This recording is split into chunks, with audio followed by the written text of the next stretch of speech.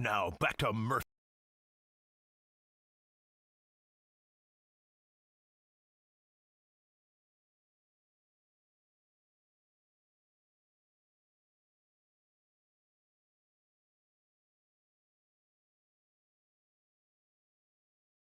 Now back to Murph and Marcus on The Sports Leader. Streaming live on thesportsleader.com and KNBR. The Sports Leader app. Murph and Marcus is sponsored by Bigelow Tea. Grab a mug and tea proudly.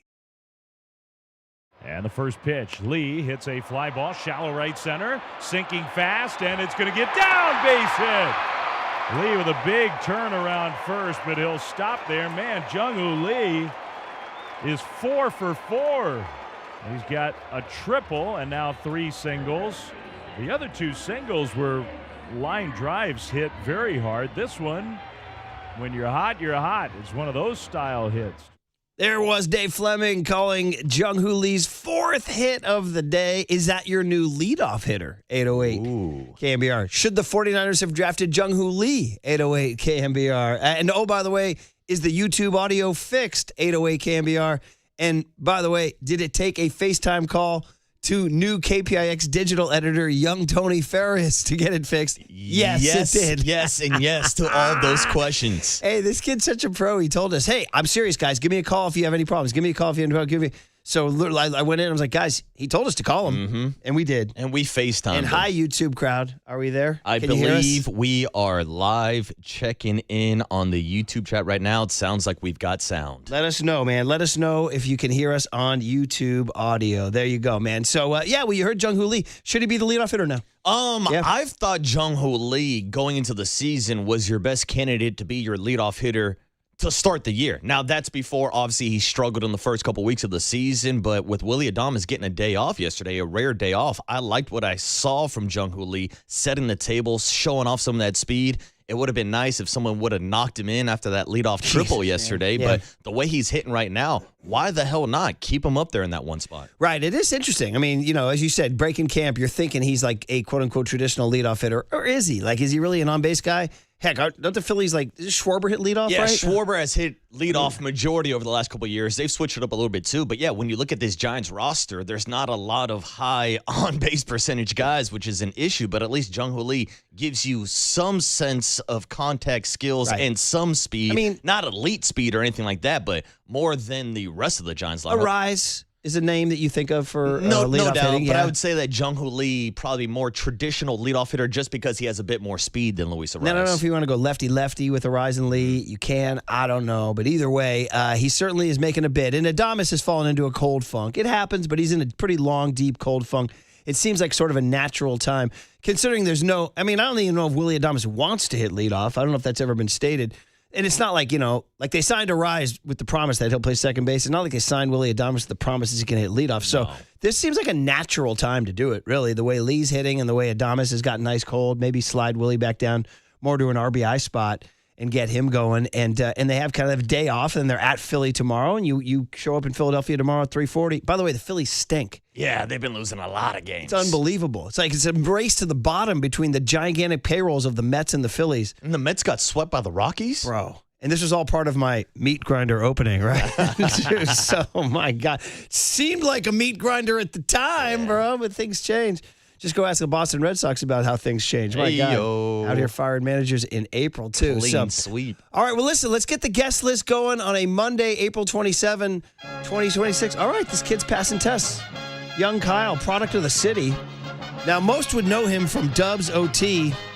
He's so shy, he's not going with the rectangle on the bottom. He's not even showing off his good looks this morning. Where's the rectangle, man? Kyle, good morning, The people buddy. want to see your Hop face, on Kyle. the mic, buddy. Good morning, kid. How you doing? What's up, Kyle? Good morning. Yeah, no, excited to be here. We'll be filling in for the next few days, so you'll see me. But I believe Thursday and Friday, Dan Dunn. Okay, Danny Dunn. Oh, the dangerous Dan Dunn. Where's my Kyle rectangle Yeah, see, here? there's one thing I want to see. Young Tony's a great-looking kid, Yeah, but I want to see the mug listen. of a Dan Dunn and the mug of a Kyle Listen, Hart. kid, you got to market what you got. You're a good-looking kid. You got to put it up on the board. Yeah, man. exactly. Well, we're still trying to figure out the audio. Okay, That's let where me- we were Yeah, at. a lot Maybe of time moving to pieces. FaceTime Young Tony again. Yeah. How do we get the It rectangle might be up? time to FaceTime Young Tony and just put him on the bottom of the screen, just for familiarity, just so people don't miss him too much. Poor Curly's having a tough day today, isn't he? He's getting cuffed around, man. Oh man, this is what happens. This is what happens when you trade away your top prospects. Well, this is okay. I'm going to make here we go a dated reference here. Kramer versus Kramer. Anybody see the movie Kramer versus Kramer? Legendary movie. Dustin Hoffman, Meryl Streep, Oscar-winning film. Best, and it was about a divorce. It was a bit like divorce became a thing in the 70s. Yo, man, divorce is tough, right? It's a hard deal. But they made a movie about it, and Dustin Hoffman and Meryl Streep are splitting up. And dude, Dustin Hoffman as the single dad, trying to make breakfast. It's sad, bro. He can't. He's trying to make French toast. But dude, he has the bread out and he has the egg. He knows he has to dip the bread in the egg at some point, but he whipped the egg in a coffee cup, not in a pan. Ooh. So then he's trying to fold the bread into the coffee cup, and the bread breaks the sadness of Dustin Hoffman's failed French toast in Kramer versus Kramer. That's Curly. Yeah. That's Curly right now, dude. With the crumbled up French toast. And dude, the kid, Dustin Hoffman's kid, is just sitting at the table going, my dad can't even make, my dad, I almost used the F word. Oh. My dad can't even make blank and French toast. You know what I mean, dude? and I'm just sitting here trying to get some sound on the YouTube page, and I'm out here yelling at Curly. We can't get, don't expect the gourmet French toast if you can't get sound on the YouTube, bro. That's not going to happen. All right. Hey, FaceTime Tony, if I can figure out how to get the rectangle up Oh, here. he's up. I see him. There we go. There he is at the bottom of your screen. Yeah. Kyle So usually, Hart. just for those not in the know, Kyle, you're usually for those not in the know, you've been busting rocks doing Dubs OT, right? That's what you've been doing.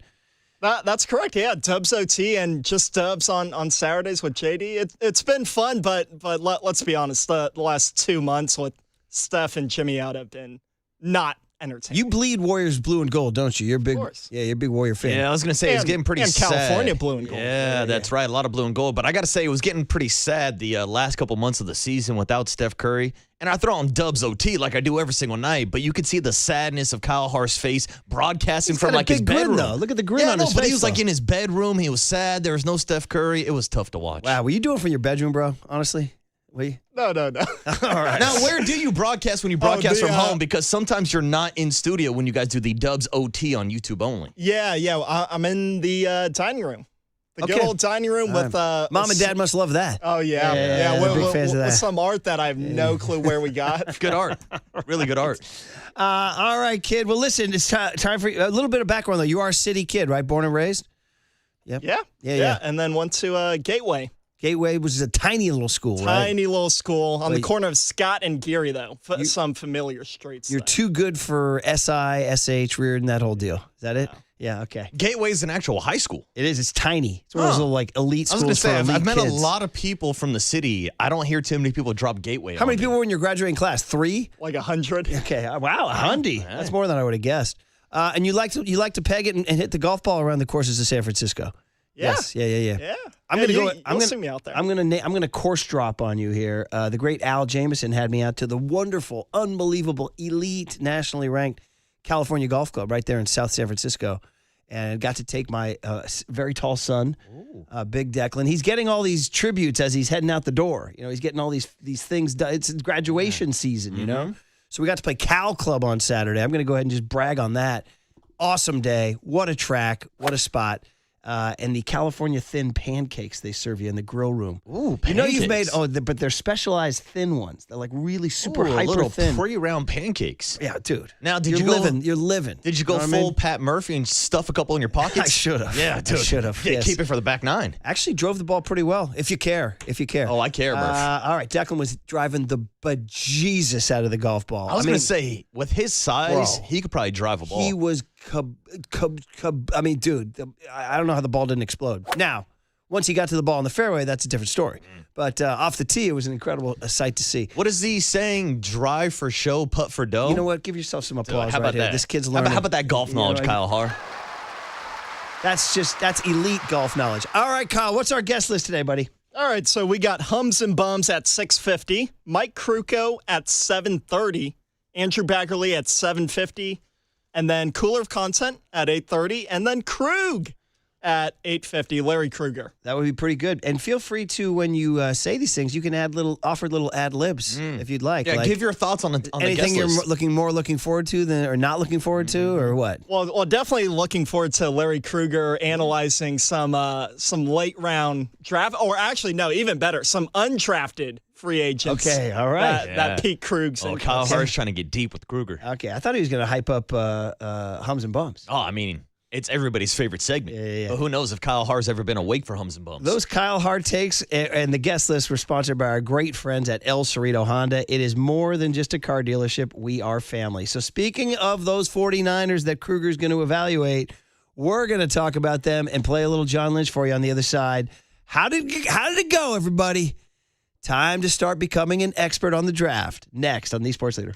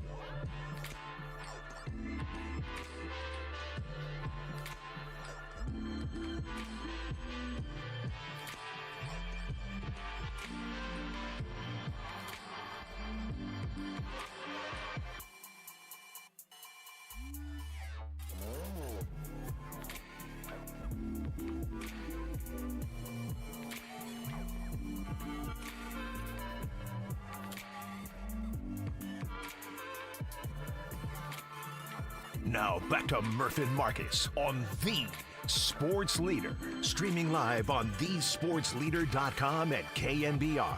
The Sports Leader app. Murph and Marcus is sponsored by Bigelow Tea. Grab a mug and tea proudly.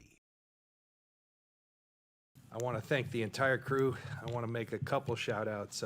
Jessie Samalo, she does the logistics on all the travel of all these guys as they come in and out. Striblin family was here today, and it just it made me remember that. I also want to thank Quasey, Brian Hampton, Parag. We made a few trades in this thing, I think 5 in total, and those guys were awesome, kind of working their way around the league, allowing us to go back, come up, and make a lot of calls to explore other opportunities. There he is, a little John Lynch opener to the press conference of evaluating the draft picks, thanking Quessy came over from Minnesota, right, to do his thing, and Parag made a lot of trades. I started losing track of the trades. It was bonkers. I mean, does anybody have a list of the actual amount of trades they made? I know that's my job. I was like, I'm just out. Just tell me when they pick at this point. Just give me the final results. Don't tell me about the labor pains. Just show me the baby. Yeah, don't bore us. Get to the course. By the way, as a KNBR listener, as I am, I noticed when Kyle did. Do you do Lasky too? Do you do Bill Lasky, Kyle? Yeah, I do. Yeah. Yes, you have a little few go-tos. You're an Olivia Dean I love guy. Olivia Dean. Yeah, okay, there She's it is, great. right there. Yeah, Is Bill Lasky there it is. an Olivia Dean guy? Well, no, when I'm listening to Olivia Dean, when I'm listening to yeah. Lasky's, he always has this rejoin. I'm like, I think that's Kyle running the board. The Man I Need, sort of that feel-good, breezy, light poppy jazz hit right. by Olivia Dean, the Nora Jones of the 2020s. And there it was, right there. Oh, it was sounding good. It's his tell. Huh. It's his tell. You also played Pink Pony Club, which I think is Well, too... that's a Lasky suggestion, actually, which kind of surprised me. Yeah, and it's also it doesn't work because you guys try to play highlights over it, and there's too much Chaperone in the background. So that's my listener criticism. All right, there. But Bill likes it, huh? It stirs something deep inside him. All right. Yeah, Bill likes the Pink Pony Club. What's Bill trying to tell us? Yeah, hey now, Bill. Uh-huh. Because you told me. Keep on dancing, Bill. Okay, but you told me it's not a traditional club. No, it's not the club you're thinking about. Most people think, let's move on. Let's move on. Okay, guys. So I lost track of the trades. Did you know that when the smoke cleared, they somehow, some way have a 6th round next year? Which I like because next year is supposed to be the mega classes of all mega classes. So they wind up with 33, 70, 90, 107, 127, 139, 154, and 179. 1, 2, 3, 4, 5, 6, 7, 8 picks when they went in with 6. So theoretically, that's good. Yes. The only problem is when your fan base hates all of your 8 picks, that's not good, right? I remember I was also talking about having, they went from having 2 of the top 125 to having 3 of the... They wound up having 4 of the top 125. I don't know why I chose 125 as a number. It's a random number. I get it. It's arbitrary. But that's because they're third pick. So they wound up with number 33. But at number 33, they picked a guy nobody thought they were going to pick. DeJon Stribling out of Ole Miss. Now, the room is divided right away because there were some draft hardos who said, no, this is a sneaky good pick. Mm-hmm. And there were most mock draft analysts like, everybody's going with Dane Brugler of The Athletic now, right? I'm a Brugler head. Well, he didn't. He had Stribling lower. Yeah, he was not even in Brugler's top 10 wide receivers in this entire class. Right. So that was right away, divided the room right away. Then you go on to the next pick, Romello Height, who was an edge rusher out of, I like the name, by the way, an edge rusher out of Texas Tech. And the Niners got him in the 70th pick in the 3rd round. Now, here's one that wasn't as divisive. Because if you're going by Brugler again, not like Brugler's freaking God, but he had him as a 3rd rounder. Okay. But, there were still other D linemen on the line when they take. Now here we get down to things get really exciting. With the 90th pick, they take Kalon Black out of Indiana. And this is where the room gets freaking civil war. Because there's a lot of people who thought he was a 5th, 6th, or even undrafted free agent type of player. Mm-hmm. But you got guys like Kruger who freaking love him. And so here he is at 90. Any way you slice it, it feels like he would have been around later in the draft if they wanted him. Yeah. That's like your gut instinct tells you that. Now the Niners would say, well, we don't know that, so we want him right now. Yeah, and the Niners would tell you, what, you're surprised? We do this every year with a 3rd round or a 4th round pick. This is what the 49ers do. They draft a running back and then never let him get on the field, essentially. It's unbelievable. Now, what is this saying about the fact that they draft Isaac Guerendo 2 years ago in the 4th round and Jordan James last year it was the 5th, right? Yes, Jordan it was. James? Mm-hmm. So those were guys who were supposed to be guys who get on the field. Now, what are you saying? Like, are you already telling me you whiffed on those picks? Well, that's not good. So even if you like Kalon Black, The premise is faulty because it means you whiffed on your previous pick. So, Well, so I'm now coming from a deficit right Yeah. away. Well, even backing it up a little bit to Deshaun Stripling, too. It's like, all right, you just drafted Ricky Pearsall. Then you drafted Jacob Cownings. Then you drafted Jordan Watkins. Those guys were fourth-round draft picks. But still, are you giving up on those guys now and moving on, too? Or are those busts already? Right, same kind of principle. Yeah. That said, I did feel like the wide receiver depth was a little light. But you're right. I mean, I wouldn't, like, people were talking Denzel Boston, and I don't know if we would have been upset with that. Maybe we're talking Omar Cooper Yes. at 30, They went right? 30, but they traded down to 33. So wide receiver didn't shock me as much. Running back shocked me Yeah. because, you know, you got McCaffrey. You signed also, come on, they picked a guy up in the offseason. Come on, my brain is whiffing right now. To replace Brian Robinson. Who did they pick up this offseason? What were they going to go? Jordan J. Anyway, move on. The point is, then it got a little more traditional from the 4th and 5th round on positions of need. Defensive tackle Grayson Holton from Oklahoma. Now we're getting a little more deeper in the weeds. Now these are the guys though, they stocked up so much on late round picks. These are the guys they're going to have to hit on. Grayson Holton is a D tackle from Oklahoma who was not super high rated. But in fact, if you look at Brugler's listing, you got to go pretty far before you find Grayson Holton, dude. Yeah, and it seems like he's one of those guys, kind of like with the Romello Height pick in the 3rd round, where these are situational pass rushers, guys who are not going to be 3-down defensive linemen, guys who are coming in situations to get after the quarterback, which the 49ers need because they were dead last in the NFL in sacks last year. So I don't mind the 2 draft picks on the defensive line. I'm just kind of wondering, like, is there anything here that we can sink our teeth into? The offensive tackle, Carver Willis out of Washington in the 4th round. He might play left guard, maybe. Yeah, sounds like he's going to slide inside. He's got those dreaded short arms, Mervs. And you know how people feel about offensive linemen having short arms, a guy that played both left and right tackle in college, but sounds like he's going to get an opportunity to play left guard. I mean, just on name alone, Ephesians Prysock That's a great name. out of Washington, he was one of Brugler's favorites. Yeah, long, lengthy corner, 6'3", kind of like a Richard Sherman build, but with some more speed. Then you get to a linebacker, Jaden Duggar out of Louisiana. They said KJ Wright really wanted this guy. Yeah, and he's an interesting prospect, too. He's a former safety that started playing linebacker. They kind of moved him all over the field. Seems like he's just going to be kind of a weapon, a piece that they utilize all over that defense. And then finally, you know, we look at tackles. Now, Carver Willis has played tackle at Washington, but right now, maybe not his primary position. He can also play interior. Enrique Cruz out of Kansas in the 5th round, number 179, is a tackle. So it's the first tackle they've drafted since Jalen Moore, a true tackle, since Jalen Moore in 2021.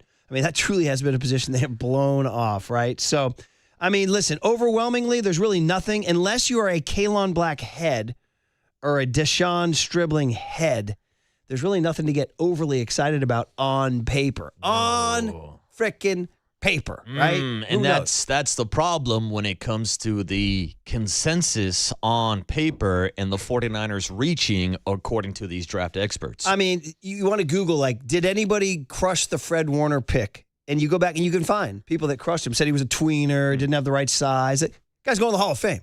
You know what I mean? So it's like, so we got to let it play out. But there's also perception, and perception goes a long way. And the perception of the majority of 49ers fans, I believe, was that they were disappointed with the draft. That's my belief. You guys can tell me I'm wrong.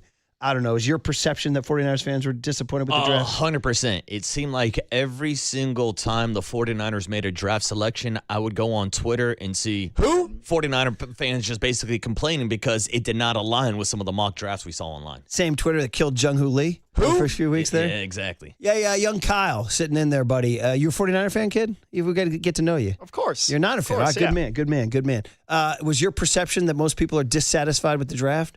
Yeah, and I would say when I was watching the draft, I was like, oh, that was not who I had at the top. Kyle's big board. That's it, dude. There it is, buddy. We're doomed. Ladies like Kyle's big board. Yeah, exactly. They But do, not yes. John Lynch and Kyle Shanahan. Oh, my They don't God. like it. All right, well, we'll see if any of these make the hum babies and the bum babies, because it is our Monday tradition. We are, of course, nothing without a 650 marker. 3 winners, 3 losers from the weekend. We'll do it next on The Sports Leader.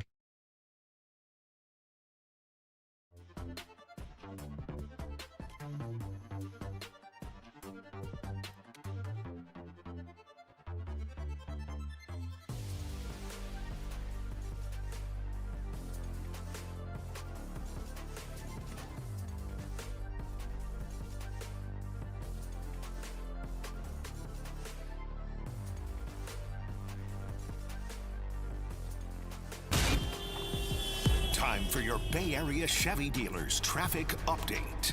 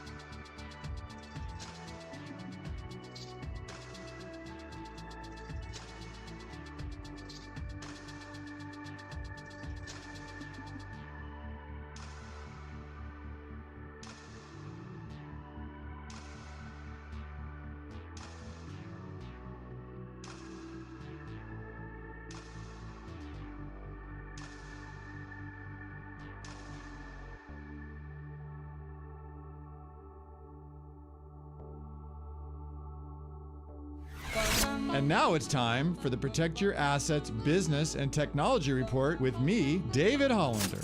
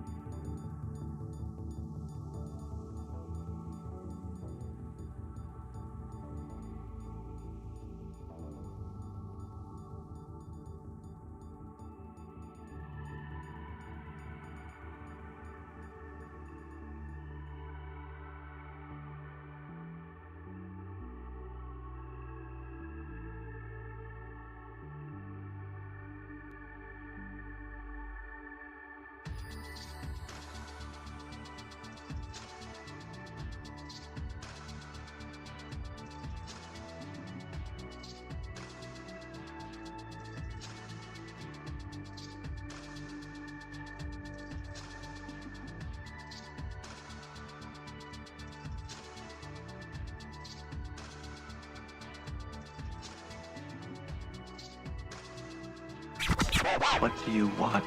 Same as you, to remember. Time now for Total Recall. San Francisco! A look back at the highs and lows of the weekend in sports. Get ready for a surprise! Murph and Marcus continue live from the KNBR Casino Matrix Progressive Jackpot Studios. Casino Matrix. Progressive jackpots are here. Where are you? Just drop in 1-800-GAMBLER. Oh, the tradition every Monday morning look at 6:51, man. The only thing we truly hit plus minus 1 or 2 minutes is hums and bums. We're good at it. And even with young Kyle on the board now, new Kyle, can't call him young Kyle. Young Tony is young Tony. Kyle Haar on the board. He's understanding. Hit the open, hit the beat, hit the bed, and that means it's time to go. Yes, it is. 3 winners, 3 losers. Your weekend doesn't end till you hear it. Your work week doesn't start until you hear it. That used to be Chiron that Tony put on the board. Yeah. On the YouTube. It's gone now. That was Alice. I'm Kay. So here we go. 3 winners, 3 losers. We spin the wheel. Marcus, you got yourself some winners this weekend, my man. Shine a light on them good people from the weekend. I've got the hum babies from the weekend, and of course, it starts with the San Francisco Giants, who won 2 out of 3 games this weekend against the Miami Marlins, and they did it off the bat of Casey Blankenschmidt. That's right. Despite getting backdoored at second base 2 times on Friday and Saturday, he is still making the hum baby list because of what he did with the stick on Saturday and Sunday. The man responsible for putting the Giants up not once but twice this weekend. On Saturday, it was a go-ahead home run, number 3 on the season for Casey Schmidt to dead center field. Then on Sunday, the 3-run go-ahead home run by Casey Schmidt puts the Giants up 6-3, and now Casey Schmidt leads the team in home runs this season. Here are the highlights of the 2 home runs this weekend from Casey Schmidt and the skipper, Tony Vitello, breaking down what he's liking from Casey Schmidt's swing. Schmidt, 1 for 2. He's hit a double. Swings and he hammers one high and deep to left field. It's headed for Berkeley. Goodbye! A 2-run homer for Casey Schmidt. What a shot that was. Infield in. The first pitch. Schmidt blasts one to left field. And deep. It is gone! Casey Schmidt! A 3-run homer. He's had so many near misses. We always talk in here about numbers evening out for him, but also I think he's more comfortable in the box. One thing he's always going to do is be aggressive, but you even kind of see it with him not just taking some pitches, but also the way in which he's taking them. He's in a good hitting position. So I think he's being aggressive the right way. Casey Schmidt in home runs in back-to-back games for the first time since he did it last year against the LA Dodgers with his back-to-back grand slams. And Tony Vitello was right. Casey Schmidt being aggressive at the plate. Both home runs this weekend on Saturday and Sunday were on the first pitch of the game for Casey Schmidt, Murph. Dude, this is a really interesting development. Number one, let's start with the fact that he was hitting cleanup. Yeah. I mean, you're paying Rafi Devers all this money, and Devers is a whole other topic, but Casey Schmidt steps into the 4-hole, and you're all over it. The stats are showing this guy. I wonder if they're going to have to start approaching this guy differently because he is destroying first pitch the first pitch in his at-bats, the numbers are crazy. They're in there somewhere. One of the reporters had him. But anyway, he's just jumping on first pitch fastballs. I don't know, man. I mean, he even played a day at third base defensively in one of the games in the series. Yeah. I mean, right now, that's a guy who coming out, like we told you, we we actually talked about flipping him for a bullpen arm. What's his role on this team? Too many right-handed guys off the bench, blah, blah, blah. Dude, right now, he's can't miss theater. I mean, he homered in Washington, too, in that game that they won, that Friday game, I think it was. The Friday game that they won in Washington. In the crazy Saturday game in Washington, he went 2 for 6 with a double. And, yeah, he got a little cold against the Dodgers. They kind of owned him a little bit. He had an 0 for going in that series. But, dude, those were two of the biggest swings. Giants had to win this series as they start this long, slow climb trying to get back to 500 by Macklin Celebrini's 20th birthday on June 13th. I asked for a 3-3 homestand, just being realistic. Yep. Casey Schmidt basically made him a 4-2, gave him a 4-2 homestand. Two things I did not expect to say, or I guess three. I did not expect to be this deep into the season and see Casey Schmidt at the top of the chart for a home run leaders with the San Francisco Giants. I did not expect to see his name hitting in front of Rafael Devers in the lineup, and I did not expect to be talking about Casey Schmidt being one of, if not the main reason why Bryce Eldridge is still in Sacramento playing for the River Cats. Shout out to Bryce, had a home run this weekend, but the Giants don't need a DH because of the way that Casey Schmidt is swinging it. Yeah, man, it's a great development. Unbelievably welcome for a team that's had so much trouble with the long ball. Here's what, and it's not like he's hit, there's guys out there with double-digit bombs in the bigs right now. Who is it? Aaron Judge, I think, hit his 10. Judge got there this weekend. Somebody else. I just seen there's an unlikely player with 11. I was just looking at the list the other day. But anyway, there's people out there with double-digit bombs. Yeah. We're falling all over ourselves for a guy who has 4. Yeah. That's how light the Giants are on power, but God bless Casey Schmidt for being that guy. Yeah, showing a little bit of power this weekend. But Murph, he was not the only one, as we saw 3 home runs in that game on Saturday. Shout out to Drew Gilbert getting the job done as well. But we got to take a look at the man out in right field who maybe is the hottest hitter on the planet right now, question mark. It's Jung-Hoo Lee, who a lot of people had issues with to start the season. The numbers were bad. Last time we saw him in San Francisco on the last homestand before they went out to Cincinnati and Washington and did that road trip, Jung-Hoo Lee had a batting average on the interstate, around 154. Now you take a look at his batting average after these last 15 games. He's got a batting average that is hovering around 313 on the year because over the last 15 games,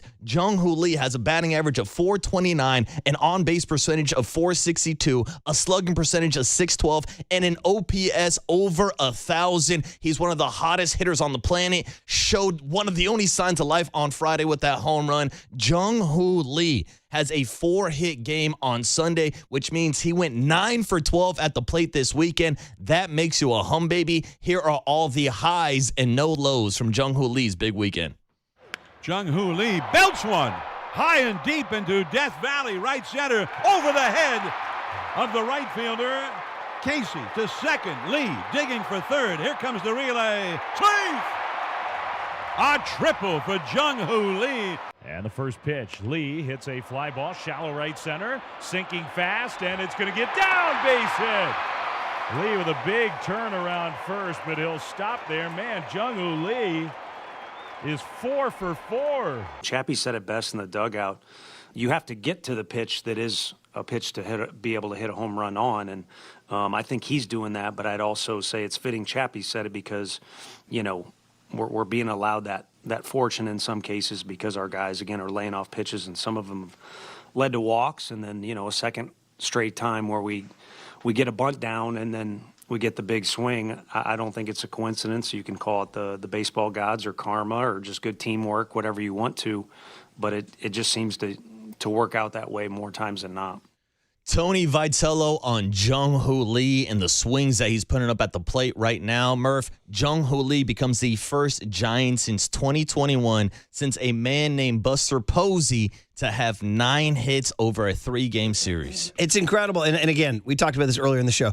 He was getting destroyed by Giants fans' social media, and I hope he stayed off it because it was like, man, people were like, what are we going to do with this guy? How can you get rid of him? What are we going to do with the contract? Oh, people were trying to ban the chant at the stadium. Now, listen, it's just a hot stretch, and who knows how long it can go. And I don't know if he's this productive, but Man, oh man. Again, I just said Casey Schmidt won him this series against Miami. Yeah, and Jung-Hoo Lee won him this game won him the series against Miami. And listen, they signed him to be, he won how many batting titles in Korea?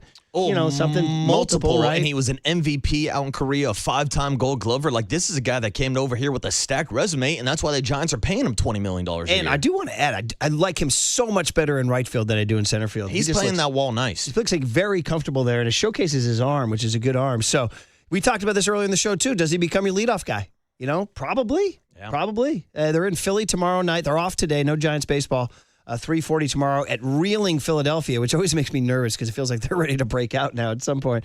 But either way, man, good. I mean, Casey Schmidt and Jung-Hoo Lee, totally deserving. And you're listening to KNBR AM and KNBR FM, San Francisco, the sports leader, a Cumulus Media station. Marcus. So there you go, buddy. I'm all in. Yes. Yeah, a lot of concerns about the Giants outfield early on this season, but we just mentioned Jung-Hoo Lee as a hum baby. Honorable mention for Drew Gilbert and Elliot Ramos also going deep this weekend. Right. A lot of production from that Giants outfield. But for our third and final hum baby, we're moving off the diamond and onto the hardwood because we got to acknowledge the NBA playoffs. And one of my favorite games from this weekend was the San Antonio Spurs battling back from down 19 points against the Portland Trailblazers, and they did it on the back of Victor Wembanyama, the alien himself, who had to miss Game 3 due to a concussion. He had some comments about the NBA's concussion protocol, but we can throw that out the window because he came back in Game 4, had 27 points, 11 rebounds, 3 assists, 4 steals, and wait for it, 7 blocks on the day. That puts you on the block to be a hum baby. Here are the highlights of Wemby and the San Antonio Spurs and their 19-point comeback. Here he is again with his 5th block right on cue. Barnes with a second chance opportunity. Barnes got to the cup for the easy 2 to put San Antonio back in front. Grant into the chest of Wemby. Rejected again, number 6. The final score, 114-93. The Spurs take a commanding. That's special, obviously. I had lots of emotions in me before the game. Obviously, excitement, frustration. So I let it all out tonight. Victor Wembanyama on the mic after the San Antonio Spurs battle back from down 19 points. They now lead the series 3-1. And Murph, I got to say, anytime you watch Wemby just blocking dudes left and right, it feels like watching somebody play like on a small court with their nephews. Like, it seems unfair. Like, this is really a different athlete, a different specimen, and we're seeing it live right in front of us with Wemby on the court. Yeah, and by the way, there was a little bit of controversy because he said after the game that he was very upset with the NBA's concussion protocol, and he thinks he could have played Friday. He says he'll talk about it more in the offseason, but he has real beef with the way they handled things. So that's interesting. Late concussion. He's already kind of standing up as finding his voice as a player, too, a little bit. So, yeah, Wemby's back in our lives. So, listen, we never we don't touch each other's hums and bums. You know what I mean? Oh, we stay away, yeah. No, don't touch. Don't touch. Yeah, get your hands off my bums. But is there, and a listener wrote in, can we just at least mention that guy, the London Marathon guy? Oh, yeah. Oh, my gosh. Well, the guy that broke. Sebastian Sawe, the S-A-W-E, ran a marathon in under 2 hours. What? Dude. And here's the funny thing. Yeah. So did the guy who finished second. But nobody's talking about that guy. And this is the first time ever that a marathon has been completed in less than 2 hours. 1:59:30. Oh, man. Bro, what are we doing here, man? Now, we played that robot. Remember we had the... See, that was my next question. Yeah. I guarantee you that robot can knock it out in less than 2 hours. Oh, my God, dude. I would assume. That's incredible. So anyway, just I don't even know what to tell you guys. I've always thought... I mean, I was lucky enough to be at the Barcelona Olympics in 92. And I saw the marathon, dude. I was on the side of the street. Those guys, dude, they are flying in mile like 24. Dude, they're flying. And I'm like, I don't even, are these humans? Are these aliens? What? And now this guy's going, I'd have to go look up what the winning time was then, because that was, 34 years ago. It's probably like the way Adam Ottavino looks at Babe Ruth. You know what I mean? Like 92 marathon. Yeah. Bro, my grandmother could have run that, because now these guys are just so insane. But anyway, I had to touch your hums. No, it's all fine. I like the honorable mention. Also, a little bit of beef back and forth. Adidas versus Nikes of who the shoes were in, or should I say, which shoes were worn, because apparently Nike had this big ad campaign about trying to break this record. Oh, I didn't and know here this. comes Adidas to steal all the shine away. So Nike had a campaign and he wore Adidas? Yeah, so I think it was like Nike's idea to have this big, like, break the 2-hour marathon record, and they were trying to get it done in Nike shoes. Here But I am. instead, the top two guys were both wearing Adidas. At the finish line, Solway held up sponsors Adidas' latest super shoe. Look at that. With his time written on the side, acknowledging the technology that assisted him. See, now, I don't know if this record counts if it's got this technology. The Adios Pro 3 shoes. They go. I'm on the BBC website. It goes for €450. Ooh. What is that in American? US dollars. Probably over 500. That's a lot of cash. They weigh 99 grams, 30% lighter. So is it the Balco of shoes? It's got to be the shoes. Question, dude. It's got to be the shoes. All right, dude. All right, I'm looking at the clock. Do I dive in? You break? I said we break. Look at you. Let's give you a full slate for your bum babies. We're teaching Kyle all about. You know, I don't like it when we intermingle our hums and bums. Well, I already touched your hums. you did. So you got your hands all over my hums. All right, dude. Hey, you put your chocolate in my peanut butter. No, You guys know about that one? No, you put your peanut butter in my chocolate. There you go. All right, well, it's time for us to duck out. We're going to be disciplined. We're not going to have a second helping of mashed potatoes and gravy. We're gonna have pass on dessert, and we're gonna come for a quick break and then come back with the bum babies. And feel free, by the way, since I touched your hums, you can touch my bums. Oh, I'm gonna get my hands all over your bum on the other side. The sports leader.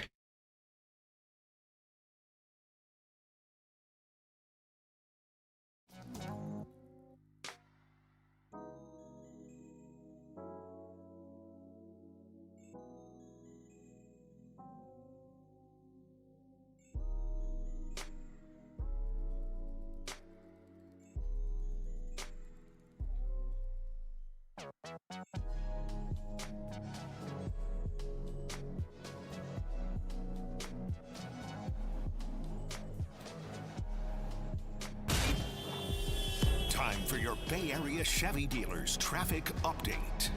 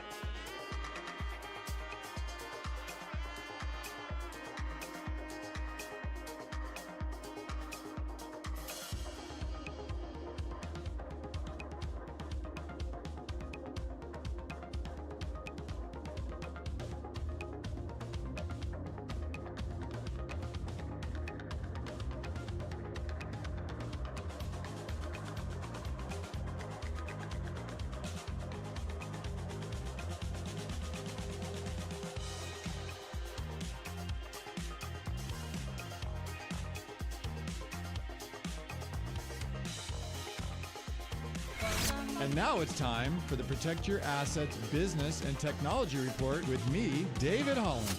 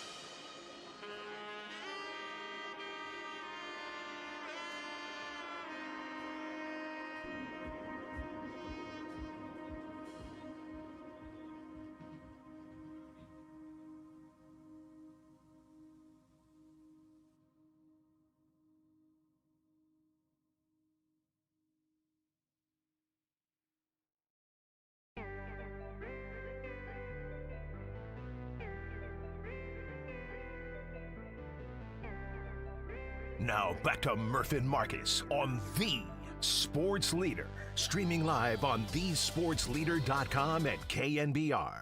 The Sports Leader app. Murph and Marcus is sponsored by Bigelow Tea.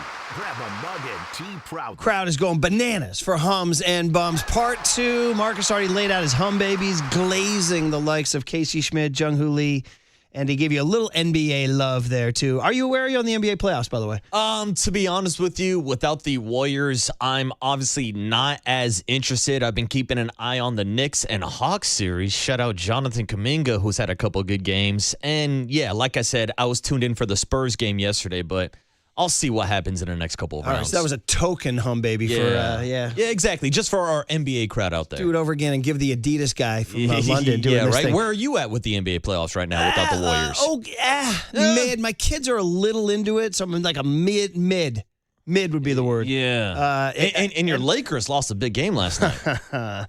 And like you, the Nuggets T-Wolves is kind of spicy. A little fight going on there, too. And like you, I'm actually intrigued by the Kuminga story out in Atlanta, so I'm keeping an eye on that one, too. That one's a good series, too. 2-2. It is. Real good series. All right. I got bum babes, which I'm pleased to do because I love to sink our teeth into the obvious bum baby number one. And, hey, man, listen. John Lynch, I know you're listening. Kyle Shanahan, I know you're listening. Jed York, I know you're listening. The whole deal. And they're all listening. Hi, guys. And now bum baby number one is you guys. Or more important, in all honesty, for John Lynch and the crew, it's the perception of the 49ers draft that is bum baby number one. Because perception is a hell of a drug, Marcus. Yeah, it is. Is perception reality? 808 KNBR. Is perception reality? Steve Young has told us for years it is. Steve says perception becomes reality. Now I'm going to go for the old heads out there. Andre Agassi, the tennis star, used to do an ad for Nikon or Canon cameras saying image is everything. Everybody's like, oh, Agassi, man, image is everything. But for a 49er fan base frustrated by the perception that the Rams and Seahawks draft better than they do, although the Rams might have put that into question with the Ty Simpson pick, the notion of trading back seemed wise and then sitting at 33 and not trading back and then taking Ole Miss wide receiver Deshaun Stribling, who I don't think anybody has anything against the young man as a player, but it seemed like a reach right away. Like, there were players more valuable available and at positions of need, offensive line or defensive edge rusher. So all of a sudden, fans are off kilter. Now, number 70, Romello Height out of Texas Tech, got people back on board. And then number 90, which is still a top 100 pick, in the third round, it really messed with everyone when they took Indiana running back Kalon Black, considering he was slated for 5th or 6th round by many people. Some said undrafted free agent. He's not a pass catcher. So all sorts of mayhem breaks loose. People are saying you're still not drafting edge rushers, you're still not drafting offensive line help. You're still not helping us out, and maybe it's safety where they need help. And it was considered a major reach. Also factoring in the fact that Jordan James and Isaac Guerrero in the last 2 drafts. What are you telling us about those draft picks? Plus the entire PTSD that 49ers fans have about taking running backs in the 3rd round. Hello, Ty Davis-Price. Hello, Trey Sermon. Even Joe Williams in the 4th round, right? Yeah. So there's a lot of mayhem going on. Then the draft ends, and you're looking at the grades, and I see Dane Brugler of The Athletic did his 1 through 32. Had the 49ers ranked 27th. Ooh. 27th. Marcus, I mean, I didn't know if I was looking at the 49ers ranking or a Giants offensive stat. All right, that's what I didn't know. So home runs and draft picks. So guys, perception of the draft mostly negative. Kyle, that's bum baby number 1. With the 33rd pick in the 2026 NFL Draft, the San Francisco 49ers select Deshaun Stribling, wide receiver, Ole Miss. With the 90th pick in the 2026 NFL Draft, the San Francisco 49ers select Kaylon Black, running back, Indiana. Well, I appreciate that you think that. Depends whose consensus. We got consensus in this building. Why do you reach so much? Why do you reach so much? It was a good question, my Grant. Had to be asked. It represented a lot of what the fans are thinking. I appreciate you asked that, Grant. Oh, yeah. You know when they say that, by the way. They say, that's F you. Yeah. Yeah. I appreciate you for me saying F you to you in my appreciation. So we've all been on those. That's Gabe. How many times did Gabe say, that's a great question? Yeah. That's a great question. go F yourself. Really yeah, exactly. By the way, he almost cooked 2. By the way, shout out Gabe for showing up for the Brandon Belt ceremony on Saturday. Gabe Kapler looking good as always. Hey, he got a good cheer from the crowd, too. Hey, where are the Marlins hats? Yeah, exactly. Anyway, where guys. Where are the wins, Gabe? I don't know, Marcus. Do you think it's a worthy bum baby, the perception of the Niner draft? Definitely, because it seems like there's 2 words of the day. P, perception, and C, consensus. And it seems like there are 2 different ways that the 49ers inside the building are looking at it, and there's a way that the 49er fan base is looking at it from the outside. And look, I don't have a problem with the 49ers going with their own board and their own preference, drafting players to fit their scheme and to fit their culture because that's their job. They're paid, they're scouts, they're GMs. That's what they do. My bigger problem is not acknowledging the consensus, not seeing the strategy of all the other 31 teams in the NFL so that maybe you can trade down from 33 when there were a ton of reports about teams looking for that first pick in the second round. Maybe you get Deshaun Stribling a little bit later on. That would be my one thing where I nitpick because according to the consensus, it does seem like there were a lot of reaches, which leads to the perception of the 49ers having a bad draft. Yeah, I think I'm pretty sure that if they had traded down, Stribling would have been there where they needed him. So anyway, guys, that's bum baby number 1. You knew it was coming, and you know what John Lynch is saying to all of us? Blank you. Yeah, go blank yourself. We just beat the Eagles in the playoffs, and we're going to be back in the playoffs this year. That's what he's going to say. So we move on to bum baby number 2. Ouch. Starting pitcher Friday night for the San Francisco Giants, Adrian Hauser. Now, this hurts because Marcus and I built up a little rapport with Hauser in Scottsdale. We enjoyed our visit with him. Yeah, good conversation. Seemed like he was poised to have a nice season. We weren't asking him to win the Cy Young. Yeah, we talked to him about the carnivore diet that resulted in him throwing like 2 to 3 miles per hour harder. And his history, I think he's part Cherokee, something That's like right. that. Yeah, all sorts of interesting factoids. Well, I'll tell you what, man. What's Cherokee for meatball, bro? Oh. What's Cherokee for meatball? Because he is serving them up. I hate to tell you this, Hauser. You know what's going on, man. The Marlins, it was not, you can have rough outings, and then there was what happened Friday night. Guys were destroying his pitches. They always tell you, hitters tell you how your stuff is. Well, guess what? The Marlins told Hauser how his stuff was. They told him. With 4 innings pitched, 11 hits, 8 earnings, but it wasn't just that. It was 2 bombs and 4 doubles, making the park look small. Making the park look small. And he had one decent start to start the year in San Diego. Since then, he's allowed at least 4 earned runs in every single start and totes an ERA of 7.36 with his 0-3 mark. So he's 0-3 with a 7.36. The Giants are 1-4 in his starts, meaning they're a winning team when he doesn't start. So I don't know. I mean, it's very early. It's April 27th, but we're going to be in May, brother. By the end of the month, we'll be in May, Friday. And then we can stop saying it's too early, right? So what, I don't know, at what point do the Niners begin to think about something in the rotation? Not now. I know, not now. But I'd say it begins to creep into the back of your head for bum baby number 2, Adrian Hauser. The runner leads from second. Here's the pitch. There's a high fly ball out into deep right field, way back there, all the way back at the wall. And he looks up, does Lee, and it's gone. Here's a swing and a high drive deep left field. Ramos back at the wall and gone. Connor Norby, a soaring, towering homer.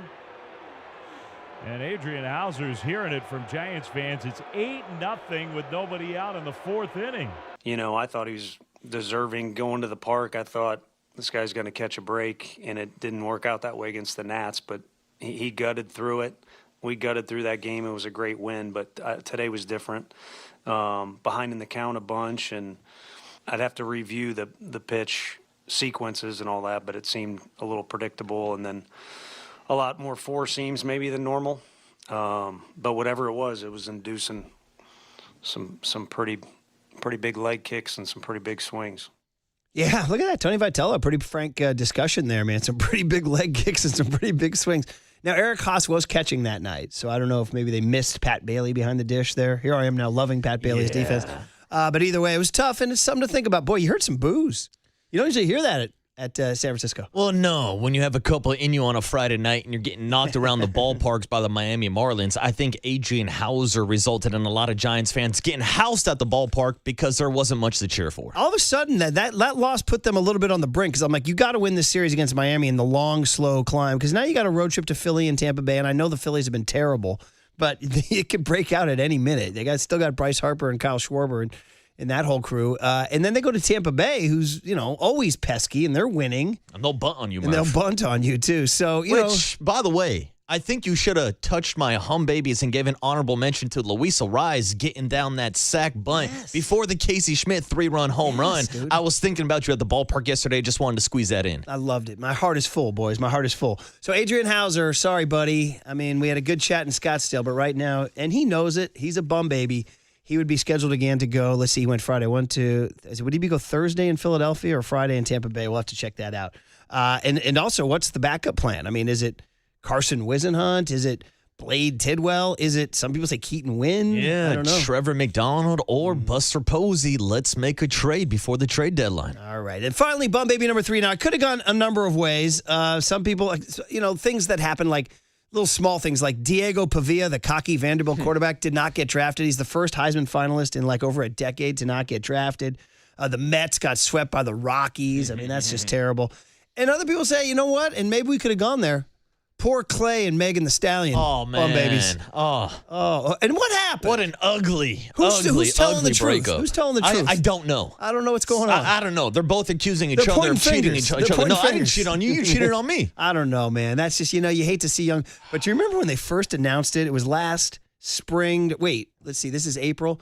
When did they first announce it? Oh, the start of the season? Yeah, I want to say it was towards the beginning of the season. Because when they named it on Inside the NBA, remember that? And Shaq just goes, I'll give it 6 weeks. Yeah, no.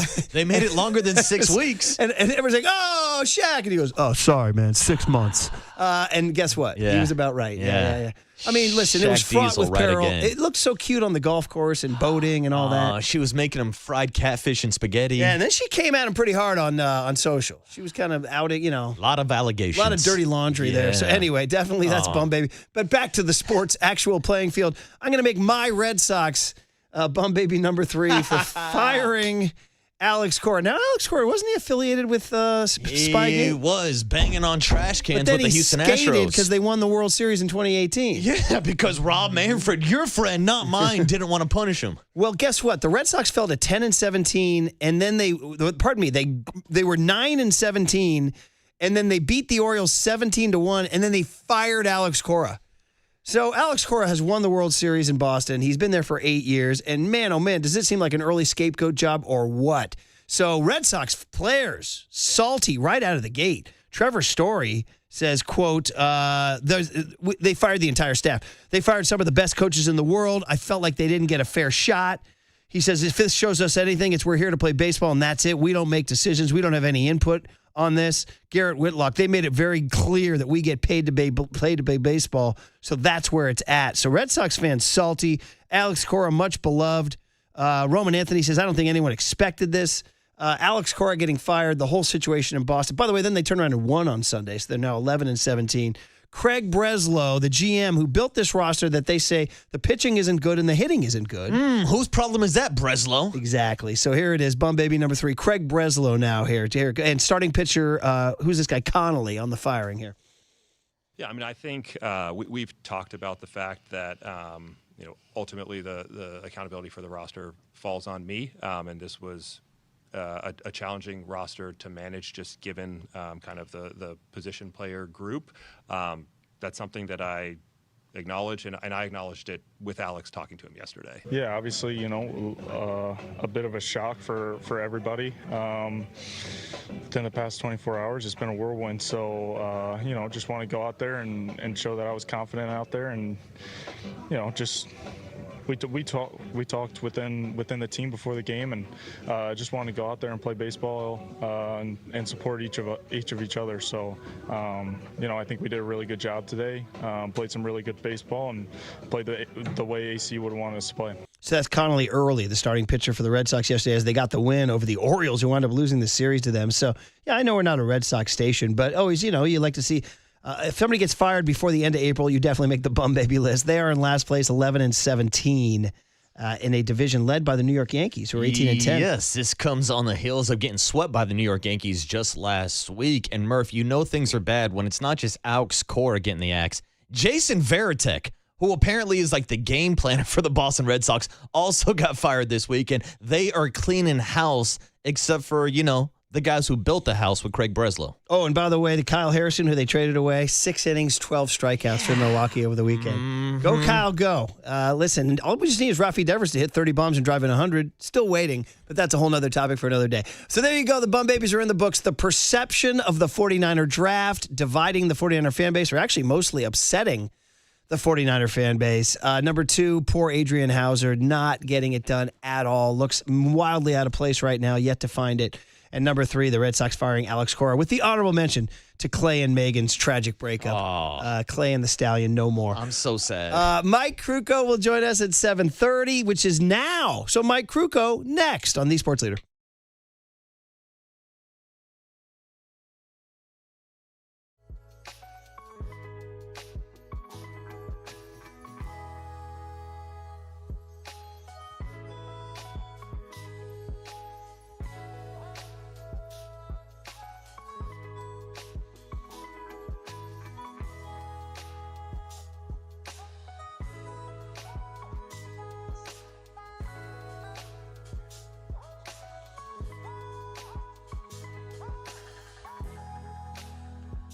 Hey, everybody, let's talk about Provident Credit Union, doing good things for you and your money, a local financial institution right here in the Bay Area. And if you have a couple of dollars just sitting on the sidelines, Provident Credit Union has a smart way to put some money to work. It's called Pick a Term Certificates, and you choose the savings timeline that works best for you. So if you need something short or flexible, you can go 3 or 6 months, or something a little longer, 12 months, and earn up to 3.40% annual percentage yield. Your money grows without locking it up for years. So it's simple. Pick your term and step up your savings game. Here's where you go. You go to providentcu.org or stop by a local community branch. We have one here in Daly City. Go by, say hi. They'll help you out. The rate is effective April 1, 2026. Minimum balance of $10,000. Early withdrawal penalties may apply. Federally insured by the NCUA. Provident Credit Union. Discover the best in retail and business banking right here in your community. Limited time offer. Start saving today.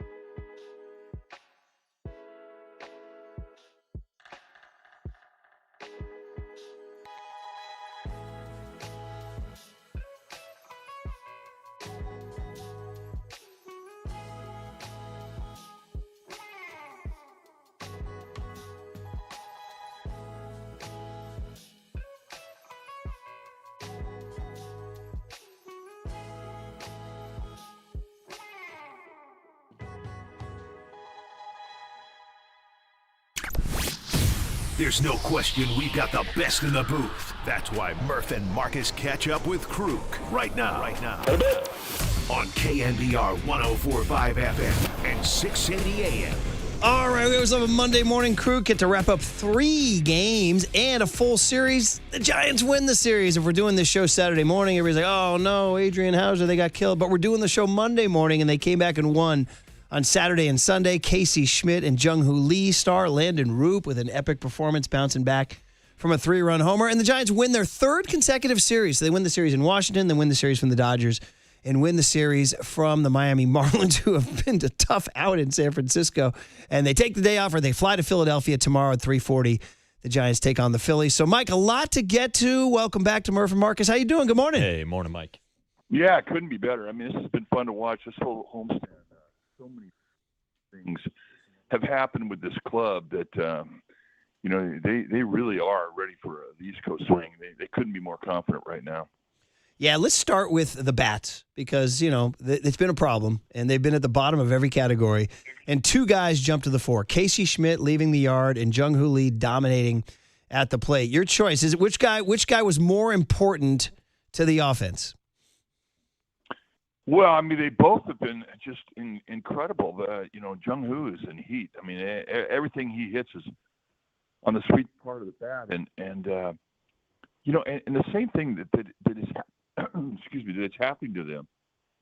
They're coming of age. I mean, this is the hottest that Jung-Hoo's ever been in the big leagues.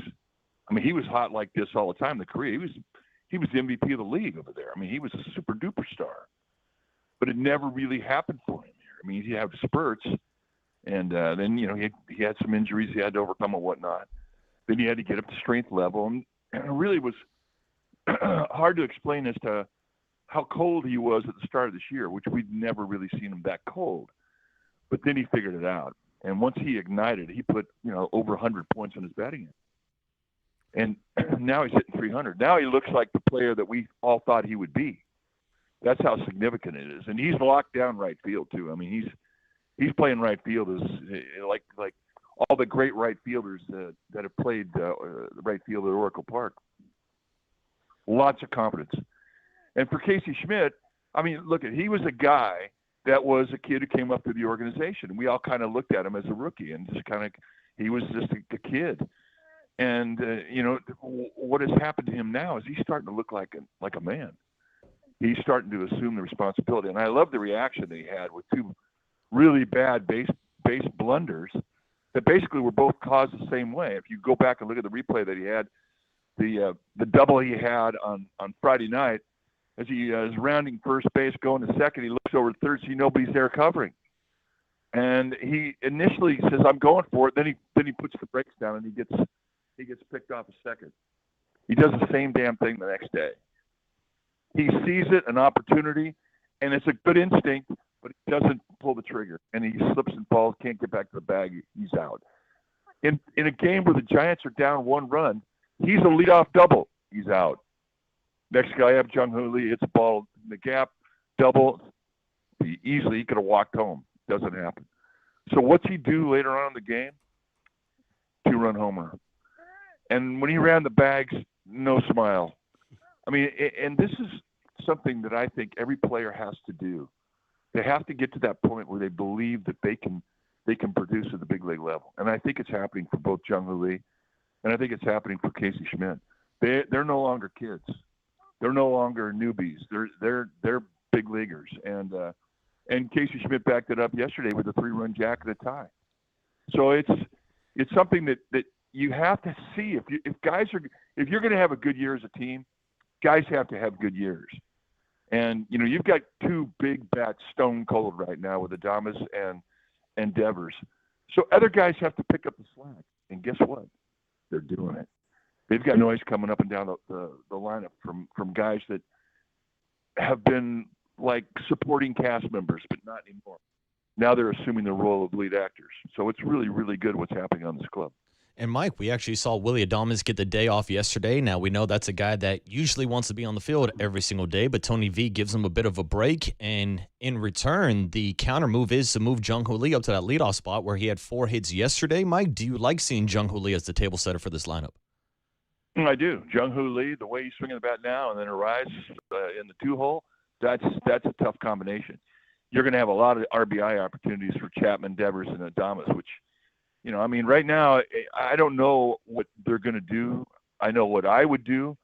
I would stack it up with the guys who are hot at the top of the lineup, because both those guys have good speed. Both those guys are good base runners. Both those guys can steal a base.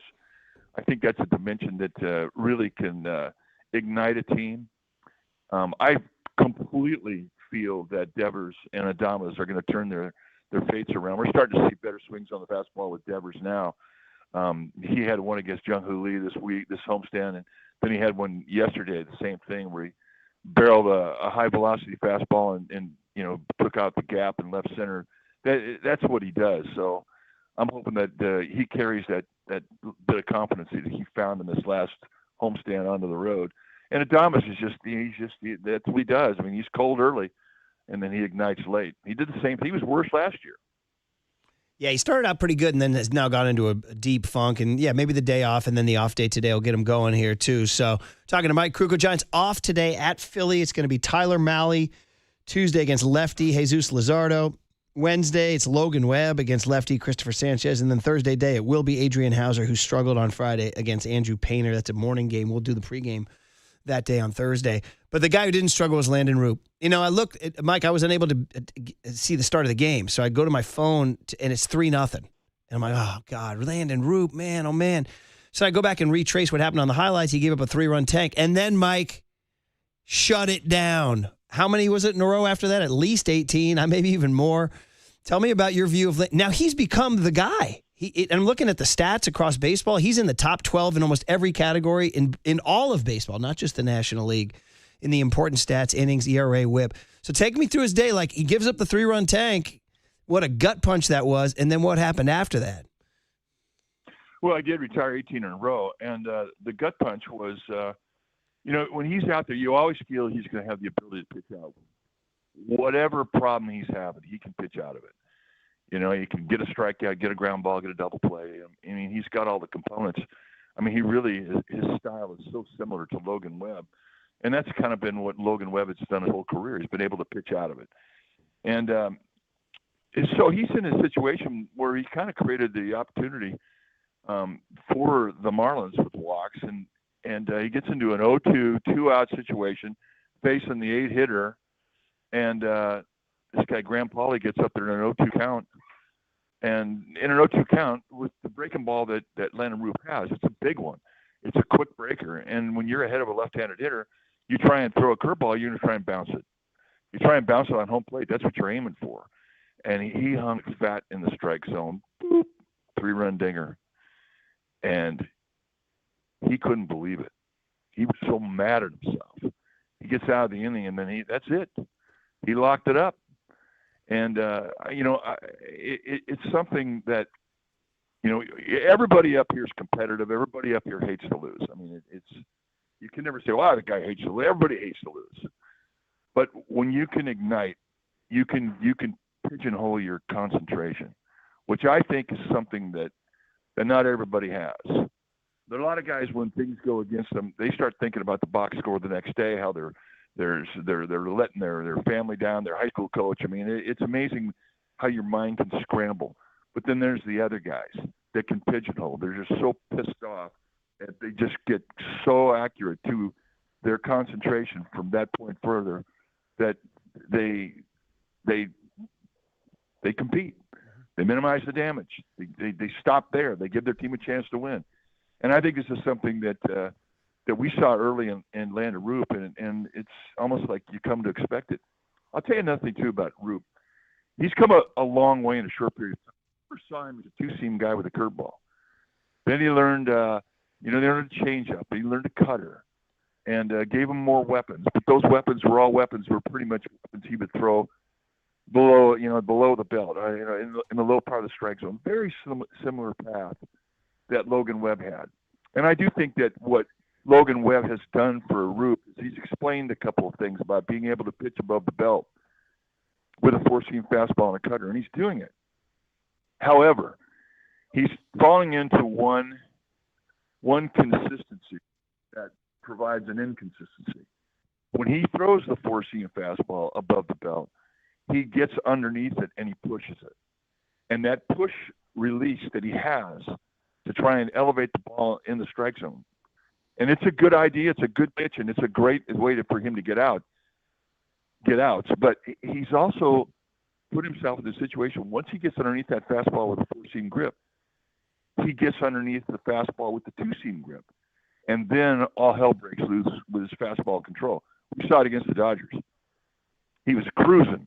He gets to the third inning, strikes out the side, the top of the lineup. He gets in the fourth inning, he walks in four and walks in a run. And what caused that was the four-seam fastball getting underneath it and then having it carry over into the two-seam fastball. So, I mean, he still has part of his act he has to tighten up, but it's just all a matter of time because I think the guy's a beast. I think he's got all the components to be an ace. I think he has all the components to be an all-star. And I love the mean streak in him. And really, when you have a bad inning and give up a 3-run homer like he did yesterday, that's a mean streak coming out of there when he retires 18 in a row. And you know what? When he walked out the field in the 8th inning, he was still pissed off about giving up the home run. And I love that.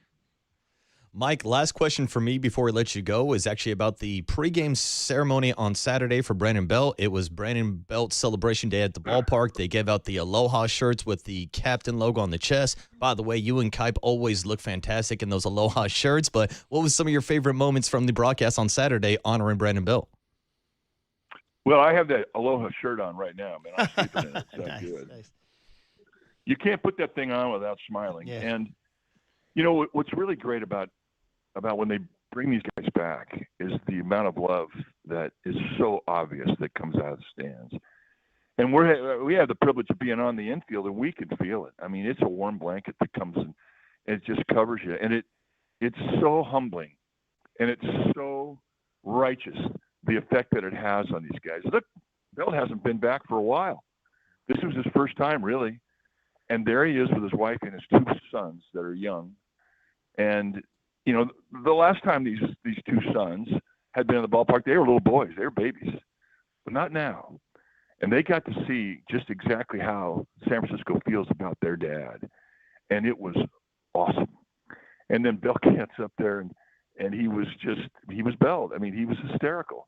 But yet he was compassionate. And, you know, he spoke from the heart when he talked about Ron Wotus, his coach. And he certainly spoke from the heart when he talked about Haley, his wife, and it was just a wonderful speech. And then to see Buster Posey get up, and you know, there's a lot of Buster Posey, a lot of people don't really know about, and they're finding out now that he's a funny guy, and he busted Belt's chops, and you know, but that's how it was every day in the clubhouse. And then the leader stepped up, Bruce Bochy, and he was fantastic, and he told stories, and it was all from the heart. So everything about the whole vibe, the whole ceremony, it could not have been done better. And it was just a really good insight to what those teams had that other teams don't have, a profound love for one another and a respect for one another. And that really is what enabled them to win championships. And for Kipe and I, you know, we got to see it firsthand when they were doing it. And, you know, we got to see it firsthand yesterday. And more importantly, we got to feel the love that came onto the infield from everybody in the stands. It was magnificent. Yeah, it's good for Tony V to see it too, to see what, you know, he knows on paper that he's joining this, you know, Willie Mays, Willie McCovey, Juan Marichal organization and 3 World Series in 10, 12, and 14. But for him to see how they treat, you know, not a guy he's not going to Cooperstown or anything, but he's beloved. So he knows what kind of family it is. So the Forever Giant moniker. So, all right, Mike, good stuff. Glad you're wearing the Aloha shirt. And here's the deal. We will let you go. You're going to watch Tuesday's game, and we will talk to you Wednesday morning, see how the Giants open the series against Philly. Enjoy the game. Had a bit. Mike Krukow every Monday, Wednesday, and Friday. Yeah, so they're at Philly Tuesday, Wednesday, Thursday. Thursday's a day game. We will do the pregame show at 10. It's a 10:05 first pitch, so 9:05 pregame. I know, a little early out for us, right? Award-winning diamond notes for us. And then Friday, Saturday, Sunday, they're at Tampa Bay before coming home to face the dreaded Padres next week. Honoring the Padres. And then Pirates are coming in. We see Paul Skeens? I don't know. Oh, are they going to bring those traffic cones with them? Yeah, that's a good point. Raise the cone. Clear the city of cones. Okay, so Giants baseball is where you come to KNBR for 49ers, Giants, Warriors. Giants baseball, double dip. Andy Bagley is our Monday morning insider, and he's moved up. He usually does 8:50, but we're doing 7:50 today. Travel stuff going on, so we're going to go right back into some more Giants talk from a different perspective. He wrote a piece about Rafael Devers blowing off the media. We can get into that with him and talk about the Giants next on The Sports Leader.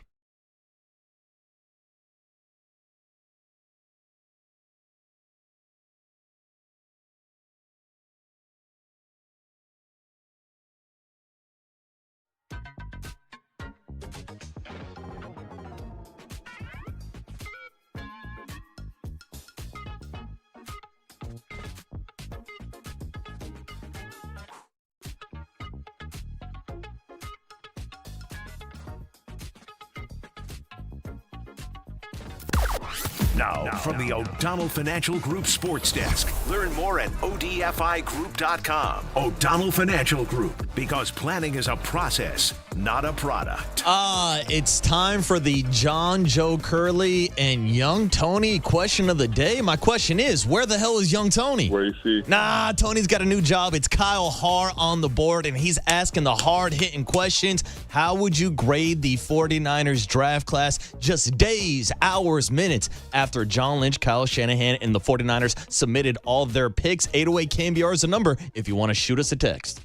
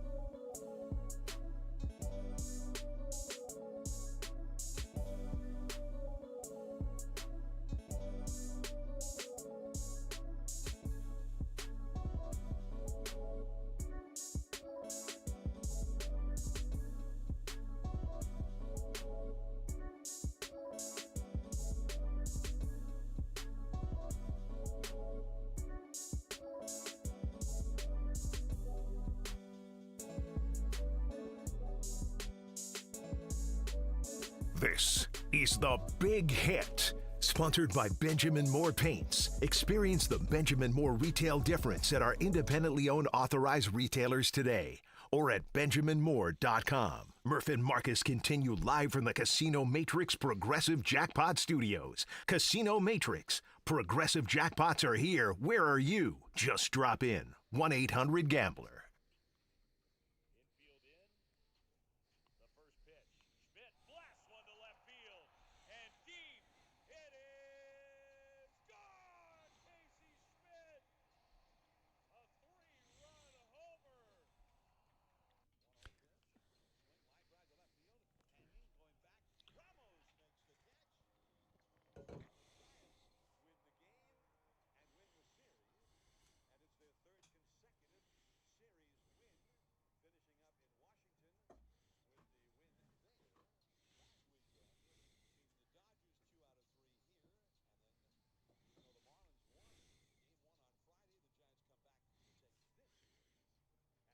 Hey, John Miller on the call from yesterday. A little overcast kind of day. Not that April sunshine we were looking for, but good enough for the Giants. Casey Schmidt leaving the yard. And, of course, the Giants, Eric Miller closing it out. And those pesky Marlins, my God, who are they come to San Francisco. They run amok. And Friday night, I was like, I've had enough of the Marlins, man. And yet the Giants rally back Saturday and Sunday. Okay, so we had Andy Bagley pledged to come on, or we had him scheduled to come on, but we're missing him here, so we're kind of vamping, big hit style. We could have done the 49ers, but we're waiting for Andy to call in.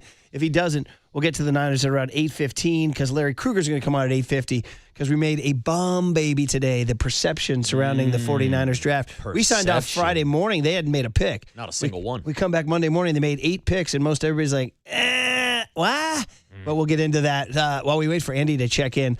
A little bit about the Giants. You were out there. I don't know how the crowds were, how the energy was. I got to say, for a Sunday game against the Marlins where there was not a lot of sunshine, a lot of overcast, great crowd at the ballpark. They announced it as a sellout, 40,000 strong on Sunday. And were they chanting Jung-Hoo Lee? They were the loudest Jung-Hoo Lee chants that we've heard all season long because in the first couple of seasons, there is not a lot to chant about with Jung-Hoo Lee. And does it look legit? I mean, that's the question we're asking here because all of a sudden the guy's on fire. You made him a hum baby. The stats we can dust off all day. He's back up. Oh, he's over 300. I mean, the fact that he's damn near doubled his batting average in OPS and essentially every stat out there in the last couple of weeks is fascinating. But I do think this is for real. Now, obviously, he's not going to stay this hot the entire season. But Murph, last year out at Yankee Stadium, he kind of took the world by storm. And we were like, did the Giants find an all-star in Jung-Hoo Lee? Like, that's the way he was swinging it last year. We know his resume going back to Korea, being an MVP, one of the best Korean prospects to ever come to the United States to play. I was just confused about the slow start because he had a pretty good WBC, too, representing for Korea in the World Baseball Classic. So it was a bit odd to see him struggle so much to start the season, but he's the hottest hitter in the lineup right now, and he looked great in that leadoff spot yesterday. For an offense that has absolutely sucked across the board, it is so freaking welcome. Yesterday, 4 for 5, 2 runs scored, a triple. Matching a career high, his third career 4-hit game, his first since last year. All the stats and notes from yesterday's game. Look at this. Over his last 15 games, he's got 1,100 OPS. I'll take that. So it's a huge change. And then the other guy who you made a hum baby, Casey Schmidt, who, right now leads the Giants in homers. And it's funny. I remember we did the roundtable. We said how many Giants are going to hit 20, and it was everybody said, well, Devers.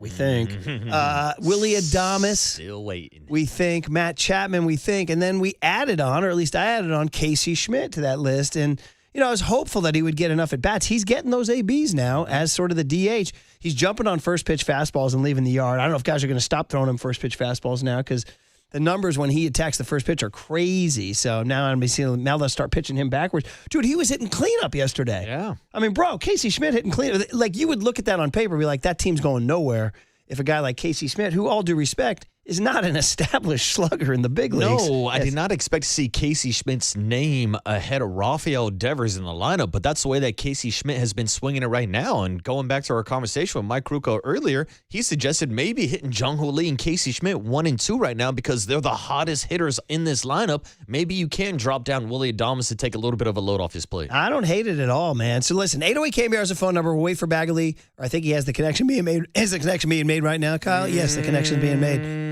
Yeah, there it is. So taxi him in right here on the UMA guest line. Our Giants insider on the Sports Leader is Andy Baggerly of The Athletic on his way to Philadelphia, where the Giants are going to play a reeling Phillies team. Makes me nervous because I feel like the Phillies are going to break out. Jesus Luzardo and Christopher Sanchez are two tough customers on Tuesday and Wednesday. But let's talk about these Giants who have now won 3 straight series. Washington, the Dodgers, and Miami. And they'll try to do it again in Philadelphia as they scratch and claw their way, trying to get back to 500, 13-15 now with only 3 games left in the month of April. Andy, welcome back. Your boys Murph and Marcus, happy Monday morning. How you doing? Hey, morning, Bags. Good. Doing better than the Phillies. Have you seen they've lost 12 of 15 since they took the opener in San Francisco back on, April 6th or so? So, I mean, we could see Alex Cora just got fired the other day. We could see the Mets file suit. We could see the Phillies maybe make a change. And so the Giants enter this series, and they are the least dysfunctional team by a long stretch. It's been a shocker what's happened in Philly, man. That's a team that had World Series expectations, and, it's not over yet, but man, oh man, have they dug themselves a gigantic hole. So, Andy, let's go, man. The Giants win the series. Now, Friday, we always joke about, because when we sign off on Friday at 10 a.m., there's 3 games before we're back on the air. And sure enough, if we're doing the show Saturday morning, we're like, Adrian Hauser, they've lost 2 in a row. And then kaboom, both wins Saturday. I don't want to say inspiring, but both involved some late thunder from Casey Schmidt, some lights-out pitching, Valandon Roop, Jung-Hoo Lee. What was your evaluation of the whole series? What did the Giants show in the series against Miami? Well, I think they need the contributions from Jung-Hoo Lee, from Casey Schmidt, from Patrick Bailey. When they're not getting it from kind of the meat of the order. Matt Chapman's getting on base. He's drawing walks. He's only got 1 homer. Willie Adames obviously is not getting it done as a leadoff hitter. I think they're probably going to make a change there, move him, to a more familiar spot in the order. The Giants have the lowest on base percentage from the number 1 spot in the major leagues, and they've scored the fewest runs in the major leagues, and those things kind of correlate a little bit. So they kind of need some of these guys to step up and produce when they're not getting it from their core guys, Rafael Devers in particular, although he did have a nice swing, contributed an RBI hit yesterday. So that's kind of what they need to do. The rotation, I think, has been really inconsistent, and that's why the team has been inconsistent. But the bullpen's been pretty good, better than advertised, and mostly they just need to score runs because even if there are some good things happening, this team's not going to make the playoffs if they finish last in the major leagues in average runs per game, which is where they are right now. So they know that's got to pick up. They think that's going to pick up. But they're playing better baseball. They're winning series, and when you're in the midst of winning series, you don't question it too much. You just you're happy with the result. Bags, to your point, there has been some inconsistency in the rotation, and that brings us to Adrian Hauser on Friday night. 8 earned runs in 4 innings pitched. That's now 4 straight starts, allowing at least 4 earned runs. So tell us where we're at right now with Adrian Hauser. Is it time to start thinking about maybe a replacement in the rotation, or how long of a leash do you think Adrian Hauser has? Well, we'll see. I don't think he's got a short lease. I mean, they signed him to a 2-year contract. They believe in him. Tyler Mahle came off a terrible start in Cincinnati, and they shoved against the Dodgers. So, it's the old can't predict ball there. But, they believe that those kinds of starts are possible for Hauser as well. And maybe the best thing to do is, get him a quick lead and let him operate with a little bit of aggressiveness. So he's got a lead in front of him. That's usually the number one thing you can do to help a starting pitcher who's struggling. And for him, you read and react. And if he continues to struggle, then you have to look at Tyler McDonald or some of the other options, Trevor McDonald or some of the other options you may have in the minor leagues. But maybe even Blade Tidwell. But for now, I think Hauser is going to keep getting the ball. Andy Baggerly is sponsored by Marin Health with top physicians, surgeons, and clinicians right here in the North Bay. Marin Health puts you closer to your best health, world-class care, closer than you think. And you're listening to KNBR AM and KNBR FM San Francisco, the sports leader, a Cumulus media station. You wrote about Rafael Devers on Friday, and it's timely. I mean, it's needed to be written. I mean, the guy has been awful at the plate, and it looks bad when they throw those fastballs right by him. You noted in your story that the Tanner Scott treatment where he just threw 3 fastballs right past him. Now, he had a little bit of life over the weekend. And sort of a 2-part question. One, when you talk to Buster Posey or people like that about that trade, it seems like they're still spinning positive, as it were. So ask you about that. And then 2, your attempts to interview him with him resisting and avoiding. Susan Slessor wrote the same thing in the Chronicle that he's resisting and avoiding. What's your interpretation of all that? Well, I mean, first of all, these guys don't know us anything. I mean, when the most dangerous thing you can have in my role is a sense of entitlement. And, you hope that they want to talk to you. You hope that, when you write something, they want to try to inform that. And that's what I wanted to talk to him about. Hey, what's going on? What are you working on? What's been the issue? What's concerning you?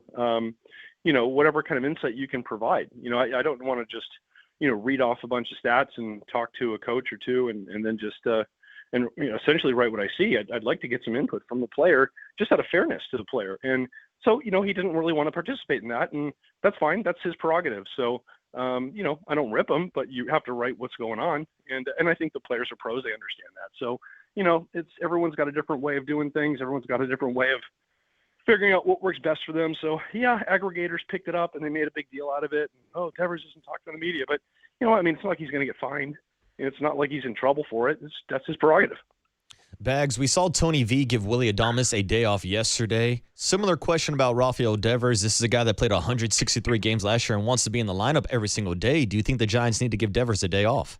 Yeah, that's the one that's going to be news. It's going to be news if Devers takes a day off because he played 163 last year. First guy to do it in more like 15 years. So because of the schedule quirk where he got traded from the Red Sox. So yeah, I think it will be a big deal if Devers gets a day just because he does play every day. That'll be a real sign that they want him to kind of take a mental break. But they're happy with the fact that he's been open to making changes. He's working with the hitting coaches. They're picking some things out for him. So I think that I would be a little surprised if they gave him a day, especially when they have a travel day here before the series starts. But if it gets to the point where it's needed, then everybody gets to that point at some time in their career. So I'm sure they'll talk to him and they'll make a decision on that. Just circling back on Adames a little bit on the mechanics stuff. You had all sorts of stats about fastballs going right past him, and that's alarming. And so, just what did the stats tell you about what's going on, and is it how they're attacking him almost exclusively now? Well, so they have this bat tracking technology now, and you can get all kinds of stuff about bat speed, and some of it's really interesting, and some of it can be kind of tricky to figure out just what it means. His average bat speed has declined in each of the last 4 years. That it hasn't dropped off a cliff, but the one thing that really has changed was his fast speed percentage, which is what percentage of your swings are 75 miles an hour, where the batsman is 75 miles an hour or greater. And so his average bat speed is in the 70s. Some guys will have a really fast bat speed, and every one of their swings is going to be over 75, right? Giancarlo Stanton, every time he swings the bat, it's going to be over 75. So Devers was sort of in that 30-40% range a couple years ago, and now he's down to like 15%. So what does that tell you? Does it tell you that he just can't get the bat around? Well, maybe not. Maybe what it tells you is he's taking more defensive swings. He's not taking his A swing quite as often. And that tells you maybe he's not seeing the ball super well. Maybe he's not getting into counts where he feels like he can let it rip. Maybe he's trying to make contact with two strikes. His walk rate has gone way down. I mean, he walked 100 and something times last year, and he's on pace to walk about 30 times this year. Now, that's just a function of pitchers going right after him because they don't fear him right now. So, the upshot here, and this is something that a couple people have mentioned to me, sometimes guys have a reputation for hitting homers in bunches. And maybe one of the reasons that happens is when they're cold, the whole league has the book on them that they can't hit a fastball. So what do they get? A lot of fastballs. Well, once they figure out their timing and they get in a groove, it's going to take a week or two for the league to maybe adjust to you. And so you're hitting fastballs and you keep getting fastballs, and that's when you hit them in bunches. So that's sort of the, hey, we think that something big's right around the corner kind of thought. That's sort of what I think Giants people are telling themselves and hoping and looking for little signs of seeing every day. Yeah, I mean, it's going to be close to watch and see how they handle him on this road trip. He does post every day, and he had got a lot of action at first base yesterday. It was something like 12 ground balls or something like that. 12 putouts. And in fact, Tony Vitello came up to me in the clubhouse after we finished with them in the interview room and said, I really, really needed to mention that because Jay Stingler was really proud of that fact. So now we can broadcast it out there. He had 3 assists and 12 putouts. Yeah, sometimes it's funny. I mean, I know he gets kind of a bad rap. People say, oh, he's not, but sometimes he looks okay over there. Sometimes he looks like a third baseman with good hands. Not always. You know what? It was rough. It was rough when he first got out there because I think he didn't have a lot of reps right before because of the hamstring. But it's gotten better and better, series to series, and it's just what it was last year when he went to first base for the first time. I thought he got better series to series. Yeah. And so, I think he's going to be fine over there. I actually think he's improving. Yeah. Last one is just Casey Schmidt. How the organization evaluates him or values him. Homegrown kid. And, I don't know. He was drafted by the Zaidi regime. Posey regime takes over. Some people thought he could get traded or flipped in the spring for a bullpen arm, something like that. And when you talk to people about his status in the organization, where does he rate? Well, he's probably the most productive player on the team right now. That's where he rates. He's a guy who there are some guys like that they play really good defense and it gets them to the big leagues before maybe their bat is ready. Brandon Crawford was that way. Go way back to Omar Vizquel, who was barely learning how to switch hit. He was that way. And you provide that value defensively, that gives you some runway that you might have when you're not quite ready with the bat. And that allows you to develop a little more development time in the major leagues. You don't maybe wash out as quickly. So I think that he probably benefited from some of that. And the fact that he really did show last year, he wasn't swinging at everything. I mean, he was really a much more disciplined hitter, and he was getting better pitches to hit, and he's got some pull side power that works for a right-handed hitter. I think you'd much rather have a righty with some pull power than, I don't mean to pick on anyone, but like an Aaron Rowan type where you end up making a lot of outs to right center. And Schmidt's got that kind of pull power where I think he fits the ballpark pretty well, where a lot of right-handed hitters struggle. So, he's got those things going for him. And plus, you give Matt Chapman, a 4-time Gold Glove winner, a day at DH. You put Schmidt at third base. You don't lose a whole lot. I mean, he's really good over there. So, I think that there's a whole lot to like about his game right now. A little bit of a nugget there. So, all right, off to Philly you go. Thanks for hopping on, and we'll look forward to your coverage from the East Coast. Okay, thanks, guys. Appreciate it. Have a good week. Yeah, Andy Baggerly on the Sports Leader, our Giants insider, on his way to Philadelphia. I mean, honestly, if you're Buster Posey and Zach Manassian and the talent evaluators in that club, like, where are you rating Casey Schmidt? Like, are you locking, you're not looking to flip him right now. He's just like, he's part of your team going forward. Yeah, and look, we've had that discussion about maybe trading him for an arm in the starting rotation or a bullpen arm. My question is, what's going to happen with the future of Luis Arraez? He's on a 1-year deal. And I would love Luis Arraez to sign a long-term deal with the Giants. I believe he's only 28 years old. Like, that's a bat in the lineup that's going to hit until he's 33, 34, 35. Like, I want Luis Arraez. But if he gets paid big this offseason, then you have Casey Schmidt at second base ready to go. And if he's swinging the way he's swinging it right now throughout a full season, yeah, maybe he is your starting second baseman next year. Wow. Okay, man. Although most people want to extend Arraez. That's what I'm saying. Like, I would take Luis Arraez, but I think he's going to get paid after showing the world he can play defense this year. Hopefully it's the Giants who pay him out and give him a contract extension maybe sometime this year, a la Matt Chapman. But if not, at least you have a good backup plan right now with Casey Schmidt. When Buster was on with us last week, people were asking us, when are you going to ask him about extending Arraez? I'm like, well, we had a lot of stuff to get to, but maybe next time. Yeah, well, we have we'll wait a couple weeks. Well, we have Tony this Thursday. Yeah, we do. Tony V this Thursday. So promote that at 7:30 this Thursday. And then Manassian next week and be like, hey, Zach, where's the extension for Arraez? Oh, yeah, pay my guy Luis. All right, guys. Okay, back to the 49ers dividing the room, or I don't know. Is there anybody in the room willing to defend their draft? I'm willing to tell you guys the perception is poor on this draft. The perception is poor. Now, as is the case with every freaking NFL draft ever, you don't know how Deshaun Stripling is going to be. You don't know if Romello Height is the next Charles Haley. Take us to the next height, Romello. But you certainly know that you were mad at the draft. So 808-KNBR is the phone number. If you guys want to vent, 415-808-5627 on the Golden State Lumber and Showroom text line. Is the time if you want to vent. Let's do it. And then Kruger at 8:50. 49ers draft perception next on the Sports Leader.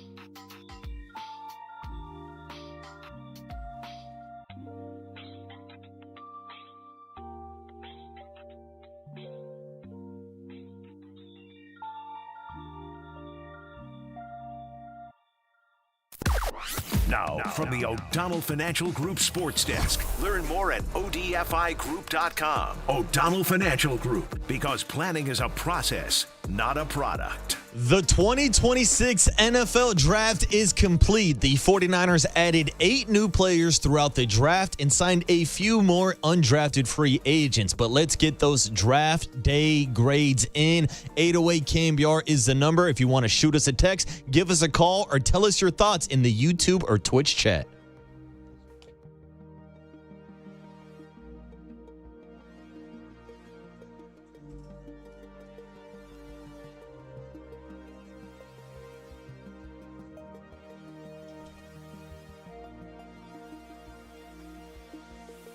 Hey, we got our good friend Steve Moskowitz on the line bright and early on a Monday morning. He's our tax attorney. Steve, there's people out there that can't pay their taxes, even with the tax deadline come and gone. How can you help them, Steve? Good morning. Good morning. There's a lot of ways. And, sometimes I feel like a physician who says, gee, if you just take this medicine, you won't have that horrible disease. People wait until the IRS does something bad to them. And yeah, if that's your case, we want to help you with that too. But let's prevent that, just like a medical problem.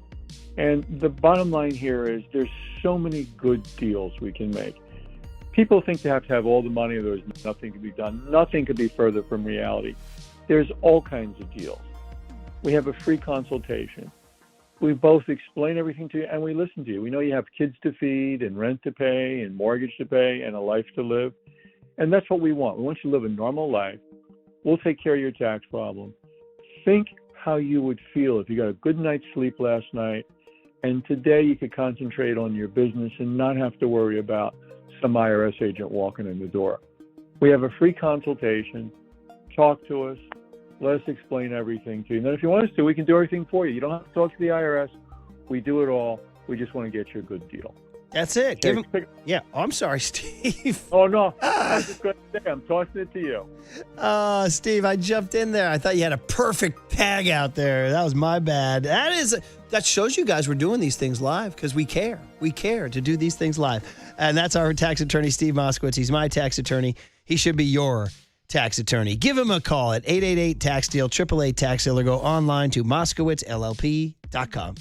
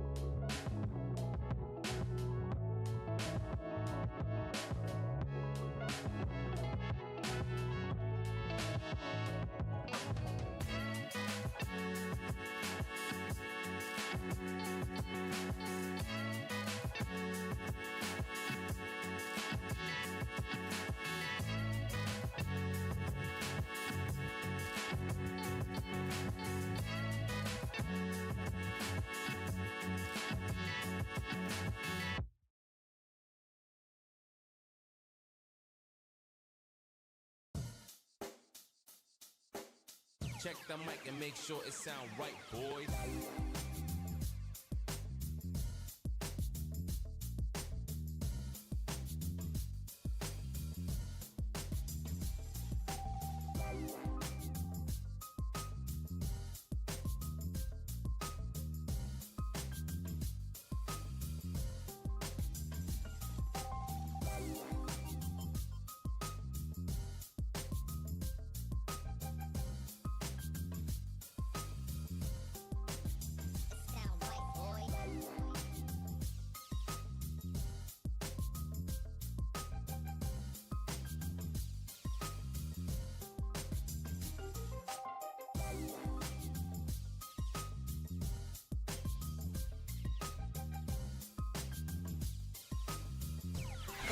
And now it's time for the Protect Your Assets Business and Technology Report with me, David Hollander.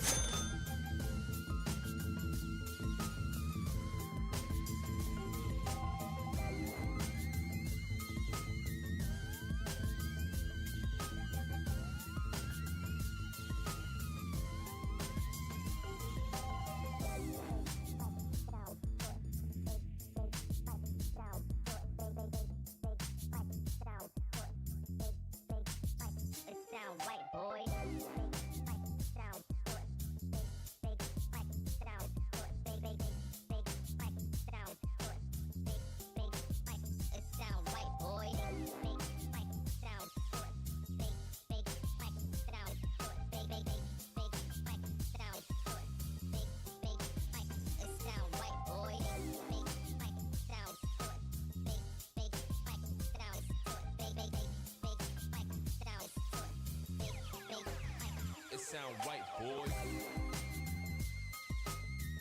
Now back to Murph and Marcus on the Sports Leader. Streaming live on thesportsleader.com and KNBR. The Sports Leader app. Murph and Marcus is sponsored by Bigelow Tea. Grab a mug and tea proudly.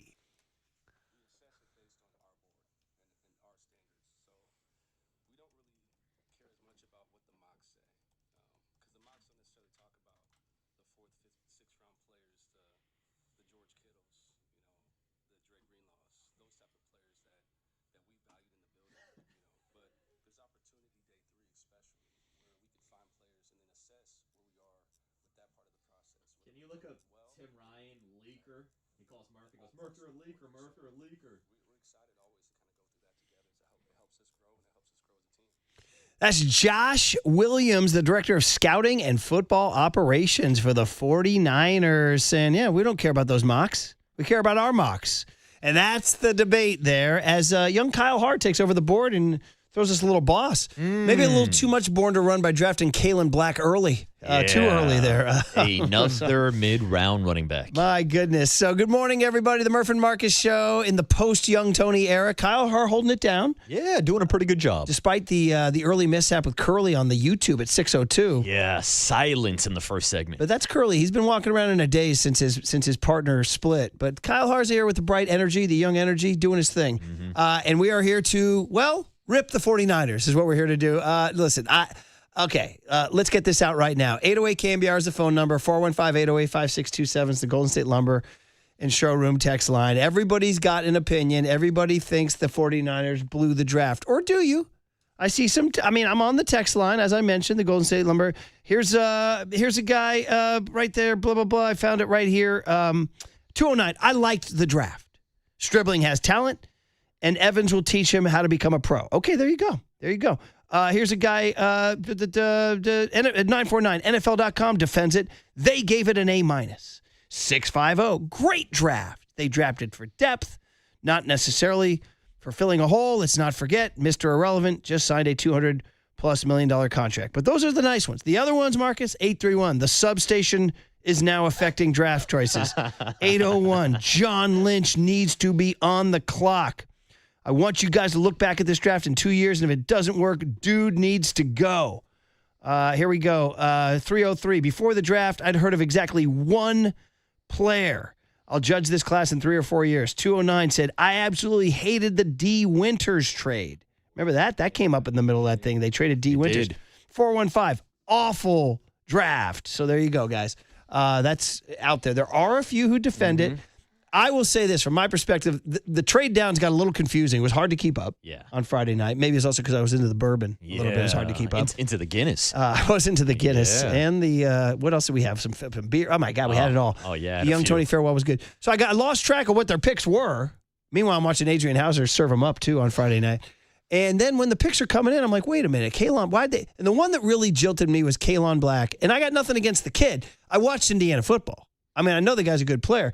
But by every stretch of mocks, he was going to be available later in the day. And for them to go in 90 and avoid offensive line, which they need so much, and they wind up taking 2 later in the draft. But your first reaction, too, when they go, first of all, Stribling threw me off. Stribling threw me off for sure. I was listening to Copes and Derek, actually, when that was happening. I was in the car. And I was like, wait, what? Not Denzel Boston, not these other guys. So Stribling threw me off. I didn't really have a take on Romello Height. Seemed like he kind of went more in line with where most people thought he would. But Kalon Black, they closed Friday night, and at least 2 of the 3 confused the hell out of the fans. Yeah, and it closed out round 2 of the draft, and it made me really get fearful about the powers of AI, because we know John Lynch was talking about using AI to help this draft class. I don't know, maybe some of these draft picks were just AI BS right here. So maybe that's what this draft class is right here, Murph. But all riffs aside, I was kind of like you. I was a bit surprised, especially starting off with Dejon Stribling. Number 33 overall, I get that the 49ers viewed him as actually a top 16 player in the draft. John Lynch said he was one of their gold helmet prospects in this draft, which is fine. That's their guy. He's the guy that seems to maybe bring back some of that yak style that they had with Deebo Samuel. Sounds like he's a good blocker, has 4.3 speed. Great. That's a great fit for their scheme. But did they have to take him at number 33? Especially when there were reports all day long that a lot of people were calling about that number 33 pick. I think they could have traded down. Now, again, I'm not in the war room. I'm not answering these phone calls. But if you had the option to trade down and still get Stribling a couple picks later, maybe that would have satisfied the audience a little bit more. But it felt like there were constant reaches, according to the consensus mock drafts that we all read leading up to the draft, where the perception feels like reality for a lot of 49er fans that they could have got a lot of these guys later on in the draft and didn't get the most value from some of these picks. Yeah, more reaction on the line. 707, Omar Cooper Jr. was available at 30. Yeah. He's a bona fide baller. They passed on him. 707, you cannot grade a draft until the product steps on the field. What if Stribling ends up being a Puka Nacua surprise? Well, Puka Nacua was a 5th rounder, not a 3rd rounder there, dude. Here, a 650 comes in with maybe the question of the day. I just got in the car. Do we have a new young Tony yet? Well, we should be upfront with everybody. No, the official hire has not been made, and we're going to go through a little sorting process. But sitting in capably today is young Kyle Haar. Yeah, but after there was no sound on YouTube in the first segment, some people are saying that we reached on Kyle Haar, drafting our next board up.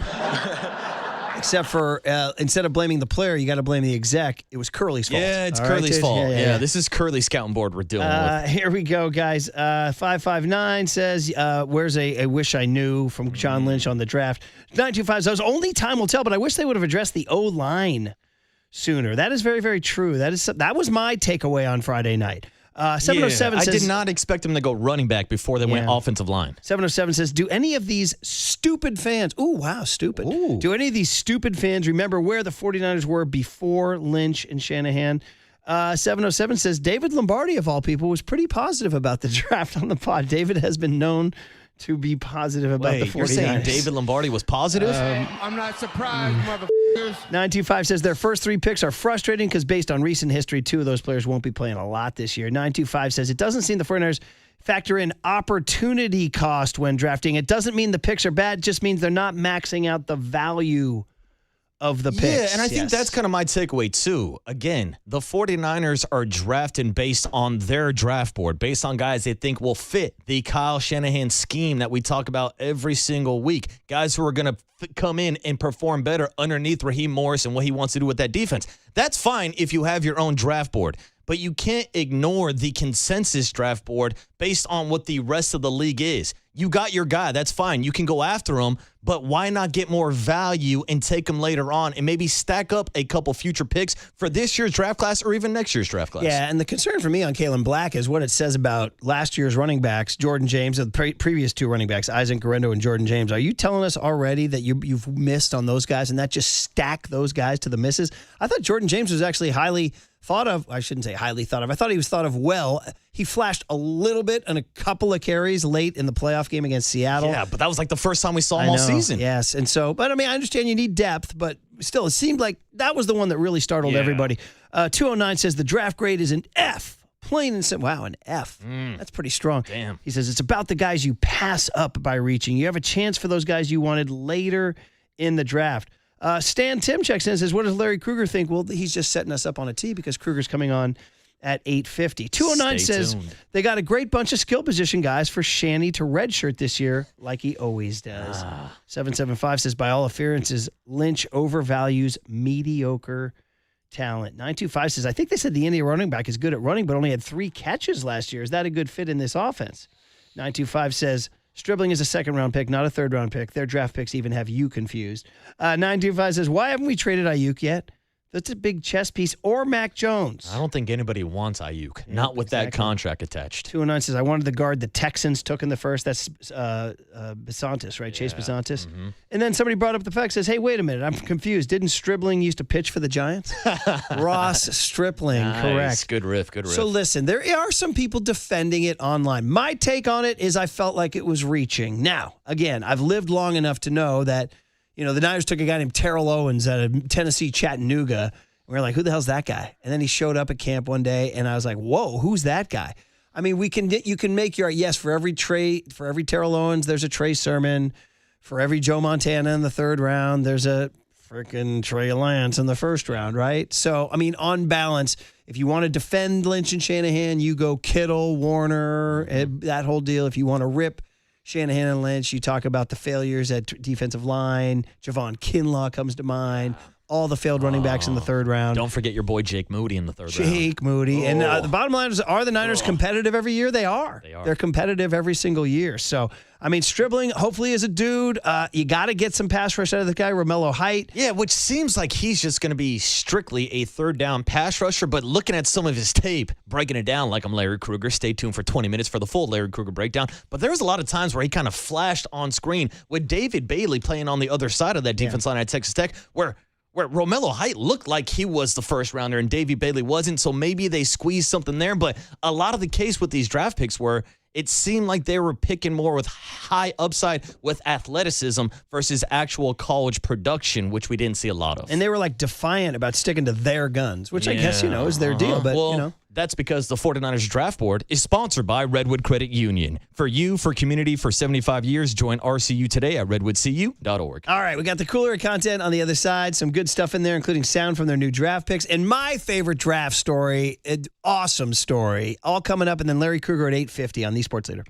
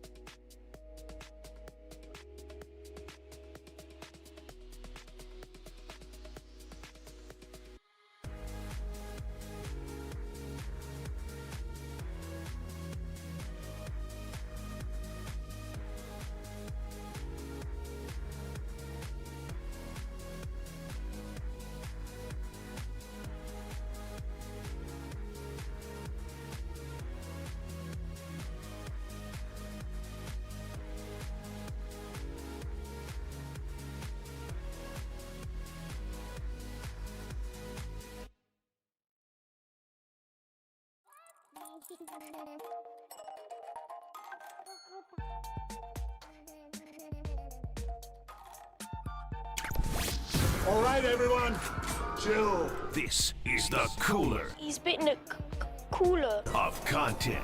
Cornucapacious of joyful news. We might be on to something. Yeah, baby! Murph and Marcus is sponsored by Bigelow Tea. Grab a mug and tea proudly.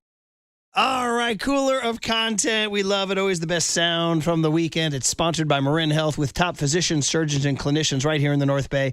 Marin Health puts you closer to your best health, world-class care, closer than you think. We should put in the cooler of content John Dugan and Original Joe's for the way they treated young Tony like he was.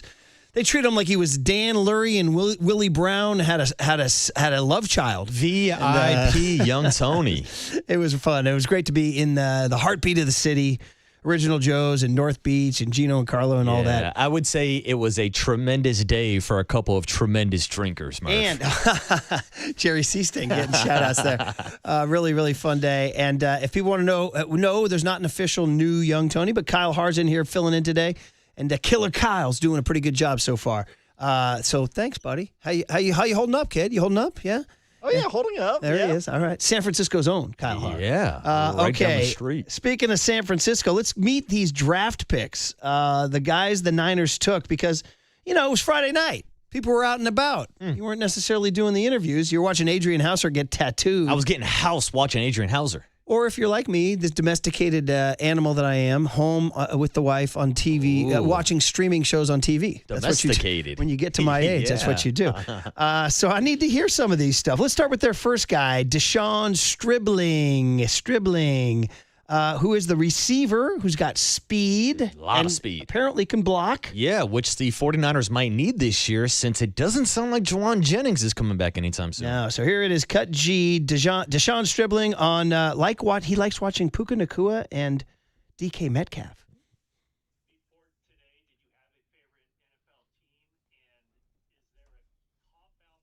Wide receiver that you've patterned yourself after?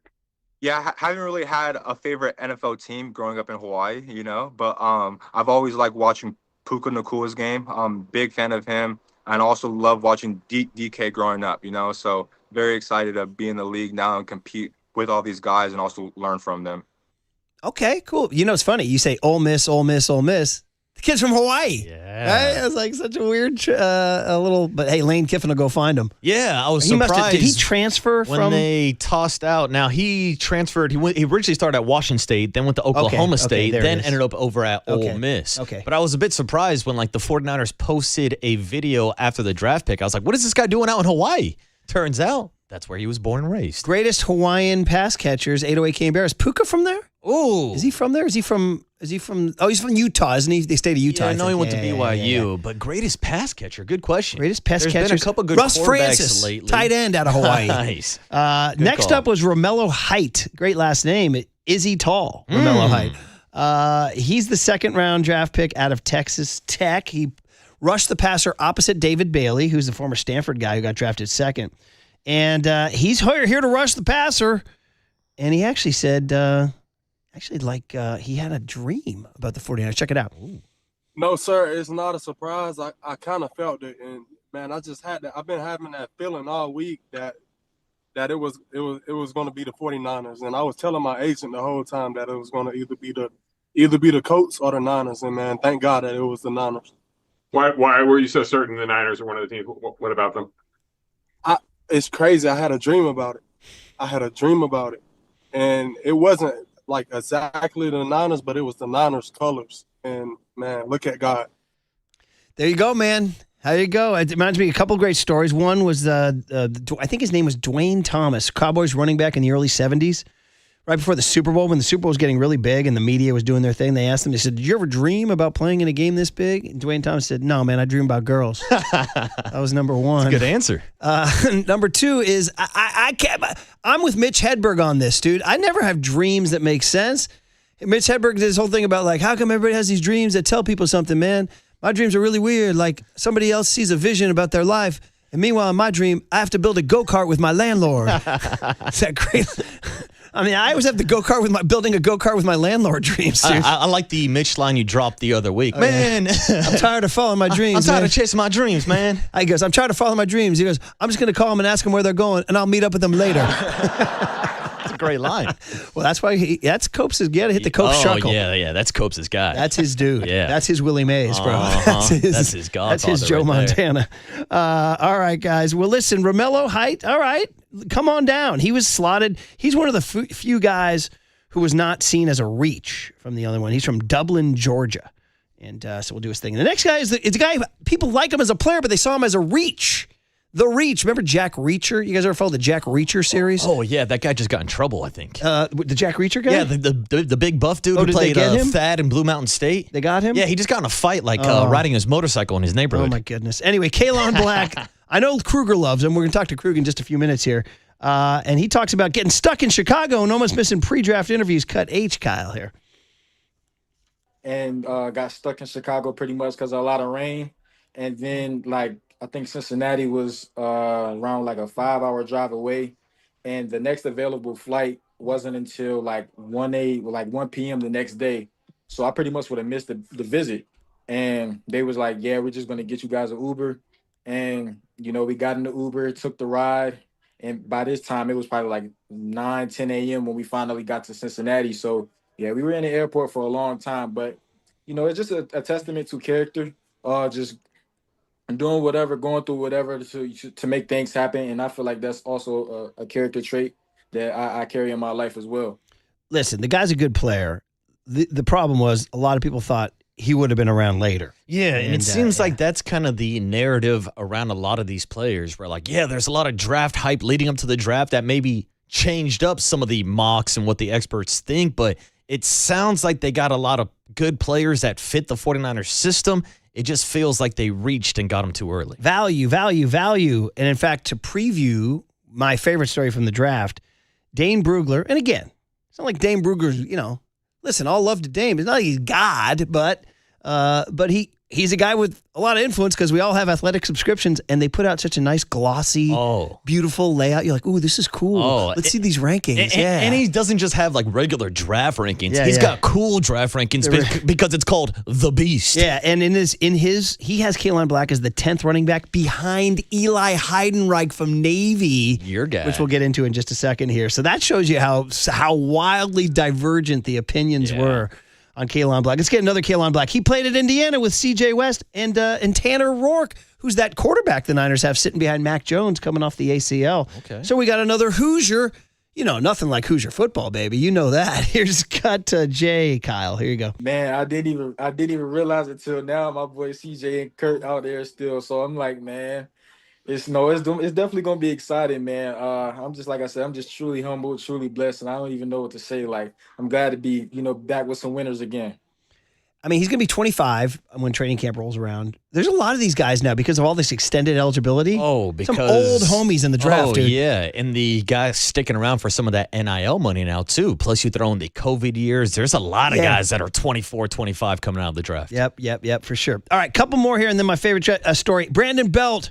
It was Belt Day, and God, even on his day, he had to answer about the haters. You see that quote? He's like, yeah, I know a lot of people don't like me, but I got a day, so they can suck it. Oh, he's talking Belt Wars on Brandon Belt Celebration Day? But here he is doing his classic deadpan humor on the, we have video. Look at Kyle and Curls. Wow, look at these boys working hard. The K brothers, Kyle and Curls. Wow. We got a new strand of KK, not Khalifa Kush. So look at your YouTube, Twitch, and Twitter stream. Young Tony's feeling proud somewhere today on his first day at KPIX. So here's Brandon Belt with a riff at Brandon Belt Day in San Francisco on Saturday.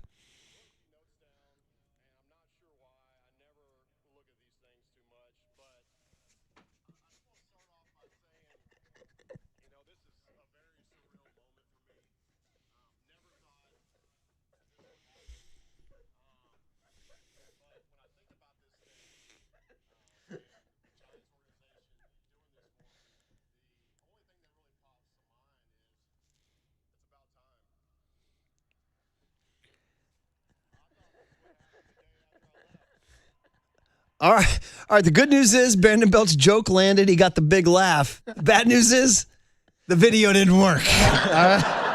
Oh, my God. Curls. At least we got to see Brandon Belt in the suit. Don't tell me that's going to ruin the Eli Heidenreich video, is it? Oh, careful. Oh, no. You guys want to give that a dry run before we... and our live stream might turn into a picture book. My God, how about that freeze frame of Belt, too? It's like an unflattering freeze frame, too. He's like, his mouth is open. He's mid-speaking. You know, you get a picture of yourself where you're talking. You look like a total doofus. That's hilarious, man. Well, anyway, good try, I guess. Yeah, good try. Good effort, Curly. But at least Belt got the laugh line in there. Yeah, it's about time. I thought this would have happened the day of. All right, I hope this video works. Because this was my favorite thing. You guys know I followed Navy football very closely, man. And I loved Eli Heidenreich. They were a really fun team. And he was a little baby CMC. He became Navy's all-time leading receiver. And, dude, a lot of people linked him to the Niners. Matt Barrows did. And so they brought him to the draft. Now, another Navy guy got drafted. Landon Robinson, a D tackle, got drafted by the Bengals in the 7th round. But he wasn't at the draft. He just took the phone call.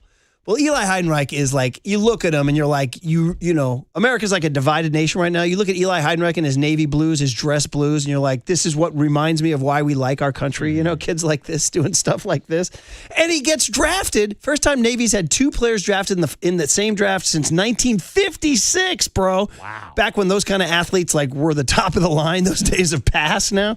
But Navy's on a football high right now. And here's the catch. He grew up in Pittsburgh. And he was a little Pittsburgh kid. He was a 0-star recruit. But he went to the academy to go become a naval officer and be a leader and a gentleman and all that. But he turns out being this baller. And then his favorite team is the Steelers. And it's the 7th round. By the way, where's the draft? In Pittsburgh, dude. Yeah. So hopefully this video works because this is the best story of the draft. And it got people all the feels here. As hometown kid, Navy officer, he's going to go Marine ground officer. But now there's a rule. It changes administration to administration. DJT lets these kids go play and then delay their service till later. It's an incredible ad for the Naval Academy. But here it is. Hopefully we got the video working. This was my favorite story here. The 2026 NFL Draft, the Video Pittsburgh Steelers select Eli Heidenreich, running back, Navy! Look at this kid. He's got a terrible towel. And Eli Heidenreich He's emotional. is here. You see the emotion hitting him. He is Navy's all-time receiver, all-time leading receiver. He was a 0-star recruit coming out of high school. Valparaiso, Davidson, Slippery Rocket offered him finally his dream school. Grandfather was a naval officer. His uncle was a Navy corpsman and in the Marines. And Eli, now eligible with the new rules to defer his military service to pursue a career with the Steelers. I got goosebumps right now, Reese. I do. Going into the draft, this timing is insane. This is my favorite player in the draft. Reese mentioned some of it. A running back, but only by position. The stats and positions right now compared to the hat what on. we're looking at. Tears, the naval Salute. uniform, the hat, the theater here in Pittsburgh going absolutely nuts. This guy is more than a football player. This is A hometown kid. If you ask me. I'm laying out. Listen to this crowd. I'm going to tear up right now. This is really, really cool. Eli Heidenreich is the Steeler. Great story.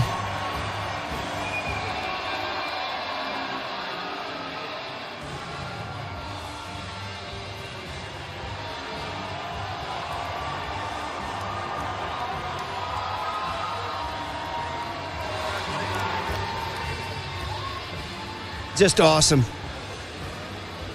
The energy, what an unbelievable moment. I mean, he was a dangerous weapon. Offensive coordinator Drew Cronick from the Naval Academy used him look in at that. a Great story. variety of That's ways. awesome. Yeah, I mean, that's phenomenal, Murph. They could not have dialed it up any better. A Pittsburgh kid to the Steelers in the uniform doing his thing, man. I mean, maybe I don't know. Did the Steelers do that for the I don't know. You hope he can make the team. See, like, that's the thing. It's like, I don't even think this is just for show because, to your point, he was a baller. You know, I've covered the last couple Army-Navy games, and he's been one of the best players, if not the best player in those games last This year in the Army-Navy game, Army gave Navy was the better team, and Army was giving him what for him, was winning the game in the final 2 minutes, and Heidenreich caught a tough touchdown pass over the middle to win the game, and that was any number of things he did. And listen, Dane Brugler had him ahead of Kalon Black, dude. Uh-oh. That's crazy, right? That's great for the Steelers, not so great for John Lynch and A the lot Niners. of people thought he would fit the Niners because he's kind of a baby CMC. He has kind of the same, I know, yeah, they're white. I get it. Easy right? comp, I easy know, comp. I know, but he caught the ball a lot. And the thing about Kalon Black is he didn't catch the ball, right? No. So anyway, that was a great story, and you're really rooting for that kid to make the Steelers, man. So fun stuff. All right, here's the deal. Larry Krueger checks in next on The Sports Leader.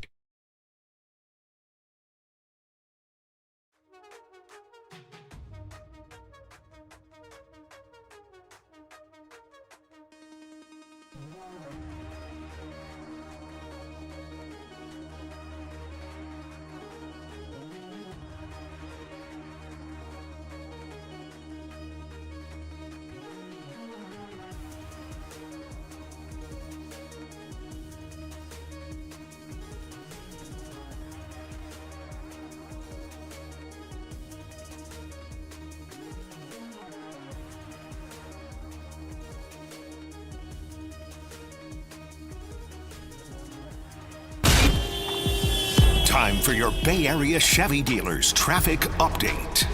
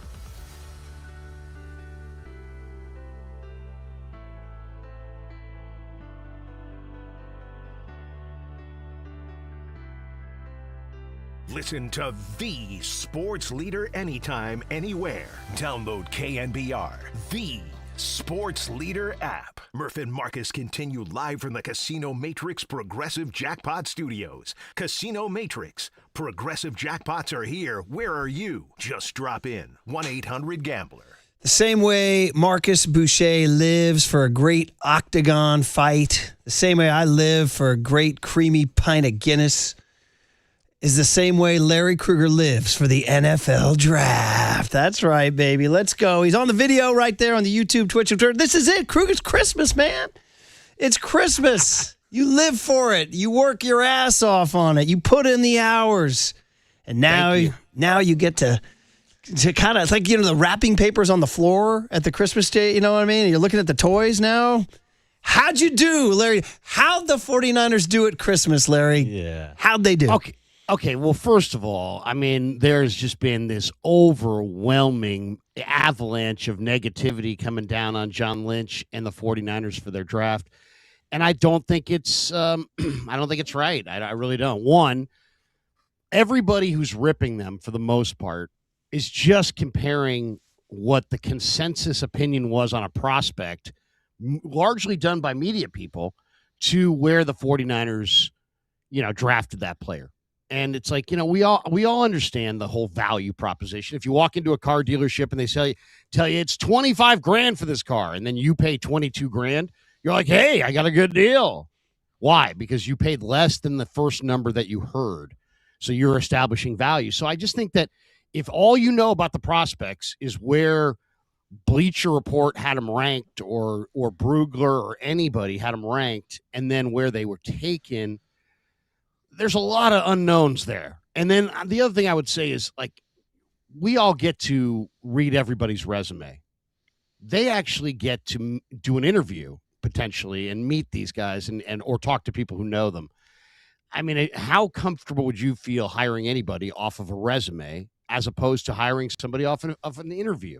So before we sit here, on Monday, the day after the draft, and just Lynch is a fool and these people don't know anything and everybody's got to be fine. Before we get there, I think you got to breathe a little bit, maybe do a little deep dive on some of these prospects. And I think you'll see maybe some of the traits that the 49ers saw. Let's just say that. Larry, as far as just pure draft strategy goes, both John Lynch and Kyle Shanahan spoke after the draft and said, look, we have our own consensus draft board, but I don't know if using the word defiant is the right word to use, but it almost seems like they not ignore the consensus media mock drafts, but they're so in tune with their own draft board. Overall, your strategy of going with their guys and almost not acknowledging the consensus from around the league. Well, I mean, if you walk outside the studio and there's some gigantic diehard P1 KNBR fan and he's telling you how you did the show, you're going to say, you're probably going to be polite, but in your head you're saying, what do you know about it? This ain't my first show. And if they said it to Murph, he'd really give him a, what do you know about it? I've been doing this forever. I could do this in my sleep. You know what I'm saying? So I'm sure there's a little bit of, who the hell are you spending 45 minutes looking at a list? We're spending 150 hours a week, and, each individually. Who are you to come in here and just absolutely, sign off as that we're idiots? So, I mean, I do understand the kind of hey, get out of our kitchen. At the same time, if you're going to go against the grain, you better have more success than they've had going against the grain.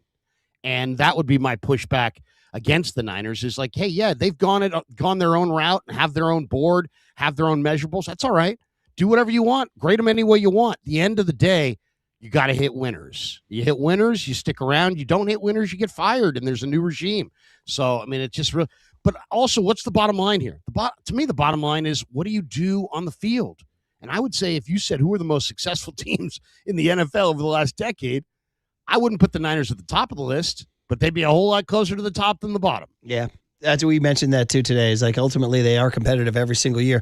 We're talking to Larry Krueger, of course, on the UMA guest line. You're listening to KNBR AM and KNBR FM, San Francisco, the sports leader, a Cumulus media station. You can see him on YouTube, Twitch, and Twitter. Let's get into it then. Which of these? Let's start positive. Right. Which of these picks was your favorite? I kind of like the Romello Height pick in the third round. I just think he's a really, really good pass rusher. I know he had only one bust out year, but I really like Texas Tech's defense. Now, there's a lot of great players on that defense, but Chris Kasarik, who probably made this pick, is a Texas Tech fan. I find it really hard to believe that he would watch their defensive line all year, knowing what he knows about D-line, and pick the wrong guy. This guy's thin, but he's not a first and second down player. He's a third down, bend the edge, hunt the quarterback kind of a player. And I think he's going to really do that effectively. I think he was one of the premier pass rushers in the draft class. I would have loved to have seen them. I thought they reached on the running back on the next pick. I would have loved to have seen them going back-to-back pass rushers, maybe like a Jayshon Barham or something like that, and then try to take Kalen Black in the fourth round. Mm-hmm. But I got to say, I love Kalen Black, and that was probably the player that they drafted that I mocked to the Niners the most. He's just a very special football player. Now, the Raiders got Mike Washington after that, and there's some guys who have run faster, guys who have better-looking resumes, but Kalen Black's a culture player. He's a strong, really strong leg guy who moves the pile. Very strong player, very much of a leader, tough guy, squats 7 bills, benches 5 bills. I mean, the guy's, kicks ass in the weight room. And he's just like, he's a culture player. I mean, when I watched the film on him, I turned it off and I said, God, they got to get that guy. And I'm sure the Niners probably said the same thing. Larry, we saw the 49ers trade out of the first round, which means they had an opportunity to draft Omar Cooper Jr. out of Indiana. Instead, they traded down to 30, then traded it down again to number 33. They end up taking Dejon Stribling. Your thoughts on taking him over a guy like Omar Cooper Jr. or even Denzel Boston? And why do you think the 49ers feel like he's a better fit for their scheme? Well, it's a great question, Marcus. I mean, one, I think Boston didn't run the 40, and I think there's some question about whether or not he can separate. He's big and strong, but can he separate? The Niners, need a little bit more of a big play threat here. They need somebody who can give them some run after the catch. The 49ers used to be the best run after the catch team in pro football. They were 28th in run after the catch this year. It was a disaster. So I think Stribling's better than Boston in that regard. Omar Cooper's a very safe prospect. He's going to be solid. He's strong. A lot of the traits that Kalen Black has, leader, tough, all those things. He's those things, and that's why Indiana won the national title. Stribling, though, I think is a better talent. 10-inch hands, bigger receiver, 4.36 speed. Did it in the college football playoffs at a high level. If anybody saw Ole Miss beat Georgia in the college football, I think it was the semis or whatever it was, maybe the quarters. Stribling had 4 catches, 117 yards, a touchdown. He dominated that game for Trinidad Chambliss. So I think Stribling was not a name that was bandied about in the draft circles, but I think long-term he's got a little higher upside than Cooper, and I think he's got more speed than Boston. Larry Krueger, the voice you hear, love it. This is his time of year, man. He loves the draft. He's got thoughts and film study to back it up. Okay, memories of the Seattle Seahawks dominating the 49ers at the line of scrimmage, just dominating them. And then you look down and you go wait until pick 127 for the Niners pick an O-lineman. It's Carver Willis from Washington. He is listed as a tackle, but already I heard he was talking about going inside. And then you go all the way down to 179, Enrique Cruz, a tackle from Kansas. I saw a stat that said he was the first tackle they drafted since Jalen Moore. I don't know why Carver Willis wasn't. I don't know. Either one of those guys would be the first one since Jalen Moore. But did they take any? Are these linemen any good? Are they going to fill it? I mean, are they going to be able to block the Seattle Seahawks? Yeah, I mean, that's a big question. It's a big question. Now, I would say this. I mean, being a Niner fan, you got to, their line is never going to be impressive. It's always going to be more effective than impressive. I mean, this is our lifetime, right? This is Bob McKittrick. I mean, we who was the left tackle in Super Bowl 16? Yeah. 258-pound Dan Audick. Yeah. So, you know what I mean? If you're looking for road graders and guys who are impressive and bury you, that's not what Firster or McKittrick wanted. Firster likes guys who can sprint off the ball, athletic linemen. But you're right. I mean, it hasn't been good enough. And if you can't block, Leonard Williams and Byron Murphy, you probably can't beat Seattle. So, I mean, they signed 3 free agents. They like their guys. Enrique Cruz, 6'5", 313-pound offensive lineman who had like a 36-inch vertical. So he's like a rare athlete at 6'5", 313. And it was obvious from the film that that he moves really, really well, and that Chris Verster really likes him. The Carver Willis pick was baffling to me. He was a left tackle at Washington. They see him as a guard. Obviously, they like the athleticism. I talked to Dave Softy Mahler, who does pre and post for UW Huskies, and he said, he played left tackle, and he was a damn good left tackle. I don't know what he's going to be as a guard. It's a total projection. In the 4th round, it was a major reach. I think I've had the biggest issue with the Carver Willis pick because there were just a lot of better players on the board. The other issue is they signed 3 free agents and they drafted 2 guys, and that's 5 additions to the offensive line, none of whom may actually start this year. And I don't think 5 of those guys are going to make the team. So it comes across like they don't really know, and they're kind of throwing a bunch of prospects up there, and they're going to figure out in July and August which one sticks. Larry, the 49ers had a big problem getting after the quarterback last year. They were dead last in sacks. They added Romello Height in the 3rd round, as we talked about, and also Grayson Halton in the 4th round. Did they add enough pass rushers through this draft, or did they leave the door open to potentially sign somebody who's still out there as a free agent, like Joey Bosa? No, I think you hit it, Marcus. I think it sets up for Joey Bosa. I mean, I'm gonna do a video on this later today. The 2 or 3 free agents that I think the Niners probably could still look at, and I think Joey Bosa.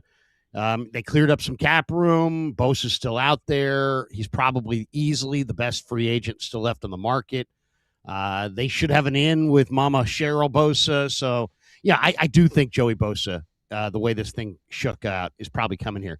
2 guys, though, undrafted that you guys got to go take a look at. I think they really did. The Niners, this is the Niners. They hit in the undrafted market like very few teams, and they did it again this year. They got Mikhail Kamara off Indiana. And, Mikhail Kamara blocked a punt in the Natty. He's an awesome edge rusher. He's only 6 feet tall, but he's 260. And he's got long arms, and he's going to be really good, I think, in Chris Kaceric's system. So I thought Kamara was a steal as an undrafted player. They also signed a guy named James Thompson, a big defensive tackle who was at Wisconsin, transferred to Illinois for his last year, showed up at the Shrine practices, and this guy was the ultimate war daddy at those Shrine practices. He was destroying people with power, with speed.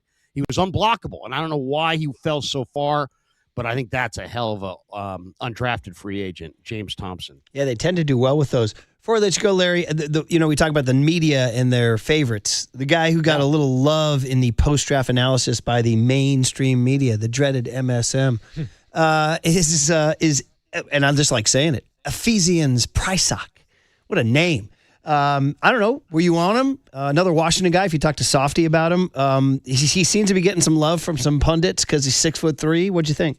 Yeah, it's funny. I just got off the phone with Softy. Softy's like, Prysock is going to be nice. I mean, he's a big corner. I mean, this is, I think, the 49ers taking a swing at a number 1 corner, and also kind of telling you that, hey, you're not fully satisfied with what Darrell Luter has given them. I was surprised they went with this pick because Keith Abney from Arizona State, who was a little bit more established and was higher rated, was still on the board. Jalen Kilgore, a safety from South Carolina, still on the board. And they went Ephesians Prysock. He's a gigantic corner who's got great length, and he's developmental. He's had some problems in transitions, mirroring receivers, staying with him with all those, the long limbs. But the physicality, the length, the athleticism, it's a big swing at a guy who potentially could be a number 1 corner. But it's also going to be kind of, incumbent on them to coach him up. He had a bunch of penalties. He's going to have better body control and kind of a smoother transitions at the next level. But he's exciting, and you'll see him in camp, and you'll be like, whoa, that's a 6'4" corner. And he's really, really athletic. So he's going to look good in the uni. Now the question is, can they refine his skills? I'm trying to think of the last tall corner. I mean, Richard Sherman, I guess. Akello Witherspoon. Akello, was he tall? Yeah, he was like 6'3". Trying to think of, hey, let's go back, Krug. Tim McKay or Don Griffin. Were those guys tall? Can't remember. No. They were shorter, 6 huh? feet. I mean, 6 feet. 6 feet back then. You know who's a tall corner? Eric Wright. Wright, yeah. Eric Wright coming out of Missouri. I mean, seriously, we talk endlessly about Ronnie, but I know. The Niners in '84 won that Super Bowl. Eric Wright might have been on top of the football world in 1984. Yeah. Big, gigantic corner with strength and toughness. Incredible player. Bay Area Sports Hall of Famer. Incredible player. Yeah. We did last 2 guys we just didn't mention, just because I'd love any thoughts you had. I mean, D-tackle Grayson Halton at Oklahoma in the 4th round. I saw there was a little bit of positive buzz from the dreaded MSM. And then the one just nobody's even talking about is this 5th-round linebacker out of Louisiana named Jaden Duggar. Any thoughts or tidbits on either of those guys? I mean, come on, Murph. I could fill the rest of the show. Yeah, he's got all of them. Are you kidding We me? can do talk- let's do 4 hours on Grayson Halton. Let's go. Yeah. All The 10 o'clock hour is brought to you by Grayson Halton. Well, Halton is the replacement for Kalia Davis. I love this pick. I mean, this guy is, shot out of a cannon. I mean, this is a 300-pound guy who is moving well. I mean, if you want to improve your pass rush, you got to have some guys up front that can really move, and this guy can. So I think he's a replacement for Kalia. He's not an every down defensive tackle. He's got to play him in a rotation, but he's going to give you some major pass rush. So I really like that one. The motor is just unbelievable. Jaden Duggar, I think, is the boomer bust guy. I mean, that pick is amazing. He was a safety at Georgetown, and then he transferred. He became a stacked linebacker. He's 6'5", 240, but he's got agility like a much smaller guy. I'm not sure who exactly to compare him to, but he's a tall inside linebacker that has range. Now he's got to be coached up. He's coming out of Louisiana. He's pretty raw. As I said, he's a converted safety. He hasn't played there. It's gonna be on KJ Wright to coach him up. But you know what? KJ Wright and this guy have almost the exact same physical dimensions. I think KJ may see a little bit of himself in Duggar. I love that Duggar pick. I think that guy's going to be fun. Shout out Steven Duggar. Stevie Doubles, they used to call him. We'll see if this guy's has a little longer run than the short-lived forever giant Steven Duggar, who had a run. He had a nickname for a brief moment. Where is he, by the way? Stevie Doubles, man. I don't know. Is he where out of baseball altogether? That's a good question, actually. We should do a little dig on that. Maybe see if I don't know, they're related somewhere on the family tree. All right, Krug, hey, man, great stuff. Like you said, you could do it all. You could do the next 12 hours. The next 12 hours are brought to you by Enrique Cruz from Kansas. All right. Though I'll say this, I'm already kind of sick to my stomach because Dave Softy Mahler was like, John Schneider's God. He built a Super Bowl champion. He had 4 picks. He turned it into 8. He got Jadarian Price. I'm like, Dave, I just want to know about your Fizian's Price. I don't want to hear about. I don't want to hear your love affair with John Schneider. I have JSDF, man. I have John Schneider draft fear. Yeah, I really do. It's out there. All right. All right, crew. Great stuff. We can sink our teeth into it, man. Good, meaty stuff. So appreciate you, buddy, and we'll talk to you soon. Yeah, thanks, Larry. Sounds good, guys. Have a great day. Yeah, Larry Kruger. These next 12 hours brought to you by Jaden Duggar from Louisiana. Duggar. I just met her. These next 11 hours brought to you by Carver Willis of Washington. We can react to everything he had to say, and you guys can. 808-KMBR is the phone number. 415-808-5626. 415-808-5627 is the Golden State Lumber and Showroom text line on the Sports Leader.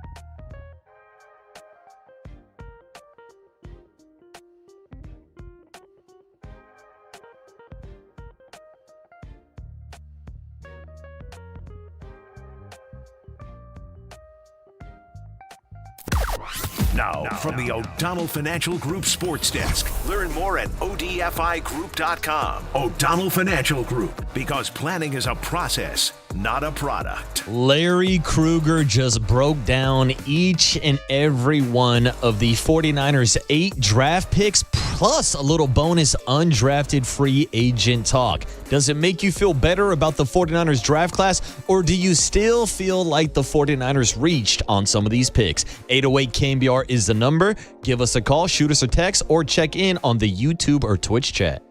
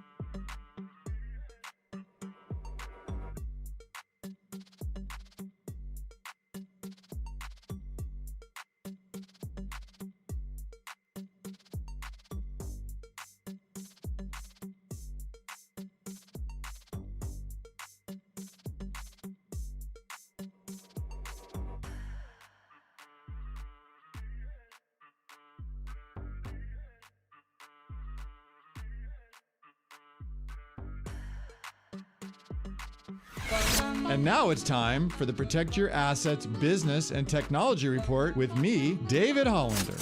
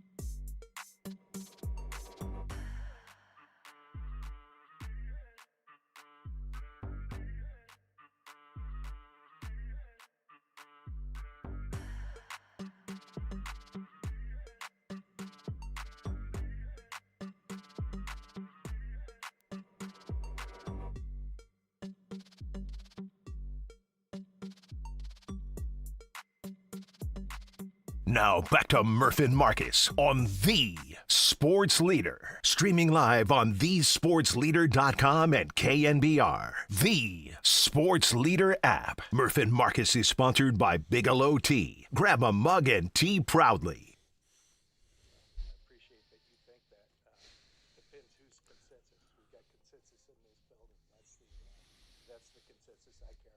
There he is, John Lynch, answering Grant Cohn's question. Why do you reach so much? Why do you reach? Look at Kyle Haar. They call him Kyle Parr on the golf course. You can go your own way. Wow. That's John Lynch and the Niners. Look at this kid feeling his way. 49ers will go their own way. Plus something from my era. You can turn it up there, Kyle, there, buddy. Yeah.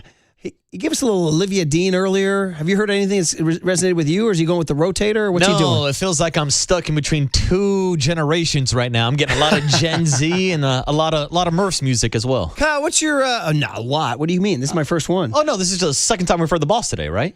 No, this isn't Springsteen. That's right. He did play Springsteen. No, this is Fleetwood Mac. Okay, my apologies. Yeah, you're now good. But you're right. He confusing me. did play Springsteen. Yeah, we've got a couple. So I forgot about that. What are you doing? You trying to kiss up the Murph back there, huh? Oh, dude. Hey, what is the Kyle birth certificate here, buddy? We got to clock you in here. What are you at?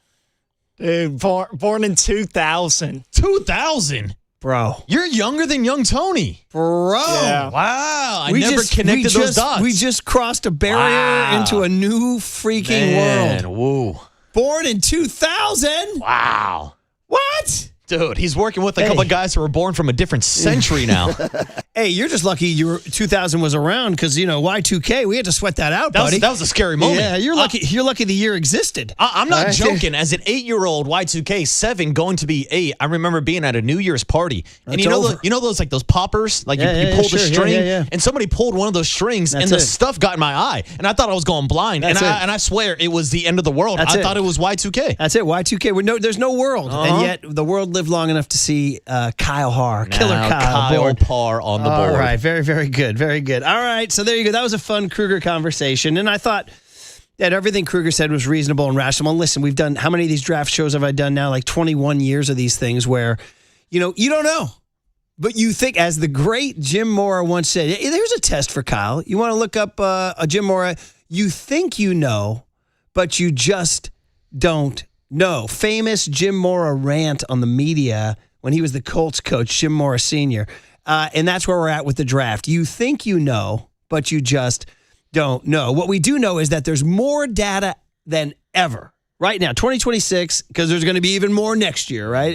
We're just compiling data and compiling data. Take that for data. So we do know more than we've ever known before. We know everything about Kalen Black's childhood and he had 2021 was it? It wasn't ACL or shoulder, I forget. Either way, I don't have it right in front of me right now.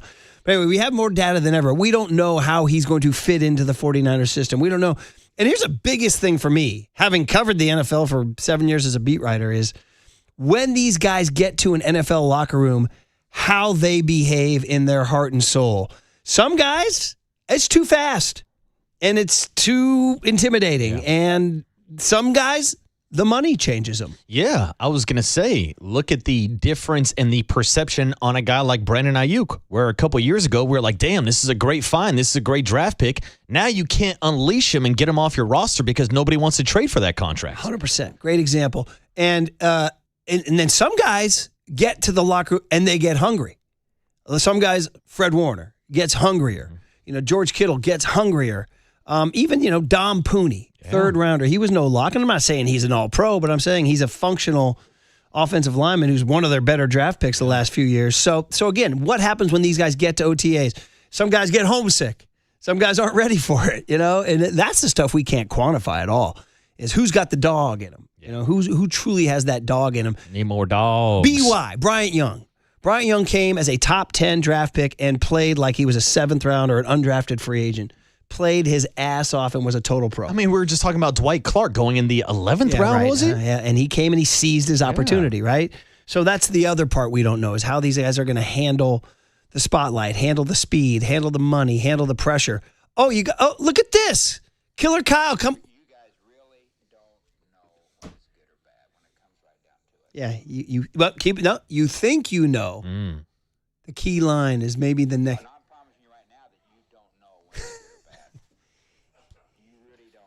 You because you don't know what we're trying to do. You guys don't look at the films. You don't know what happened. You really don't know. You think you know, but you don't know. That was a legendary sound. Is there a year on that, Kyle? Is that like 1996 or something? 16 years ago. It was only, at least it was uploaded. No, it's from prior to that. Prior to that, dude. You think you know, but you just don't. And look, that's really the case that you can say about any draft class. Realistically, you have to allow these guys to play 2 or 3 years. Like, I'd say the jury is still out from last year's draft class and even the draft class prior to that. But also where some of the perception starts to become reality for 49er fans is when you go back and look at the 2021 draft disaster, the year you took Trey Lance. Demo is the only guy still on the roster. They did find Hufanga late, but obviously he's now playing for the Denver Broncos. You look at the 2022 draft, that's another disaster. When you look at Drake Jackson, Ty Davis-Price, Danny Gray, Spencer Burford, it's a lot of misses. So here we are now, 2, 3, 4 years away from those draft classes, and now we can look back and say, look, there's been a lot of misses, which doesn't help your argument when the national news and the national media and the national narrative is that the 49ers reach a lot. I mean, that's what, the guy, honey, I've changed. You're like, really? Because I know your behavior pattern. You know what I mean? Yeah. So you're right. These are misses for sure. Here's Kyle Shanahan on feeling like he didn't have to reach in this draft at all. Cut Z13, Kyle.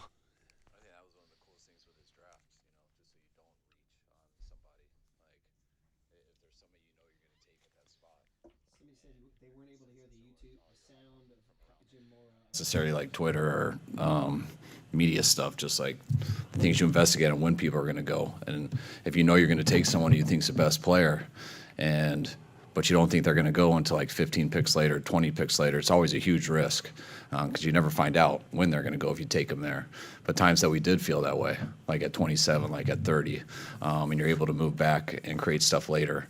I forget what it was, but we got a 6th-round pick for next year, and we don't have a 6th-round pick for next year. And we were able to still get our guy. I forget what we moved back to, whatever that was. But the guy we would have taken, we got 15 picks later, and you pick up a 6 for next year where we had a hole. Or the guy we would have taken at 7, you moved to 30, and to move to 33. And so all that stuff was really cool to get the guys that you want, but also find a way to get 8 players when you only had 6 bullets, and also gain a draft pick for next year, which sometimes you trade before the trade deadline, like I think we have in the last couple of years. So it was just, and to get these guys that we had, it was really neat. I mean, that is something that undeniable. You can quibble with whether you liked this guy or that guy, but what is undeniable is they turned 6 picks into 8 and added a 6th rounder for next year. So that was well done. Now, the only problem is, what do they do with those picks? Right? I love the fact that they picked up a 3rd-round draft pick in this draft, but I would rather invest that in the offensive line than a backup running back. I agree with you. Or even, as Kruger said, another edge rusher at that point in time. One of those too. That one was, I was watching Adrian Hauser get tattooed on Friday night. 2 bombs and 4 doubles, and the Marlins look like frickin' world beaters on Friday night. And at the same time, the Niners are making this Kalen Black pick. And I'm like, my world is going to hell. Yeah. Adrian Hauser's coughed up 8 Ernies in like 3 minutes, and the Niners are taking guys they don't need. I was like, what is going on, man? Well, also taking guys that most people did not have as the 3rd best running back in the class. Now, that goes back to the 49ers and their value and the guys they're looking at, but I honestly can't really sit here and take Kyle Shanahan serious. I'm sure, according to his draft board, they weren't reaching, but Murph, if you're down with a little DCOE, that's draft capital over expectation. Oh, my God. The 49ers were were in the draft? And you never will. The Okay? 49ers Just for your own.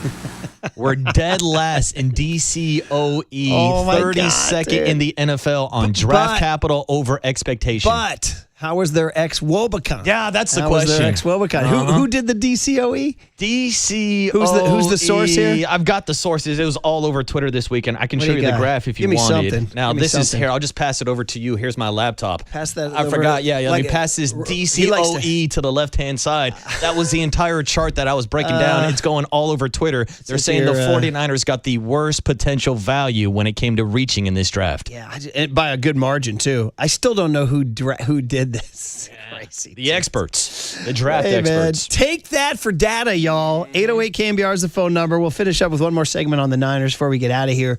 It is draft evaluation day. Is somebody love something? Does somebody still believe in the 49ers? And oh, by the way, you mentioned Joey Bosa as a chance. Let's get into that, too, on the other side on The Sports Leader. You know, but you don't know. And you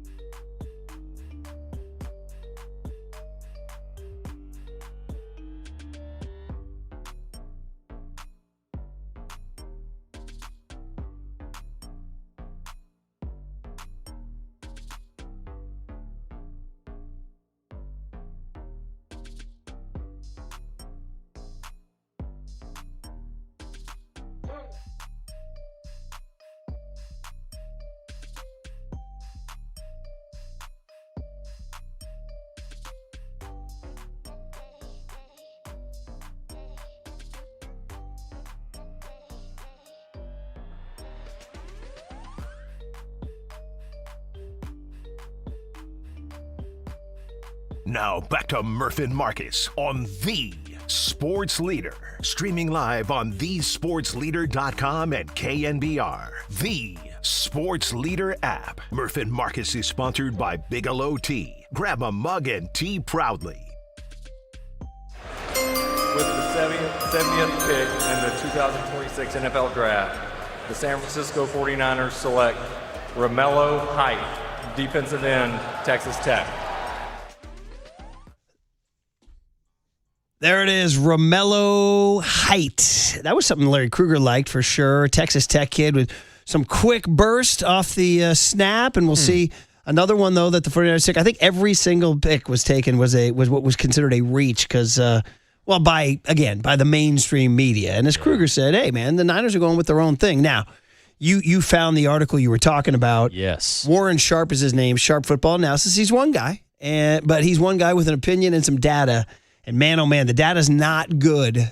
John Lynch would not be a Warren Sharp fan. No. Warren Sharp, I almost called him Sap. Oh, I was going to say, it doesn't sound like Warren Sharp is a big John Lynch fan after breaking down some of his draft classes from the last couple of years. He kills John Lynch. He absolutely kills him. He has he has a metric called draft capital over expectation. You can get into it. DCOE. And in the last 4 years, the Niners, according to this guy, have ranked 31.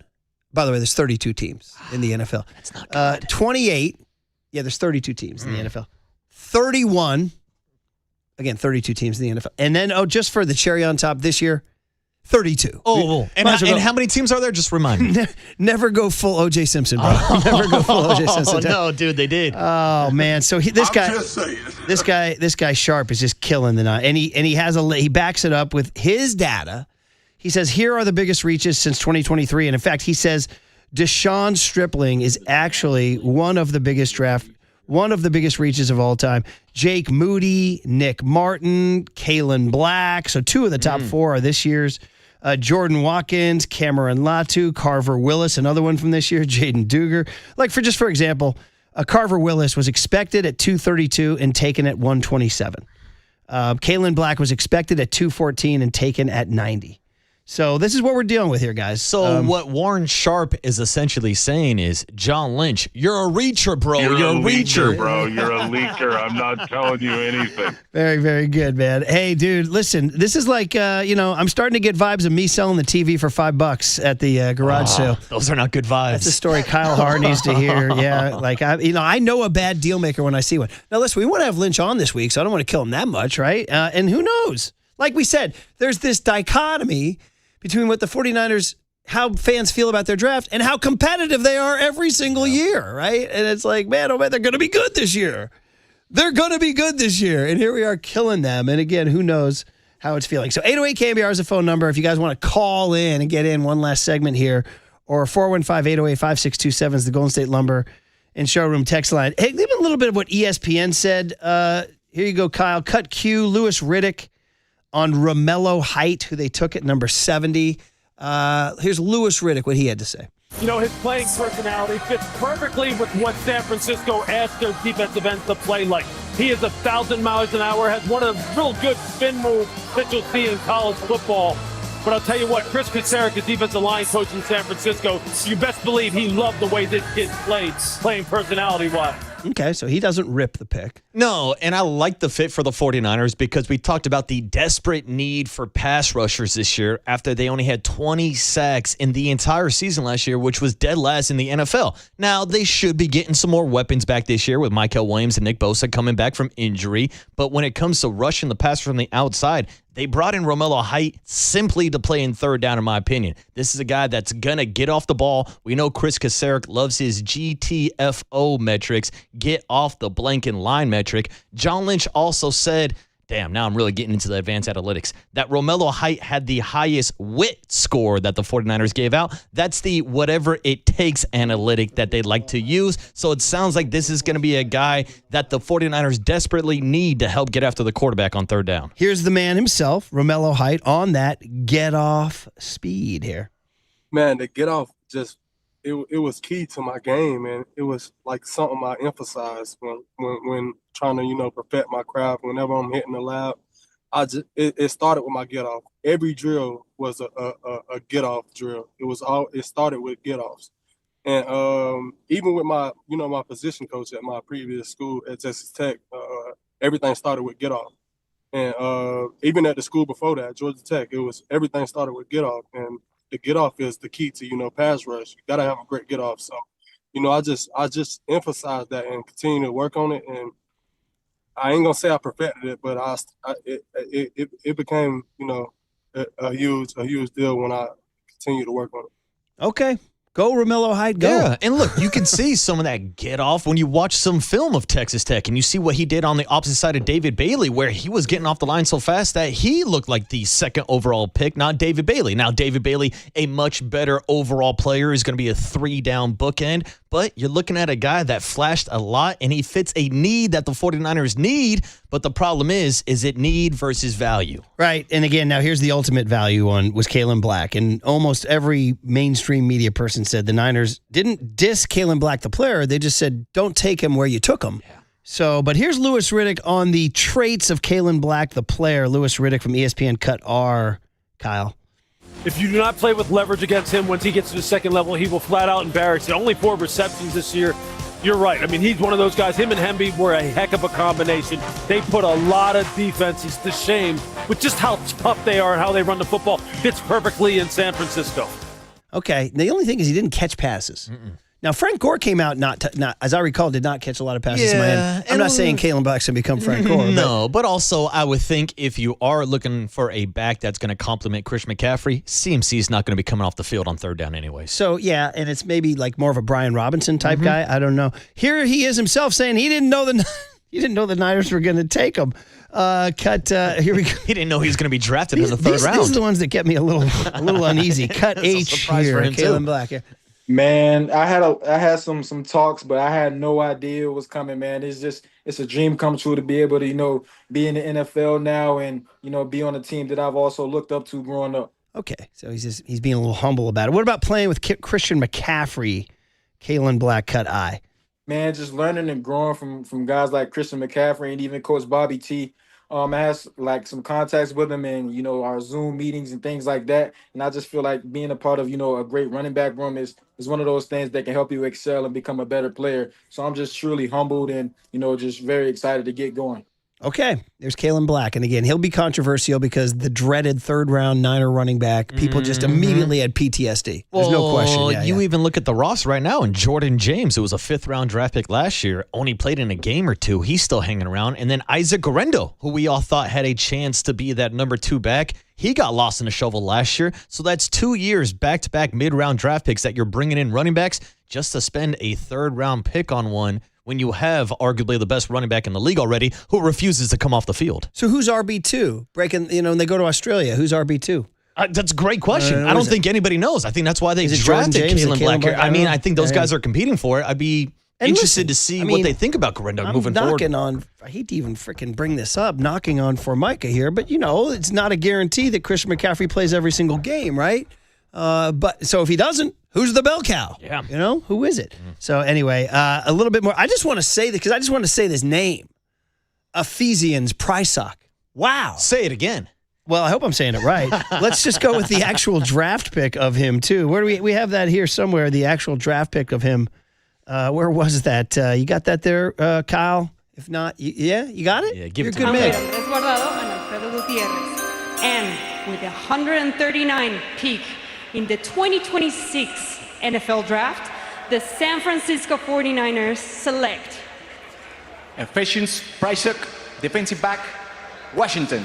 Okay. Vamos Niners! Woo! All right. Little Vamos Niners. Vamos Niners. That's right. We don't want the Los Raiders. Vamos Niners. There you go. Yeah. Raiders had a good draft. So Ephesians Prysock. It is such a great name. Here he is, cut U, 0425U, on playing nickel and safety. He's big. He's 6'3". Kyle, here he is. Ephesians Prysock. Well, in college a little bit, I played a little bit of nickel. I got my first pick. It was in like an unbalanced formation, but I was at safety. And then I kind of rolled over like toward a half of a field and picked the ball off. All right. Well, listen, just wanted to get you guys some sounds of the new draft voices. Yes. Quick thought. The 49ers did go back-to-back draft picks with Prysock and Duggar in the 4th and 5th round. Two guys that formerly played safety, but they did not draft a traditional safety where we thought that could have been a need for them this year. Well, we thought maybe, that kid, Toledo kid, Emmanuel McNeil Warren, he wound up falling a little bit later because some people wanted him at 27. Some people wanted him at 30. Yeah. And more people wanted him at 33. Man, oh, man. So, I don't know. Yeah, it's all sorts of stuff going on there. 408 says, guys, it's time for the remix. John's plan. I can go with the consensus, but I won't. I could reach because I will. Still trying to win that Super Bowl. 408 says Niners should have used a third rounder on the Texas DB, but they hate DBs in draft. 706 says, hey, Elijah Mitchell and Jordan Mason did not catch balls in college either. They already have that guy. Yeah, but Jordan Mason was a guy you were able to get as an undrafted free agent. Yeah. You didn't have to waste a third-round draft pick on Jordan Mason. Right. 707 says, as always, people trash on the Niners because they don't get the flashy name, but that's never been the way they've drafted. Tell that to Warren Sharp. Trash. P1 Chuck checks in and says, the only thing that matters is your win-loss record, and if the Niners make the playoffs every year, that's only thing that matters, right? So there you go. Here we go. 707 says, how much does money and salary cap play into their draft strategy? Trading down saves money. I don't think that was a problem. I think they're okay in the cap. 831 asked the same question. Do they reach so they don't have to pay these late draft picks? No, most of these are slotted. So there you go. 831 says, I'm confused. Is that the Niners pick or Murph speaking in Ayuk talk? I don't get that one. 530 says, I see this as insurance on insurance. 2 years ago, everyone got injured. We had a dude off the street running the ball. So there you go, 49ers. Listen, if we were expecting a big kumbaya party, if we were expecting, frickin' the 86 draft, some people brought that up. The 86 draft is the legendary draft. They're making movies about it, documentaries on it. They write books about it. The Charles Haley draft, the John Taylor draft, right? The Tom Rathman draft, all that stuff. Well, it's hard to replicate. But the Niners traded back 4 times in that draft in 86. So, in fact, let me look to see exactly what the actual wound up, how many draft picks came late in that one too. That is considered Bill Walsh's masterpiece because they had won 2 Super Bowls in 81 and 84. So they had a 2, 3 3s, 3 4s, a 5, a 6, an 8, a 9, a 10, a 10. Okay, so let's just go through the 6. Don Griffin was a 6th rounder. Kevin Fagan was a 4th rounder. Steve Wallace was a 4th rounder. Charles Haley was a 4th rounder. John Taylor was a 3rd rounder. Tim McKyer was a 3rd rounder. Tom Rathman was a 3rd rounder. So, okay, if you can promise me that, guys, then we'll be okay. All right. Good job, Kyle Haar. How you feeling, buddy? You made it? You didn't fall asleep? You're good? Come on the mic here, bud. 14 more minutes. Yeah, you done good there. He's staring down the clock. The rectangle's gone again. Yeah, he's shy. What's going on? Come on. He's trying to say it's not. Show off your good looks, Kyle. He's saying it's not about him. The people want to see you, Kyle. By the way, young Tony already saved us today. John Joe Curley couldn't get video working. We had to call him at picks, and he helped us. It was nice to see young Tony's face this morning. Oh, you saw a FaceTime? Yeah, they FaceTimed him. How was the haircut? It's nice and clean. It's a lot shorter. Because on Friday afternoon, after a couple of pops, it didn't look like he was going to get the haircut, but he did. Huh? I thought he was going to show up to his first day at K-Pix with the flow. I started telling him he was fine, but it was growing a little unruly. I didn't mind the flow. Well, yeah, but what about K-Pix? They walk in, they're like, who's this hippie? Yeah, but I was hoping they'd think he was a hippie and fire his ass on the first day so he can come back to us. Good stuff. All right, listen. So what we're going to do, we haven't decided. We have to see if you guys know our show. Things got to happen organically, right? They got to happen organically. We don't have a full-time replacement for Tony yet, nor do we know what we're going to do with what did young Tony learn today. But as you know, that came about organically. Young Tony learned that he's got to have his phone on at 5:45 in case John Joe Curley can't get the stream going. That could be it. The only sounder we have right now is what did OG? We don't have one for you. No, because I know everything. What did Marcus the Wada boy learn today? Come check out my draft board. Right. I've got all the best players. So maybe we'll do something the old OG, and we can hear that weird sound I make about the Kringle. But we'll figure it out. We'll piece it together, and we will do that next, and then hand it over to Papa and Silver, hosted by JD and Silver today on The Sports Leader.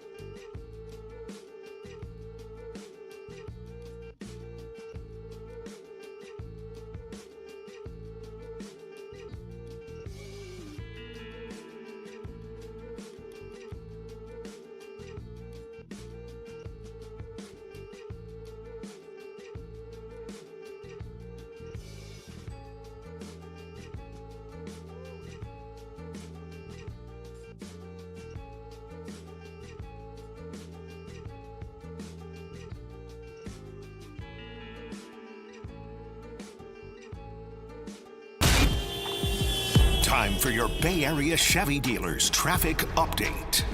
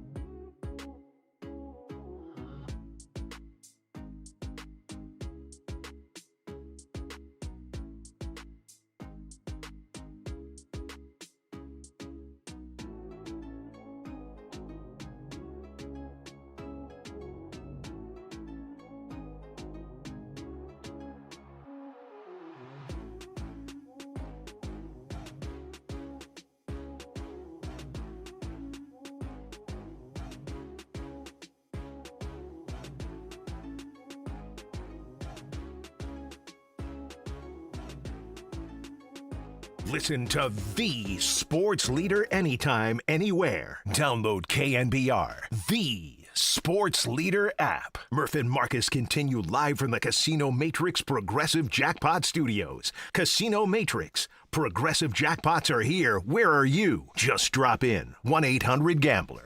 You're like, wait, what the hell's going on? Young Tony left, or all hell's breaking loose? They're playing Britney Spears rejoins. Well, there is a method to the madness. We'll tell you in a second. But first, did you tease these Bay FC tickets? Oh, I have not teased them today. Yo! I need to tease them. We're doing this all week, I think, right?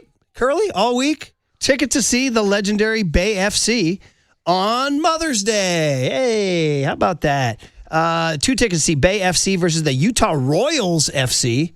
The legendary Utah Royals. Sunday, May 10th. That's Mother's Day. Don't forget Mom's coming up a week from Sunday. That's out, of course, PayPal Park in San Jose. Bay FC fans, you don't want to miss this. Be there Sunday, May 10th at 1 p.m. at PayPal Park as Bay FC takes on the Utah Royals in their AANHPI Heritage match. How about that? All right. Celebrate Mother's Day with special ticket offers for exclusive experiences and an egg hunt, Marcus. Plus, catch a halftime performance from Pilo, who will be bringing the vibes. Grab your tickets now at Tixr.com. But you can win 2 free ones from Curly right now. Caller number 10, 415-896-KNBR.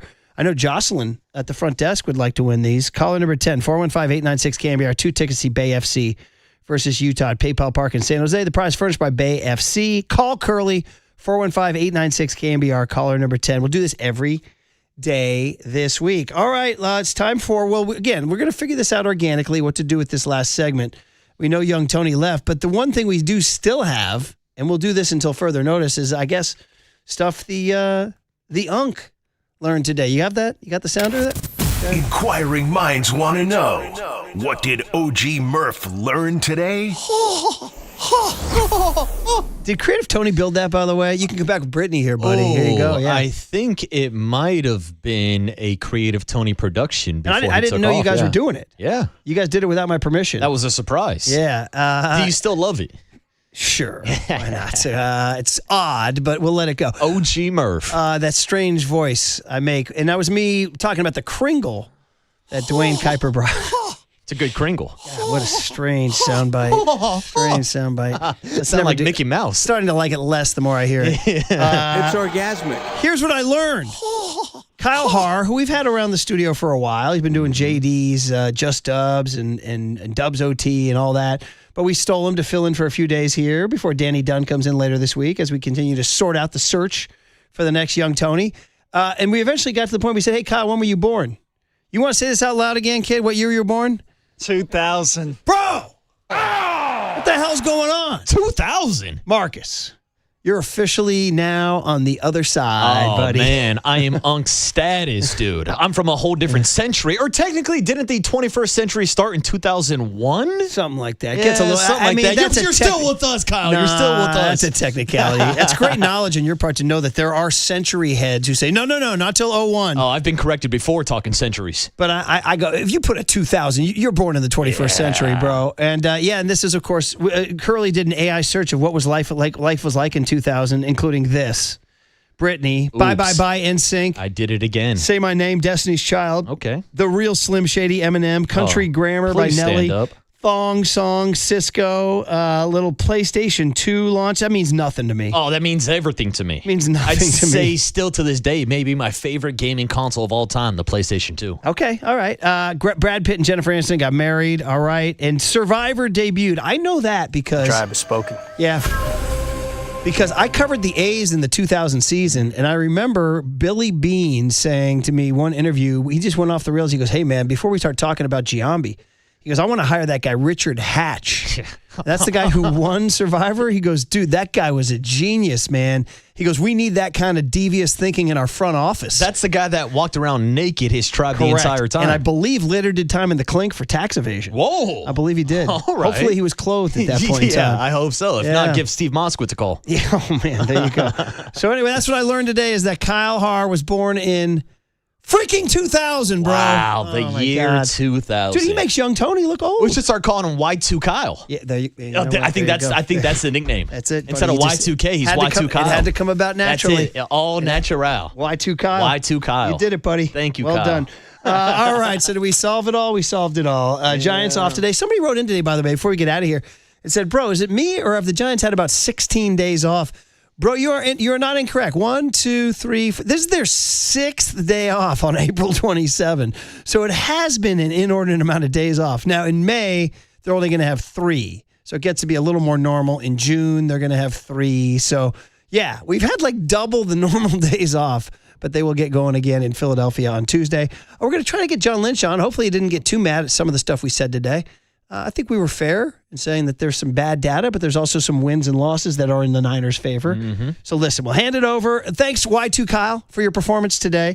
Papa and Silver is next with JD sitting in for Papa. And you are listening to KNBR AM and KNBR FM. Oh, by the way, I should have told you that me learning that was sponsored by our great friends at Bigelow Tea.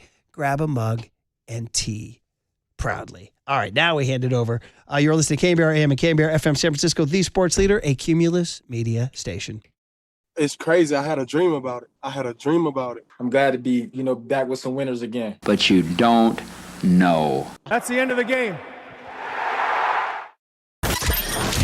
4 hours, 3 faces, 2 Gregs, and 1 place to be. Excellent. Greg Papa. Touchdown! San Francisco! And Greg Silver. Let me tell you something. There is no such thing as being calm. I am fired up to be here. This is Papa and Silver. Schmidt, 1 for 2. He's hit a double.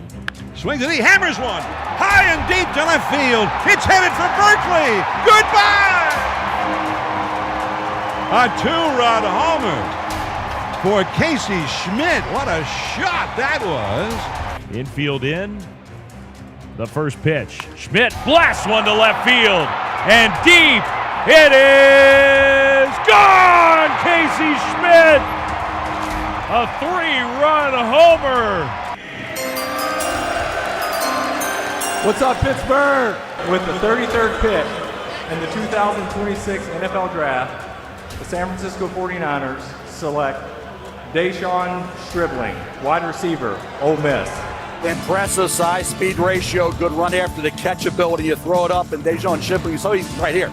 You see the burst out of the break. You see the ability here to make the catch and the catch radius as well. Tracks the ball over the shoulder, no problem in traffic. Plus, he's a blocker as well. He can get it done there. You see him here, turn on the jet after the catch and outrace those defensive backs into the end zone. Yeah, I haven't really had a favorite NFL team growing up in Hawaii, but I've always liked watching Puka Nakua's game. I'm a big fan of him. And also love watching DK growing up, so very excited to be in the league now and compete with all these guys and also learn from them.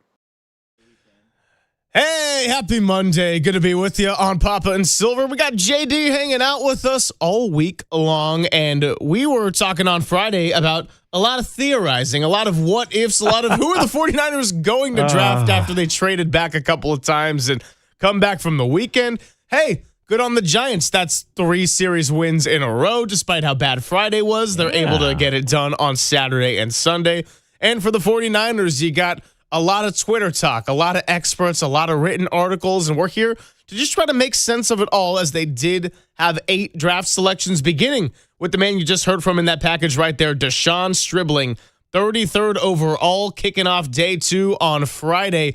That was the first selection for the 49ers, and then they went up and down the board, making a couple more trades. I think it was 5 total on the weekend. And hey, that's why we're here for 4 hours to talk about all of it. Sometimes I'm glad, as much as I love getting to do these shows, JD, sometimes it's nice to just let things play out for a couple of days. Because, hey, if we were doing a Saturday morning show, we'd be like, oh my God, the Giants aren't going to have a winning homestand. It's a disaster. Well, we got to just gather all the information, take a couple of deep breaths, and that's what's led us here. Good morning, my friend. Good morning. Good to be with you. Great to be in studio here in Daly City. And yeah, I mean, that's why you take it series by series. You can't get caught up in the game to game, although there are going to be individual games that frustrate you. And there are going to be, as we saw in the Dodger series specifically, and over the weekend, Saturday and Sunday, individual games that delight you if you're a Giants fan. But yeah, you got to take it series by series, and it is 3 consecutive series wins. They're on the crawl back toward 500, after the 6-12 start, and it's now 7-3. We're to that point where you can take the 3 series wins and 6-3, and the Dodgers series impressive, and then you tack on that last one in Cincinnati after things kind of hit the rock bottom point, at least so far this season, and the Giants are turning around. They've now had a 7-3 10-game stretch after having a 3-7 10-game stretch to open up the year. What does it all mean?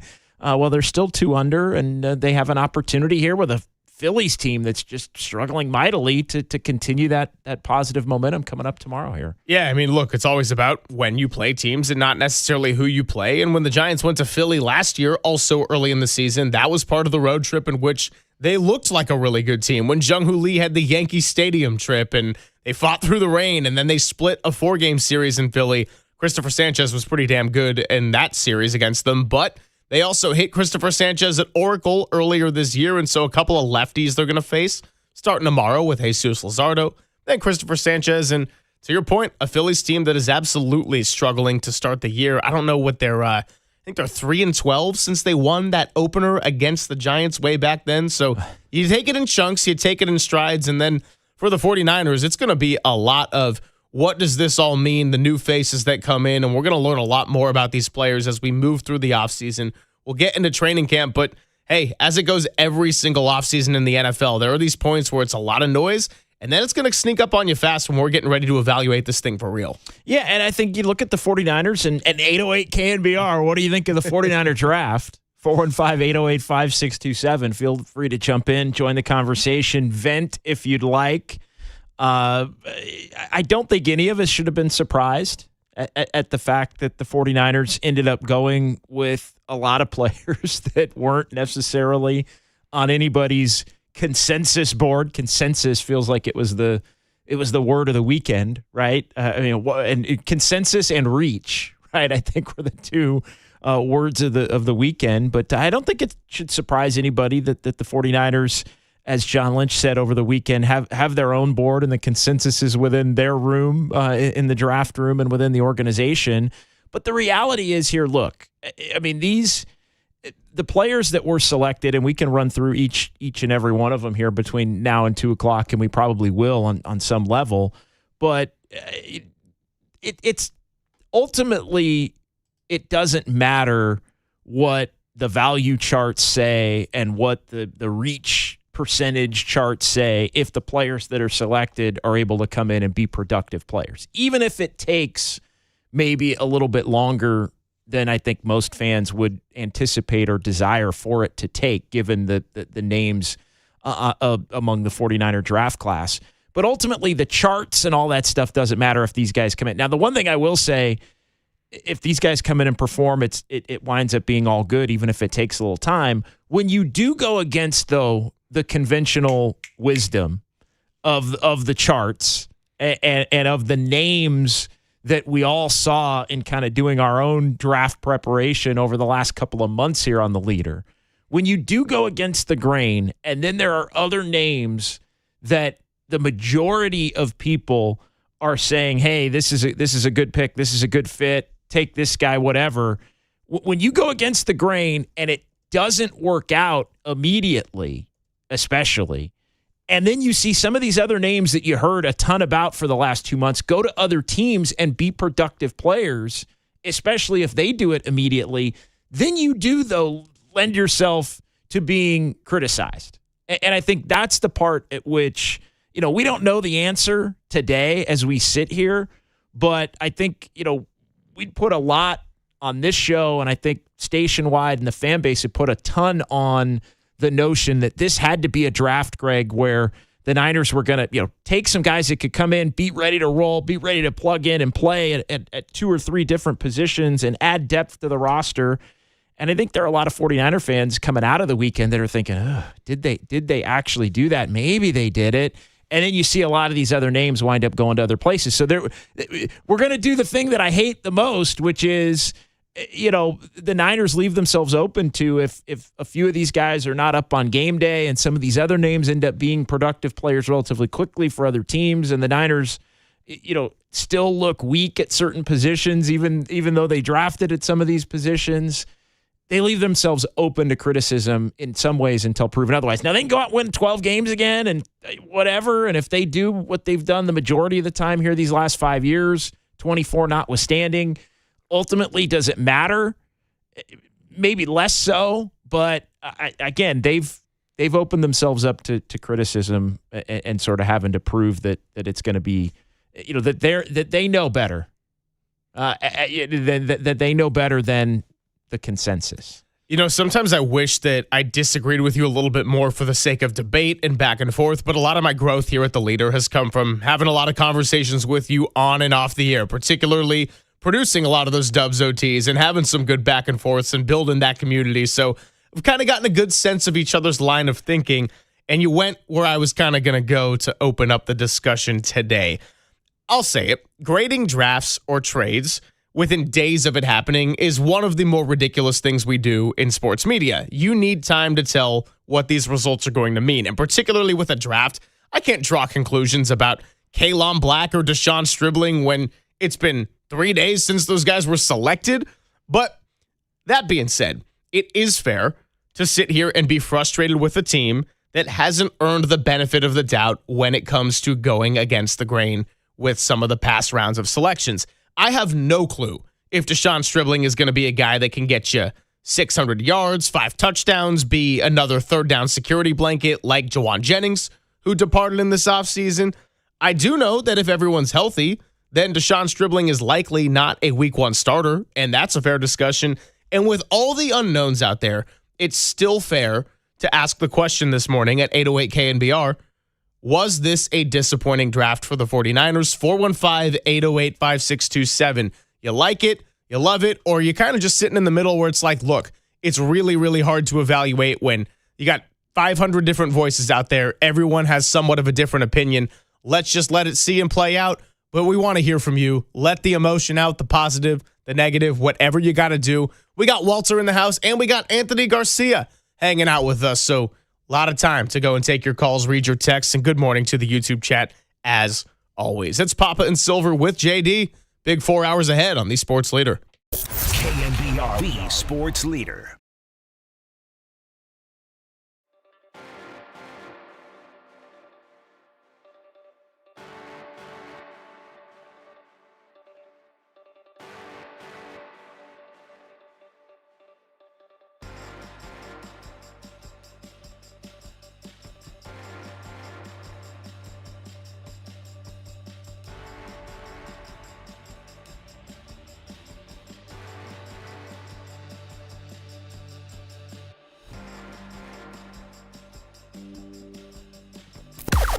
Now, from the O'Donnell Financial Group Sports Desk. Learn more at odfigroup.com. O'Donnell Financial Group, because planning is a process, not a product. Well, since we signed off with you on Friday, the 49ers went ahead and made 8 selections for the 2026 draft. Now, in the world of instant reaction, and a lot of times with that overreaction, what did you make of John Lynch and Kyle Shanahan's selections? Was this draft a disappointing one, or do you trust the football minds to go against the grain?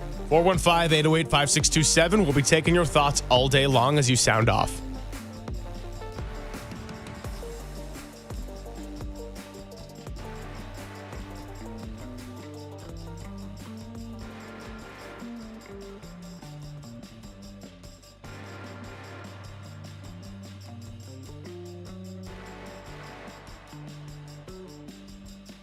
Hey, it's Silver, bright and early on a Monday morning. Well, at least for us. Murph and Marcus might be ready for nap time, but let's talk about the Dolan Law Firm, because some of those attorney ads that you see or hear out there, they're not local, but Chris Dolan and his team are award-winning personal injury and employment attorneys that have been in the Bay Area for 25 years. Now, if you've had issues in your workplace with discrimination, wrongful termination, sexual harassment, etc., your rights can and should be protected, and you can go to dolanlawfirm.com for more information. Now, over the past year, Chris and his team have also seen a lot of no-fault injury accidents. And actually, the lady was commuting this morning, and we learned about a fatal accident that happened in Mountain View. This is a true story. It's really tragic. Please be careful out there, especially when you're getting the week going. I know sometimes the transition from weekend to work week can be a little bit jarring and you feel in a rush, but it's not worth coming at the price of safety. Let's all do what we can to keep the Bay Area a safer place. And you can feel confident that you're in good hands with award-winning California Lawyer of the Year, because if and when you need that help, the Dolan Law Firm is there for you. They've secured more than $1 billion in verdicts and settlements on behalf of their clients. Don't worry about paying up front. Don't stress about the hourly rates, because the Dolan Law Firm isn't even getting paid until you are first. So they live here and they work here, but you know that most of all, they win here. Go to dolanlawfirm.com.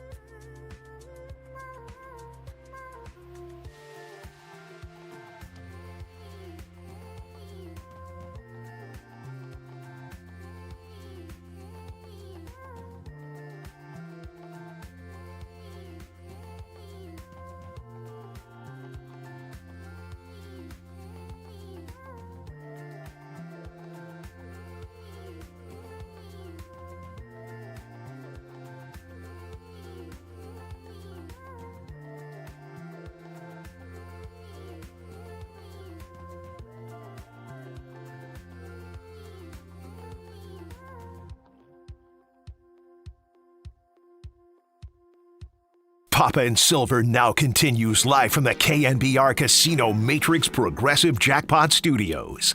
Casino Matrix. Progressive jackpots are here. Where are you? Just drop in. Please play responsibly. 1-800-GAMBLER. Filling in for Greg Papa is John Dickinson on The Sports Leader. Good to be with you as we get the week going. Greg Silver, John Dickinson, Walter, and Anthony hanging in the back, making it all happen, getting some camera on here with the music bed to start the day.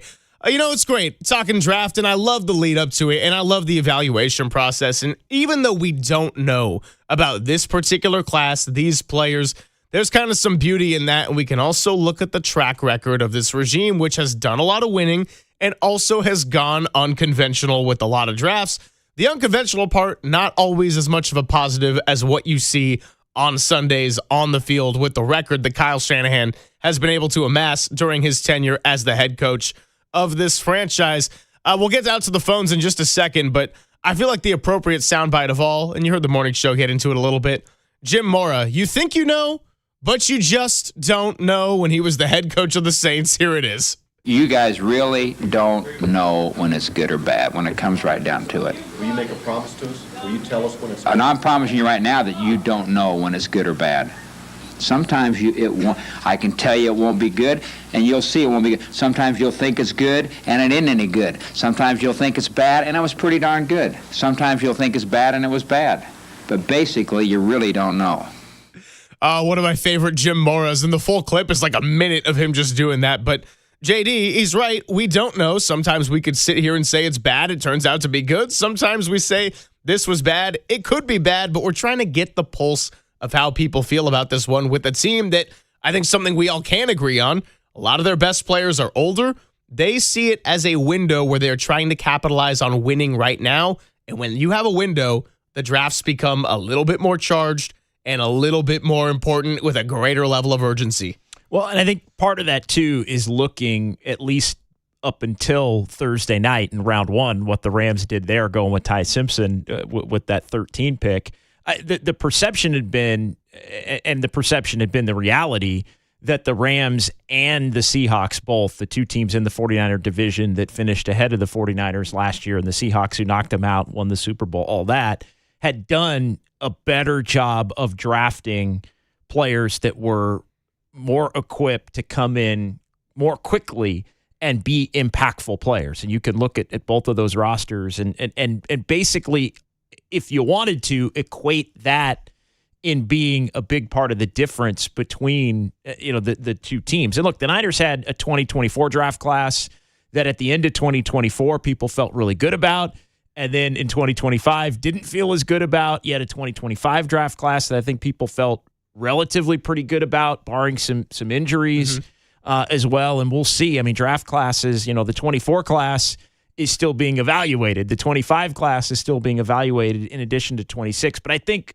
going in, the theme, at least among the fan base and the media, was this is a massive draft for the Niners to be able to get some of those guys that are plug and play at a number of these different positions. And I think maybe because of the Seattle and Rams examples, we got a little too over our skis in a sense at thinking maybe that things were going to be looked at a little bit differently than they had been looked at by the 49ers internally in the past. And then, the trading back and not making a pick the first night, like everybody was good with that. Like I thought that all made sense. And then you're thinking, all right, which wide receiver or edge is it going to be?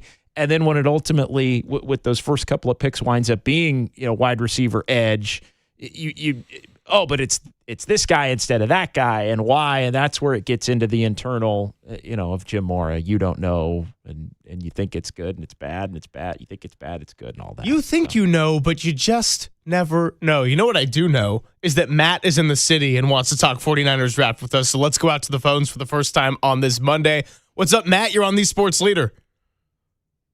Hey, guys. How's it going? It's going pretty well. Feeling good on this Monday, and just trying to make sense of all the information that we're gathering through Friday into Sunday night. What's going on? Yeah, I don't know. I think the best word at this point is just the way the Niners and John Lynch handle drafts is just confusing. I mean, you look back to last year with Mikael Williams. You drop down there, and they go get Williams when the best guy available was, I forget the guy's name, the All-American linebacker from that same Georgia team that we could have picked up, but then you go Williams. And then this year, they drop back. You say, oh, we trust him. And Lynch had that whole soundbite about, it's not just the numbers, it's not just the stats. You meet them, and we find guys like Fred Warner and Kittle who, after a conversation, you understand, what kind of young man it is, and these are the kind of guys we want in our franchise. And then you wake up today and undrafted Ephesians Frylock is on a table in a Niners hat in a club in Las Vegas. And I'm like, oh, what kind of young man did we see in this interview? You're undrafted. You should be head down trying to focus on football. I just don't even know anymore. I thought it was maybe a character test, and then we pick up guys who just, they don't act right. They don't, they're not workhorses. And then the ones you hit on, like Debo and, some of these later round guys, I'd love to say that Lynch knew all along, but Brock Purdy, Debo, these are lucky picks. You pick them because you think they're solid, but no one thought they were going to be what they are. And then Lynch just comes out looking like a genius. It's confusing, and I can't seem to figure out what the rhyme or reason or the pattern is with these guys. Well, appreciate the call, Matt, and a lot of good thoughts, so thank you for sounding off. I want to stow back to the word confusion, and it was a confusing draft. Confusing, JD, that's more than a fair word when we're talking about what the 49ers did, because, again, we don't know what the future is for Kalon Black or Carver Willis or Ephesians Prysock, if we want to go with our favorite pronunciation. I know Papa's probably appreciated that one when he was looking through the draft log this weekend. We don't know what the individual future is for a lot of these guys. And to be fair, a lot of drafts do come down to luck. There's a lot of injuries that go on throughout the season, right? This is one step in many that contributes to an NFL season. That being said, when Walter was doing a little take it or leave it, and we're finishing out the week, kind of just asked the question of like, hey, what do you want to see the 49ers do, essentially? And your answer was quite simple, not in the sense of get a guard, get a receiver. You said go and get someone who could be a day one starter. Do we feel like they did that with their top-end picks? I don't. And that, again, that doesn't mean these guys are going to be bad players, but like Chase Basantis went at 34, the pick after Deshaun Stribling. That's a guy who you would have said, cool, there's your starting left guard going into the season. Then you went and got a guy on the D-line who could be a nice situational pass rusher, and bolstering up the D-line, given what you had last season, Romello Height, that was a pick I was cool with. As far as Kalon Black in the third round, not just the fact that other people might have had him valued as a sixth round kind of player, you know he's not going to come in and be a day one starter. Oh, and by the way, on top of that, this is a guy that caught like 12 passes in his college career. Yeah, we don't know the answer as to the level at which Stribling can come in and perform. Romello Height, I do think, is the one that projects to be able to come in and maybe not be a starter because he would figure to be more of a situational type pass rusher, but somebody that could be effective in his role to look to add to this team. But to me, I mean, it's confusing. The one thing that I do think needs to be pointed out, it's confusing based on consensus.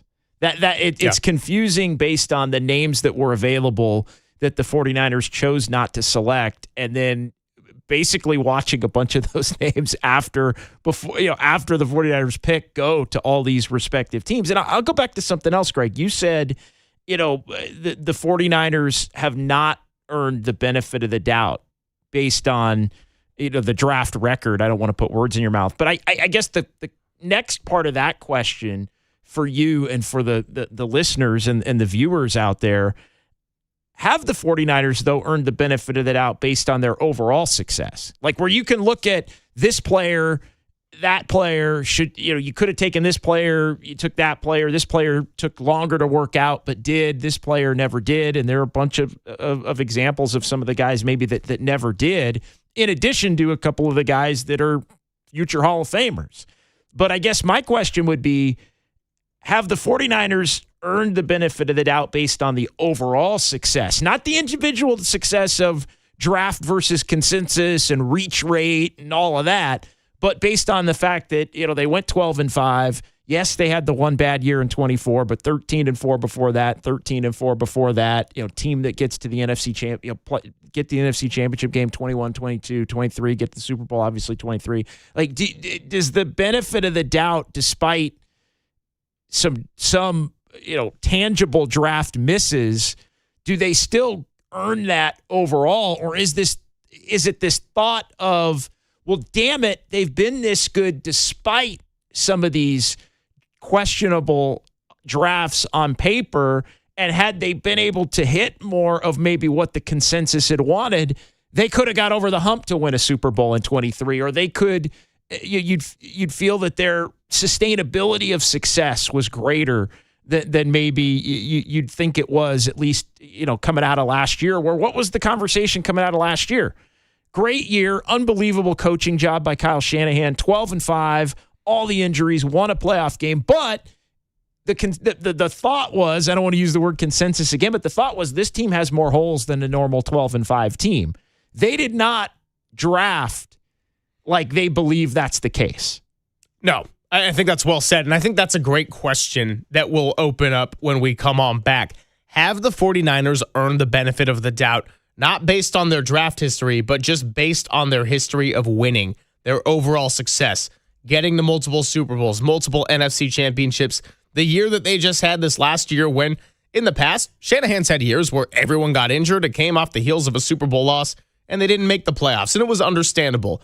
This year, it was a different story where it didn't matter. You still won 12 games. You still won a playoff game on the road and knocked off the defending champions. So have they earned that benefit of the doubt based on the regular season success and a little postseason as well? Let's get into that next. It's Papa and Silver with JD. 415-808-5627 to join the conversation on The Sports Leader. Because it was confusion.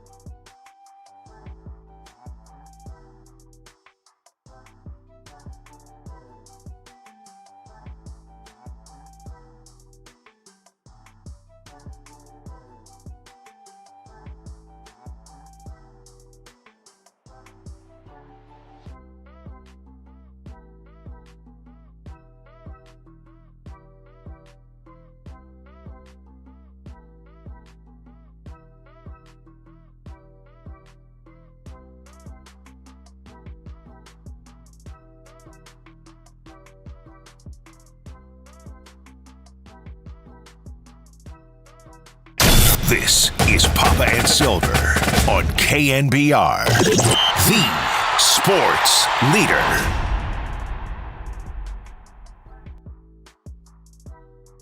Filling in for Greg Papa is John Dickinson on the Sports Leader. Silver and JD with you on a Monday. 49ers draft. By the way, never teased our guest list. Matt Barrows is going to join us coming up at 11:50, and then We got a looming Steve Kerr decision, so toward the end of it all today, we'll talk to Dalton Johnson at 1:30 of NBC Sports Bay Area. Dalton Johnson, also a name that was drafted from Arizona to the Raiders. Congratulations. I know. I texted him yesterday. I was like, hey, congrats on getting drafted to the Raiders. In all seriousness, you want to come on the show? So we will talk to him, and I don't think he has any plans to go to Vegas, maybe until NBA Summer League or anything like that coming up. So 808 KNBR is the number.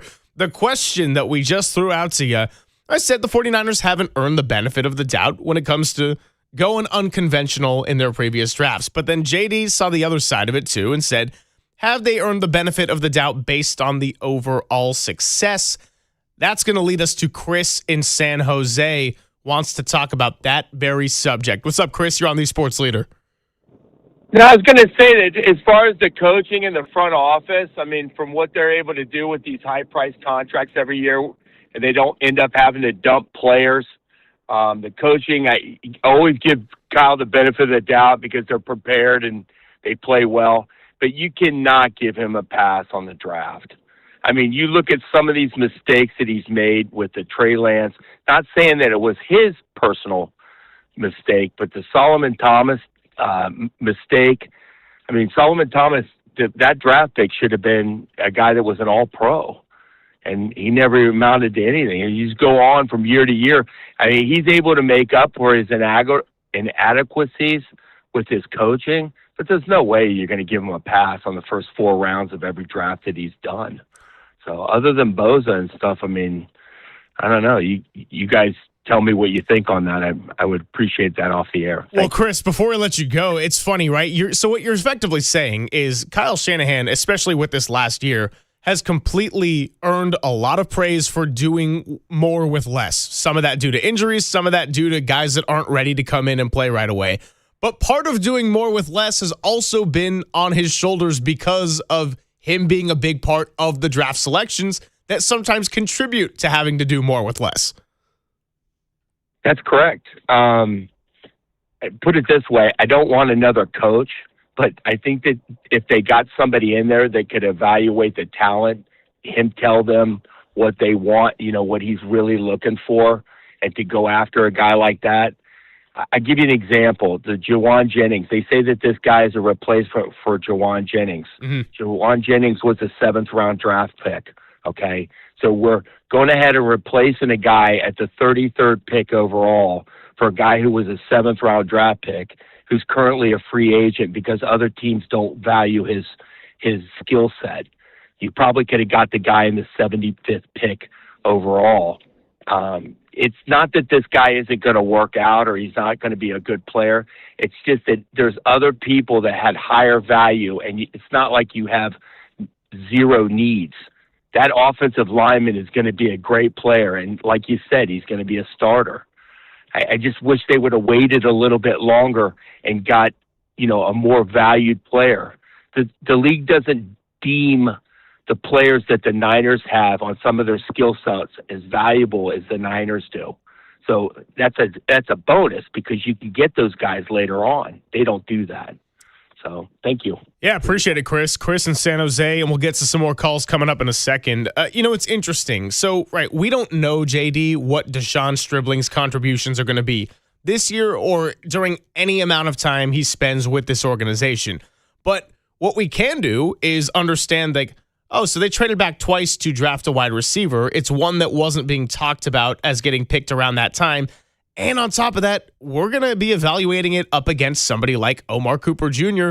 Remember you asked me on Friday, you said, I like that they trade back. You said, what did you think? And I said, I thought the second trade was one that was a little curious, thinking that was a spot for Omar Cooper Jr. I was surprised they went wide receiver with 33, knowing that they had the opportunity to get someone who they had a top 30 visit on and ultimately didn't. So now, that is part of it. We're going to be evaluating Stribling based on how it worked out and the way they valued him maybe more than the big board. But you're also going to look at guys they had the option to take around that time, Denzel including Boston's another Denzel one. Boston. Exactly. Yeah, no, Denzel Boston's another one there. And I do think it's a little unfair to say, hey, to me, you can't go back and say, well, they drafted Stribling to replace Juwan Jennings, and Juwan Jennings was a 7th round. Juwan Jennings was the production of a 2nd or a 3rd round pick. Yes. maybe even a first-round pick. Yeah. Honestly, given so you're like you're replacing what Jawan Jennings became. You're not replacing what Jawan Jennings was when you drafted him, and that's the thing that I think ultimately frustrates 49er fans is this notion that, hey, you can get all the guys that you want, just get them later. And sometimes you can't always necessarily get the guys that you want later on, but you want to make sure that you get the guys that you really, really like. And I think that's where, the 49ers with their own board, which tends to go against the consensus, can sometimes get them, hung up a little bit. But it's the notion that I completely disagree with that. Well, you're replacing a 7th round guy, so you take, go find another 7th round guy. It doesn't always work that way either. No. And I mean, it also speaks to they've gotten a lot of value out of guys they've picked in later rounds, but you got to weigh that also with the fact that they have done a lot of swinging and missing on day 1, day 2 picks. The other thing that with the 49ers, I think is a little bit more unique than maybe other organizations is you've got, Kyle Shanahan, who was the first person hired, and then John Lynch, although he is the general manager, ends up coming in after Kyle Shanahan. But Shanahan still has, I would say, more sway than most coaches necessarily do. And it's different for every organization, but some organizations, it's, hey, GMs and scouting staff and front office, they pick the players, coach coaches the players. It's all on that. So you also, I think, when people want to litigate blame, it is everybody. Like it is when John Lynch says, consensus within their room. It's not just like you can't separate. You can't say John Lynch screwed this up without equally kind of saying Kyle Shanahan screwed this up or anybody else within the front. That's one thing that does make me bristle. It's like, well, Kyle this and John Lynch that, and it's got to be it's a collaborative, people. No, and it's been a collaborative now for a decade. And it's been probably more collaborative between head coach and general manager than a lot of other organizations with the draft selections and the type of players and the trust that Kyle Shanahan's been given. And they clearly have a type. Like they clearly value some of the internal stuff in terms of guys that are their type of guys in terms of, I think, their ability to develop them. I think that's where it comes in. I think when you get really specific on some of the intangible stuff, to me, that's more, hey, we think we've got a better shot at developing player X to become a certain fit as opposed to maybe somebody else that would be deemed to be more talented overall. Let's keep it moving. Sam is in Arizona, wants to talk a little draft and development. What's up, Sam? You're on the Sports Leader. Hey, guys. Thanks for taking my call. So, the best predictor of future behavior is past behavior. And I'm not going to go through all of the past, but it has not been good. We've heard all about that. Other than Brock Purdy in the 23 draft, that was a bust. You can go right down the list. But I have to ask the question, if this is the consensus that John and Kyle are doing, and I believe it is, how's that working? Not real well when it comes to these results. The second part of that, though, is, I look at some of these players that they have drafted, and Danny Gray was supposed to be some speedster that was. I don't know if Kyle doesn't want to put these people on the field. I don't know if we don't develop them well, but you can go down the list of guys that they have drafted in the past that might have been a reach, but still I think have unbelievable talent, and they don't make it on the field. I don't know that this year's draft is a good draft. Anyone who says they know is kind of full of themselves. I have no idea. But if I go back on past drafts and I look at the reaches they've made, I can predict it's not going to be very good, either because we don't develop them very well, or Kyle doesn't like the young player, or whatever the deal is. We have a list and a litany of players who come in with a lot of potential that either don't make it on the field. Garendo. What happened to Garendo? Done. James from last year, no idea. Nick Martin, 3rd rounder, no idea. Something is wrong in the consensus of how they draft or in the development. I'm not close enough to know, I'd love to have somebody who is kind of answer that question. Yeah, appreciate the call, Sam. And, it's funny. He's right. Anyone who says that they do know needs Jim Mora to tell them, you don't know and you never will. But, there's been guys who have come in and contributed right away, right? Deebo Samuel, Brandon Ayuk, George Kittle, they all were early contributors in their career. And it's also fair to bring up the Danny Grays, the Cameron Latus, who it wasn't just that it didn't work here with the 49ers and then they found a different home elsewhere, JD, and then thrived. It was... No, they weren't able to be on an NFL field because they weren't that caliber of player.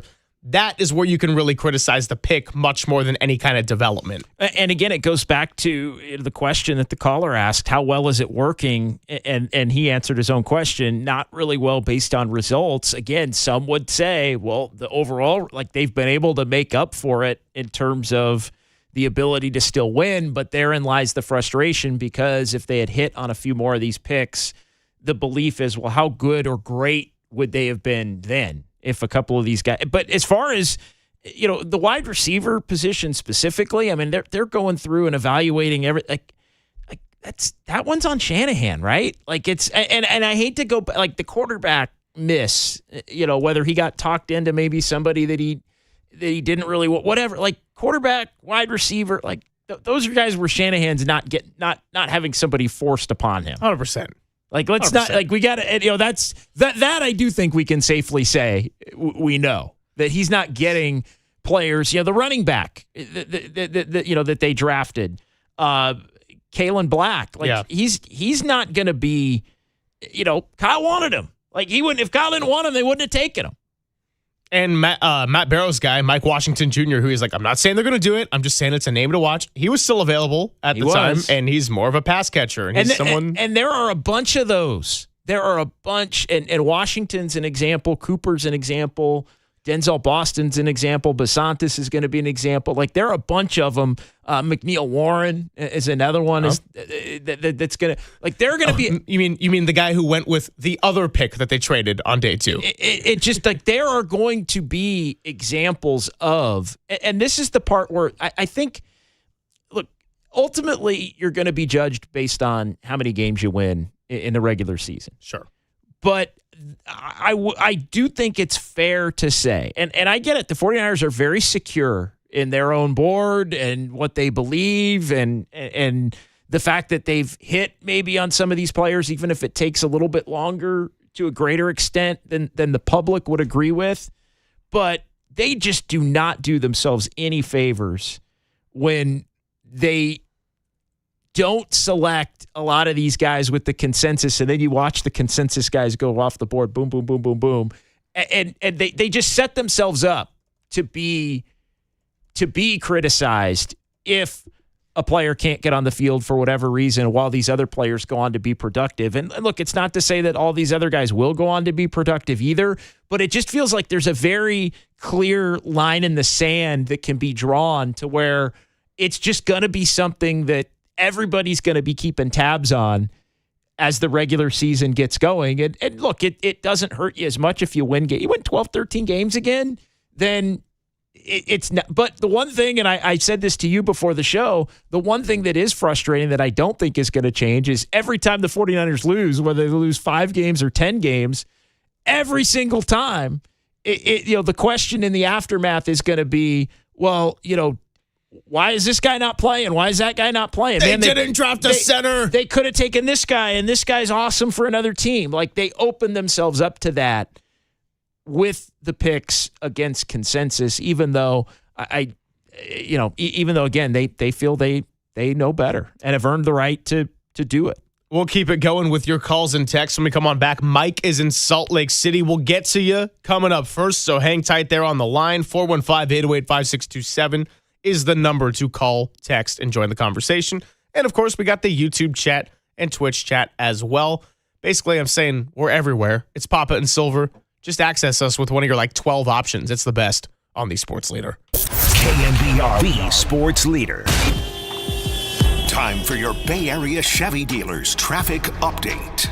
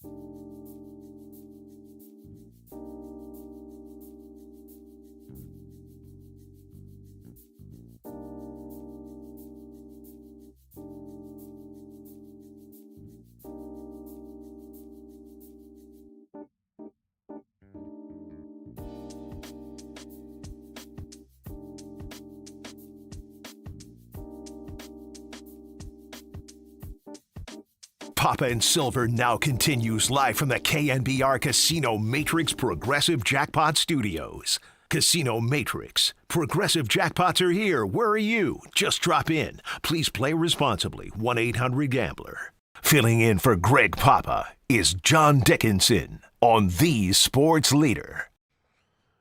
Papa and Silver with JD getting going on a Monday. Giants take 2 out of 3 over the weekend after losing on Friday, and so they're putting together some series wins. And, of course, the NFL draft was the big story beginning Friday at 4 o'clock when the 49ers were on the clock. Now, JD and Krug and Husak did the whole draft coverage, traded back a couple of times, and ultimately did not pick in the first round. So we reconvened on Friday and thought, what are they going to do? Matt Mayoko said, I think one of the first 2 picks will be used on a left guard where they need a starter. JD said, I'll believe it when I see it.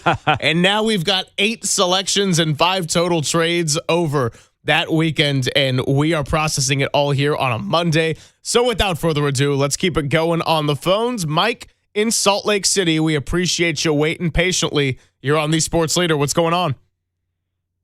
Yeah, good morning, guys. Typical long-time listener, first-time caller. I go back to the Frank and Mike days, so I listen to you guys all day, every day, from Murph and Marcus all the way up to Dirty Work, and then when the ball game comes on. So I go way back. You're the man. I'll just say, Mike, real quick. Yeah, we appreciate that, Mike. Basically, what I'm saying is you're the man, and you know ball because you listen to all of us all day long.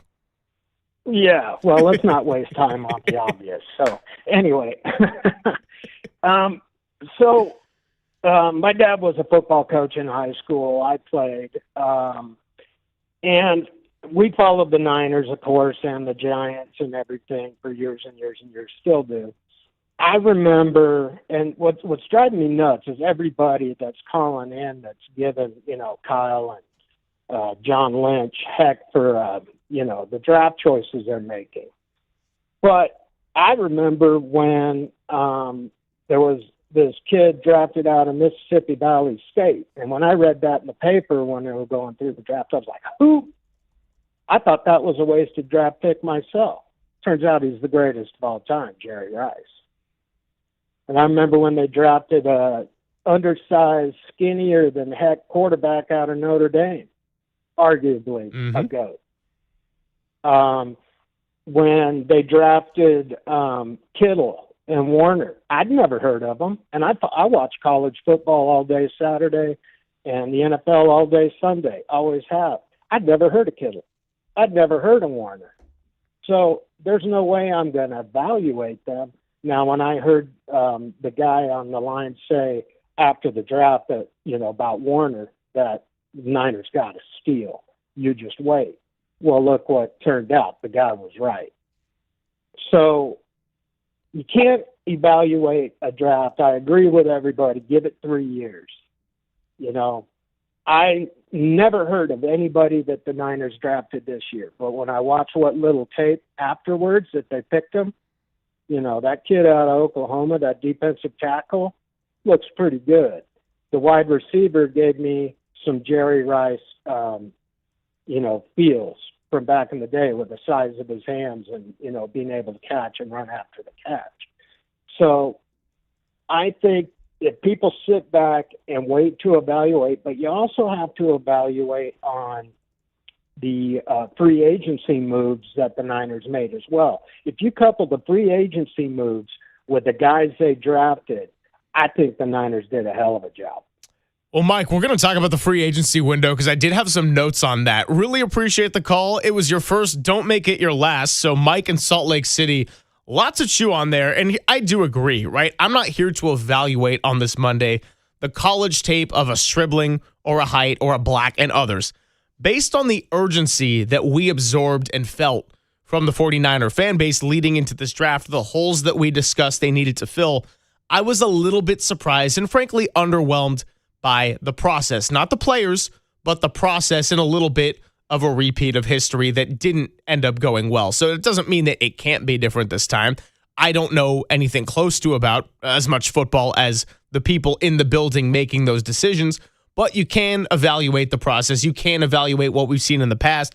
And here's where I'll bring up the free agency part, to Mike's point, is You know how we had that discussion when the Giants weren't doing well early in the season, how some parts of this team, with the way it was constructed, told you, we believe we're a playoff team and we're going to compete. But then other parts of the team were telling you, wait, do you see yourself in that way?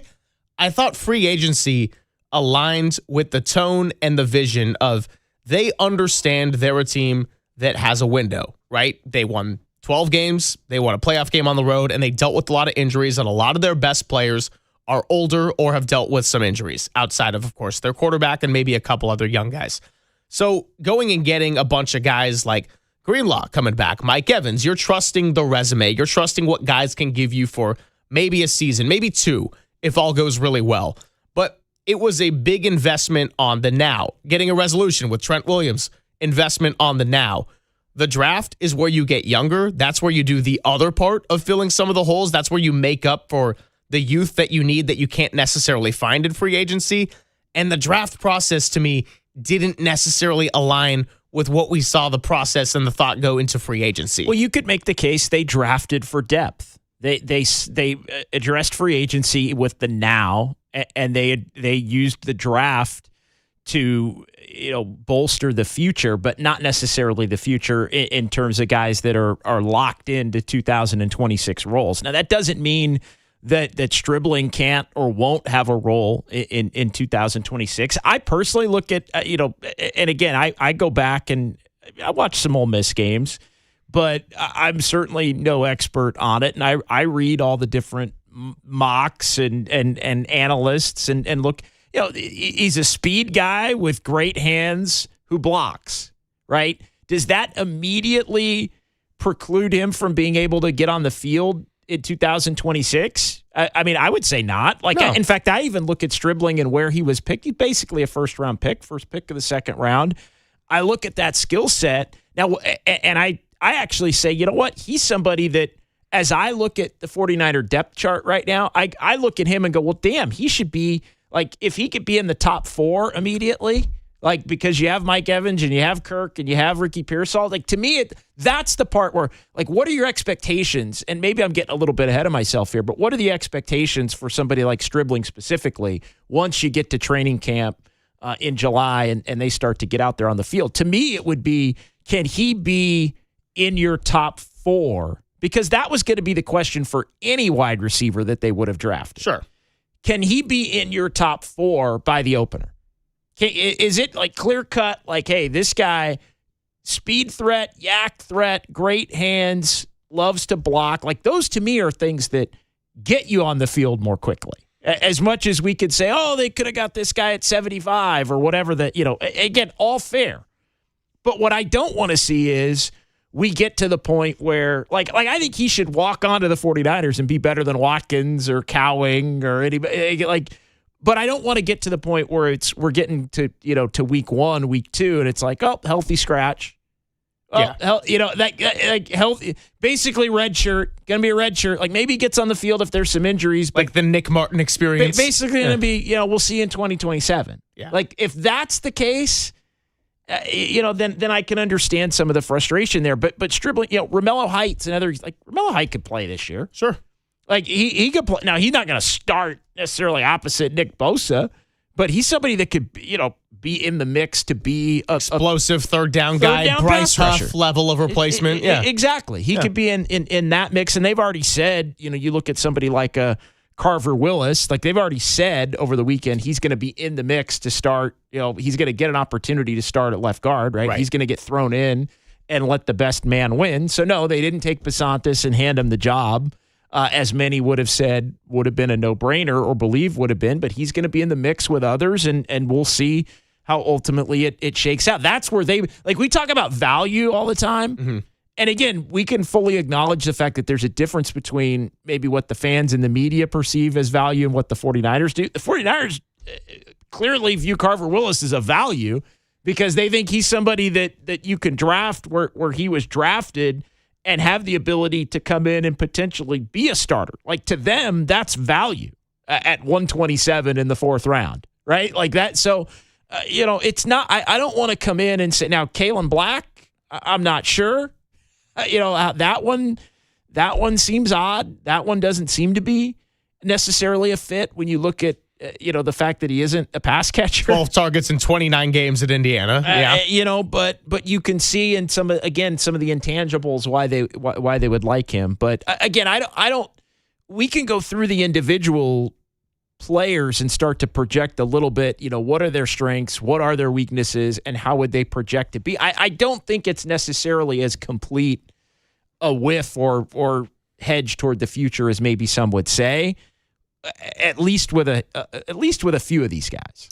Well, going back to the Carver Willis point, and once right? you get into like the back end of the fourth round, like once you get into Prysock and Duggar and Enrique, like then it's like, all right, well, we'll see. Like that, those guys that you're not even worried about. It's those first 4 or 5 picks, I think that everybody's hyper fixated on. Well, going back to what I was talking about with the process, not much of the players, but the process. I mean, they made it clear at the owners' meetings, like, yeah, we have a hole at left guard. Ben Barch departed. Spencer Burford departed. We need to find a starting left guard. And they didn't have Trent Williams signed yet at that point either. Now, Carver Willis was a tackle at Washington. Well, he played both right and left tackle, but he's also got the length that suggests maybe a move inside to the NFL. But what's interesting to me is the message was, we have a hole at left guard. And then after going through the draft, it was like, well, yeah, I mean, we got guys like Connor Colby who are going to compete, and maybe Willis slots inside. And I'm thinking, well, what changed if the messaging was that's an area where we need a starter? And we can debate about, like, people are going to say they need a new center. Well, as far as the 49ers see it, they have a starting center in Jake Brendel. Left guard was like the one area on the roster where you could have gone into the draft and say, yeah, you need a starting position at that point. And they effectively drafted 2 tackles with the option of like, yeah, well, maybe we'll just move Carver Willis inside and have him compete with these other guys who had very mixed results last year. 808 KNBR, 415-808-5627, the number to jump in and join the conversation. How you feeling about the 49ers draft? Do they get the benefit of the doubt for what some would call confusing, unconventional picks that don't fit the consensus? Because it was confusion.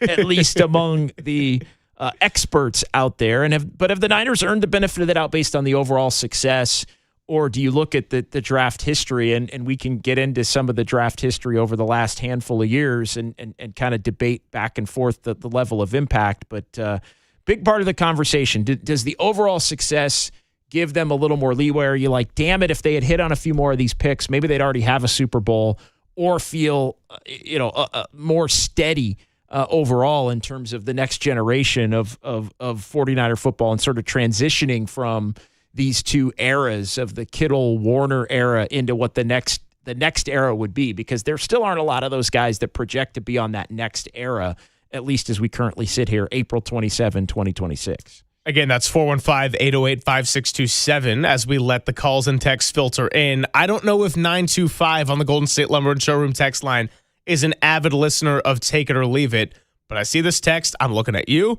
I'm looking at Walt. If you need a left guard, draft a left guard. The Niners always try to get too cute. Getting too cute was a discussion that you guys both brought up about what do you do with 27? Would you take a tackle that you could move inside? And effectively, both of you were pretty adamant on the message of like, don't get too cute with this thing. I think there's a general feeling out there based on everything that I've been reading, and not just from any account on social media. I'm talking about writers and reporters.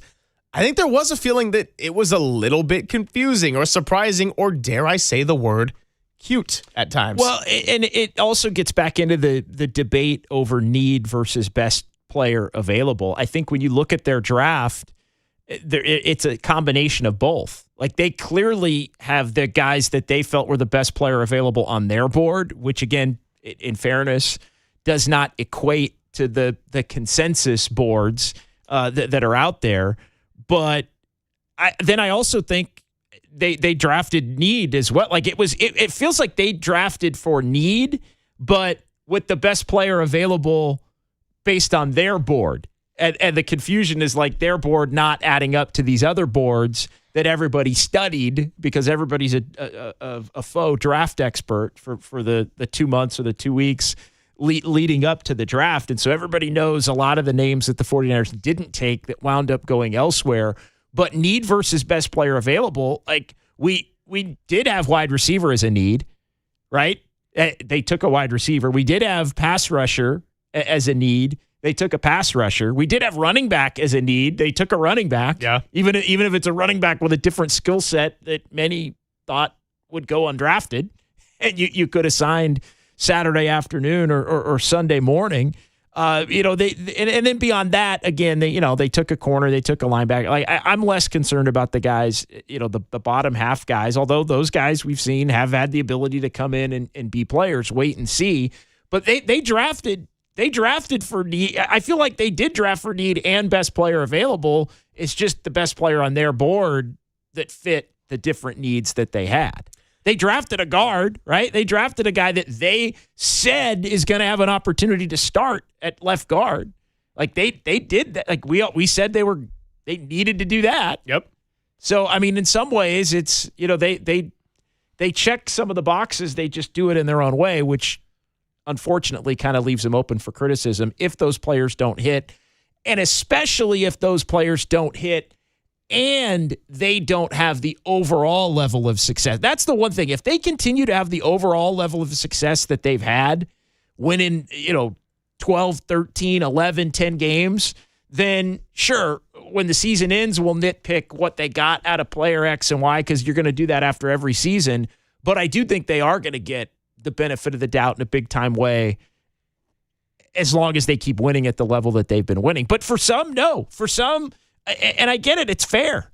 Like some believe that the inability to be more consistent in the draft is the difference between this team getting over the hump to win the Super Bowl and just being a team that's been great and in the mix every single year, basically. Well, look, and we don't know that today with the player hitting or not, or the team's level of success or not. There's no way we're going to have answers on that for a minimum handful of months. But as far as the benefit of the doubt, my point is no, they don't get the benefit of the doubt based on the history of going against the grain with top-end picks in the draft.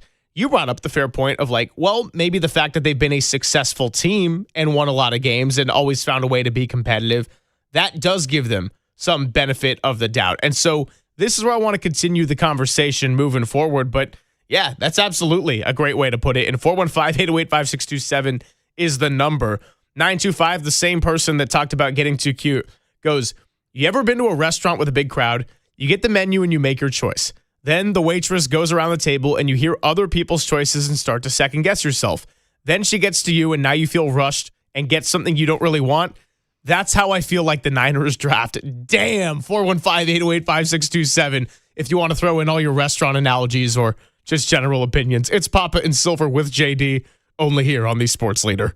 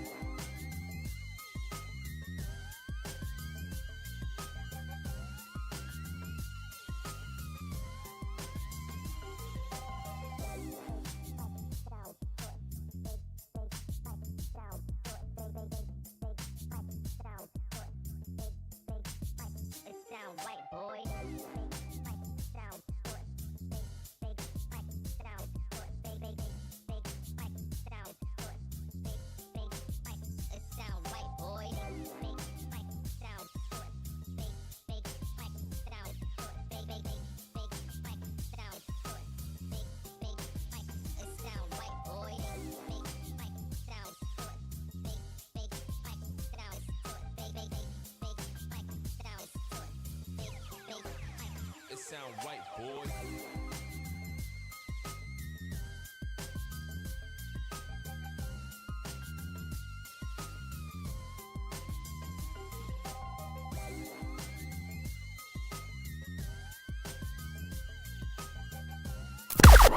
Now, from the O'Donnell Financial Group Sports Desk. Learn more at odfigroup.com. O'Donnell Financial Group, because planning is a process, not a product. Well, since we signed off with you on Friday, the 49ers went ahead and made 8 selections for the 2026 draft. Now, in the world of instant reaction, and a lot of times with that overreaction, what did you make of John Lynch and Kyle Shanahan's selections? Was this draft a disappointing one? Or do you trust the football minds to go against the grain? 415-808-5627. We'll be taking your thoughts all day long as you sound off.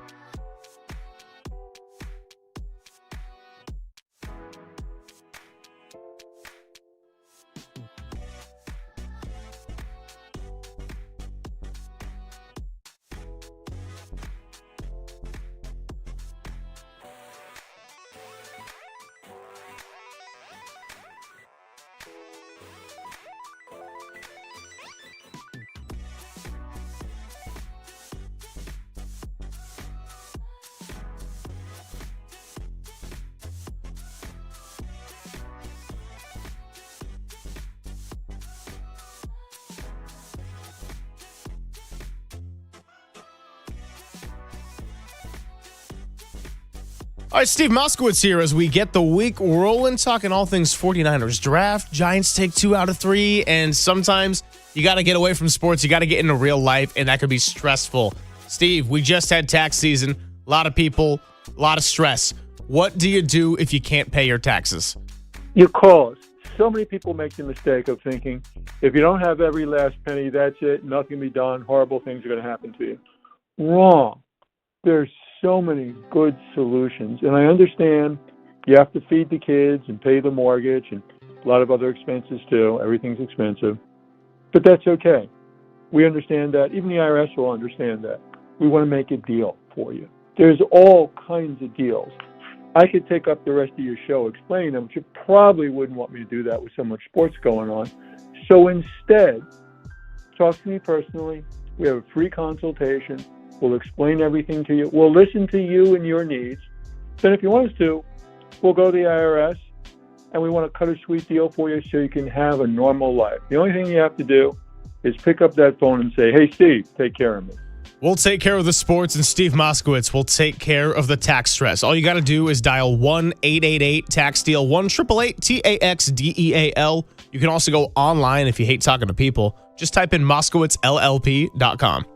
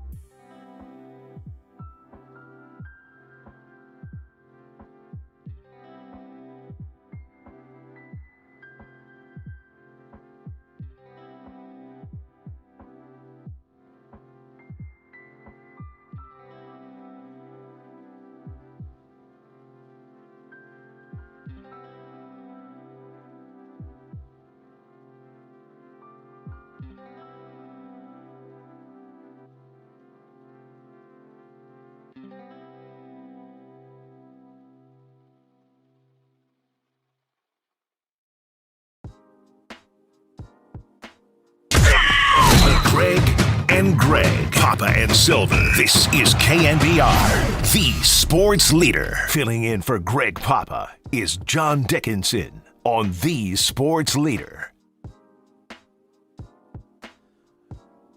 Papa and Silver with you. We'll talk to Matt Barrows coming up at the end of the hour. Of course, he and Vic Tafer and Nick Wagner and so many of the greats on our beat did a fantastic job with the coverage and also asking some of the difficult questions and just trying to parse through the 8 draft picks and the 49ers strategy with it all. It's not so much about evaluating the individual players, but your reaction to the overall process. 808 KNBR, do the 49ers deserve the benefit of the doubt based on their draft history, based on their success on the football field? That's been the big subject here in hour number 1. We'll get out to the phones in just a second. I got to appreciate another text coming in from 707. We had the 925 talking about panic ordering at the restaurant. 707, the 49ers draft was like shopping at the grocery store. They needed paper towels and dog food, but they came home with apples and bananas. Nothing wrong with apples and bananas, but, you got to be able to feed your dog and hit all the boxes with the needs. So I'm not sure about the analogies. I'm not sure. They're funny, but I'm not sure they equate.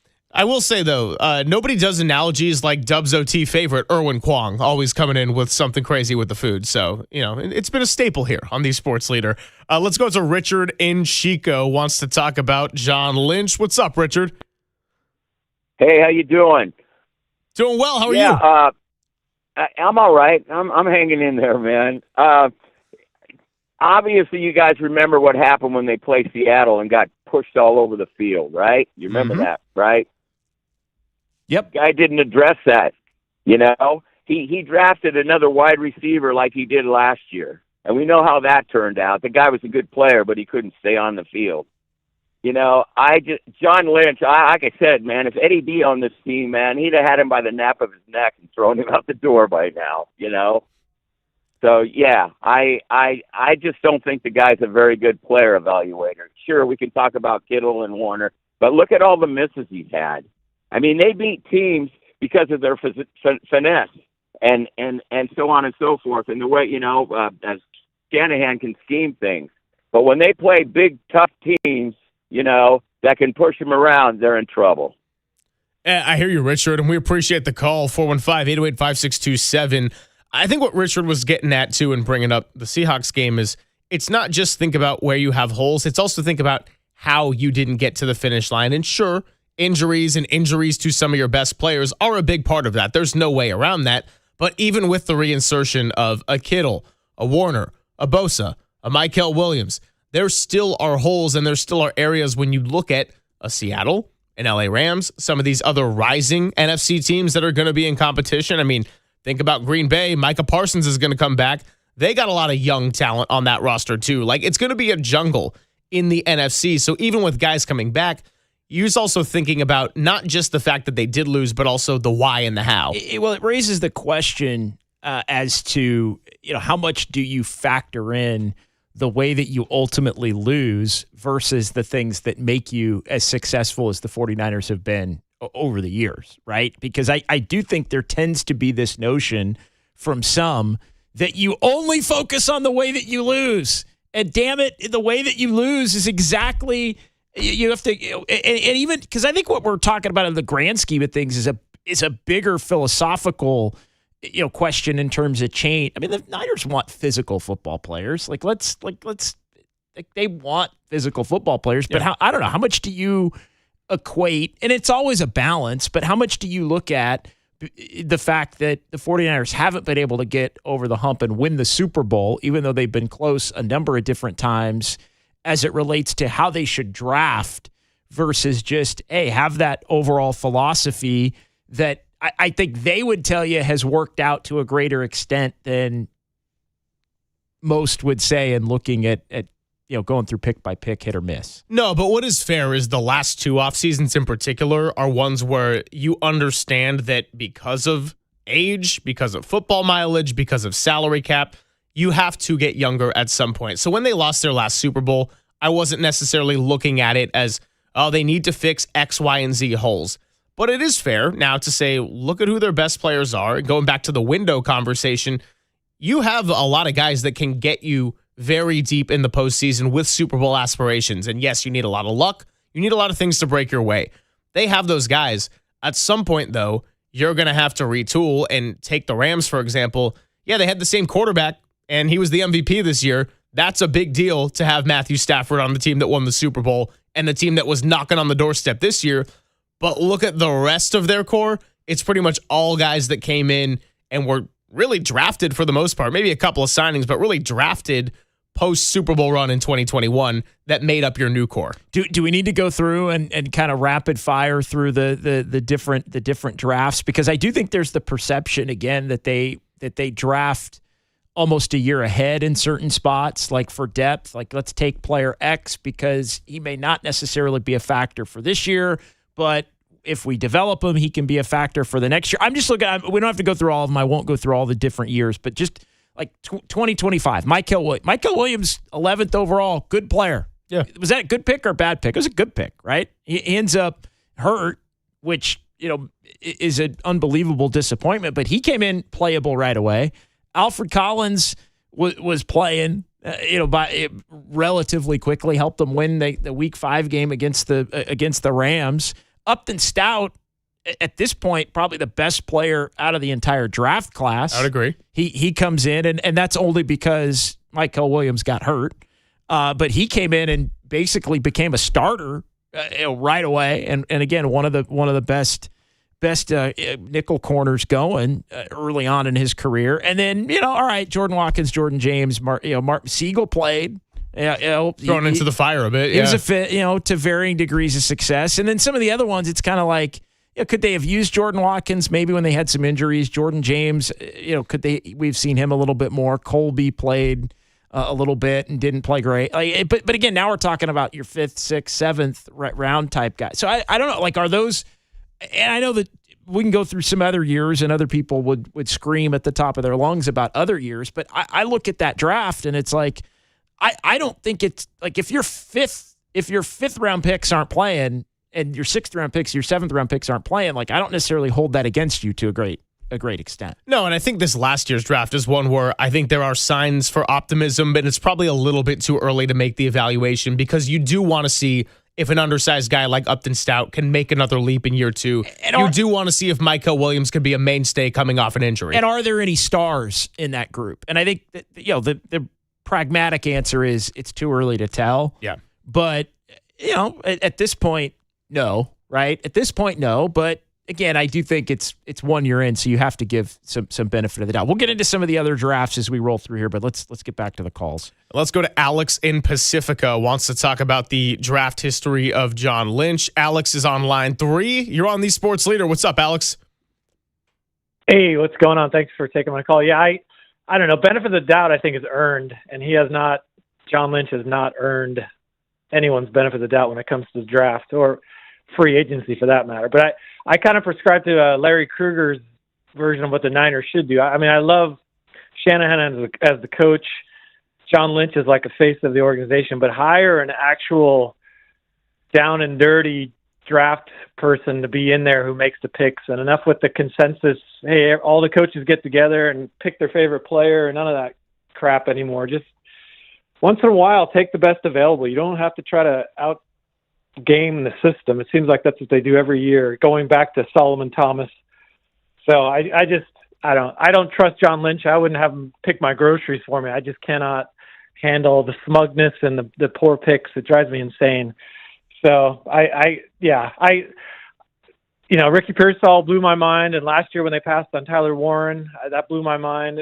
You could say whatever about Mikael Williams, but their obsession with the D tackles just drives me insane. But I'll always be a Niner fan, and I appreciate the time, but no on benefit of the doubt. And thank you. Alex, before we let you go, did it surprise you that they went wide receiver knowing that they could have gotten somebody like Omar Cooper Jr. at 30 after the first trade? I think we lost him. Man, he was quick. It was a good call. It was a good call. Really good call. Sometimes you say your piece and you keep it rolling. Yeah. Say your piece and keep it going. But yeah, I mean, I think that's a completely fair statement, and where a lot of 49er fans are. No, you don't get the benefit of the doubt. And again, I asked the question because most people separate it, and I think that's entirely fair, right? You get how well your seasons go, and then how well your drafts go. And look, they are obviously related. You need guys that can come in and perform and help. And the Niners, it's not like they've been completely void of that through the years. But I think the thinking through a lot of these years is, hey, this team has won despite having too many misses in the draft. And if they had fewer misses in the draft, they, again, would be closer to or have already maybe gotten over the hump to win that elusive Super Bowl. Well, to use an analogy, and no, it's not a grocery store one, nothing to do with food, but remember how at the end of the Warriors season, I kind of brought up, is it almost a curse that Steph Curry is still so good at this age and capable of being a number one option because it highlights the shortcomings you've done to find the right talent around him, the right young foundational pieces around him. I almost look at it in that way of like, and no, I'm not saying it would be better if the 49ers were a 5-12 team where this thing just completely imploded on them, but is it almost a curse to see how well they can be coached, how well they can overcome adverse circumstances, especially in this last year, and know that if they were just okay on some of their top end picks, that it might be enough to get them over the top. Yeah, I think that's equally fair. To me, you want to win games. Like the bottom line is you want to win games. So now it doesn't absolve the draft stuff necessarily, but it's I can't call winning games. I can't call winning games a blessing and a curse. Like winning games is literally the name of the game. Yeah, I think it's the kind of thing where when you get down the path of overthinking, you're like, oh man, well just what if? What if it was like 10% better? But no question. Yeah. Anyway. We'll keep it going with the phones when we come on back. Nick, Don, we'll get to you coming up shortly, and then Matt Barrows will join us at 11:50. It is Papa and Silver with JD on the Sports Leader. KNBR, the Sports Leader.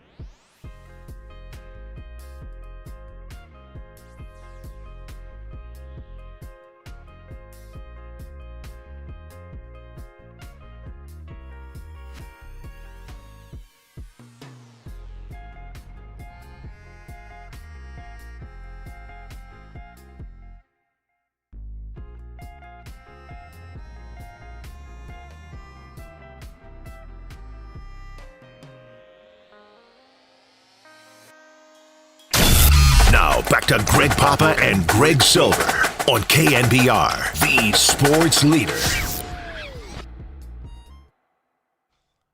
Good to be with you. Greg Silver, John Dickinson, Walter Icabelceta, Anthony Garcia. We're all hanging out with you, and we got a lot of great calls and texts to get to. Matt Barrows will kick off the guest list for us coming up in a bit.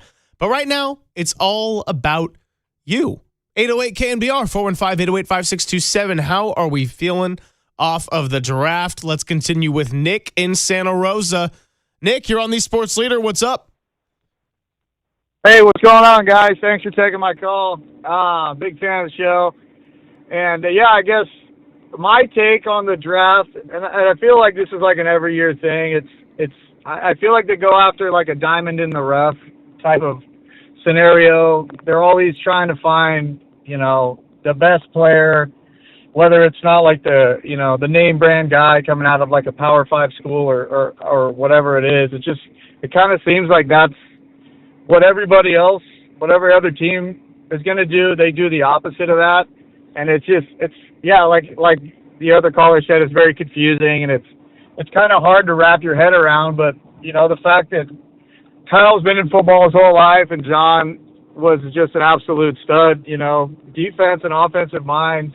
You would think that they would kind of have this, this figured out, but to us, it just seems like, they don't, and it's confusing.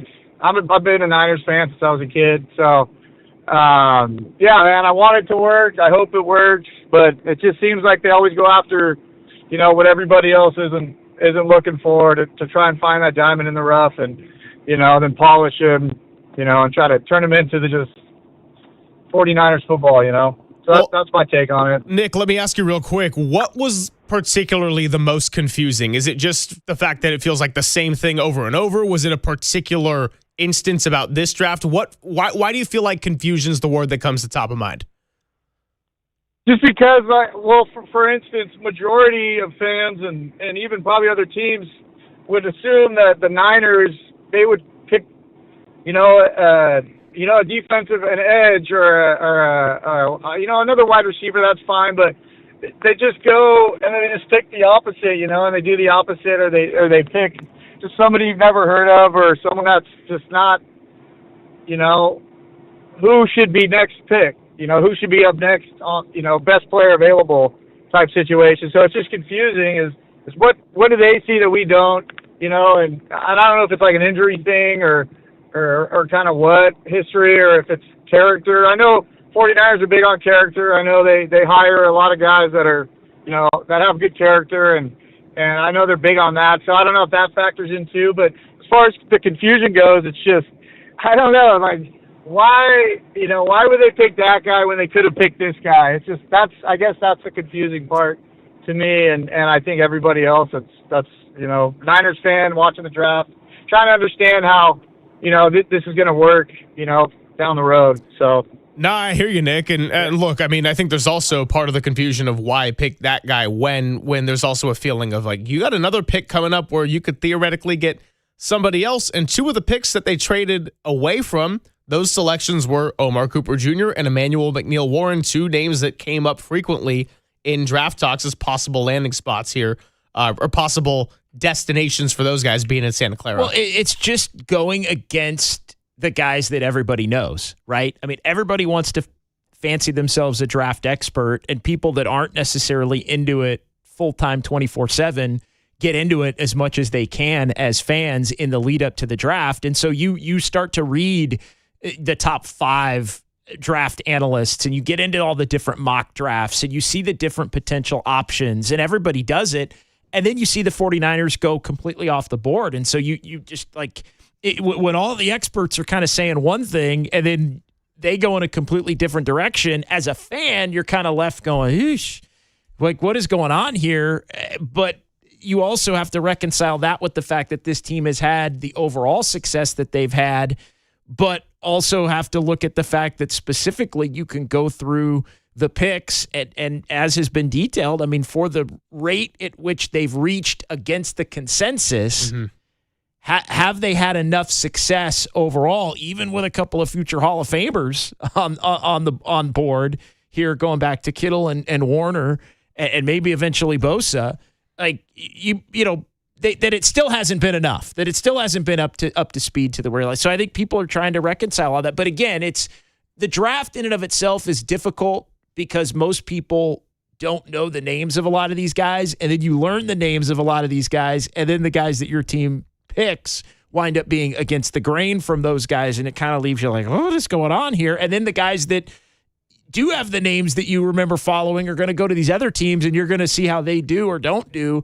And it adds, I think, a level of pressure to the 49ers to be able to succeed. Well, and Warren Sharp wrote an article breaking down the expected value versus where the 49ers took a handful of guys. So we can dive into that at some point. But I want to keep it moving with the phones because a lot of you have been waiting patiently.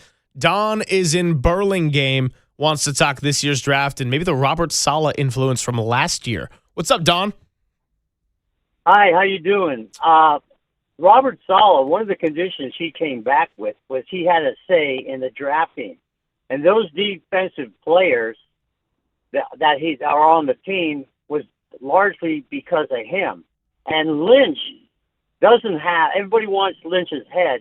Lynch does not have the final say of who is the final players on the team. It's Shanahan. And there's a question that I don't understand. Somebody very familiar with the Ole Miss team says that this pick they got in the second round is an identical player of Watkins, who was his teammate last year. They're both fast. The only difference is this guy is about 2 inches taller, and neither of the two are known to be excellent or even good pass route runners. So he drafted the same player. I agree with you. The second round pick was good, as was the fourth. But the third round pick was picked way up high. And every year, Shanahan drafts a running back in that third round, Sermon, Ohio State. It doesn't matter. He gets tired of these running backs really quick. James from Oregon should be his type of player. One fumble in his whole college career. We could have got Washington from Arkansas, who was the next highest rated running back, and we didn't take advantage of that, you know? So all the blame going to Lynch, it's not really on him. This is Shanahan's doing. I don't understand why he never is happy with a running back he has, you know? And well, I think he's pretty happy with the one he's got as the starter. Well, yeah, but you can't have that guy running every single play like that. He's very fortunate he didn't get hurt last year, you know? And people calling in talking about previous drafts, you know, 17 of the 20, they never got past their rookie contract. So what does that tell you about it? We should be so far ahead of the Rams and Seattle, but they caught us. And Seattle, for instance, this year, they only had like 3 or 4 picks. They traded up. They got whatever they did, they got a really high grade in the draft. I know the Rams didn't because they took their future quarterback, but they were smart enough to realize they got a championship team. So let's get the guy they really need for the future. I mean, these are smart draft picks that these teams are doing. We have great players and we still don't have enough because of our draft situation over the last 10 years he's been here. He just does not recognize the talent that can make this team great. You know, I don't think he'll ever win a Super Bowl as a coach. He's an offensive coordinator. He's not the head coach like McVay. Hey, Don. Don, we got to keep it moving, all right? Because we got a handful of calls, and Matt Barrows is coming up in a bit. But no, I mean, I think Kyle Shanahan is one of the premier head coaches in the league. Nobody's disputing that. But it is fair to your point earlier that it's not just a John Lynch thing that he does the drafting and Kyle Shanahan's the one that does the coaching.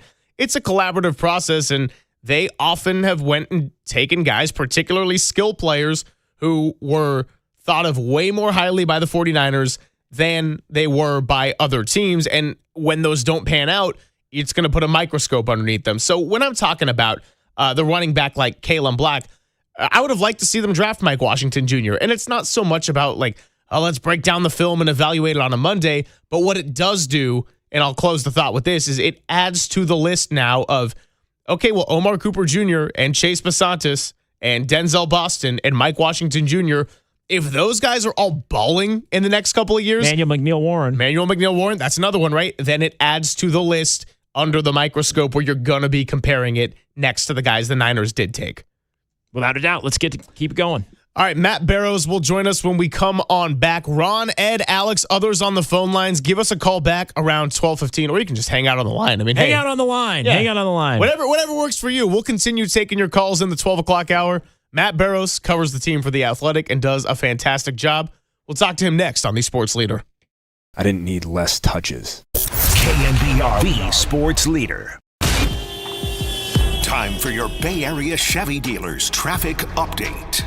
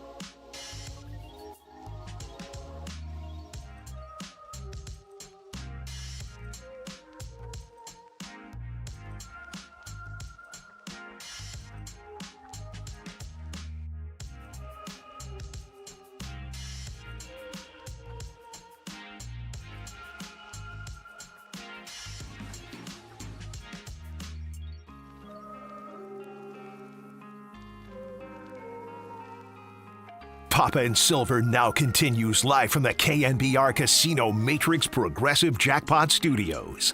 Casino Matrix. Progressive jackpots are here. Where are you? Just drop in. Please play responsibly. 1-800-GAMBLER. Filling in for Greg Papa is John Dickinson on The Sports Leader.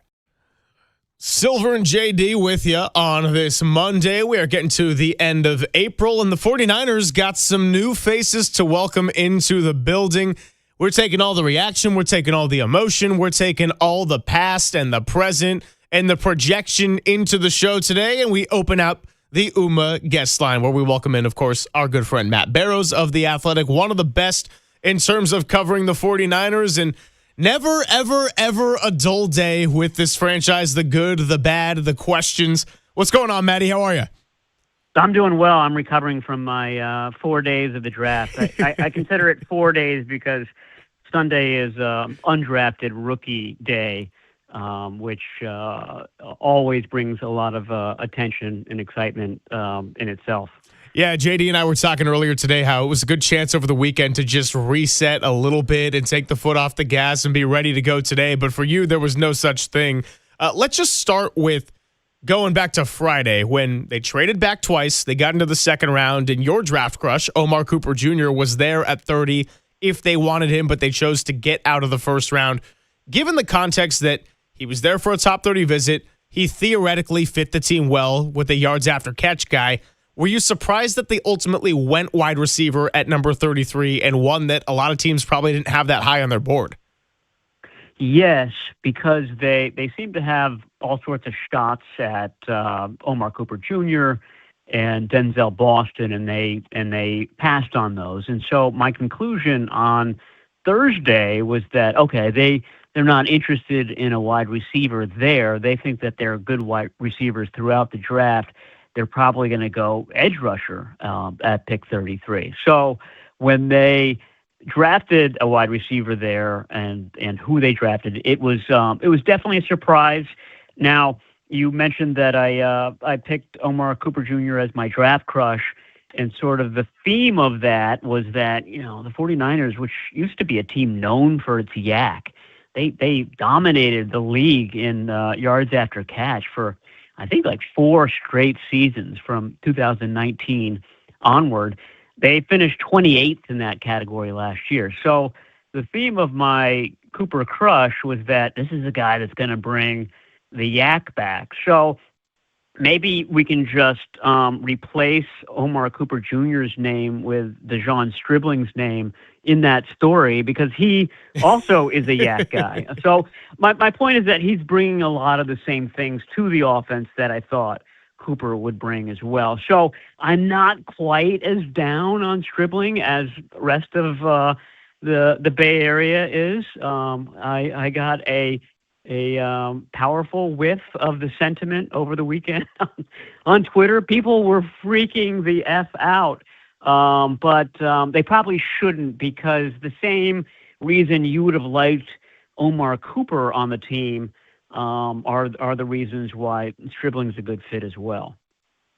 Matt, do you get the sense that the 49ers at least acknowledge and can appreciate, even if they obviously disagree with some of their selections, the notion that they go against the consensus, and it sort of puts them in this position where if guys don't work out, maybe more quickly than others, and some of the names that are linked via mock drafts and such to the 49ers go other places and perform, that they kind of aren't doing themselves any favors as far as the public discourse goes? Yeah, I didn't get any sense that they cared about that, sure. Or even that they were aware of it. In fact, it makes me a little bit suspicious because a couple of years ago, Kyle Shanahan made a joke. I think it was before a draft that he said something to the effect of, "Oh, and of course in the third round we're going to take a running back." Because, they had done so many years in a row, and all of those guys ended up being flops. And so he made a comment about it, and that suggested self-awareness. Well, over the weekend, he said something to the effect of, "Oh, I've forgotten we'd taken some other running backs in the third round." I doubt that he did. We can go over the history if you want, but they have not done well in the third round. In fact, almost invariably when they take a running back in the middle round, either the third or the fourth, they've taken another running back either late in the draft or after the draft, an undrafted rookie. And invariably, the later guy has outperformed the third and fourth round guy, and it hasn't been close in a lot of instances. We're talking Matt Breida beating out Joe. Was it Joe Washington? I forget his name. Williams. Joe Williams for a spot back in 2017. We're talking about Elijah Mitchell and Trey Sermon. There you go. Elijah Mitchell, Trey Sermon. We're talking about Jordan Mason and Ty Davis Price. Mm-hmm. And so it could be that the 49ers are saying to themselves, okay, those weren't great picks, but we kind of saved the day by picking this later this guy who was useful for us. It's a variation of missing wildly on Trey Lance, but also hitting on Brock Purdy a year later. So that's how they've been able to kind of handle these misses.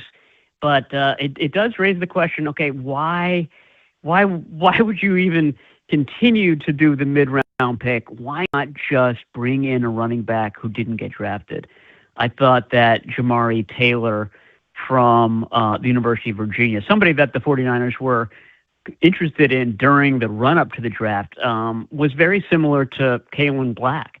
One guy was drafted in the third round. One guy wasn't drafted at all. Is the difference that dramatic that you would burn that third-round pick on a Kalen Black, especially when he might be at best your third guy to begin the season. So I think it's a critique that is worth having, but I think it's obvious. We're in year 10 now of them doing this, that they don't care. They're not going to change. Yeah. And kind of the public hue and cry that we had is not going to move them off of their philosophy. Matt Barrow is the voice you hear with us on the Uma guest line. While we're on the topic of running backs, was it strange to you that they went with someone who wasn't a pass catcher, particularly when another guy that you really liked before the draft, Mike Washington Jr., was still on the board at the time? Yes, I thought so. Is he a bad pass catcher, or did they just not use him as a pass catcher? I think that's a question for Black. But you're right. I mean, that's always the answer when Kyle Shanahan or somebody else is asked, why don't you take Christian McCaffrey off the field more? Well, we don't have a replacement at running back that can do all the things that he does. We don't have somebody that's as good a route runner, a pass catcher, a threat in the passing game. They had Brian Robinson there last year. He was not even close to McCaffrey in that regard. So why wouldn't you look for a player like that? I guess we'll have to wait and see where Black lines up in that regard. I think that he probably is a good pass catcher, or better than the stats indicate. It's a bit of a hidden talent that just wasn't utilized at Indiana. But it's another fair question to ask at a position where they really haven't drafted any great players over the years. They traded for one, but there's been a lot of misses at that position. Matt, as you look at the players that were drafted, which one or maybe a few do you believe have the best chance to come in and be able to make an impact immediately? Because I think that was the sense coming into this draft, at least from the outside, was that the 49ers need to get guys that can come in and immediately be a factor. But then coming out of the draft, you really find yourself questioning whether they did that or not. So who in your mind is somebody that could come in and make the greatest impact the most quickly, or a couple if you have a couple? Yeah, I think there are a couple. Stribling, older prospect, does the little things. I think sometimes these wide receivers are kept off the field because they're not good blockers. They can't be trusted with the routes yet. It takes them a while to get up to speed. Stribling seems like he checks so many boxes that he should be able to get on the field fairly early. I'm not exactly sure what position they're eyeing for him. He played a lot of outside wide receiver at Ole Miss, but he does seem to kind of have the grittiness for more of that F position, the position that Juwan Jennings played in the past. So he's one. Romello Height, I think, at minimum, he's coming in as a designated pass rusher on obvious passing downs. My question with him is, do they use him at other times as more of an outside linebacker when they go with five-man fronts, where he's still probably mostly rushing the quarterback from those alignments, but also has the ability to drop back into coverage and play the running game and whatnot. Black, hard to see him leapfrogging Jordan James, but I guess it's possible.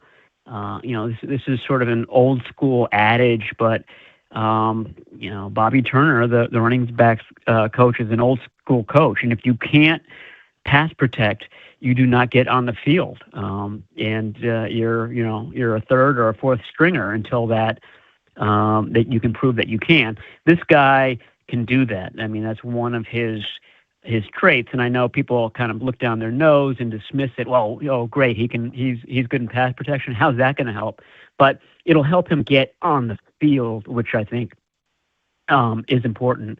Grayson Halton, I think that he was the one pick that the 49ers picked after the consensus, so sort of a draft bargain for them.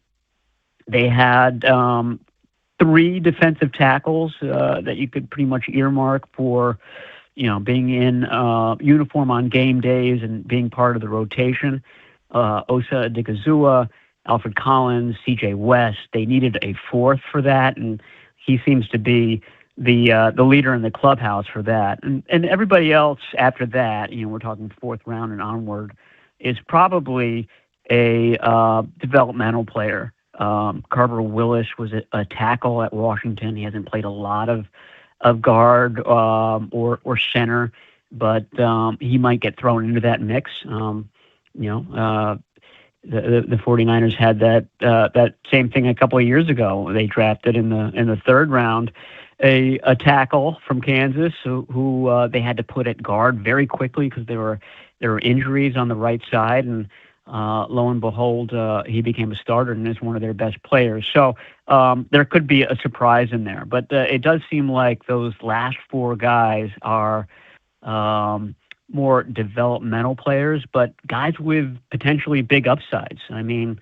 Jaden Duggar, has the shape of an edge player, and he's an ex-safety who played Mike linebacker last year. So it seems like they could get a lot of use out of him. He's somebody that you could line up in a lot of different positions. So, my thought is that, maybe he's not the greatest draft in the world, but I'm certainly not leaping off the Bay Bridge, proverbially, like a lot of fans are. Matt, correct me if I'm wrong, but I remember around the owners' meetings, John Lynch talked about the need to fill left guard because of the departures of Ben Barch and Spencer Burford. And you could talk about, there are people who are going to say they need to upgrade at X position, but left guard was the one where it's like, no, they just need a starter. Why do you think there was the change of tone in the sense of, after the fact, they didn't draft someone who was a guard in college? I know they could move Willis inside, and then you heard Lynch talk about, we've also got Connor Colby, who got some reps last year. Why do you think there was the change in tone from pre-draft to post-draft at that position? Yeah, I know he said that back at the Combine, but it does seem as if they're treating that guard spot like they've treated the guard spot in previous years. Remember, who was it? Mike Person was their guard at the Super Bowl in Miami.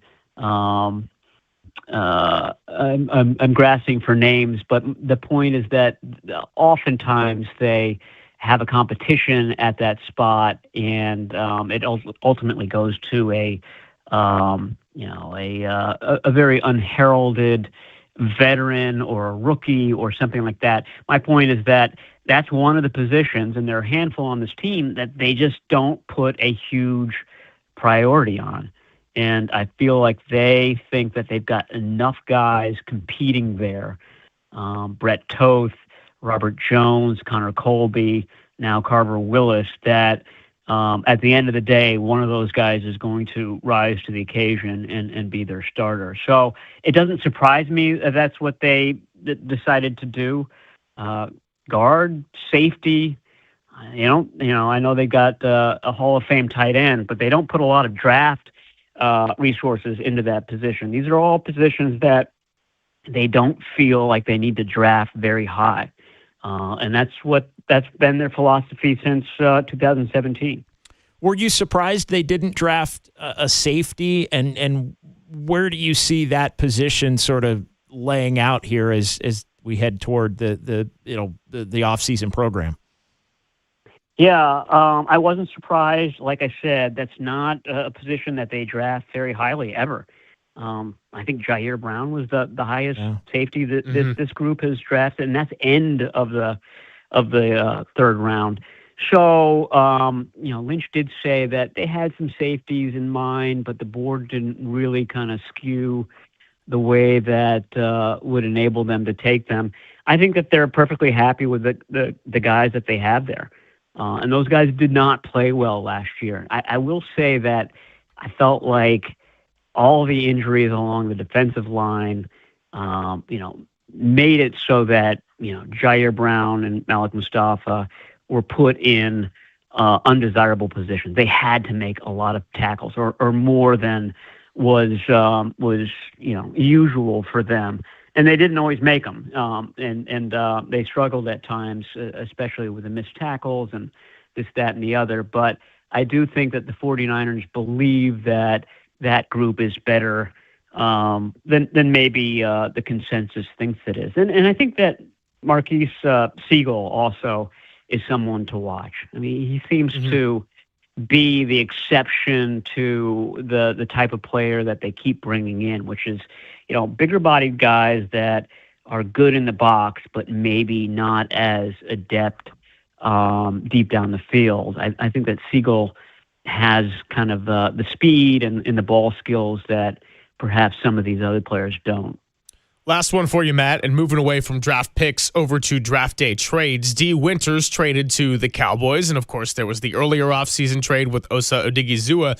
Were you surprised by this? Because I understand they had a surplus at linebackers, but also with Dre Greenlaw coming back, I mean, I think it's fair to say a lot's going to hinge on his availability, which has been in question ever since the really unfortunate Achilles injury in the Super Bowl.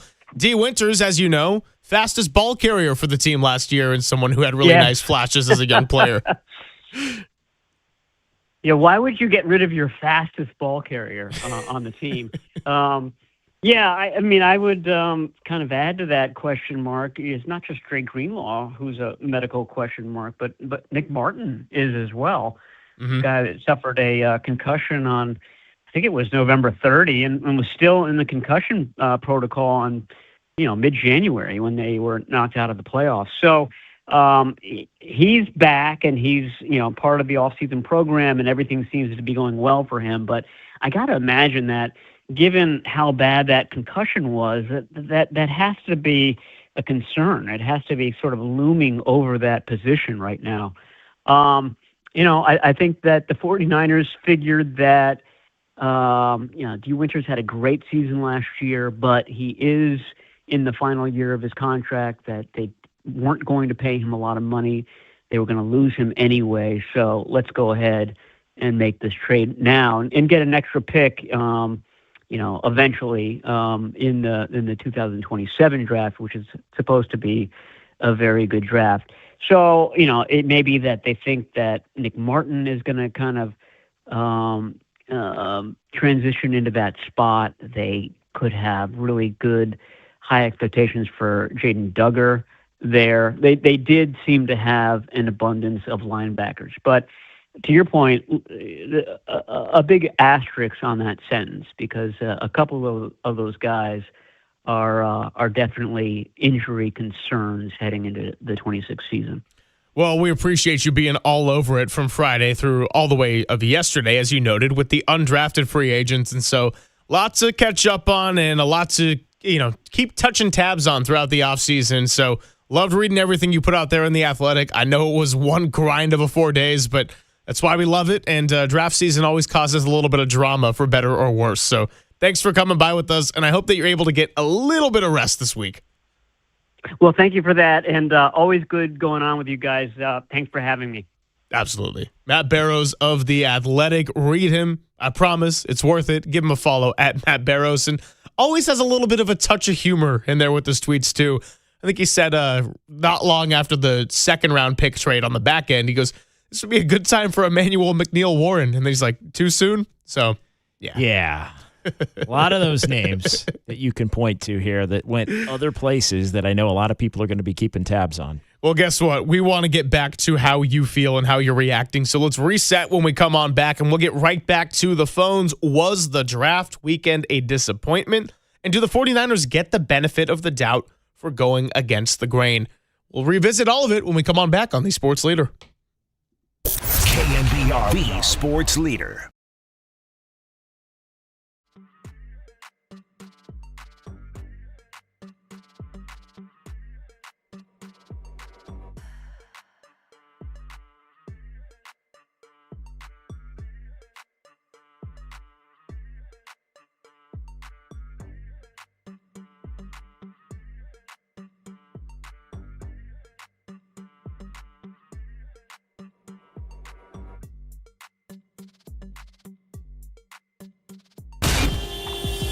Time for your Bay Area Chevy dealers traffic update.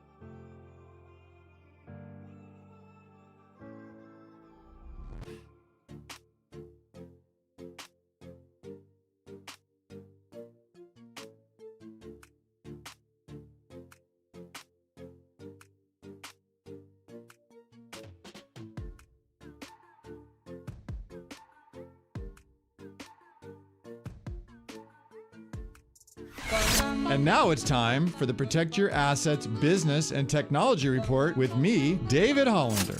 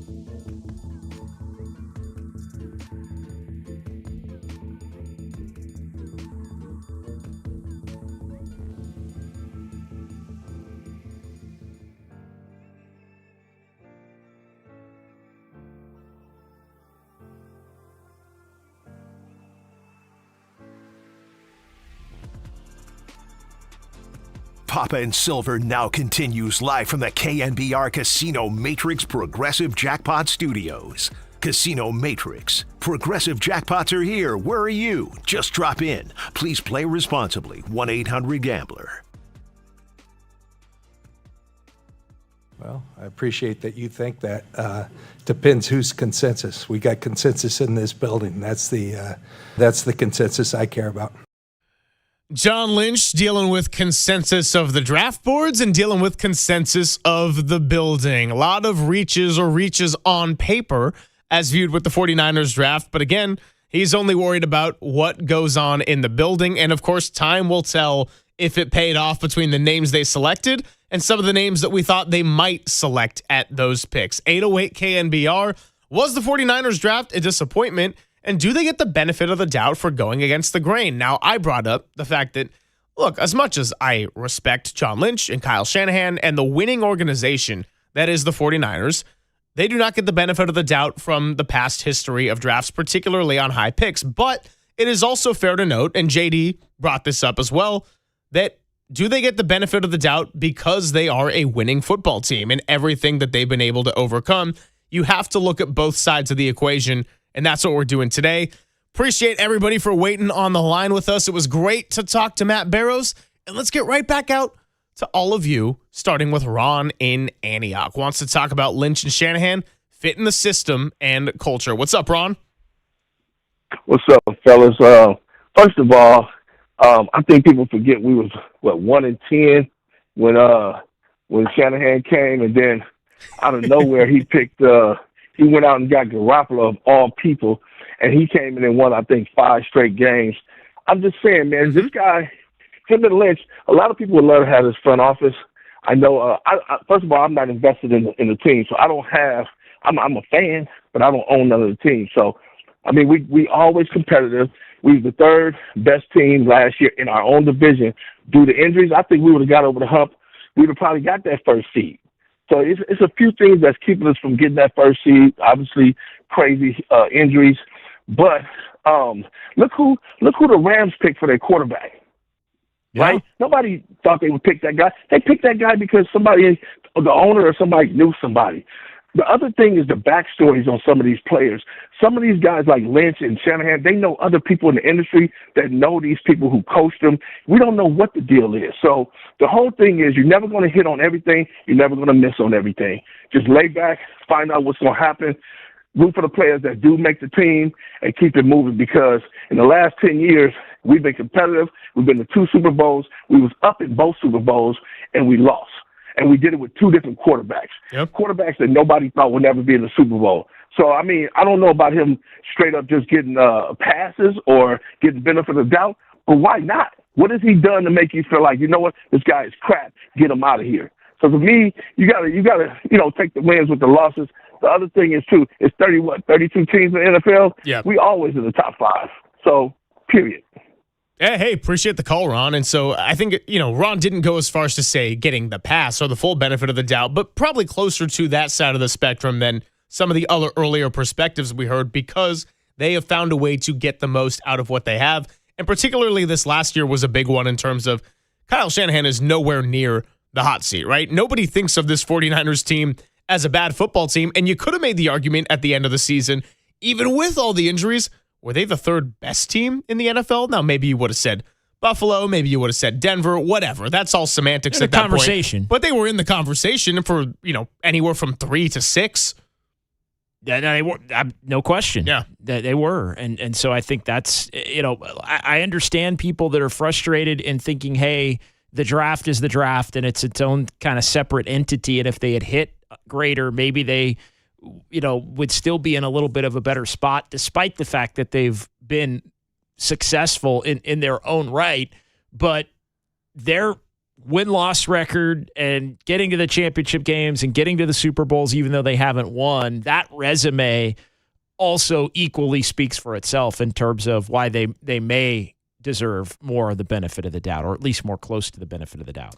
Let's keep it going. Alex in Porterville wants to talk a little Lynch and Shanahan and little Jed York as well. What's up, Alex? Yeah, man, I teach high school sports, music, and, I coach. A Niner fan since 1965. In professional sports, there's only one winner. There's only one person happy at the end of the season. So it's about championships. It's not about, participation. It's not about coming close. It's not about that. And so, we could talk about a lot of different things about who they should have drafted, et cetera, et cetera. But I kind of starting to begin that these guys have like the Marv Lewis, Steve DeBerg syndrome, and that is just good enough to get you beat.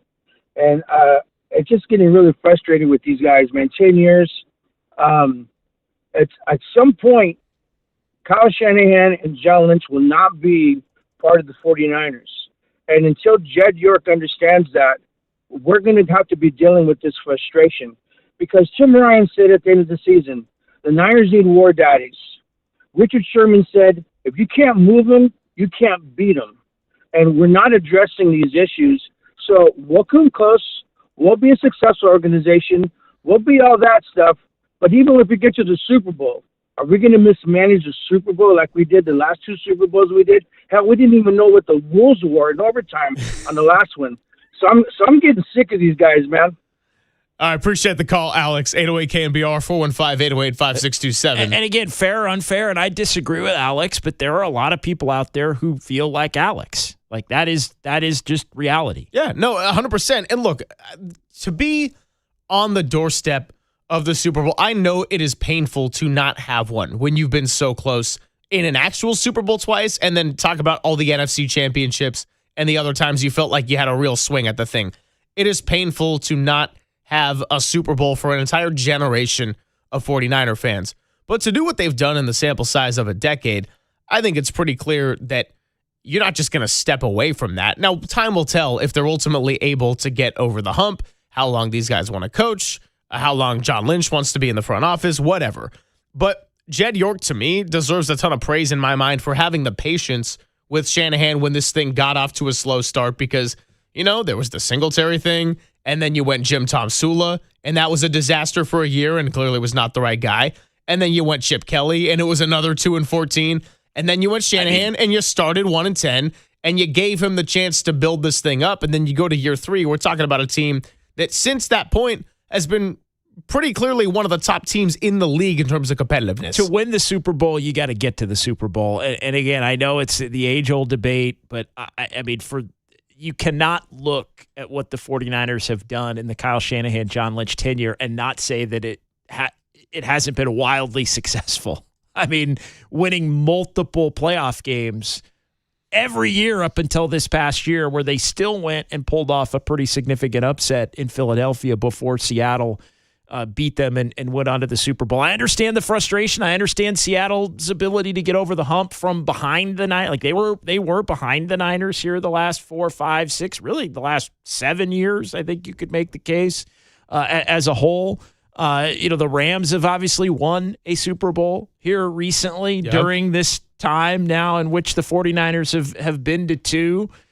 So I understand all of that frustration and the desire to be able to get over the hump. But again, I just don't see how anybody could look at this as not successful. And you could very well be in a position where you bring somebody else in thinking that they're going to be the group that gets you over the top, and then you wind up over a decade stretch or even half a decade stretch, because a lot of people don't get that long if you don't win multiple playoff games repeatedly.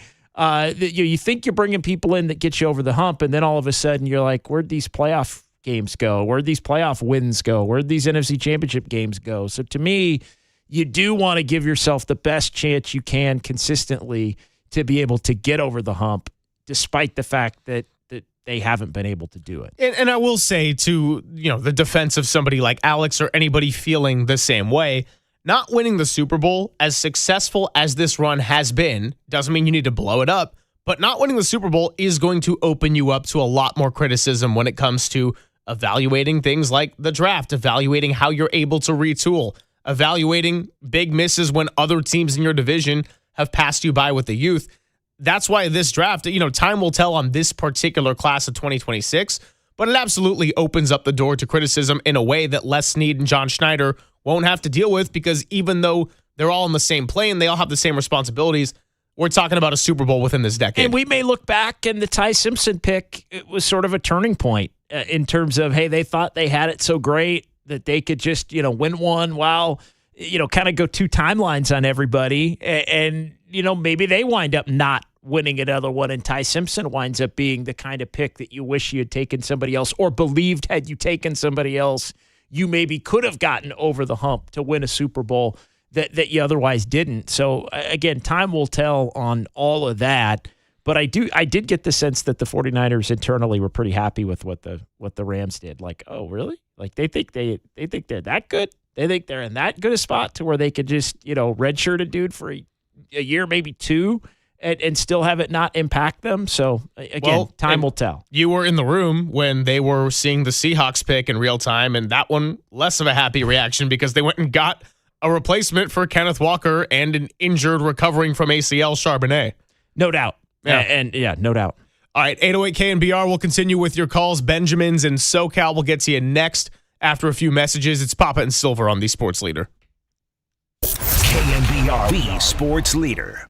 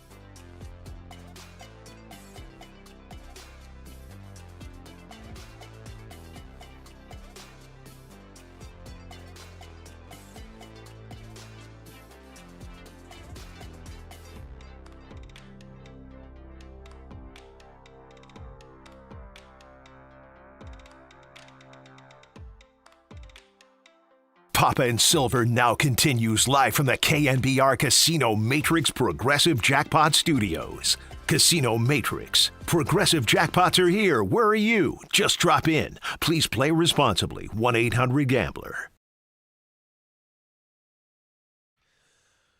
Filling in for Greg Papa is John Dickinson on The Sports Leader.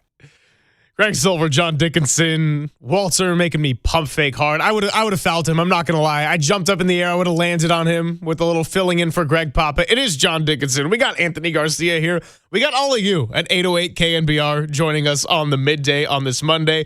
Before we continue with our calls, I will tell you that we are sponsored by Redwood Credit Union. For you, for community, for 75 years, join RCU today at redwoodcu.org. Benjamin is in SoCal, has been on the line for a few minutes, and wants to talk about disappointment in the 49ers draft picks. Benjamin, sound off. You're on The Sports Leader.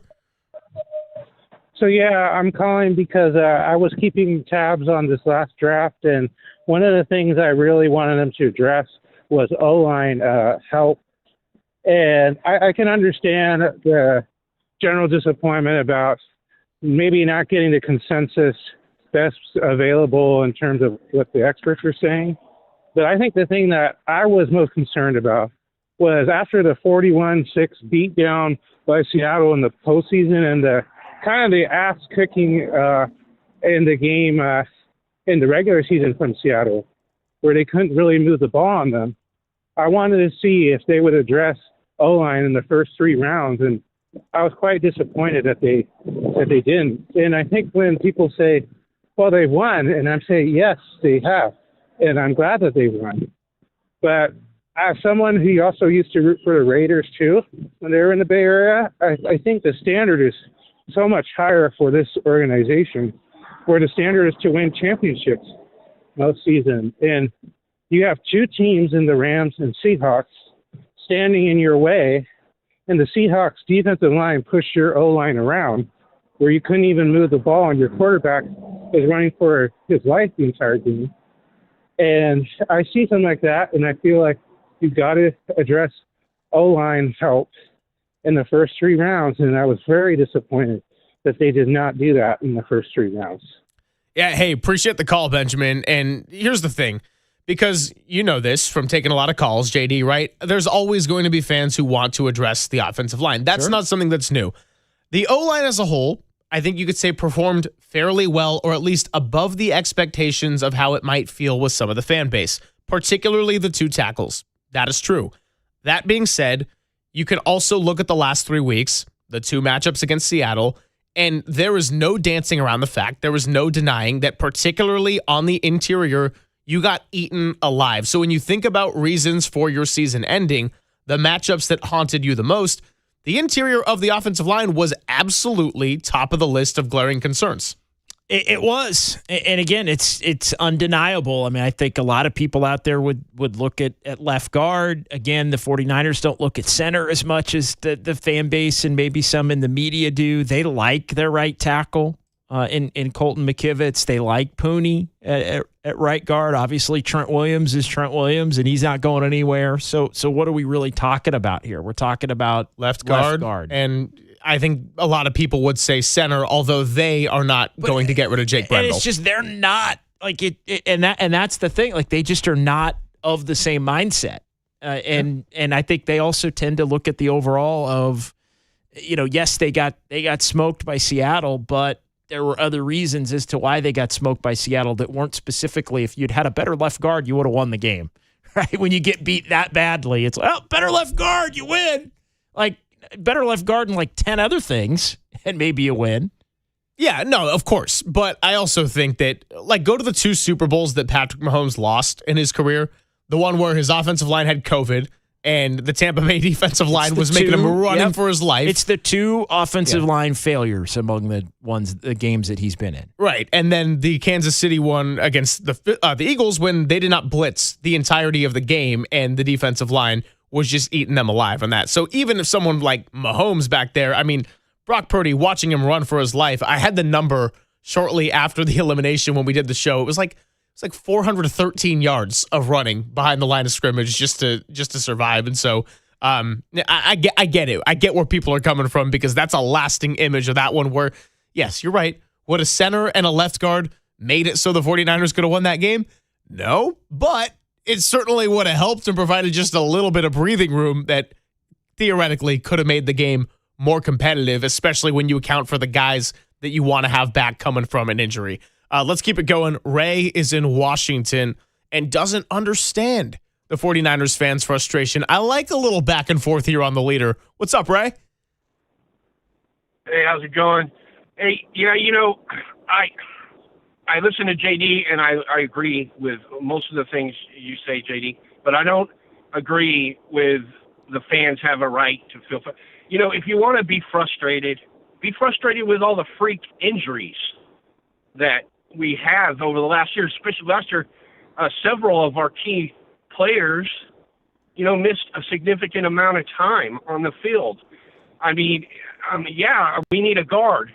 But when our front line, defensive line is decimated and the quarterback's running for his life, the defensive backs, it takes a stress on them too. You know, it has a lot to do with the injuries. And I'm frustrated with watching Seattle celebrate on our field. These are the kind of things you know, to people these days tend to want to think about the negative in things and bring that up instead of what the positives could be. Shanahan and Lynch are top of the line. You know, you could talk about their drafts all you want. They still put out a good product out on the field. I mean, they coached them up last year. You know, I think they did a great job. Imagine what they could have done with no injuries or less injuries and having their top line players on the field last year. You know, so that's what I don't disagree. I think we should be frustrated. No, I don't disagree with that. I don't disagree with any of that. I mean, I think injuries are at the forefront, and that's something that obviously, you know, maybe it changes, maybe it doesn't. I know going into each year, you hope if you're a 49er fan that it's not going to be as bad as some of the years with some of the injuries. But I understand, though. I am of the belief that when you follow a draft and you see a bunch of names that could be picked that aren't, and then you look, they are within their right to go against the consensus. And what does the consensus matter? That's also a fair point. You know, those are the guys in the room that have to be accountable to it. But I think it is fair to be frustrated when you see a draft where a lot of the names are not the names that you consistently see linked to those guys, you know, picking. And then you see the other guys that do get picked go elsewhere and are successful. And then ultimately a team, you know, has a group of players that maybe doesn't play as much or aren't ready to play or more developmental prospects. Like, you open yourself up, I feel like, when you go against the grain more than a team that would go with the consensus, unless it works out.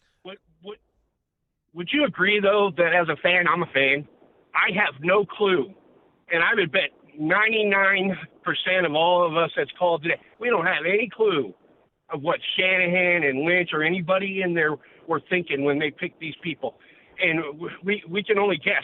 Now, you guys have a better idea. You do this every day. And that's why I listen to you. Sure. You know, but us as fans, we're frustrated about a lot of stuff.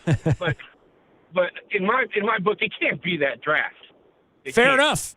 Look, I understand that. I understand that sentiment as well. Look, I personally am of the belief that if you win enough in the regular season, you're more willing to overlook, you know, certain, you know, the picks overall and getting into the nitty gritty of every single pick. And is this guy a pass? And is this guy a fail? And should you have drafted this guy? Like, I don't miss me with the, you know, if you like the guy, but everybody says he should go at 90, you pick, like, if you like the guy, you like the guy. Like, I don't have any problem with that. It's not, like, I care less about the value and more about the ability for these guys to come in and make an impact more quickly, which, again, we still don't know until we actually get to see him out on the field, whether that's going to be the case. But overarching theme for me, I think John Lynch, Kyle Shanahan have done more than enough winning to where you can look at the draft and say, yeah, there have been some hits, there have been some misses. There's maybe been more misses than you'd like,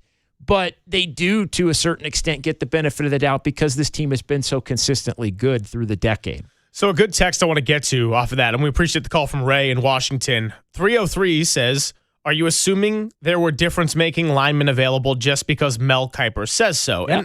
And it's the answer to that is no, but you take the swing. There's a 50% success rate if we're talking about first-round picks in the NFL.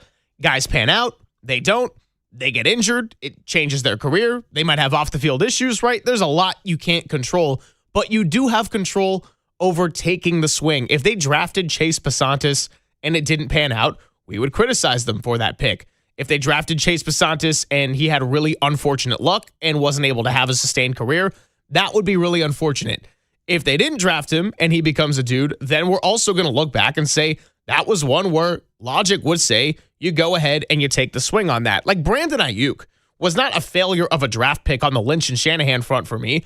Now, maybe you shouldn't have signed him to the contract in hindsight with how it all went down, but you weren't going to predict that he was going to be a second-team all-pro level player for you that went to a Super Bowl and then acted the way he did after the contract, and maybe he had some other things going on. Like, we don't really know why that all happened, but that's not one where you look at and say that was a failure because they did take the swing, and he was a productive player. Now, if they passed him up and say, I can't think back to that draft, but that was the same like Jordan Love draft with the Packers, right?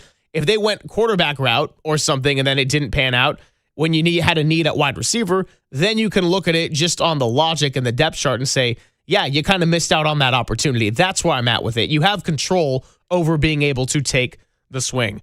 415-808-5627 is the number to join the conversation. We'll continue with your calls and texts. Marty in Sacramento, you'll be first up out the break. And gotta love this text because it's a good old saying from 916. The moment you start listening to the fans is the moment you'll be sitting in the crowd with them. It's Papa and Silver with JD on the Sports Leader.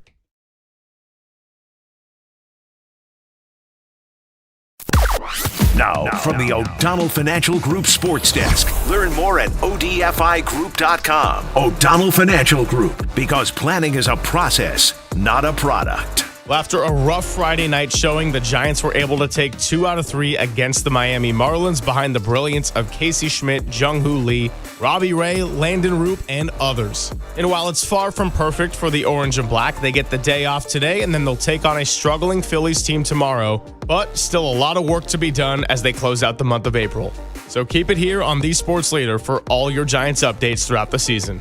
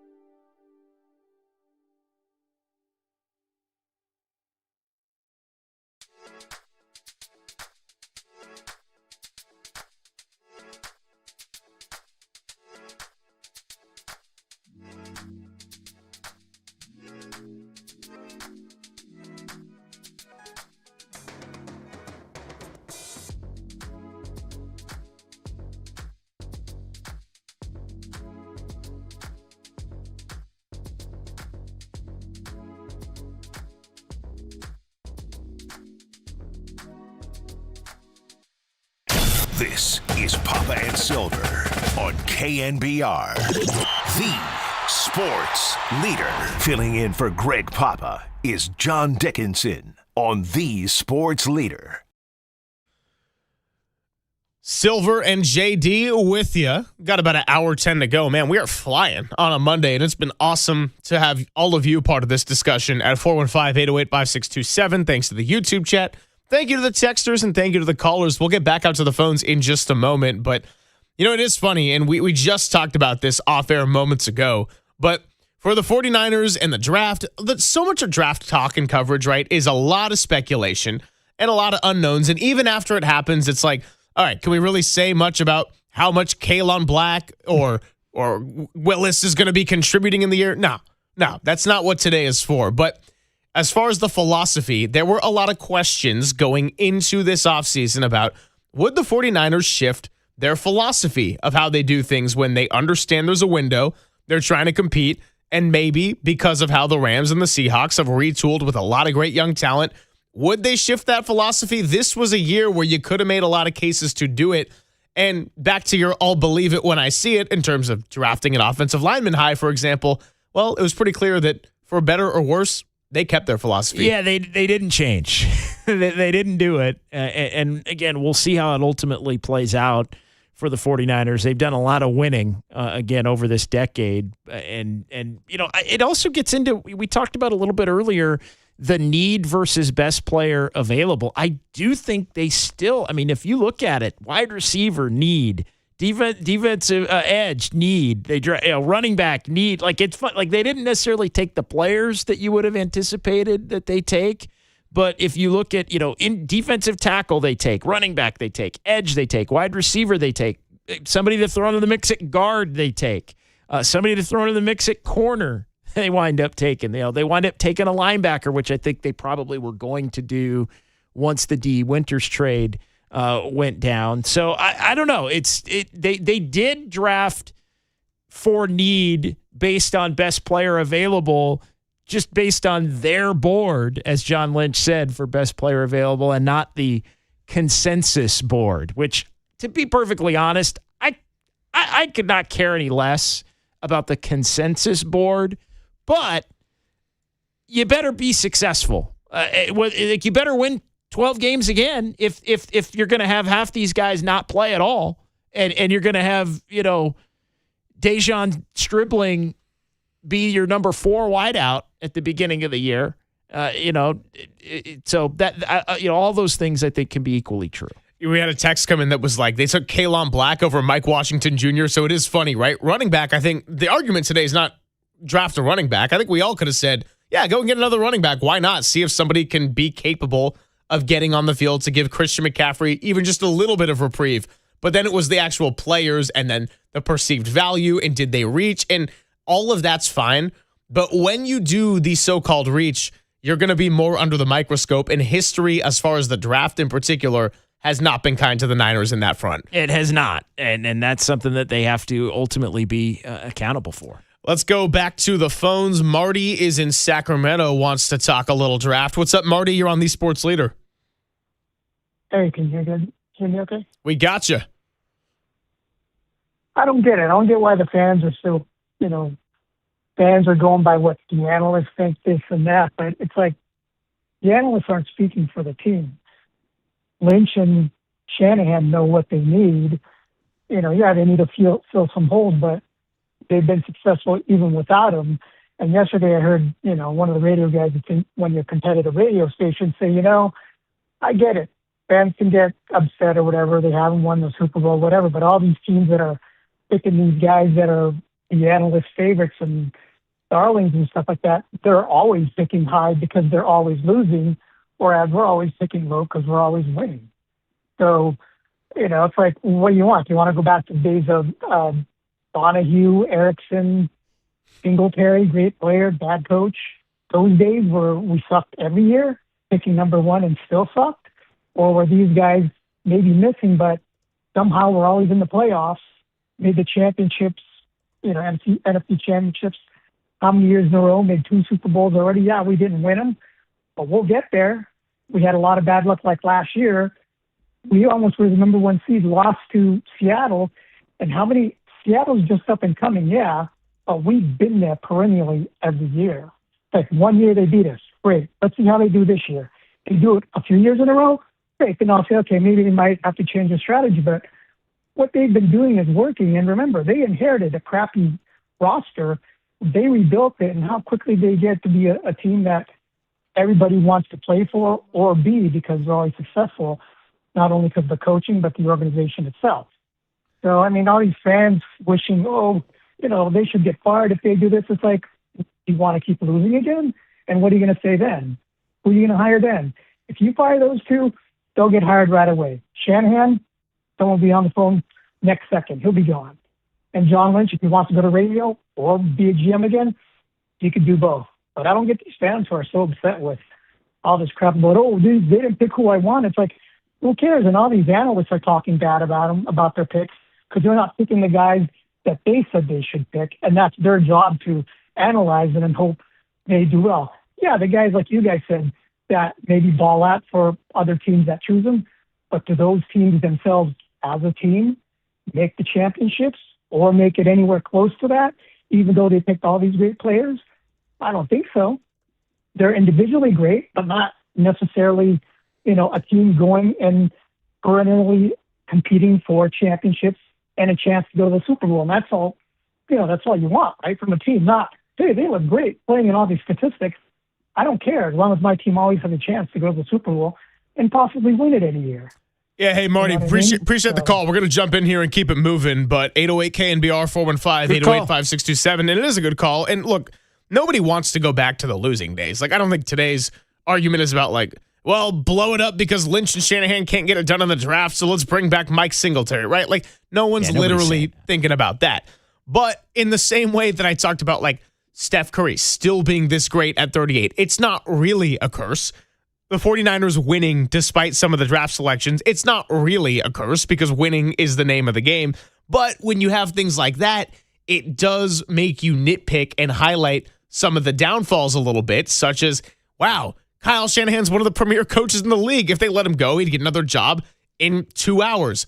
But they also haven't found a way to nail the drafts when they're looking to get over the hump. They haven't gotten over there. So nobody's saying that they want to go back to the losing days. I think there is an appreciation for winning, but when you are winning, the standard and the expectations also rise to where if you're not drafting up to the standard that is your winning organization, then it's going to cause a little more angst because if you can't get over the hump, people are going to look at the reasons why, and it's not because you don't have a quarterback. It's not because you don't have all-star, all-pro level talent at key positions. Well, here's what it is for me. I think, and this is where I think the fans are coming from.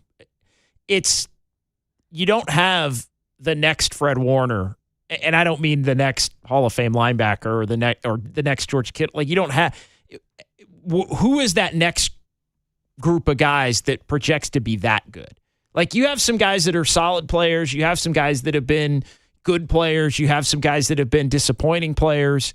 But at some point along the line, whether you're picking them in the first round or you're picking them in the third round or you're picking them in the fifth round, at some point you have to have core carriers develop. And I think the concern is, hey, the Niners are not where they want to be. Now it can change any year. Any year you can look up at the end of the year and go, oh, okay, now you realize you do have a couple of those guys. But I don't think at this point anybody fits that bill. Maybe an Upton Stout but again, we're talking about a nickel corner that had a really good rookie year. Like we don't know. Yeah, right now you can't go there. You can't go there at this point.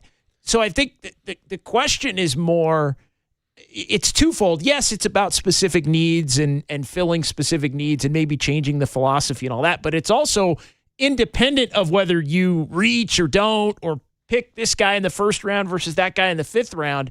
Independent of all of that, it's at some point you're going to have to come up with that next crop of core carriers that are awesome or, borderline Hall of Fame or Hall of Fame type players.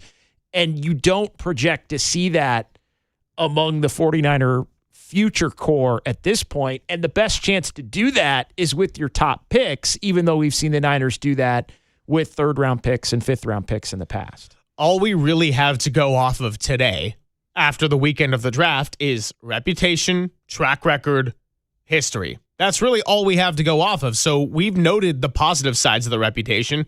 Kyle Shanahan's a damn good football coach. He knows how to get a lot out of offensive players, even if a lot of those he depends on are aging and might not have, there might be a little bit past their prime, or they might have an injury history or whatever. Kyle Shanahan is a winning football coach.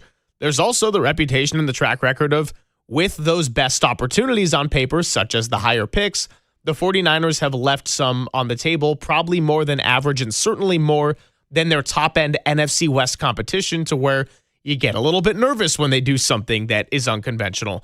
Warren Sharp wrote this article and kind of actually flamed John Lynch a little bit. So it's not 808 KMBR, by the way, 415-808-5627. We can continue to take your calls to jump in and join the conversation, but go ahead. Absolutely. Yeah, we'll let the calls line up right now. And so, he wrote about the reaches in terms of the expectation and where they were actually taken and how many of those have actually paid off. Now, this isn't to go down a whole rabbit hole about, flaming somebody or opinions. I'm just looking at the list, and I did find it interesting, right? So there were 16 picks that were not from this year, one by one, that were considered largest reaches in the draft.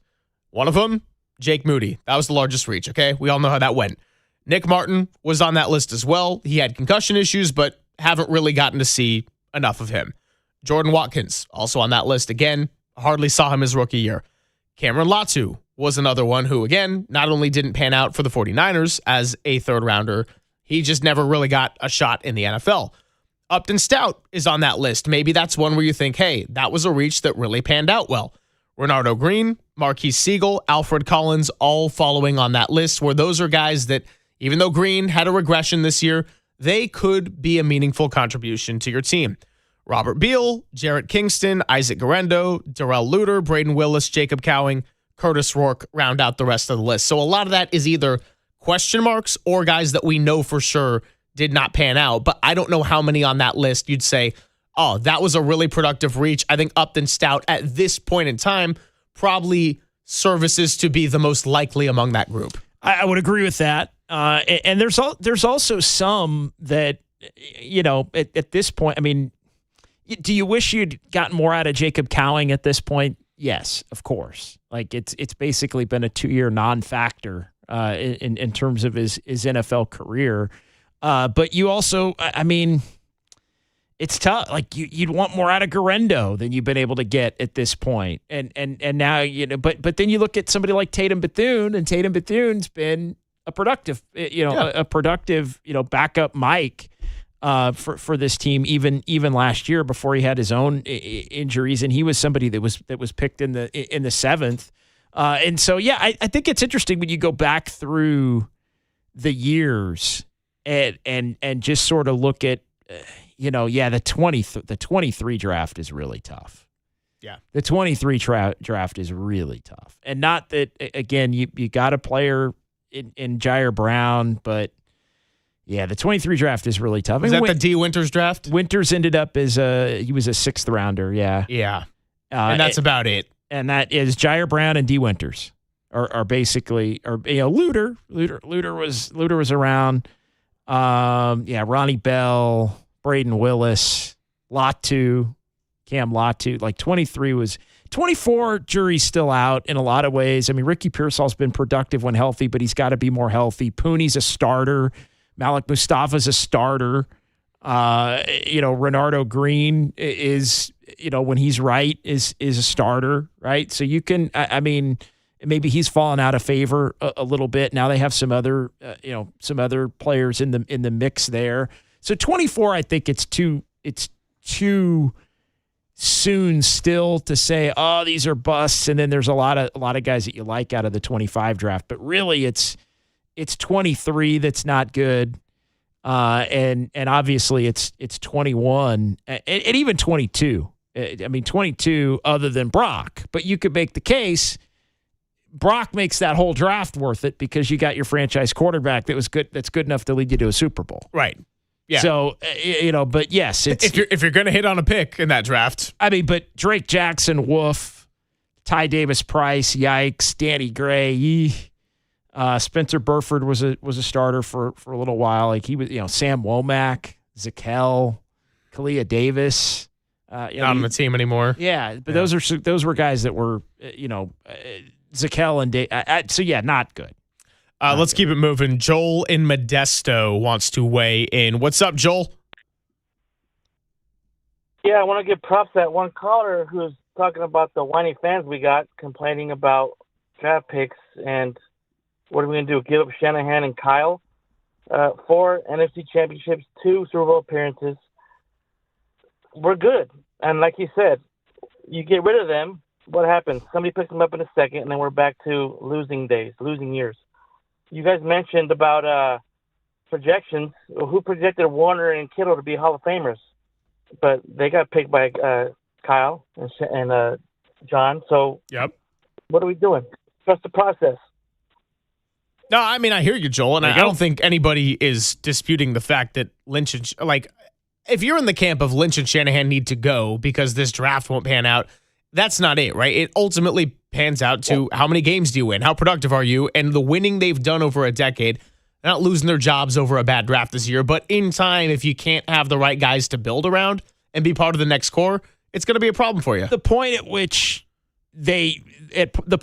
the drafts intersect with not winning as much is the point at which these guys start to get on the hot seat. Like if you have a 6-11 and then don't have a draft that projects great, and then you have a 7-10, then all of a sudden there are going to be some question marks going into that third year if it happens consecutively or if it happens 2 out of 3 or 3 out of 4, 3 out of 5 years where you kind of keep going on the yo-yo back and forth. So that's the point at which, and I don't think we're there yet. Obviously they went 12-5 last year. I think they overachieved to get to 12-5. So it buys you a little bit more time to do things in the way that you see fit. I mean, also the NFL is a year-to-year league, no matter what. And the fact that the NFC was as good as it was, and the Niners made the playoffs and won a playoff game was remarkable. But think about the standard of the competition you have in your division and within your conference. Winning 10 games this next year could very well have you fall short of the playoffs. And they got more travel, and they got, on paper, a tougher schedule that they got to deal with, and a couple of international games in this one. So I wouldn't say the NFC South is a very intimidating division at this stage. Of course, there's a lot to learn. But the NFC North, you got 4 teams in there that you could see being pretty competitive, with Detroit and Minnesota not making the playoffs, and Green Bay and Chicago. Then in the West, you had 3 teams that were brutal, with you being one of them, and a quarter of your schedule is going to be Seahawks and Rams. And then if you look at who am I leaving out? The NFC East, again, probably not going to be multiple playoff teams, but could the Giants be this year's Patriots? Could the Cowboys get their defense together? Cowboys are one of those teams that on paper had a good draft, so we'll see. Sure, there you go. And drafted, everybody said they got to draft defense. They got to draft defense. They like their offense. They got to draft defense, and then they drafted a bunch of defense. So we shall see. And the Commanders had the year that, honestly, the 49ers should have had, with a lot of starters getting injured and their quarterback missing a bunch of times. So are they closer to when everything went right a couple years ago? Are they closer to when everything went wrong last year? And then the Eagles, as much as they're talked about as a dumpster fire, and is Jalen Hurts the guy? That's still a pretty damn talented roster. It is a still pretty damn talented roster. Like, it's not, they're not so devoid of talent that I'm like, look, they could be rather dysfunctional and they could wind up in the playoffs and win their division, no question. Easily. Yeah. Easily, that could be the case. 808 KNBR, 415-808-5627. Awesome engagement on all of your part. We'll go ahead, take a quick timeout, and then we'll talk to Dalton Johnson at 1:30 to close out the show. But it's all Niners, it's all draft, it's all your reaction next on the Sports Leader.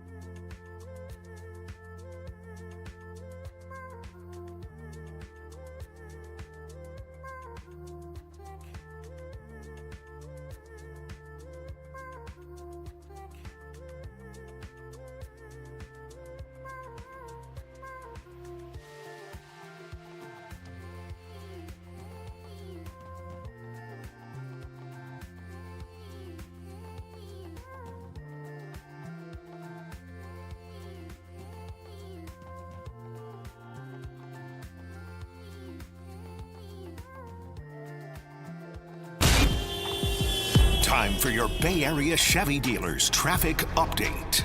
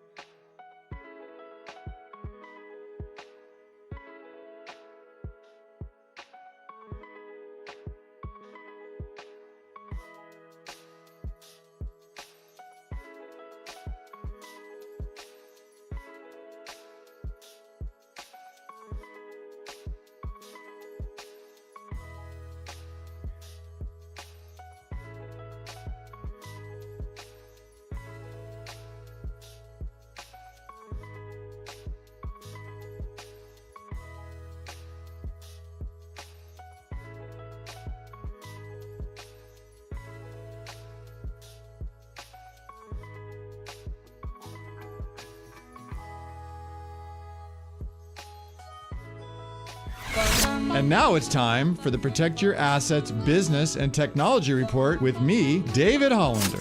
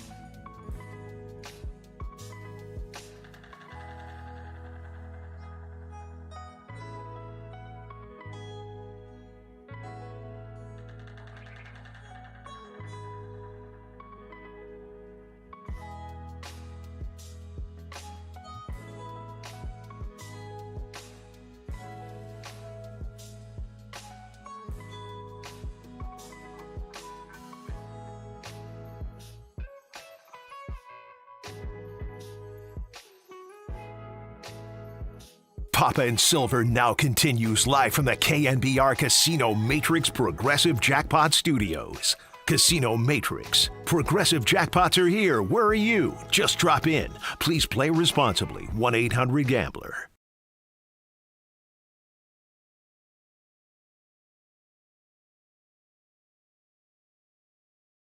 I mean, I'm always hoping that we got a chance that all these guys make the team. I mean, that's kind of the goal with all your draft picks. When you go in with 6 and you can find a way to get 8, if we can find 8 guys to make our 53, I mean, you get a lot better. Now, I think starting with free agency, how free agency went, I think that's going to be a huge challenge. That's why you get in some spots and you're like, man, I really want to take this position. But the best available here, I don't think can beat out who we have. Whether you want to get better or not at that position, like, it doesn't always show that way. And I think we really did good in free agency, so I think it'll be a challenge for all 8 of these guys to make our team. I think we have a chance for a couple guys possibly to start or have a chance to start. And I think a number of these guys can be a big part or have a chance to start 2 years from now when you have some unrestricted free agents that we lose. So overall, I hope all 8 guys just contribute. That was Kyle Shanahan on the larger picture of the draft class, which was 8 selections and then a handful of undrafted free agents, as we learned more about yesterday. 415-808-5627. We'll talk to Dalton Johnson coming up in about 15 minutes and trying to get a sense of the Warriors offseason, Steve Kerr's decision, if indeed he will come back or if this is it for him at 12 years. But to keep it moving and sort of tie a bow on our big Monday reaction, I mean, interesting, he said, I think a couple guys could start for us in week 1, which I wouldn't necessarily disagree with, but I think initial gut reaction, and as we talked about both on Friday leading up to pick number 33 and then texting in the hours after the show, I was kind of hoping it would be more of a for sure slate him in, slot that as a starter, whereas Kalen Black, obviously not. Stribling, you hope to be a top 4 guy if everybody's healthy, and maybe Romello Height as an edge rusher who has explosive capabilities on third down can give you some of what you lost in Bryce Huff, but I kind of wish there was a little bit more clear-cut day 1 starters as it was. Well, and I don't think it would ever be that clear-cut, but again, it kind of goes back to the consensus versus the draft board that they chose to roll with. And so to me, it's more who can be impactful, and I never look at the back end guys and look, to me, it's not to say that obviously the back end guys can't. We've seen it with Purdy and of course Kittle. And so you want to see it can happen, but I never count on it. It's kind of like the leap, right? Anytime in sports where you hear this a lot, the 3rd-year leap or the full season for this guy. I never. That was what Fred Warner told us about D. Winters. Yeah, I never expect that, and he kind of had it. I mean, he actually had it. He did. I mean, D. Winters was a productive player. I think there's some question as to, hey, why that move now? Obviously, Greenlaw's coming back, and Greenlaw's going to project to be playing a lot. Of course, he's going to have to be healthy. But I mean, I could see Stribling making an impact. I could see Romello Height making an impact. Kalen Black, I'll believe it when I see it because it just doesn't seem like that's a fit at all. In terms of style of play for what they needed. I could see Grayson Halton being somebody that comes in and plays. Carver Willis, we'll see if he can be into that guard mix. Maybe he just kills it and winds up making the team there. I know Prysock, a lot of people are high on him as a corner, but again, he's not going to project to necessarily come in and start at this point. So we'll see. It goes back to, do you believe the 49ers have a bunch of holes that needed to be filled? I mean, you could make the case that the top spot among their wide receiving core that was available and open for competition is the 4th spot. Yeah. So, can Stribling be the 4th wide receiver on opening day and be up on game day? I don't think that's out of the realm of possibility. No question. And let's get to Tito in Sacramento before I keep him waiting too long. Tito, you say stop defending the team because the picks were bad. Talk to us. You're on the Sports Leader. How you guys doing? Good, Tito. We're good. All right. Listen, I've heard a lot of people. Some people are defending like, hey, we went to a couple Super Bowls, we went to a couple NFC championships, we lost. No matter what Kyle Shanahan does, no matter what John Lynch does, I love them. These picks were bad. Why? Because if we're a true fan, we do listen to KNBR. We do listen to you guys. We do listen to the experts, especially talking about the draft. Not one person said, hey, with the second pick in the draft, we should go for Stribling. No, everybody thought, what do the 49ers need? They need offensive line help. Who was there? Basantes, who went to Arizona. Oh, who else was there that we needed help on the edge? Zion Young, C.J. Allen. Oh, pick 90 with the running back Black. We could have got Jennings Dunker, who everybody said would fit the 49ers, would be a left guard right next to Trent Williams, would protect Purdy. It doesn't matter if Stribling can block. He's not going to be the only one. We need the blockers to take care of Purdy. If not, it's going to happen to us what happened in Seattle when everybody stuck Brendo into Purdy's lap. Do you guys agree? I do. Good call, Tito. And here's the thing. Tito's not wrong, right? And again, this is not a show about whether Stribling will be a good replacement to Jawan Jennings and whether he'll be an effective player in this offense either this year or for years to come. It's not about breaking down the Stribling tape. But what is completely fair game, and where Tito's not wrong, is a lot of names were thrown around for the month leading up to the draft on our show, on Murph and Marcus, on Niners Nightly, on Sports Phone, on Dirty Work. And was Deshaun Stribling one that we ever brought up on our show? Maybe in the Ted Wynn, so. Larry Krueger discussion. That was not a name that we were expecting whatsoever at 33. No, I don't. It was not, but it was a position that we were expecting. Sure. And so, again, when you look at Denzel Boston being on the board, it's just normal. The guys who are picked at the positions that you select or at the positions of need that go other places, you're always going to keep an eye on how those guys do versus the players that your team picks. Internally, maybe they don't do that, but fans are definitely going to do that. The media is definitely going to do that. And then again, accountability is its own kind of nebulous thing. Like what is accountability? Like, look, if the Niners keep winning games, like accountability, it's not going to be there to the extent that maybe some in the fan base believe that it should be, because obviously the team would still continue to be successful. But I don't tend to look at it like I actually don't look at it like left guard's why. I went on this rant earlier. Left guard's why you lost to Seattle. Left guard. I don't look at it that way. Like, could they be improved at left guard? Yes, they can. I think they know they need to have an open competition there. Would you like to have more raw talent in that competition? Yes, I will say that. But it's just not how they operate. And again, they've overall been successful despite operating in the manner that they have been. So I do think, I keep coming back to it, and people can crush me for it, I do think they get some benefit of the doubt. I do think they get benefit of the doubt for being a winning team, but I don't think they get benefit of the doubt and immunity from frustration of another process where, again, this was a chance where you're like, maybe they do shift their philosophy a little bit because of the circumstances. This felt like a natural opening to maybe do that. And they said, no, we're going to double down on how we've done it. Now, if they continue to win, then I'm with you.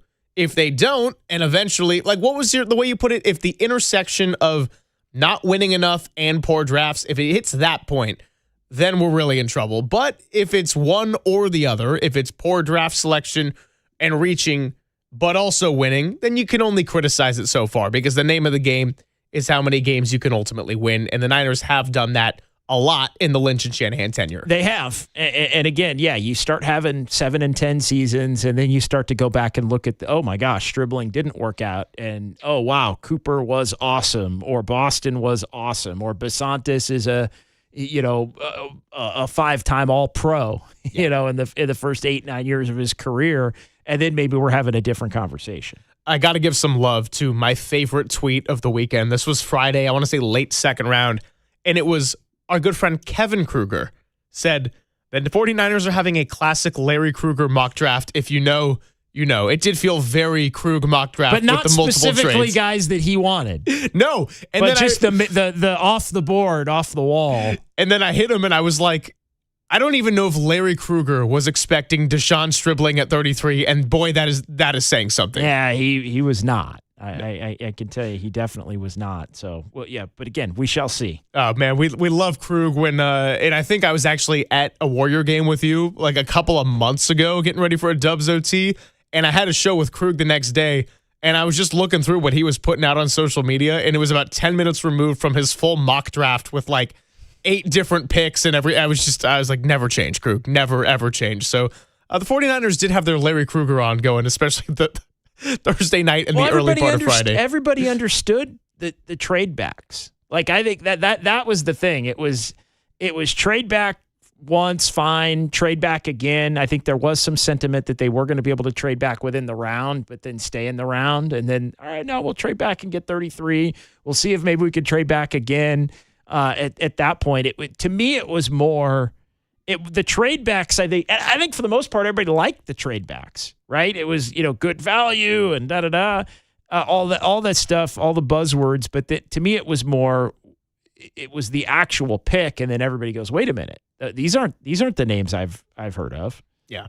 And then that sort of sent the thing down the line toward the weekend.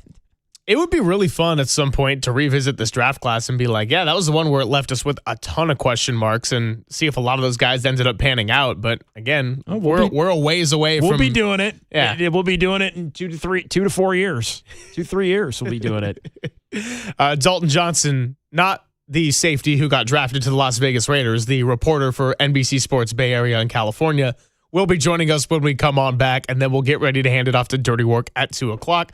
Appreciate everybody for spending their Monday with us. It is Papa and Silver with JD on the Sports Leader. KNBR, the Sports Leader.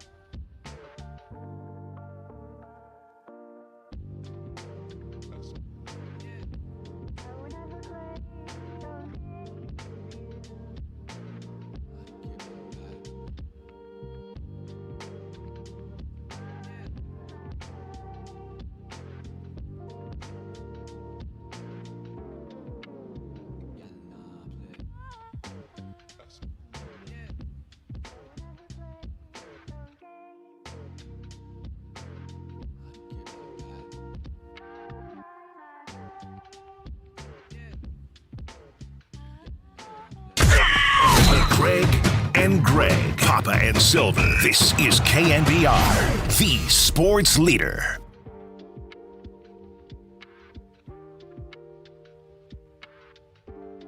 Filling in for Greg Papa is John Dickinson on the sports leader. About a half an hour left, and then it is time for Dirty Work. Giants off today, then they'll be in Philly tomorrow. It's been a huge day of NFL draft recap, and then the other agenda item that we expect there to be a resolution on this week is what happens with the head coach of the Golden State Warriors. Is it a 13th season of Steve Kerr, or are we talking about the end of an era with a head coach of 4 championships, a gold medal, and an all-time relationship with Steph Curry and Draymond Green? Here to help us talk about it and make sense of this offseason is NBC Sports Bay Area's finest. Dalton Johnson joins us on the UMA guest line. Dalton, since we've been talking so much NFL draft, I'll just ask you off the rip. Did you know about Arizona's Dalton Johnson before the draft, or was this all news to you when he was selected to the Las Vegas Raiders?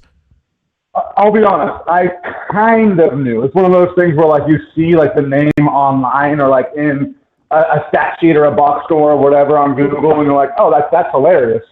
But I never paid any more attention to it about that. I didn't know what grade he was. I didn't know what position that he would even be drafted, obviously. So that was a funny little social media moment from a lot of different people. Yeah, no question. So I actually did watch him a decent amount this last year, and I was like, there's a Dalton Johnson. I was like, I know Johnson's a common name, but like, how many Dalton Johnsons are there? So anyway, I digress on a heavy football Monday. But as far as the Warriors offseason, you just wrote about Steph Curry acknowledging that they maybe need to lower that expectation from being a championship contender, but not necessarily saying championship at all times. I know a lot hinges on what happens with Steve Kerr, but how can the Warriors create a reality where they can reset the standards while also still continuing to compete and play what Steph ultimately wants, which is meaningful basketball?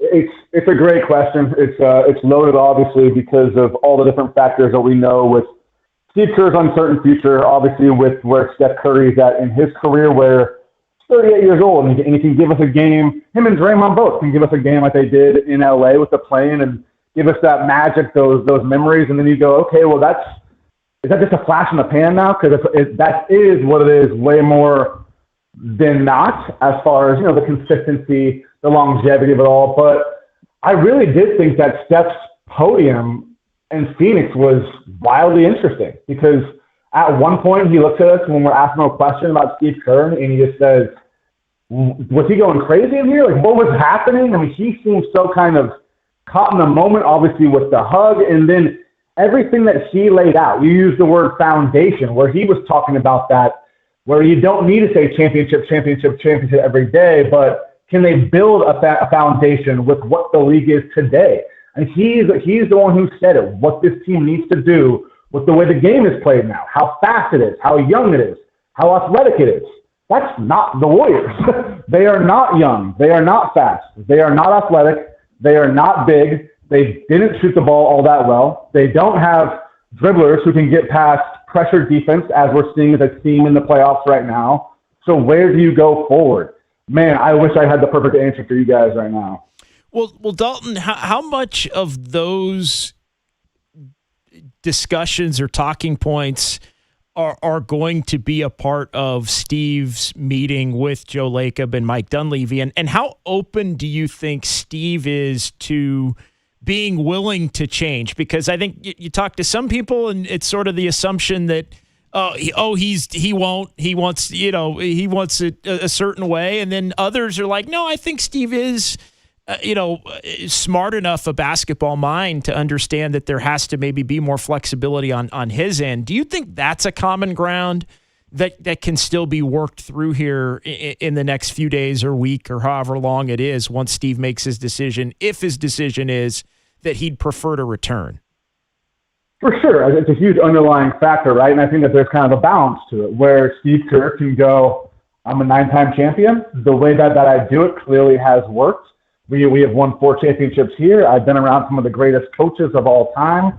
And I also don't think that Steve Kerr is strictly a my way or the highway kind of guy. Like, yeah, he has He has his set rules. He has his set foundations of what he believes in when it comes to good basketball. We've seen that with certain players in this organization as well, too. And you saw that working to and against his advantage this season with certain times. Obviously, when it comes to different young players like a Jonathan Kuminga versus a Guy Santos, so on and so forth. But listening to Steve talk in Phoenix as well, too, like he is not blind to the reality of this, that every other team is passing them. He sees obviously what OKC is building. He sees the San Antonio Spurs, the other young teams. But I think that when it comes to kind of, again, rebuilding the foundation and kind of using Steph Curry's words, going back to the drawing board, how can they best utilize him? What are his best traits?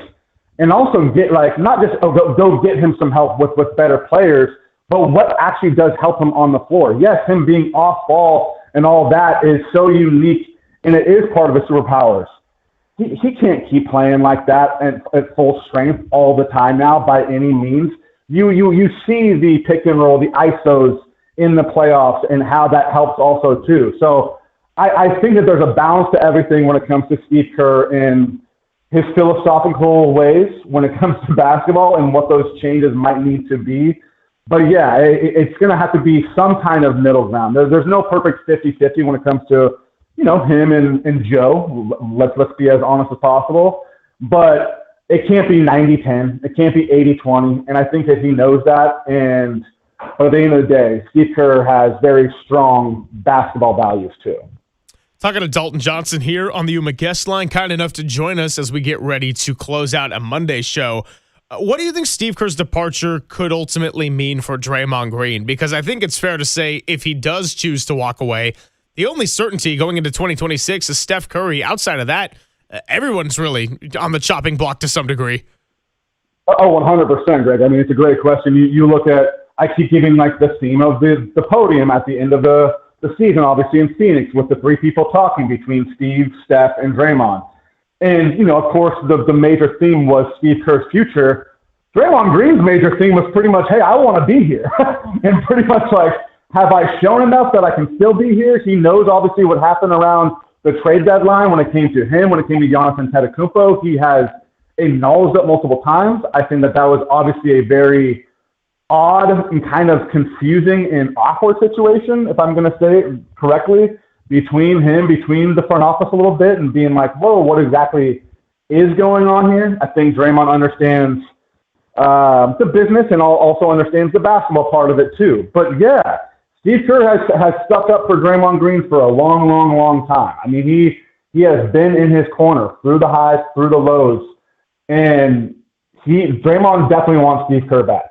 He 100% wants him back. We know that we can see them have their higher emotion moments on the sidelines, but Draymond Green is 1,000% in Steve Kerr's corner, and he's even been the one that said, right now it looks like no, but he wants him back because, yeah, it could be a huge change in Draymond Green's future. And also, you think about a player like him and just his skill set, he fits the Warriors and Steve Kerr's offense and the system so much better than I can't even imagine Draymond on a different team, obviously, but what he does offensively, I think teams obviously would still be interested in what he does defensively on given nights, like what he did against Wemby on certain nights, what he did against Kawhi down the stretch. But man, yeah, it's huge implications for Draymond Green's future. Dalton, what is your sense for the differences in approach in terms of the changes to the roster should Steve remain versus if Steve winds up being gone? And I guess what I'm getting at is, do you get the sense that maybe there are some in the organization that believe it would be easier to make a bunch of moves if Steve doesn't come back? Or are they pigeonholed into certain types of moves if Steve does come back versus others that maybe they think they could do differently if he doesn't come back? Right, and that's kind of like the philosophical part, right, where we talk about Draymond's fit in with Steve Kerr and the implications there. I think about somebody like Gary Payton II, who's, again, another such a unique player and a Steve kind of player and actually had a really good season, but are they going to go, okay, do we really want another 6'2" power forward that fits this one coach? And those kind of things, right? So, yes, I think that it would be much easier for them, and they know that in the back of their minds, as far as a bigger overhaul, bigger philosophical changes, if Steve Kerr's not part of the equation. They also know that their two most important players, their two biggest players, the two loudest voices in the room when it comes to the roster, want that guy back. Like, yes, I thought that it was great that obviously Steph Curry, I think, cares about Steve the man even more than Coach Kerr, like the guy on the sidelines, with him saying, I want Coach to be happy. And that's very Steph kind of answers, right? But they are going to push for Steve to be back. They're not going to push Steve to have to make a decision for them, but they want him back. And it'd be so hard to make these big-time changes if it was just, okay, it's still Steph, it's still Draymond, it's still Steve. So how do you kind of toe the line of knowing you can't run this back? Like, these guys haven't been complete cellar dwellers, obviously, since 2022, but this isn't the standard. Steve knows it, and Steph knows it, and Draymond knows it, and they're also looking at a mirror and looking at time and a clock and going, man, this is ticking away fast right now. Well, it's interesting, too, because I think the assumption from some is if Steve doesn't come back, that it would almost be a rebuild around Steph, right? Steph would still be here, but it'd be a rebuild.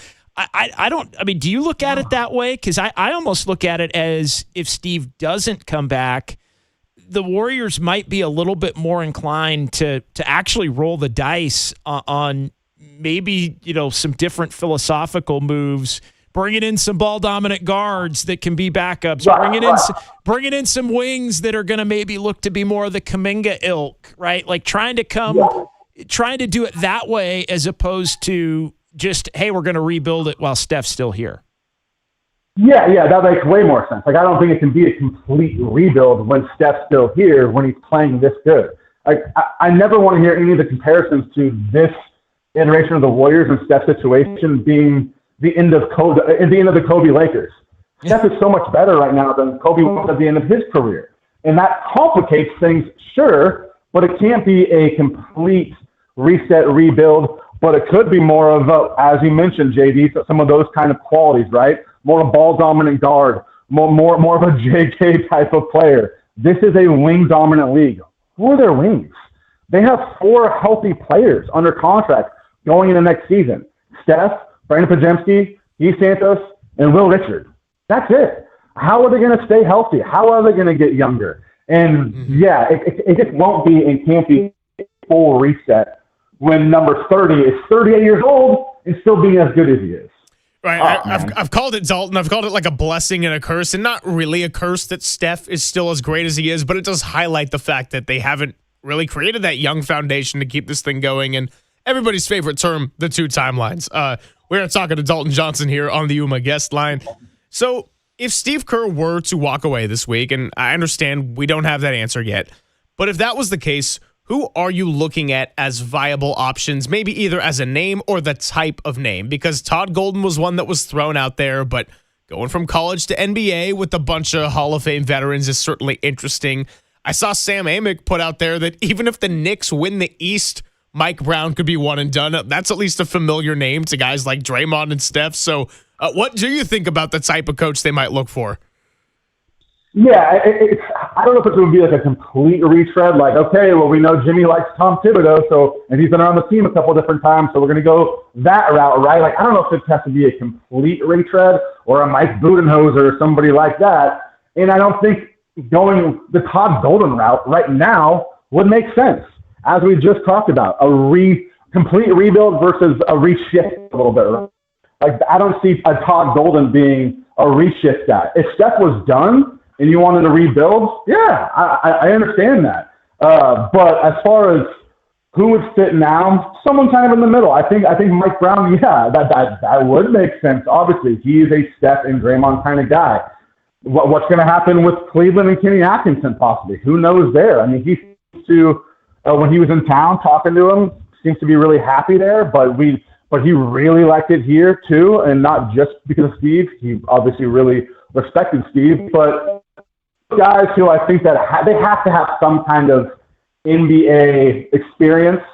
And then maybe at the end of the day, though, with knowing how Joe found a Mark Jackson or a Steve Kerr and thinking more outside the box, maybe it is more of an assistant coach, like a Sean Sweeney or somebody else who has been around for a long time in the NBA and is seen as kind of one of these smart guys that just needs to have a bigger step up. So again, it's so much finding the balance in all these bigger questions. Dalton, final one for me. Kevin Durant seemingly has worn out his welcome again at a new place in Houston. Do you think there would be an appetite to again try to convince Durant to come to the Warriors? Would Steve maybe not being a part of the equation be more enticing to KD? Would Steve and Draymond maybe not being around be more enticing? Or is that just, hey, that ship has completely sailed, JD? Why the hell are you even bringing it up? I mean, JD, you're asking me to get in the mind of KD. I might as well be stuffing my foot into a bear trap right now. I mean, come on. That's no fun there trying to get in the mind of KD. I saw a report today that mentioned 22 teams that would be interested in Kevin Durant. Like, oh, yeah, what about those other 7 teams not named the Rockets or whatever, the Thunder, the Rockets, the Nets. I know, right? They're all the teams he's been on, except for the Warriors. Right. Oh, we lost him for a moment. The owner, we got it back. We lost you for a moment, Dalton. You guys got me? We got you. Woo, I almost failed you.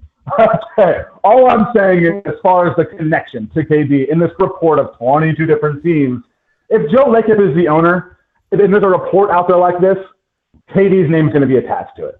They're going to be attached to big name guys, but I just don't see if Steve Kerr's back or not. To me, Kevin Durant just seems over it. Like, it didn't matter if it was going to be Steve or not. He would have came when he had the chance last year and really actually competed for a championship. I just think he's over it here. And I think that when it's all said and done, then he'll be able to come back and say thank you to the fans and see his number go up, obviously, with the banners and his statue and all those good things. But again, I am never going to try to get in the mind of KD, but that's as close as I think I can make it. Hey, it's fully understandable. Maybe if they're not going to be saying championship, why not just do it all? Bring back Clay, bring back KD. Let's get Jordan Poole. Let's get Looney back. Who doesn't want Looney back in their life? You're sounding Looney now. My God. Come on now.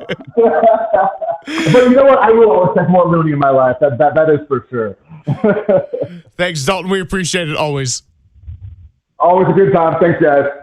Dalton Johnson, NBC Sports Bay Area. Appreciate him, and going to be following his work throughout the offseason, of course, which should have a big decision coming this week one way or another for their head coach. I will tell you that Papa and Silver with JD is sponsored by Redwood Credit Union, for you, for community, for 75 years. Join RCU today at redwoodcu.org, and we will wrap things up when we come on back on the Sports Leader. Now, from the O'Donnell Financial Group Sports Desk. Learn more at odfigroup.com. O'Donnell Financial Group, because planning is a process, not a product. Well, since we signed off with you on Friday, the 49ers went ahead and made 8 selections for the 2026 draft. Now, in the world of instant reaction, and a lot of times with that overreaction, what did you make of John Lynch and Kyle Shanahan's selections? Was this draft a disappointing one, or do you trust the football minds to go against the grain? 415-808-5627. We'll be taking your thoughts all day long as you sound off.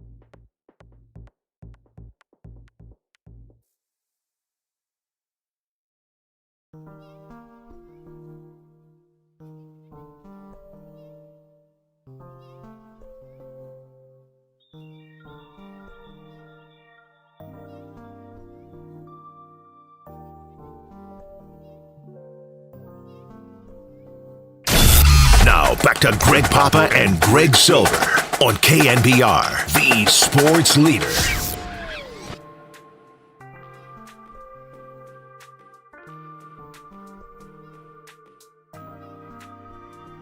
Three-two pitch. There's a high drive to right field. Heading for San Francisco Bay. It is wet! That one sleeps with the fishes. Jung-Hoo Lee muscles up with a very long one. And that brings the fans out of their seat at Oracle Park. Final few minutes here on a Monday. It is Silver and JD, and today's Silver Linings playlist is a little swing by the All-American Rejects, because swinging the bats is something that the Giants are starting to do here, particularly the guy you just heard right there. That was one of the rare highlights of Friday. Jung-Hoo Lee getting his second home run of the year. He was 4 for 5 yesterday. He's been hot. Casey Schmidt, double bombs, and we got a lot of Giants that we can get into tomorrow. Of course, they're off today, and so that sets the table nicely to talk about this team. But it's been enough of a sample size now, JD, to where this team has played much better baseball. Still 2 below 500. Going on the road to the Phillies should be a big series. But, you got guys, your still carriers need to pick it up a little bit. Your Adames, your Devers, your Chapmans at times. But seeing guys like Schmidt, Lee get a little bit hot, it's injected some life into this team. It has, and it's been the Farhan guys this week, believe it or not. It has. Patrick Bailey, the walk-off, not walk-off, but the game-winning home run. It felt like a walk-off against the Dodgers for the impact. The 3-run shot. Now Jung-Hoo Lee and Casey Schmidt. Landon Roop, another one. Big dog Landon Roop getting it done after giving up the 3-run homer and going deep in the game. That's another Farhan era guy. All of a sudden, those guys are holding the Giants up. But no, 7-3 in the last 10 for San Francisco, and it we've had a 3-7, we've had a 7-3. Obviously, you add it up with the other 4 games, and there's still a couple of games under, but they are playing better baseball. I think overall, it is 3 consecutive series wins, and so they're on that climb back. They're closer to 500 now than they are to their low point when they were 6 under. Yep. And it's a great opportunity coming up against the Phillies this week, who are with the Mets 9-19, the worst 2 teams tied for the bottom in the National League. And so a lot of speculation as to the Phillies going to start firing people the way the Red Sox did over the weekend. So we shall see.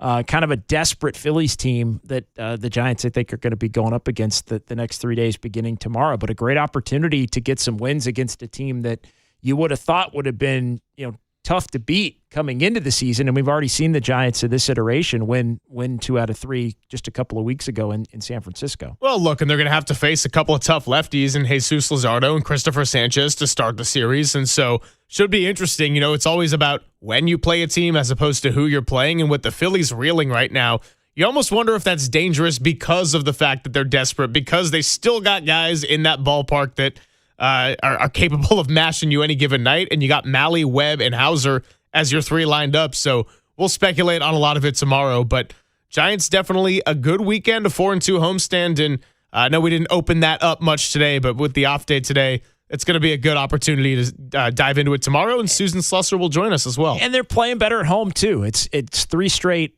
series wins overall. It's now 3 straight home series wins as well. If you go back to that Philly series before the road trip, and then the Dodgers and the Marlins, and they made the Marlins, the Dodgers series stand up by beating the Marlins. It looked a little iffy Friday night, but it wasn't a letdown series based on the comebacks that the Giants were able to have over the weekend. Well, even after the first 2 Dodgers game, Walt and I had a lot of exchanges where they're like, are they going to go 3-3 on the homestand? Come on, don't do that to me. Then Friday's happening and we're like, ooh, and then, hey, not scoring first, still getting it done Saturday and Sunday. That's a 4-2 homestand, and that's another series win.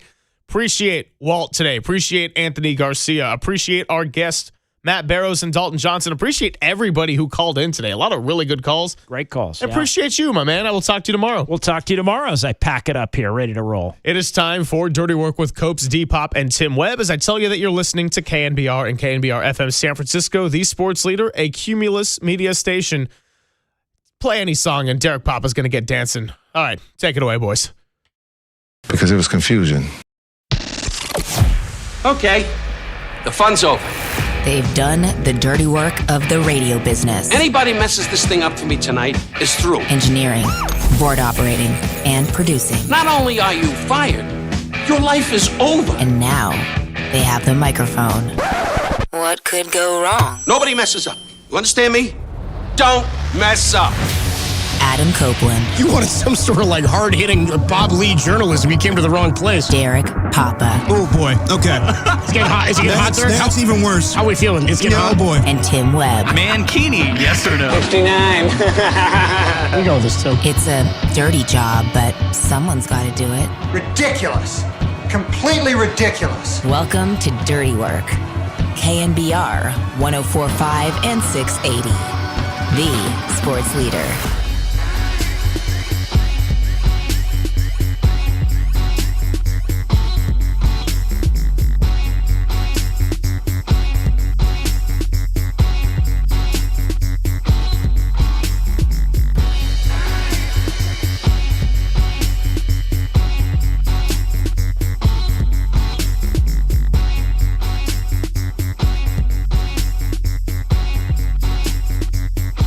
It's Dirty Work on a Monday afternoon. Adam Copeland, D-Pop, Tim Webb with you.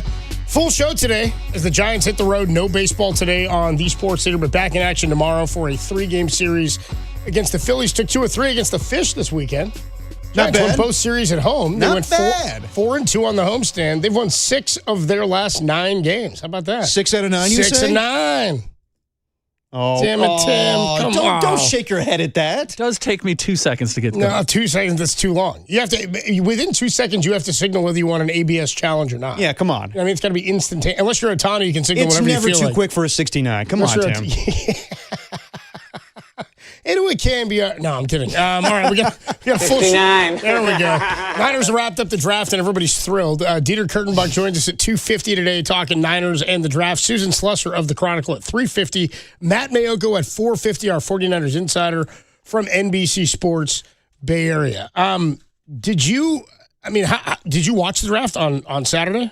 No, I got updates, but I did not watch the draft. I didn't watch either. I went to the ballgame on Saturday. I don't need to see orangutans make draft picks. I'm good on that one. Is that what happened? That happened years ago. I remember Mike Mayock being like, what the hell are we doing here? So, yeah, I mean, I told you last week. The draft used to mean something, everyone. I told you last week. It's totally jumped the shark anyway. And the NFL is just brilliant. And I thought of this morning. I texted Derek this morning just wondering if he knew. I figured he'd know the date, but he did respond pretty promptly. I asked if he knew when the NFL schedule release officially happens, like when they give us the entirety of the schedule. So you want to know as much as me? Well, yeah, it affects my life, actually. You know what I mean? When the Niners play. So I was just wondering, like, okay, now the draft's over, we're probably going to get that next. That's like the next thing was sort of my last year thought. they announced it on the day of the draft. This year they say sometime in May. I'm assuming the week of May 11th. The brilliance of the NFL and knowing that they've got a network that talks football 24/7, 365, when they only play one game per each team per week for 18 weeks in a season. Yeah, man. Yet they roll this out where you get, your first the opponents that you're going to play, and you got all your combine stuff, and you got all your draft coverage, and you get your schedule release, and we get the trickle out of, the international games, who the opponents are going to be, and some of what weeks you may end up getting to play. Don't forget your post June 1st trades, Copes. That's around the corner. How could I forget? Well, dude, that's way down. That's way after we get our schedule. You know what I mean? That's post June 1st. It is. So I was wondering that when I texted you earlier today, what the next big thing is. But the draft itself, like I didn't get into it on Saturday, but I was telling you even on round 2 on Friday, the stuff they do now. I love getting a former player who comes out. I think it was David Akers who came out and talked all that trash to the Cowboys fans. Remember Jay Feely, the kicker? I think it was Akers for the Eagles. Jay Feely. I'm joking with Jim Tomsula years ago. Jay Right. Feely, kicker? Akers came out and was like running his mouth at the Cowboys fans. I remember that. The Eagles. I remember that. Did you see Mark Andrews? No. Sorry, not Mark Andrews. Who's my guy? Mark Ingram. Mark Ingram, the running back. With the Baltimore Ravens. Former Heisman Trophy winner in Alabama. Right? He was announcing the Ravens pick, and he called out the Steelers saying their ass. And I'm like, Mark Ingram, how long were you a Raven, dude? Like 2 years? Yeah, I think of him as a Saint more. 100%. He was there because he's the he was one of the first dudes who was like, not first dudes, but he was the running back when Lamar really broke out. So put some respect on his name. Not bad for a running back. Not bad for a running back. Yeah. That's Lamar saying it about himself. Right. Being called a running back. But remember I said on Thursday they brought out like I'm all for the honoring, and the NFL's all intertwined with the military and all that, but they do the salute to service and everything. Mm-hmm. And they brought out the family of the fallen soldier in Afghanistan. They did that whole big speech, and his family should represent him, and with Roger Goodell and the commissioner. And then you go like, man, this is really nice. Like with the 5th pick in the 2026 draft. Got to get to business, Coach. I'm like, dude, then time is money with these draft picks. They cut to some kid crying on his couch. You know what I mean? I'm like, what the hell? Well, not only that, they're misleading fans. We'll get to it later in some sort of segment. But oh yeah, they filmed something for what they believe to be maybe a draft day 2 or something that's in the works. God, I hope so. You know what? I got to say this. I don't say this proudly. In a certain state, I decided to watch draft day this past weekend. Dude, everybody craps on it because the premise of the movie's so bad. Like, it's so dumb to make a movie about the draft. I got to tell you, parts of it are kind of enjoyable. Well, I'll catch myself watching like 10 minutes, and I'm like, I'm fairly entertained by this. It's not great. It's not an all-time sports movie because no sports are actually shown being played. Like, the last scene is, well, I hope the Browns have a good season when they draft all these guys. And let's be honest, we know what happened. Yeah. The same thing. They lose once again. Draft day 2, and it's like all the fallout from what happened because of that draft. But can I say this? In lieu of the Diana Rossini and Mike Vrabel scandal, in an NFL-produced movie, I know this was made years ago, you're going to have a storyline where Sonny Weaver Jr., played by Kevin Costner, is having an affair with his capologist. Can you imagine if that went down today? I would say it was just a relationship, less so than an affair, was it? I don't think it was an affair. I think they were just having a relationship. I think they just had a relationship. Ime Udoka lost his job because of that. Look, man, and look, I'm not here to pat I'm just saying, I don't think that's the same circumstance. Okay. That's how you saw it? Well, by the way, can you imagine if that comes out today? Like, a GM was sleeping with their capologist, and not all capologists look like Jennifer Gardner. Dude, here's the thing: it's like when people. It wasn't okay then. My point is like when people come out with stuff, they're like, "You could never make The Office today," and I go, "Yeah, you could." That was the point of The Office. That's different. No, but I'm saying like people act like you can't make things that are uncomfortable contextually today or out of pocket today. I go, but it was the point of it being in where it was it was out of pocket. That wasn't that, but. Hey, you putting Costner in, and he's like, "Give me a babe." I don't know what Costner's doing. He's like, "What is she? 30 years younger than me? Fantastic." Yeah, I'm in. I'll play whoever the hell you want, dude. I don't know. As long as you get me American Horizon, I want part 1, part 2, part 3, part 4. I was thinking about you this weekend though because Michael Jackson movie came out. Michael, did you watch it? It's getting horrendous reviews from reviewers because many of them upset that the movie ends in like 1988 when Bad comes out. I guess since then it's a biopic. Come on. Well, since then it's more like focused on the. I guess people have said. It's more focused on the transition from like the Jackson 5 into his solo career and everything. Gotcha. But generally, I think people are really, really liking it. It's the biggest open for a biopic in history. Better than Ray? Yes. Better than Walk the Line? All of them. Better than Dewey Cox? Dude, and I was like, Derek's going to be pissed to find out this movie's doing so well and it doesn't even have the child abuse stuff in it that he wants. You know what I mean? You got to tell the whole story, man. What's the whole story? The whole story is this guy was accused of molesting kids. Yeah, whoa, dude. And Derek won't see it unless that's in the movie? You gotta see. I don't want to see the actual why are you bringing up old stuff, dude? I mean, you gotta expose Michael Jackson for what he was. Look, dude, I'm just saying, dude, the guy, man made Thriller. You know what I mean? What are you, Dave Chappelle? Yeah, he made Thriller. Hey, come on, man. By the King of Pop. Oh, man, Beretta did that S. That's too funny, man. So you're not going to see it? Probably not. Because it didn't give you everything you were asking for. when I'm expecting a Michael Jackson biopic, I want it all, baby. I want Bubbles. I want Neverland Ranch. Come on, you have to tell the whole story. So did you see Elvis? I did see Elvis. Do you think you got everything in Elvis? Do you think they really, really told you everything in Elvis? Because they really didn't. You saw that movie. What are you applying? Well, I'll tell you off air, but you did not get the shadows of Elvis, dude. Probably not. Why don't you go watch Priscilla and then tell me if you got every bit of Elvis? Let me tell you, Priscilla barrels of laughs, dude. Yeah. No. Well, what's the best biopic where you thought it definitely captured everything with that person?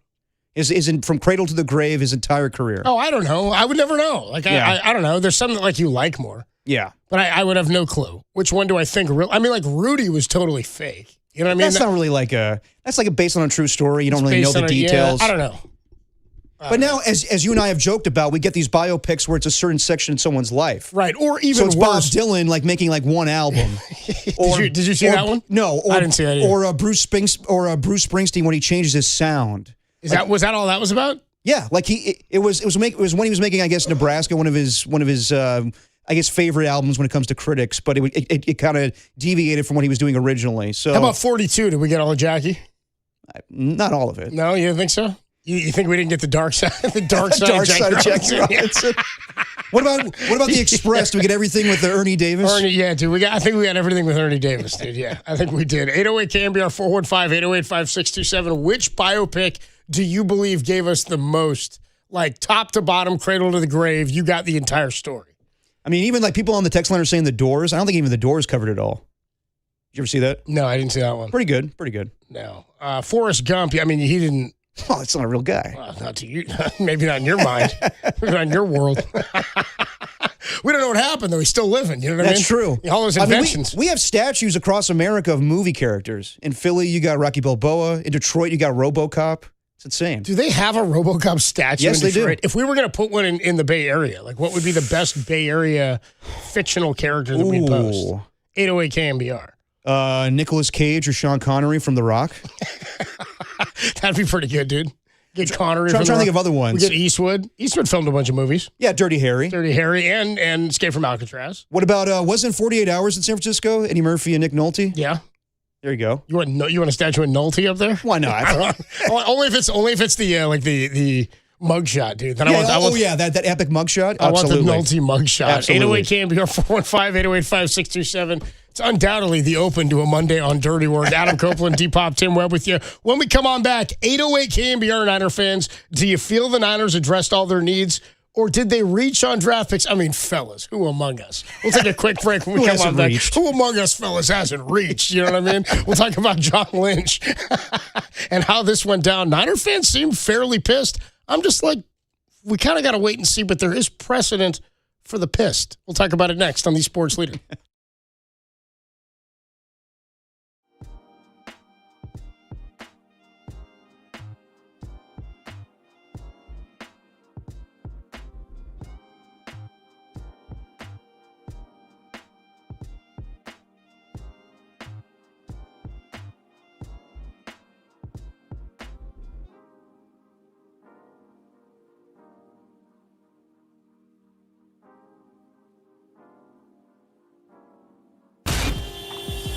Time for your Bay Area Chevy dealers traffic update.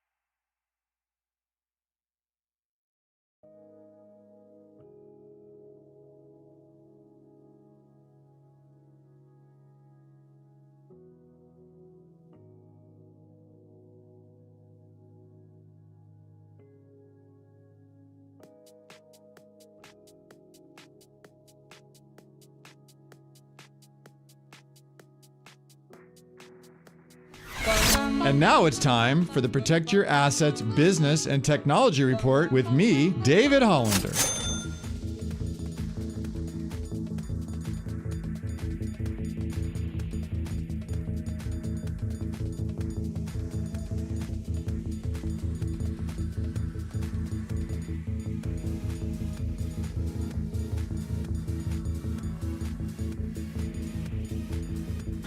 This has been the Protect Your Assets Business and Technology Report with me, David Holland. Will you have enough money in the bank when it's time to retire? That's the big question that's keeping you up at night. Let's talk about it. Join me this Saturday from 8 to 9 a.m. right here on KNBR for my show, Protect Your Assets. Or call 1-866-PROTECT.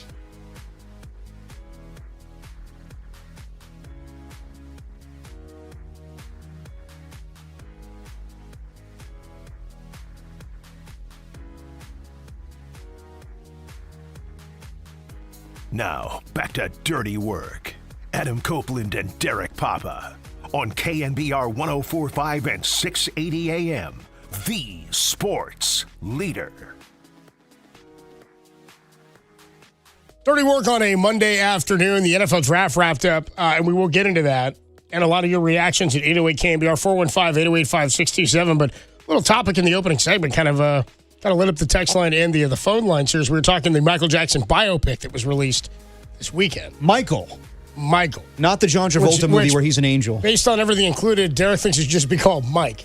Yeah. Yeah, like they're not telling Mike. Derek says they are telling the whole story. Yeah. It does remind me of that famous Branch Rickey line in 42, and he says, I want a biopic with enough guts to keep in all the accusations. Yeah, when they do 42-2, they'll have that line. 42-2, still twoing. Yeah. 808 KNBR, we're talking, which biopic do you think told you the full story, cradle to the grave? Our guy Jack Loader in the digital department texted me and said, the movie Vice with about Dick Cheney. Great movie. He says, I go with that movie.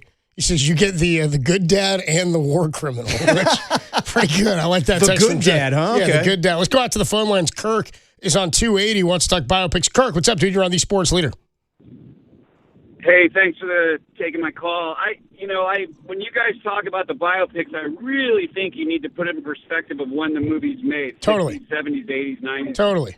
And for me, even though it's just a clip of the life, Brian's song with Brian Capoletti, my God, that's not the biggest heart tugger in the world. And, his death, here's the guy who played ball like nobody at the time. And I just thought that one was great. But if you're going to do their whole sort of career, there's a movie called, have you guys seen CBGB?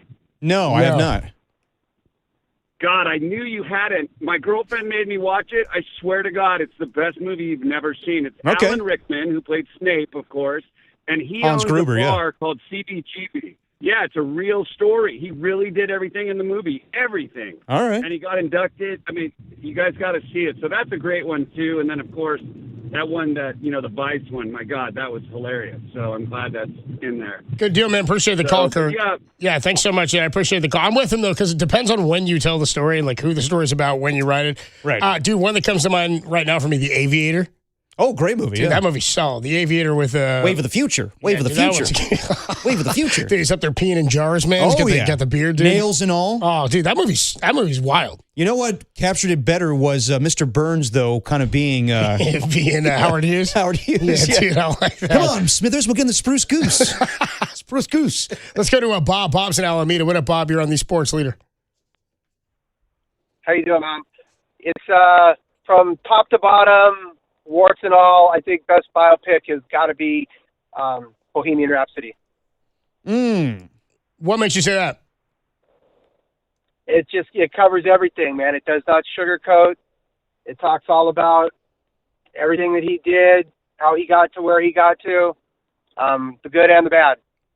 Appreciate the call, Bob. Thanks so much, man. I don't know if all of it's accurate, though, and that's the case with most biopics. I'll tell you what's not is those teeth that he's wearing. The teeth. And then, Freddie Mercury's, hanging around some college campus. They're like, hey, do you play in a band? Oh, cool. I play in a band, too. We should do a band. How about your boy in Lincoln? Oh, Daniel Day-Lewis? Dude, Daniel Day-Lewis. I never actually watched Lincoln. Dude, walking around treating everybody like he was Lincoln on set. You know what I mean? What do you mean He by wanted that? people to call him Mr. President. Don't forget, he wanted to abolish it. You know what I mean? I gotcha. He was on the northern side. Yeah. They made sure the guys playing Southerners, the guy playing Jefferson, you can't do that. You and I talked about this before where we have, actors that do that stuff, method actors that get into their character. Daniel Day-Lewis, I'm sorry, after a while, it's like you're just being an a-hole. Like the same thing with Jim Carrey, where he was Andy Kaufman for Man on the Moon, if you've seen that documentary. Yeah. He acknowledges today, I acted like an a-hole. Dude, 100%. that's pretty maniacal. That's a pretty good one. How about Ali, if we're going sports movies? There's another movie where Terrence Howard played Muhammad Ali that's in black and white, actually way better than Ali with Will Smith. Yes. I thought it was better. Yes. And Howard didn't get an Oscar nod. No, he did not. Not for that. No. When did that come out? I think around the same time, or maybe late 90s. Tim says Amadeus. Tim, really? You think so? Amadeus? He didn't say that. Tim didn't say anything about it. Tim was also Gandhi. I did enjoy Gandhi, dude. Okay. With a Ben Kingsley. Ben Kingsley. That's a And solid Daniel one. Day-Lewis is in that. Is Day-Lewis in that one too? I think he pops up for a second. Lawrence of dude, Malcolm X is solid. With Spike Lee, right? With Denzel. Yeah. And as Tim says, there's Ray, and of course, Ray with white people, walk the line. Ray with white people is walk the line. Yeah. The wrong kid died, said Branch Rickey, of course. Yes, said Branch Rickey. Of course, dude. All right, let's get into what happened with the 49er draft last weekend. So we were on the air on Friday when DeJon Stribling got drafted, and as Rich Aurelius so aptly put it, Who the hell? You guys bunked me for a day and an hour for DeJon Stribling? Basically, what I've seen on him is that while a lot of people believe in consensus, this is the word that's been flying around, what is the consensus pick and why don't the 49ers follow it?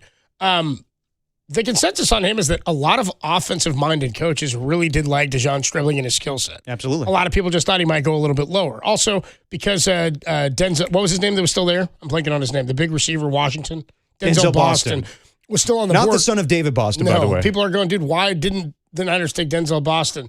As Kruger, I think, pretty aptly put it, he was the safe pick. Mm-hmm. He's a guy who's going to be good. He's a guy who's got good hands. He's got good size, but he's not going to stretch the field. And the Niners right now need a home run hitter.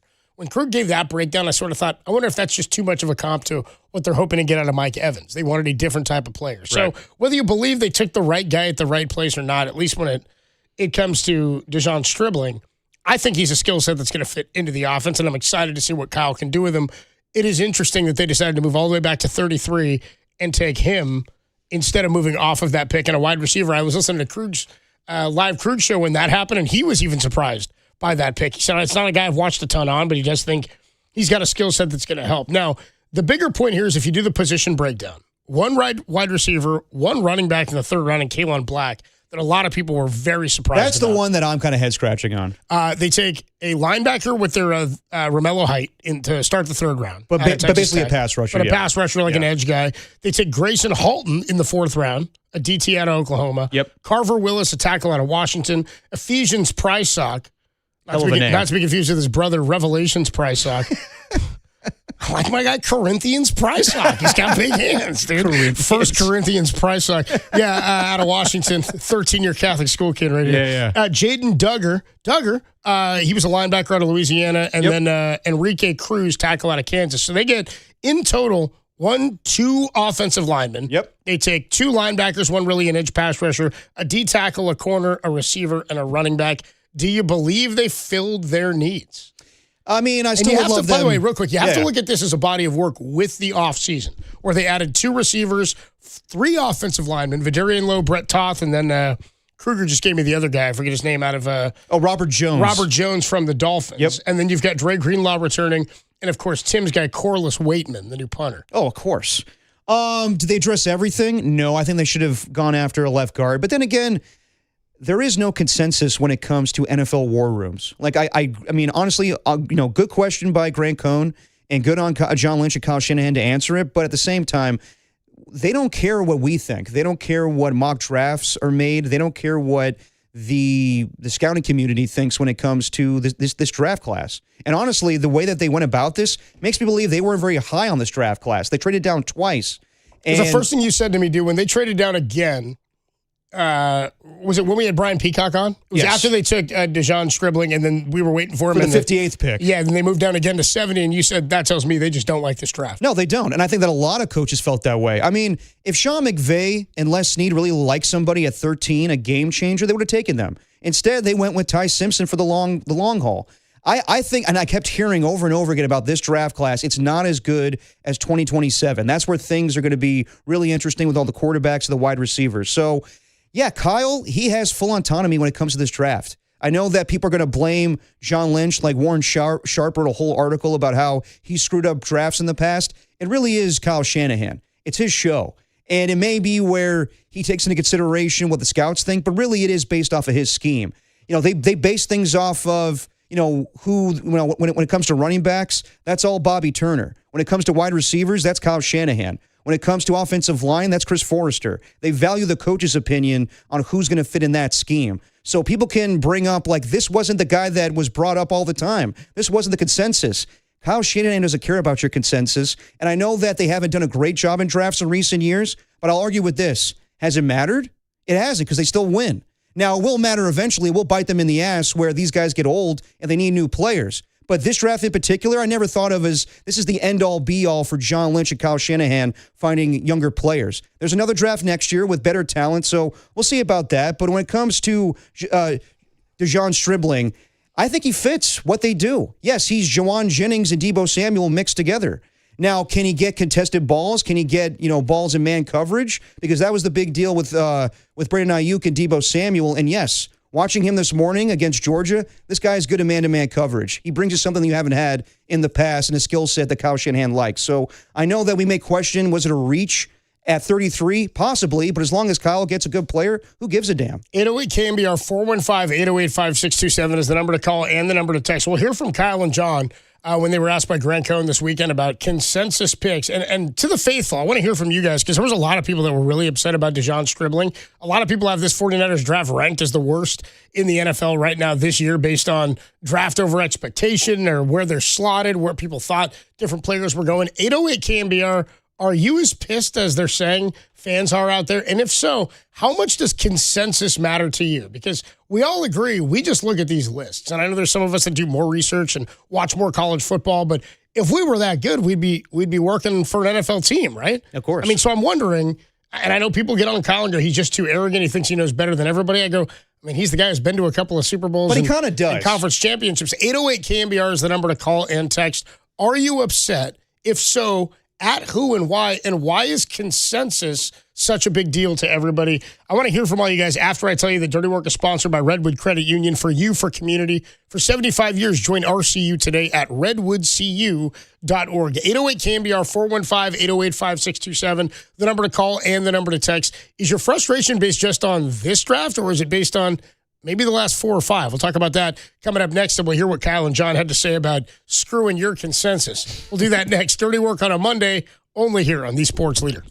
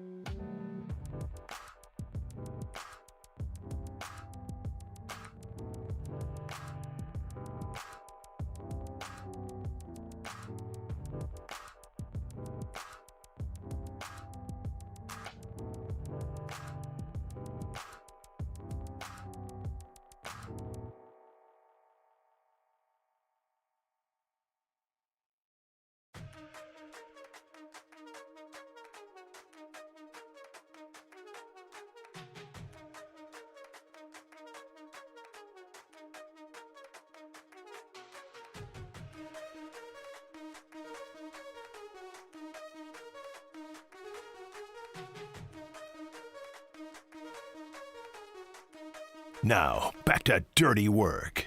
Adam Copeland and Derek Papa on KNBR 104.5 and 680 AM. The Sports Leader. Dirty Work is sponsored by Jack's Restaurant and Bar, an all-day, any-day kind of place. Dirty Work on a Monday afternoon. Adam Copeland, D-Pop with you. We are going to catch up with our guy, Dieter Kurtenbach, coming up at 2:50. Talking some Niner draft at 8:08 KNBR. We want to hear from you guys. Are you looking at John and Kyle and going, what the hell is going on? What are you doing? Now, if you're somebody feeling that way, I have two minds of thought on this because I heard Krug talking about this with the morning show guys today. Yeah. And I agree with him because it was sort of my first thought when everybody gets really upset about the draft. And look, I don't do the same draft homework everybody else does.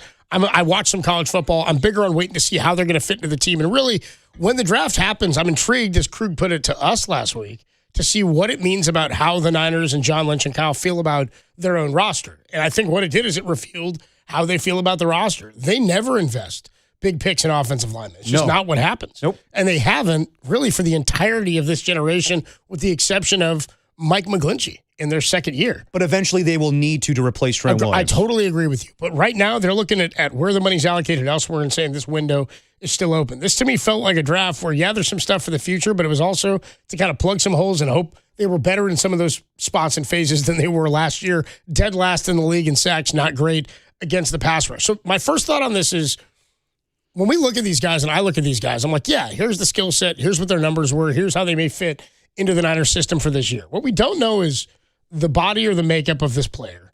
What coaches that know him or what anybody else around him has said about him. They get to meet the player himself. They get to talk about schematics and understand his understanding of the game. They get to look at all the tape in addition to getting to know the player.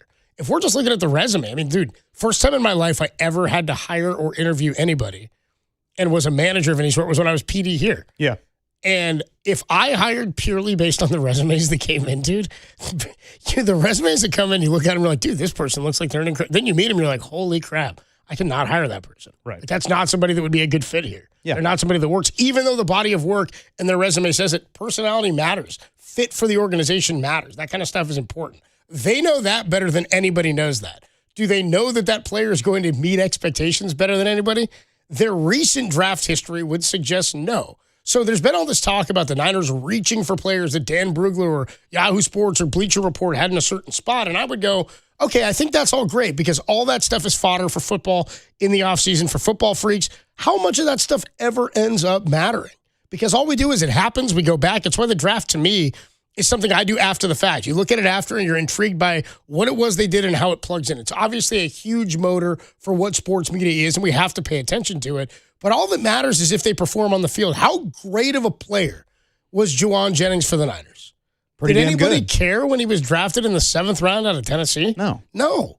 It was a great pick. I'm not saying any of these guys are that. I'm saying it's really hard for anybody to know or care until they end up playing. We all were happy with Dominic Pooney's insertion into the offensive line, weren't we? Absolutely. Who knew that was going to be an immediate plug-and-play or a guy that was going to become a starter almost instantaneously because they hadn't done anything like that. So you can't hire purely off resume or you're going to end up with a lot of players and personalities that don't necessarily fit. And I think that's, in some capacity, why the John Harbaugh, the Jim Harbaugh era, like the meteor that it was, shined so brightly and flamed out so magnificently because a lot of those personalities were not guys that were sustainable people to keep around the organization. Now, if we go back to the last few drafts and look at what the Niners have done, they've not rated very highly and they haven't been very successful. Like if you go back to the 2023 draft even, Jair Brown, Jake Moody, Cameron Latu, Darrell Luter, Robert Beal, D. Winters, Braden Willis, Ronnie Bell, and Jalen Graham.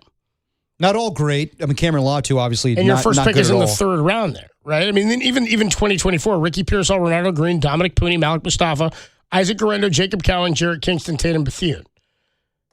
Not great either. Right, and that's just that's 2 of the But last what about 3. last year? Is that really like we're writing the book on that one already? No, we don't know. So if I go back 3 years to 2022, Drake Jackson, TDP, Ty Davis Price, Danny Gray, Burford, Womack, Zakel, Kalia Davis, Tariq Castro Fields, and then Brock Purdy. The Niners haven't drafted a Pro Bowler since Brock Purdy. Yeah. I mean, and that's 4 drafts. But give them credit for that. No, absolutely. But it's 4 drafts. Yeah, and I would say also, like, you could look at the past drafts of other teams and see that a lot of those picks didn't pan out either. Of course. Absolutely. And how many of those teams, like, are the Niners a top 10 team in the NFL in the last decade? I agree. I think they have to be. They've overcome. They definitely overcome all of their bad draft picks. And we know that Kyle Shanahan loves drafting running backs. The one where I kind of like, I don't know about that one. That's a little too soon. Kalen Black, the running back from Indiana. I just compare to what the Raiders did. Mike Washington Jr. in the 4th round. People say he was a better running back. But he may fit the scheme better for what Kyle wants to do. Now, people would ask, then why not take him later if nobody else was going to take him? Exactly. But they liked him. And to me, we'll ask Dieter Kurtenbach about it. I think that he kind of reminds me of Brian Robinson Jr. And if that's the case, you're just getting a running back that gets what's blocked. He got 4 passes all of last year. Kalen Black. Yeah, he's not a receiver. But you kind of need a different type of running back from Christian McCaffrey. And you need to see what you have in Jordan James. And look, I know that people are going to previous draft classes and saying that John Lynch and Kyle Shanahan haven't done a great job. It really is Kyle. Like, let's be honest here. John Lynch does a great job talking to the media, and they do a collaborative effort and everything. The only time I think Kyle was talked out of a pick was Mac Jones over Trey Lance. I think today all of us said that was the wrong pick. You'd rather have Mac Jones, he's on the team right now, than Trey Lance. But for the most part, it's Kyle saying, I want this guy. It's not based off of, well, he's a great prospect. It's based on my scheme. I know most people might think that's arrogant, but that's the way that some coaches roll. It's where they have carte blanche and they can do whatever they want in the draft. And it's not about finding players and then I got to fit my scheme around then. It's, I know what works. I'm Kyle Shanahan. I've had success in this league. I want to find DeJon Stribling who could fit in my scheme and is a better player, in my opinion, potentially, than Deebo Samuel and Juwan Jennings. He does things differently. Yes, he's a good yards after the catch guy and a good blocker, but he does get separation and man-to-man coverage is something that the 49ers need, a red zone threat once Mike Evans retires. So I know people want to come down the road today, and I totally understand with the failures of past drafts, but hasn't Kyle built up enough equity for us to believe that he could still win, maybe if it's not even with a good draft class? And we don't know about this draft class yet. Who the hell knows? Yeah, let's go to the phone lines. 808-KNBR 415-808-5627 is the number to call. That's my thing is I'm trying to wait and see and evaluate. Everybody being mad now is, I don't know what the point is. You can be like, damn, I really wanted that guy, but we don't know anything yet. Let me just add this real quick. I mean, yes, I know that people were high on Omar Cooper Jr. Omar Cooper Jr., some people didn't like. He was a good slot receiver, but he was on the shorter side, and a lot of people had him as a second-round pick. DeJon Stribling's taller and bigger and more physical. Chase Besantis, he did go to the Arizona Cardinals, so you'll see him twice in your division, but I don't know. No one knows. That's the whole point of this. Just because, Mel Kiper Jr. or Dane Brugler said this is the right pick doesn't necessarily make it true. Let's go to Mark. Mark is in San Francisco. Mark, what's going on, man? You're on These Sports Leader. How you feeling post-draft? I'm kind of wait and see. I think they tried to address a couple of their needs, and they may have done it. We'll have to wait and see how it pans out. But Stribling being a deep threat, if that happens, then they've addressed a big problem. And the pass rusher height, if they get another pass rusher off the edge, I don't care if he's just a one-down back. Just come in there and put pressure on the quarterback is fine with me. Then they've addressed that problem. So the 49ers draft differently. They have their own ideas of the athletes they want and the system they run. So they're going to be a little bit different than most, of these analysts would categorize their draft. But what I'd say is wait and see. They may have addressed these issues. They also got the inside tackle rusher. What is it, Halton or something like the Oklahoma tackle. So they may have addressed Grayson Halton. Yes. Yeah. So they may have addressed the pass rush and the deep threat. That would be big if they were able to do that. So I'm glad they got a receiver that has 4.3 speed. That's what they needed. I don't care who it was, but if this guy can fill the bill, then they've addressed a big problem. Appreciate the call, Mark. Thanks so much. That's another thing is Boston didn't run the 40, I don't believe. 4.3 speed for DeJon Stribling and over 7 yards a reception and yards after the catch. The Niners were 28th in the league in YAC last year. They did help fix something that has been a big problem for them, and that's separation and yards after the catch. I think people are looking too much on the stats that Stribling had in college. He bounced around a lot. And yes, I know 3 colleges, yeah. And I know he never had 1,000 yards receiving or more than 6 touchdowns in a single season, but he fits what Kyle wants to do. And Denzel Boston, he was never going to be drafted by the 49ers. How many 1,000-yard seasons did Deebo have as a receiver? In college? I'm not aware. No, I mean like in the NFL. He had one his rookie year. I mean, my point is, like, that's not necessarily the number that just makes you great, right? We all would agree Debo was an elite player for the Niners at his peak.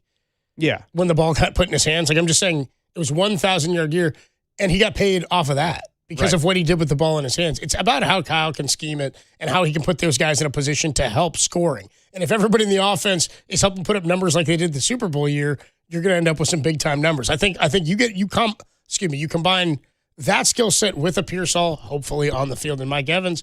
I think that's an intriguing trio of wide receivers. I would love to hear fans. Plus, Kirk is out there too. Yeah, options for fans as far as like other guys they should have taken. Like if you want a Denzel Boston, I'm sorry, but he's not quick at all. He's a guy that gets good contested catches, but he's not a guy that has any speed whatsoever. I don't think right now Mike Evans is faster than Denzel Boston. Come on. Let's go back out to the phone lines. Don is on Highway 101. Wants to talk about the consensus. That was a big talk this weekend. Don, do you care about consensus picks when it comes to the Niners?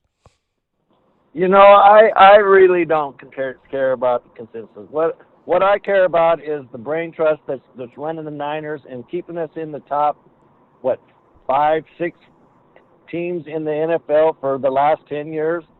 I truly believe that those guys know what they do. They pick for their scheme. And if you look back in the back few draft classes, you know, if you get 1 or 2 players per draft, I believe that's successful. You know, you can't expect 7 players to come right off the draft and be an impact in the NFL. So just grading their past drafts is not a way to look at the foundation of the Niners. They're winners, they win, and I believe and I trust in the brain trust that runs with Lynch and Shanahan. I think it's just obvious to everybody the Niners are winners, and I have no problem with this draft. Appreciate the call, Don. Thanks so much. Let's go to Paul. Paul is in Lodi. Wants to talk about the Lynch and Kyle dynamic. What's up? You're on the Sports Leader, Paul.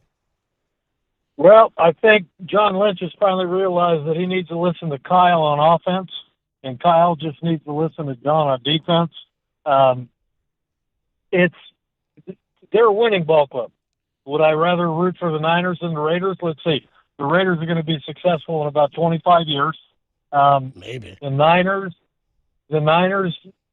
we get a couple trades this offseason for a couple offensive linemen. So we're going to be solid, and I think we're going to go far in the playoffs. All right. Appreciate the call, Paul. Thanks so much. That's what I would ask is, like, if anybody thought they didn't fill needs, like, what did you, if it's not specific player base, if your gripe with the draft is, well, they didn't get X, Y, and Z, they didn't get enough, they didn't get anybody else for safety, they didn't get enough corners, they didn't get, like, if that's your gripe, I'm okay with that. If you view it as, like, I thought this position maybe needed more, they did in total add 5 offensive linemen this offseason. But not a true starting left guard. That will be a conversation when we get to training camp. So, and that's the thought. Is like a guy like, is Carver Willis going to go over and play guard? Yeah, I mean, looking at him out of Washington, he played left tackle at Washington. I heard an interview with Dave Softy Mahler and Krug. Oh, nice. They were talking about him. But Krug was saying this is a guy who has mostly played left tackle. They have no idea how he projects to be a left guard. Well, I saw that he played right tackle at Kansas State, did not play very well. And then left tackle at Washington. Yeah, and then moved over to left tackle, and he played much better. The question is, can he move over to guard? Can he be a starting guard for them this season? So that's the one thing I thought that they could address.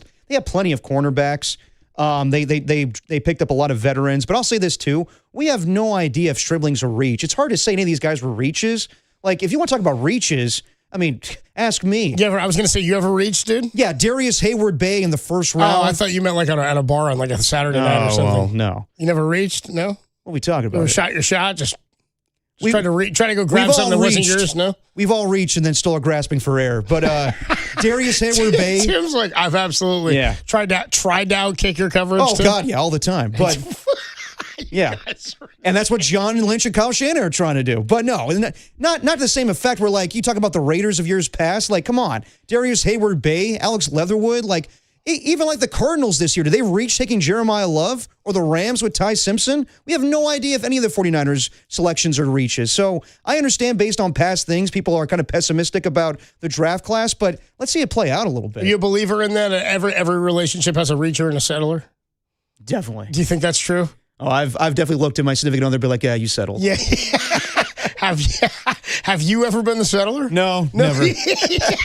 I'll take what I could get. 808 KMBR 415-808-5627. Are you in your relationship the reacher or the settler? I want to get into this. I like this. I agree. I think there's one in each relationship. Just call me Jack Reacher, geez. Yeah, dude, too. And Tim, and even that, they settled on Tom Cruise. They didn't want him. What? Jack Reacher. Well, dude, now they're settled on the Amazon. Tim's the Amazon Prime Jack Reacher. No, there you go. We'll take a quick break. When we come on back, Dieter Kurtenbach, we'll ask him, is he the reacher or the settler in his marriage? We'll do that next and talk a little NFL draft.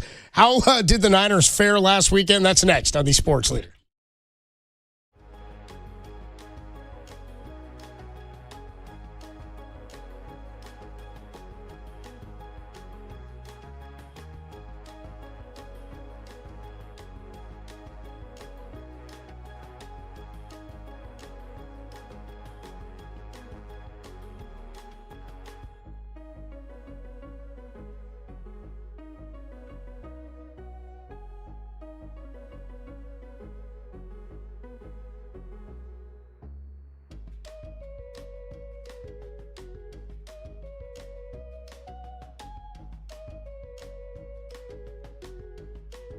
The Giants took 2 out of 3 from the Fish, culminating in their 6-3 win yesterday behind 7 strong innings from Landon Roop at Casey Schmidt's 4th homer of the season. Off today, then Philly tomorrow for the first of a 6-game road trip. For everything Giants, keep it locked right here to the Sports Leader.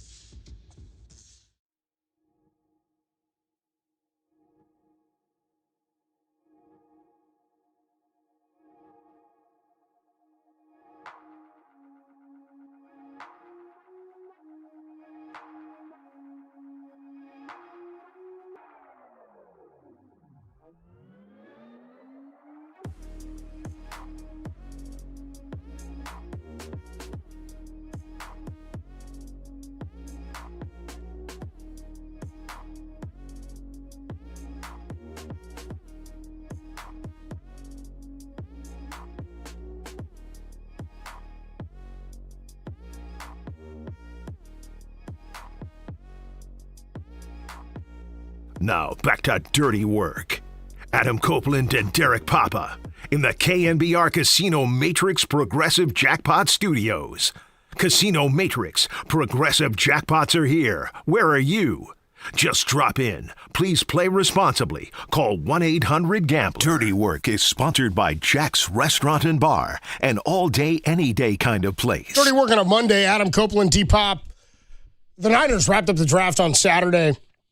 It upset a lot of people as early as Friday afternoon with their first pick of Deshaun Stribling. Stribling? The number 33 pick overall.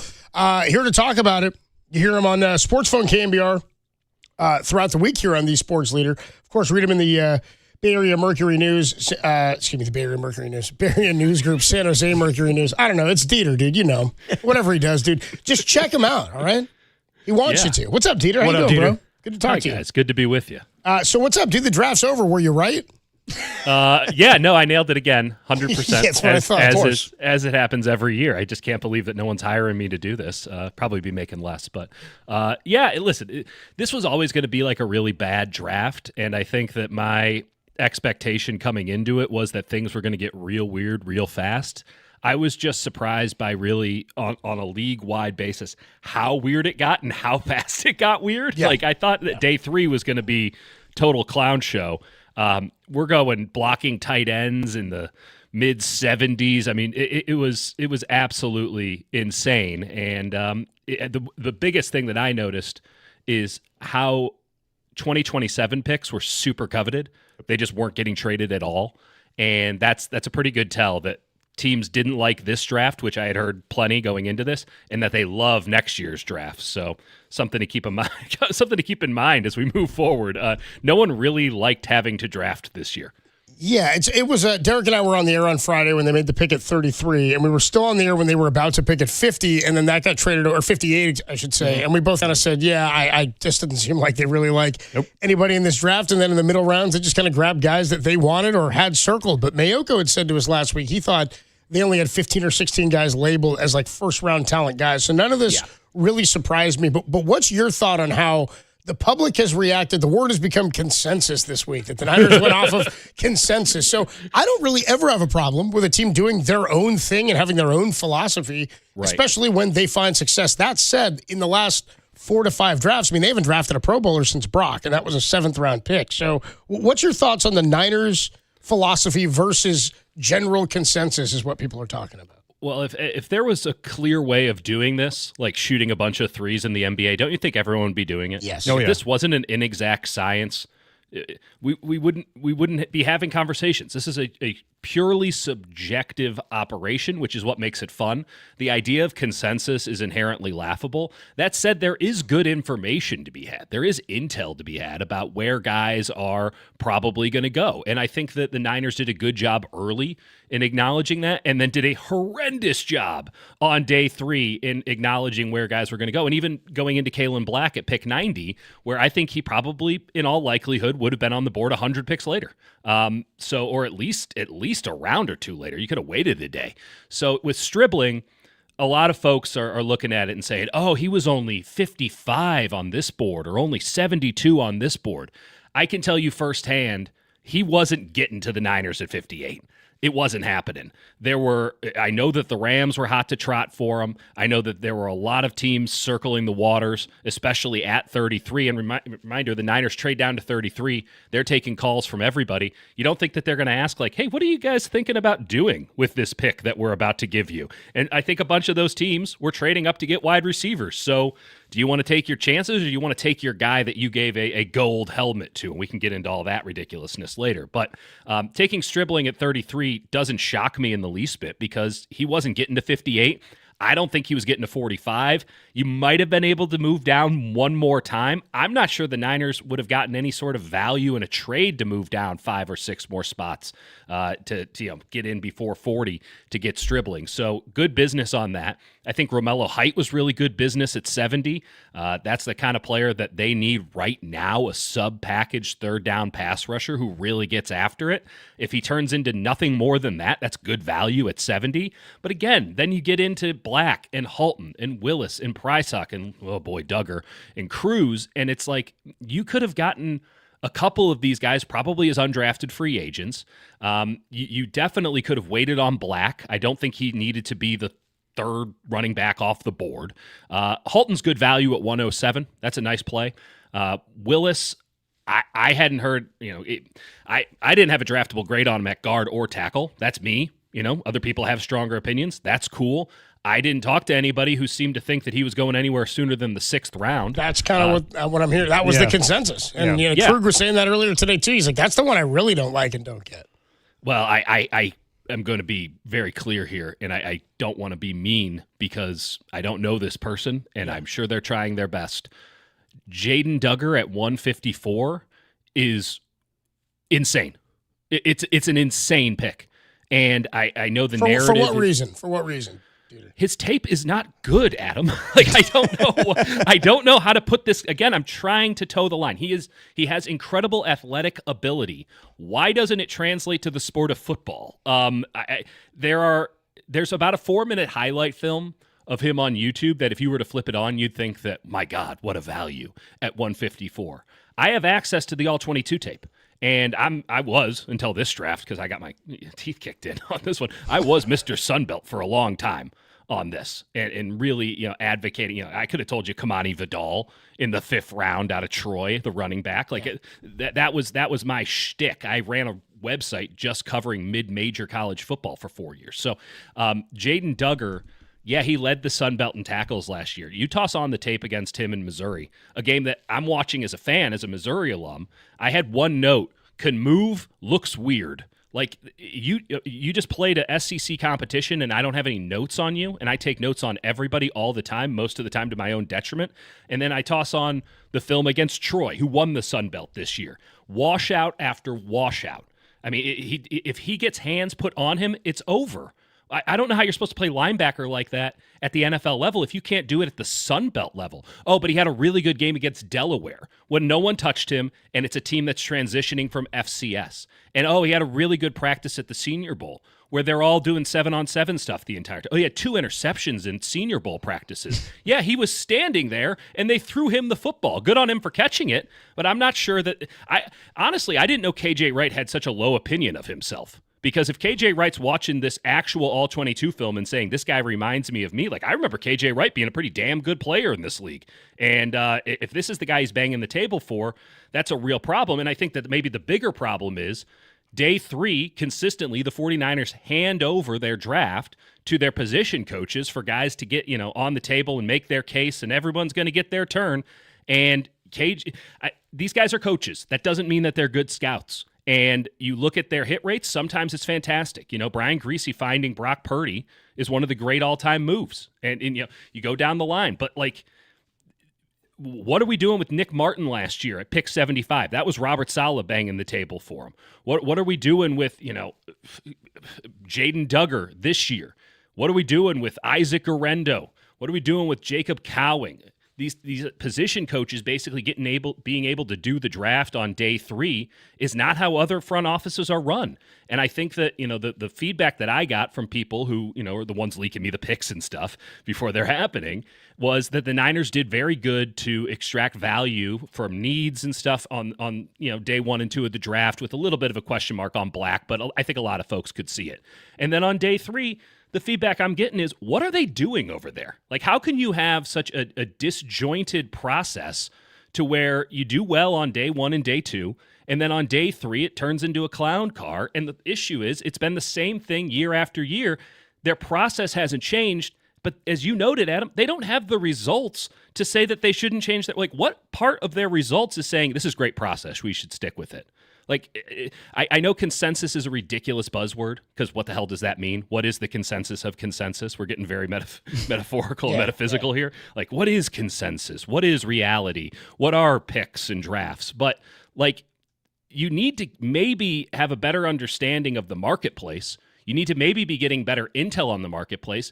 And maybe you don't hand over draft picks to position coaches who you gave – some tape to in the last couple of weeks, and they get to sort of choose their guy like you're at the candy store with a bunch of 3-year-olds. It's just not, That's just not good draft process. I can't imagine Howie Roseman or Brett Veach ever doing that. You want to bang the table, that's fine. You need somebody else to come up there with you. And I'm watching this Jaden Duggar All-22. I'm wondering who cross-checked KJ Wright on this thing, because it might work out because he's so athletic and they can teach him all these ways of how to be an NFL pro, but he wasn't getting it done at the Sun Belt level. How's he going to get it done at the NFL level?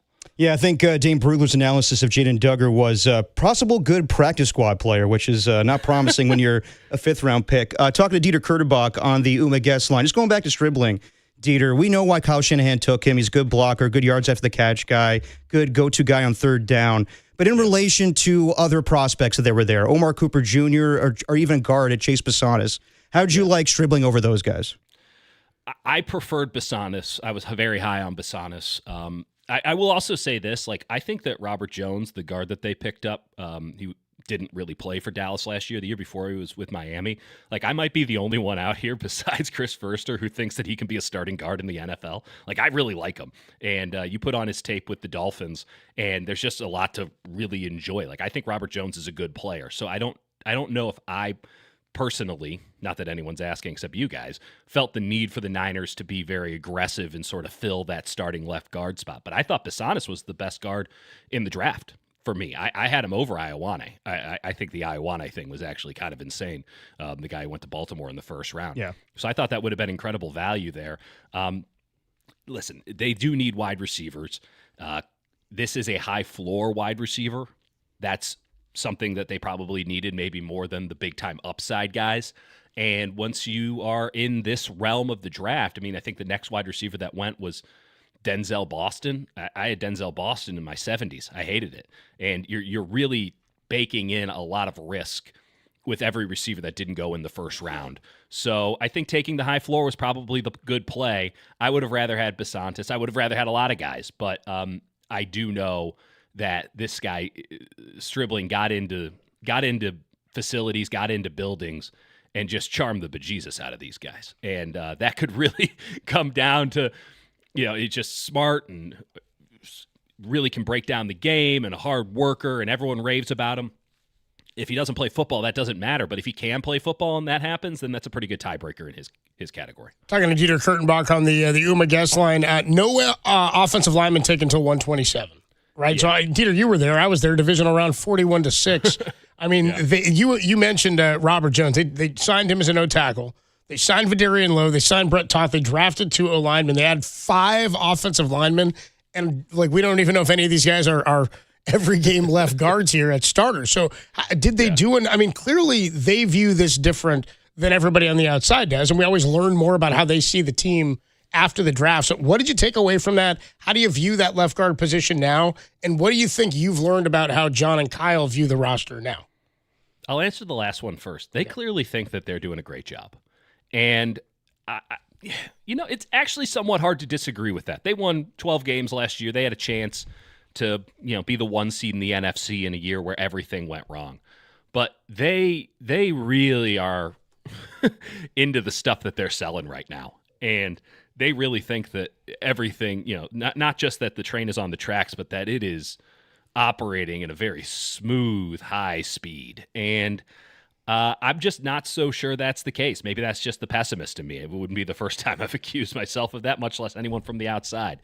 I don't think that there's a real problem here, but I do think that Seattle presents an existential threat to what they do. And if you don't take that away from 2 of your last 3 games, I'm not sure that you are paying that close of attention. It's so strange to me that, okay, you want to wait on offensive line because they'll never take someone over draft slot on the offensive line. That's something that they have just proven not to do. If a guy like Dominic Pooney, who they have a 3rd-round grade on, is there in the 3rd round, they'll take him.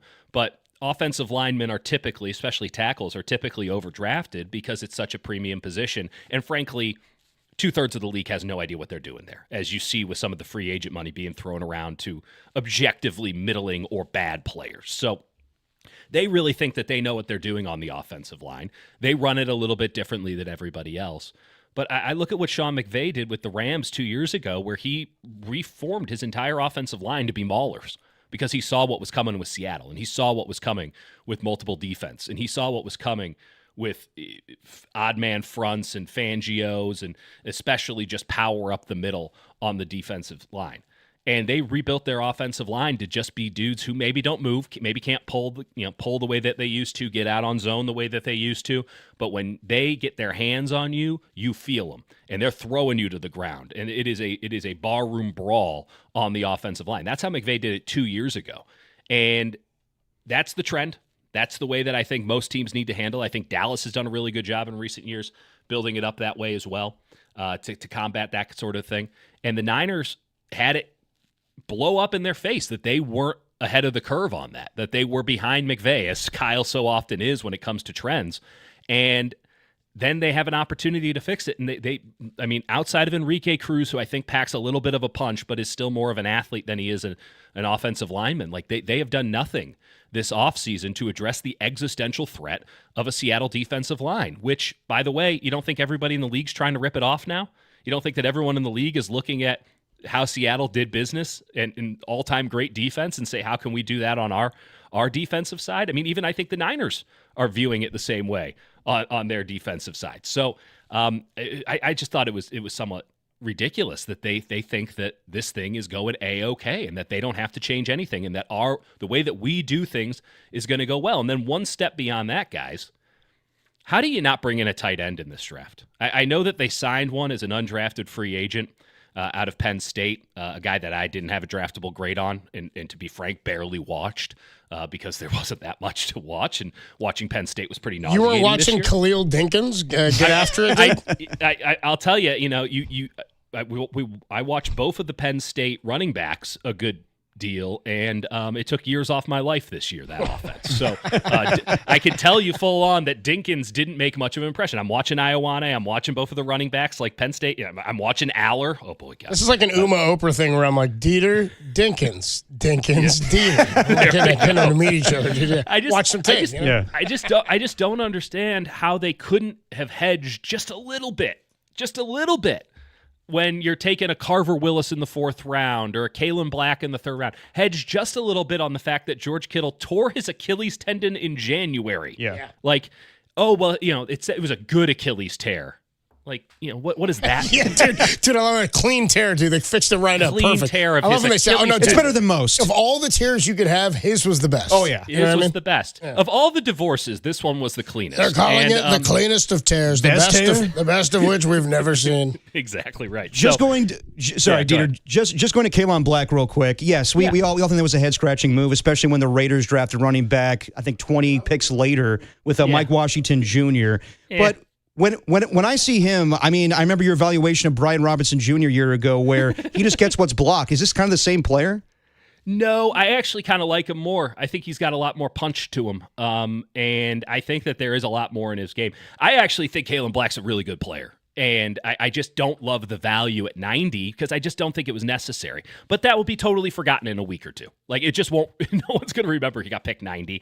I think he's going to be a really good running back, too. I think he was the best pass protector in this class, maybe alongside Emmett Johnson of Nebraska. There is pass catching ability that we saw at James Madison and then some of the Senior Bowl stuff. So there's something there. I think he has really good vision. He's a one-cut-and-go guy. He has really good long speed. It takes him a while to get going, but really good long speed. I think Kalen Black's a nice pickup, and I think he helps your team. I'm not sure why you needed to do it at 90. That's just where I'm at. Dieter Kurtenbach, the voice you hear, Bay Area News Group, San Jose Mercury News. Before we let you go, Dieter, you're a married man. Do you believe we're talking a lot of reaching here? And I said, Derek, fellas out there, who among us? Yeah. Do you believe every relationship has a reacher and a settler? Oh yeah. Yeah. And where do you fall, brother? Come on. We all know you're the where I fall on huh? this Yeah. one. For a tall man, he's the reacher. Yeah. Listen, I have an extremely long wingspan, and even I was surprised that I could get that wide. Like I'm 6'9" with like a 7'2" wingspan, totally wasted, by the way, because we're talking on Sports Talk Radio. Yeah, right. I didn't do anything with that. No. And no, you're not interviewing me as somebody of note. You're interviewing me because you needed somebody. Yeah, right. There's a big difference. You respond. You're the homie, and you picked up. You know what I mean? Exactly. I'll come on and rip for a minute. I'm not going to get down on some of this. But you want to talk about reach. Even with that wingspan, it was like, I don't know if we're going to get there, buddy. Dieter Kurtenbach, the voice you hear. Make sure you're reading him, listening to him, and watching him wherever you get your Dieter. Dieter, we'll talk to you soon, bro. Thanks for coming on. Thanks, Dieter. Anytime, guys. Bye. All right, good stuff. Do the great Dieter Kurtenbach. Dieter will spit the truth, man. He'll tell you how he feels. Oh, I know how he feels, especially how John Lynch handles these draft war rooms. And yeah, I mean, by the way, we didn't get a chance to get into the gold helmet. That was the line because Mayoka told us, I know for a fact they have 16 guys who they view as first rounders. And then John Lynch said we had DeJon Stripling as one of our 16 gold helmet guys. Gold helmet line from him. That's gold interesting. Helmet, green helmet, who gives an ass? But they also noticed that they can't take Stribling in the first round, that it was better off just trading down and getting him there. So I don't really hate that pick. As Dieter said, there were other teams that were interested. Who knows if the Rams trade up to get a player like that? The Rams are in need of more wide receivers because they took Ty Simpson. It is questionable, I guess, when John Lynch and Kyle Shanahan empower their position coaches and say, take the best guy that you think is there. Because you don't see Howie Roseman doing that. You don't see John Schneider doing that. But those guys have more control over their war rooms. It's where the GM actually makes those picks. Kyle Shanahan has control over John Lynch, where he can say, I think that we're going to take this guy because, Raheem Morris likes him, or Chris Forrester likes this guy as an offensive lineman, or whatever. Kyle Shanahan picks the wide receivers. So it's a different dynamic, and it hasn't panned out in the future. I'm just going to write off this draft class just yet. We got to get somebody. I'm pretty sure if Danny Dunn were here, he'd know, and I'm sure if he's listening, and he always is. I think Reacher and Settler is a thing from How I Met Your Mother. Is it? There's an episode on that. Okay. They're like, how'd you start dating her? It's like, dude, every relationship's got a reacher and a settler. And then there's an argument. That's accurate. There's an argument between Marshall and Lily about who's the reacher and who's the settler. Yeah, I would say so. I think that's true. No, 100%. Yeah, and Danny Dunn would know that. Danny Dunn settled on a lot of shows. Yeah, How I Met Your Mother is a good one, dude.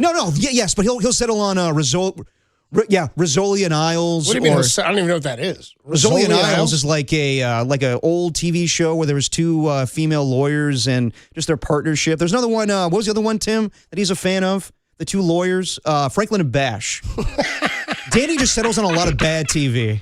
I thought you were going to say it was like Suits or something. I was like, no. That had a run. Suits people like, and I've actually never seen an episode. I have no idea what the show's about. I got into Suits for a while. Yeah. That's good? That's where Markle, I think, came from. Oh, really? Yeah. What about, some good Markle. Isn't Psych like a huge show that lasted years and years and years in these movies? Yeah, I'm not a huge... I couldn't even tell you what that show's about. I'm not spending a lot of time on TBS content, but yeah, I think that's out there. Well, I know these shows because they're always promoted during the NBA playoffs. By the way, Danny just checked in. Oh, there we go. I knew he was listening. Dude, Danny checks in. Reaching and settling. Absolutely reaching and settling an episode of How I Met Your Mother. Danny, you freak, man. Dude, Danny's listening all the time. It's just like earlier, I told you guys I sent one of the lamest texts of my entire life to Larry Krueger. I got it, Tim. Let me go. I texted Larry earlier. I said, dude, bro, I know the Niners signed Vidarian Lowe and Brett Toth, but isn't there a third offensive lineman they signed? I can't find it. He responded, Robert Jones, Dolphins, within a minute. And I said, you're a sicko, you freak. Yeah, and thank you, Krug. Yeah, Kruger's a freak when it comes to offensive linemen, and Danny's a freak when it comes to bad television shows. Reaching and settling, does every relationship have a reacher and settler? I would say so. Niners reach, say a lot of people. Maybe DeJon Stribling settled. 808 KMBR, 415-808-5627 is the number to call and the number to text. When we come on back, Steve Kerr spoke on his future. Man, Steve Kerr out. We're going to find out in a couple of days for sure. You think so? I think so. We'll talk about it next. Only here on The Sports Leader.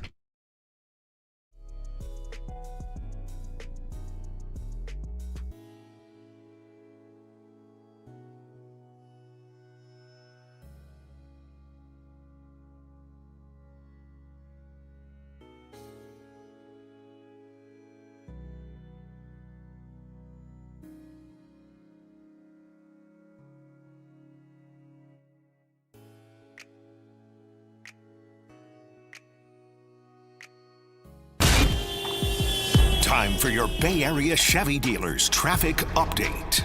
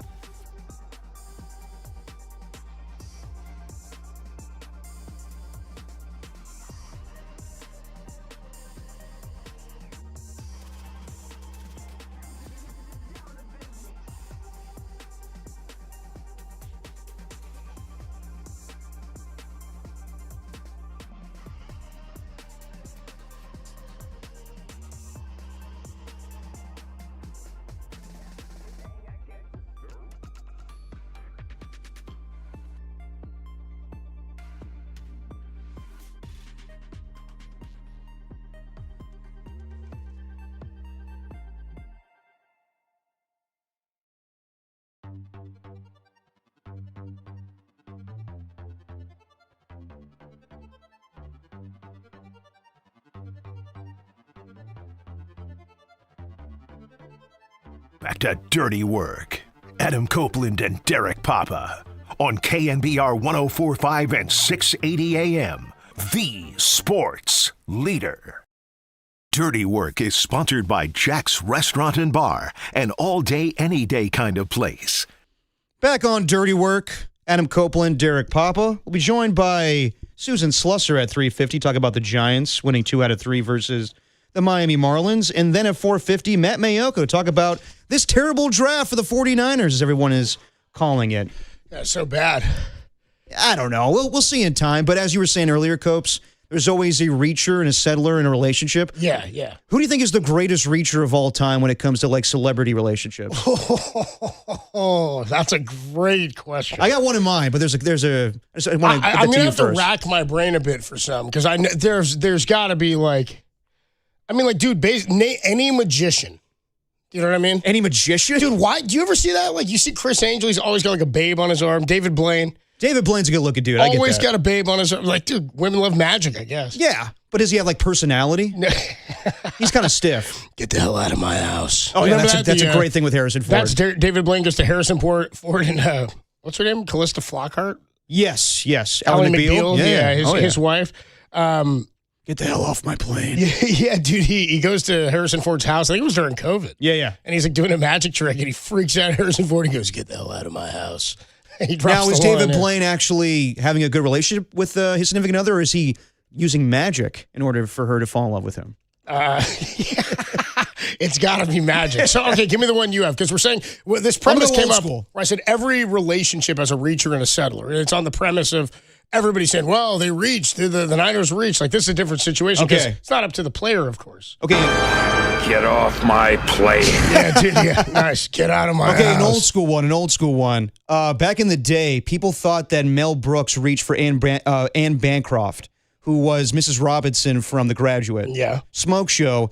Mel Brooks, short little Jewish guy, getting with a hot Italian chick. Dude, did he have the Milton Berle thing going on, dude? I don't know about that, but he had the comedic charm Mel Brooks did. Yeah, maybe. Yeah. There's also an old story where Don Meredith, the quarterback of the Dallas Cowboys, goes to a party. He sees Anne Bancroft and Mel Brooks, and he's like, her, huh? Him? I don't see that. How the hell is that possible? All right, I just found there's a whole Washington Times article from a few years ago, dude. Beautiful celebrities with ugly significant others. Dude, a lot of people saying Jay-Z and Beyonce is a big one.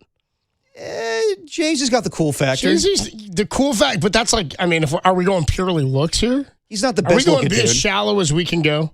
Well, people say Pete Davidson with any girl he gets, but we know what's going on there. Pete, that's prime, dude. Pete Davidson's, yeah. But that's a Milton Berle situation, He's not like a handsome dude. He's laying it down. Yeah, exactly. Yeah, I'm with that one, dude. What about Selena Gomez and that ghoulish creature of a husband she had? Hold on. I'm not trying to come at people's looks here. I know. That was mean. Yeah, I'm not trying to cut anybody down. Anyway, there's a lot of these where I'm like, I don't even know who these people's spouses are. Sacha Baron Cohen and Isla Fisher. They're divorced now. Yeah, but they weren't. They were together. Sacha Baron Cohen's not a bad looking dude. Sonny and Cher. A lot of people are saying Pete Davidson. Sonny and Cher. Sonny and Cher is a good one. Yeah. Anyway, it's more like I don't know. I can't think of many other celebrities. Vern Troyer and it's hard with celebs because they're all like together and then they're not, then they're together and they're not. You know, the one that's making news today is Zoe Kravitz and Harry Styles got engaged. They're together. I didn't even know until I saw it was. I don't know how that hit my orbit. I thought Zoe Kravitz was with Channing Tatum, which. No, that's where you been, dude. That's been a while. Oh, dude. sorry. They weren't even together when they did that last movie. But in that situation, who's the reacher and who's the settler? I would say they're probably even. Yeah, that's a pretty even par one. I think that's an even par one. On the text line, Shane Gillis and his girlfriend. Shane Gillis is a funny guy, tall, chubby dude. I don't know what Shane Gillis' girlfriend looks like. It's a problem. It's like they both have to be celebs. Like I just saw one here where it showed me like some celebrity who was married to like a normal dude. I'm like, that's not fair to that. Don't be doing that to him. Yeah, true. Don't be cutting my Kirk Cousins dude down. You know what I mean? Diana Rossini and her husband. No, I'm kidding. Ooh, Michael Douglas, Catherine Zeta-Jones. That's a high ranking one. Where he's he's older. Yeah, this may come up later. I don't want to say when, but Klay Thomps's name has come up. Is he? Megan Thee Stallion? I don't know if he's reaching. For Megan Thee Stallion? You don't think so? You don't think he fumbled that? Oh, he fumbled that, definitely. He reached for someone else. I think he's reaching for somebody else. That's the problem. That's why they're hunting. Yeah. That's a Tim Webb line, dude. Well done, Tim. Well done, Tim. Reaching for something else. That country guy that married Julia Roberts in the 90s. Oh, Lyle Lovett? Yeah, people are saying Lyle Lovett. That's pretty good. I like that. Yeah, Pete Davidson, Ariana Grande. I don't know, Serena Williams and that Reddit co-founder. Says 408. Yeah. That's a pretty good one, dude. Yeah, maybe. That guy must be laying it down. Oh, yeah, with definitely. a checkbook, dude. 209, Diana Rossini and her husband. I said that, yeah. Did you? Yeah. Oh, you said that. Yeah, Sorry, yeah. I missed you saying that, dude. You get credit for that one. Billy Joel and Christine Brinkley. That's a good one, too. Yeah, Billy Joel's got the music. Again, what are you basing this reaching and settling on, then, dude? You just think it's merit? Well, I think that Billy Joel... Like just if you're both name famous, alone, you think you're not reaching? No, I think... I mean, back in the day, Billy Joel wasn't a bad-looking dude. Well, okay, so then anybody of any status or celebrity is never reaching, then? Not necessarily. Well, then what do you say? Give me an example. I gave you one. Mel Brooks and Anne Bancroft. Well, like... Yeah, but there's other ones I feel like that are more drastic than that. Because Mel Brooks is like huge. Yeah, he was, but back then, like she was like a huge starlet. And he was like just this, this funny guy on TV and directing movies. I'm trying to think of other ones. Travis Kelce, Taylor Swift. Is that a big gap? I mean, that's their level of fame big. I mean, Taylor Swift, global fame, right? Travis Kelce, NFL fame, but has superseded that now to where he's like entered the public lexicon of just like pop culture. Yeah. Travis Kelce, I'll give you that one Swift, just by a little bit, a little reach. He pumped her up, dude. Yeah, definitely. What about, yeah. It was all his star pals in the NFL. Yeah, he pumped her up. I meant she pumped him up is what I meant. Right. 808 KMBR 415-808-5627. We'll get back into this. I want to talk more on do you want to get back into the Steve Kerr stuff here? Oh, sure. Let's update on what happened with Steve Kerr. He met with, was it the New York Times he sat down with? The New Yorker. The New Yorker. Oh, man, I thought it was the Post. That would have been good. Yes. Steve Kerr talks to the New York Post. That'll never happen. He spoke to the New Yorker, talked about his future, discussed some of the stuff going on from behind the scenes, the political stuff that he's talked about. We'll get into some of that a bit as well coming up next. Tim Kawakami says he thinks Steve Kerr could make his decision later this week. So we'll talk more about that, and then we'll catch up with Susan Slusser coming up at 3:50 as the Giants have won back-to-back, actually 3 series in a row. Is that right? 6 of their last 9. 6 of 9. Not bad. 69. Hey. We'll do it next. Enough More time. on Steve Kerr on the Reacher Leader. 69. Derek Papa here. Many of the attorney ads you've seen or heard aren't even based in the Bay Area. Some aren't even based in this state.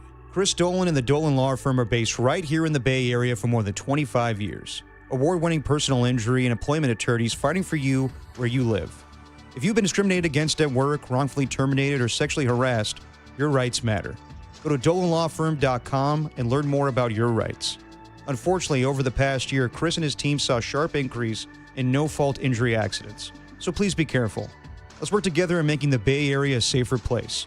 Feel confident that you're in good hands with award-winning California Lawyer of the Year. The Dolan Law Firm has secured more than $1 billion, that's billion with a B, in verdicts and settlements on behalf of their clients. You pay nothing up front. No hourly rates, no upfront fees. They don't get paid until you get paid. They live here, they work here, they win here. DolanLawFirm.com.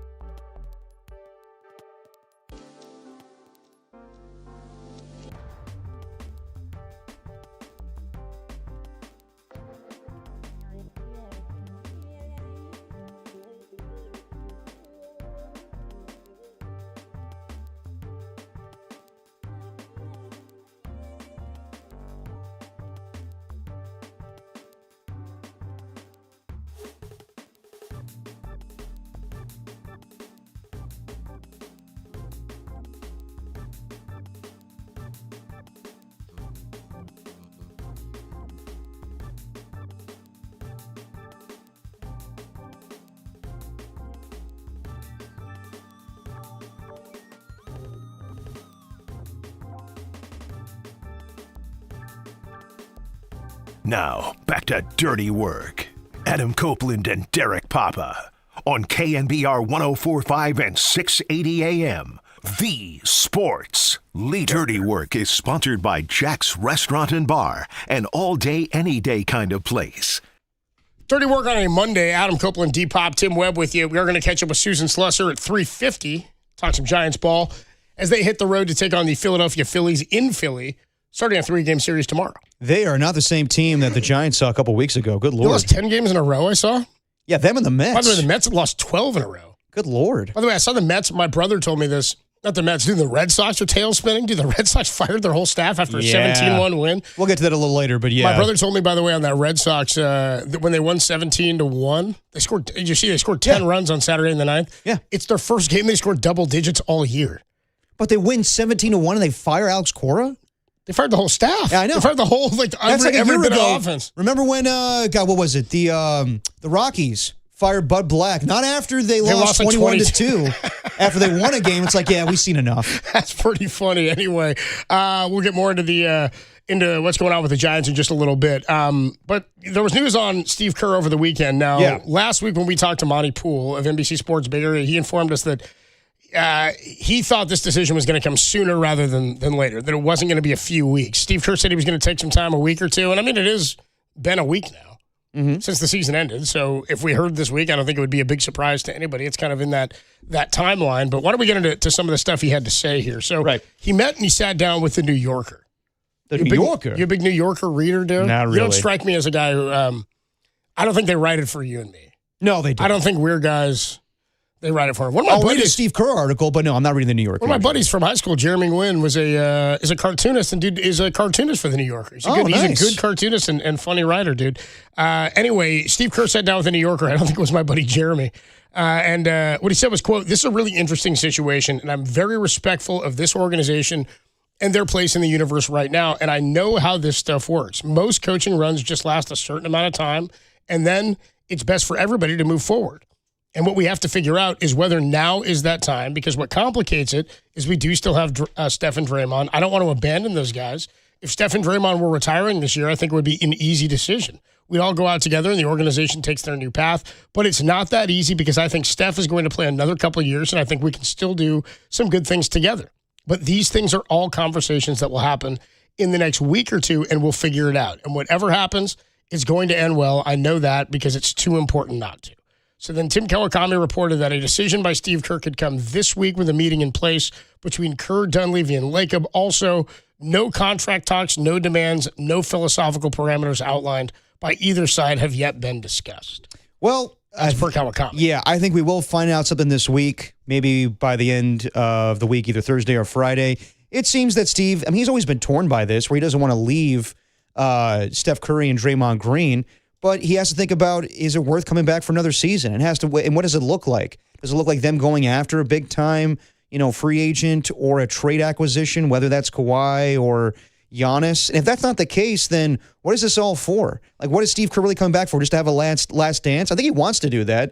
But I think it has to be on his parameters. I think it has to be where he's in control of the team. Not necessarily like, Mike Dunleavy Jr. can't tell me what to do, but Joe can't tell me like, Kuminga needs to stay on the team or this guy needs to play. Like, let me value the team. Let me understand what we need in Steph Curry's remaining years on the Golden State Warriors. So I think that Steve, it's going to be hard for him to walk away, but it's sounding more and more every day that he's going to. Where, Monty Poole wrote about it last week, where he went into the season with the mindset that he was going to walk away. And I think everything that's gone down this season, with Joe Lacob calling him out in the email and the favoritism towards Jonathan Kuminga. I know that stuff's not there anymore, but Steve already seen the writing on the wall. It's like when you're not wanted by the boss, even though all your friends and coworkers want you still there. When the guy that's most important wants you to leave, you're like, then I should just probably leave then. Yeah. I mean, it doesn't feel like it's a party where he's overstayed his welcome. No. You know what I mean? It's dude, by the way, that feeling, you're like, dude, just go home. When are they going to get the hint, dude? When are they going to get out of here? Yes. They just leave, bro?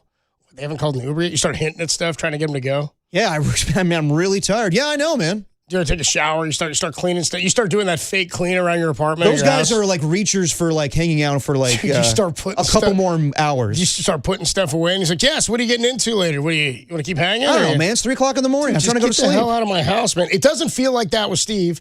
It's kind of like, oh man, are you going to leave already, dude? Or are you going to? You don't want to hang out. Now I'm scrambling to like pull out games. And be like, no, dude, you don't want to play with these? Come on, man. Look what else I got over Just here. one more game. So here's the thing. Just one more game. But Steve's like, maybe one more game. But we're like, what about 2 or 3? And he's like, I don't know about 2. You want to stay till midnight? Now, see, if that's the whole thing, that Joe's like, I need to know he's committed for the long-term future, then Steve's not going to come back. Because that's not what this is about. All of these fixes are short-term. Kawhi's not here for the long haul, or LeBron or Giannis, even Steph Curry, Draymond Green. They're not here for the foreseeable future. They're here for 1 to 2 more years, 3 maybe. Do you expect a big overhaul if Steve's gone? Do you expect Draymond back? I think the way Draymond's back is if it's, for example, let me preface it with this. As far as replacements of head coach go, Billy Donovan is reportedly waiting to find out what happens with the Warriors. Yes. I imagine there'd be a line of guys who want this job. This is a good job. I'm not saying it's a great job, but it's an opportunity to coach Steph Curry. It's an opportunity to help turn this thing around. It's better than most jobs. It's better than most jobs available because of Steph. Of course. That's what I'm getting. But how long is this a good job? I think you look at it in terms of this could be a 3-year window into something else. Yeah. You know what I mean? Not that Donovan's coming in being like, every guy wants to be the guy forever. Everybody wants to be the Popovich, right? You'd love for that to be, or the Steve Kerr. Right. That'd be phenomenal. It means you've had an immense level of success. But a lot of that doesn't happen organically in today's game. A lot of time it's draft that player, start to develop that player, go so far with that player. Mark Jackson, you couldn't get it done after that far, so we move on to the next guy who can get it done. Yeah. So that's what's happened in the new age NBA. The coaches aren't, the life of a coach in the NBA is like, seemingly 4 to 5 years, even with successful teams. But I think it's going to be, yes, it'll be a coveted job, but honestly, dealing with Joe Lacob and the uncertainty of Steph Curry, I do think it's going to be coaches that don't have a lot of options. So Billy Donovan's reportedly waiting to see what happens. Also, Sam Amick, our buddy who we'll talk to on Wednesday, he reports that Mike Brown could be one and done with the Knicks. I saw a report on this yesterday from ESPN saying unless they make it to the finals, and even that might not be good enough. One and done, even by making it to the finals, and the Knicks are like, get out. Well, the series tied up 2-2 with Atlanta, and we'll see what happens against the Celtics, but that would be unfair. I mean, I know that Tom Thibodeau lost in the Eastern Conference Finals, but you fire a coach, then immediately it's like you have to go to the finals the next year. That's just unrealistic expectations for the Knicks. That's a bad owner. But I'll say this: if they do fire Mike Brown and he's available, I think that should be the move. I think that's the top choice, right? In terms of, I don't know if he's the guy to help develop a new era of talent, but he's a guy who the organization loves. He has ties to. Steph and Draymond love him.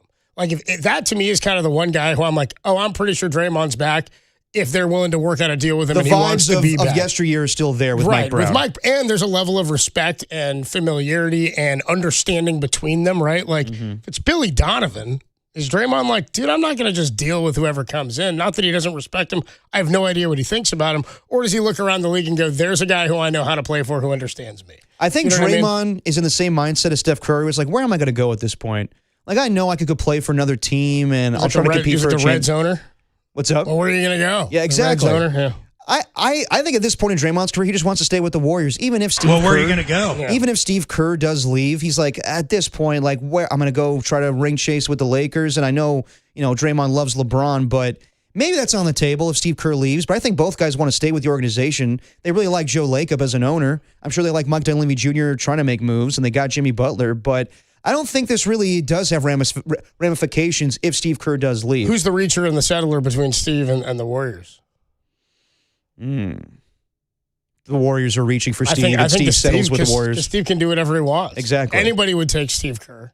But the fact that they'd fire their guy for him. I'm just saying Steve Kerr can do whatever he wants. Yeah. You know what I mean? The fact that we're getting rumors, this is kind of like the Mike Tomlin situation where now we're hearing that Steve Kerr's entertained jobs when it comes to being a broadcaster. Hired a media agent. You know what I mean? Once you start hearing that, that's the same thing that happened with Mike Tomlin where could he do TV? And we're like, no chance in hell. And then sure enough, Mike he Tomlin walked away. signed a deal today he's going to be on Sunday Night Football. He's going to be Football Night in America. Yeah. And I'm sure he'll do a great job. I'm here to take Tony Dungy's job. Yeah, his mentor. Tony Dungy's his mentor in the league with the Bucks, and he got axed. Then I stole his job on the football field, and I stole his job again when it came to television. The standard is the standard in television. Jobs. Yeah, dude, I don't know. That's my Tomlin for now. It's not bad. Was it not bad? Was it right? It's not bad. Good. Okay, I'll keep working on that. Yeah.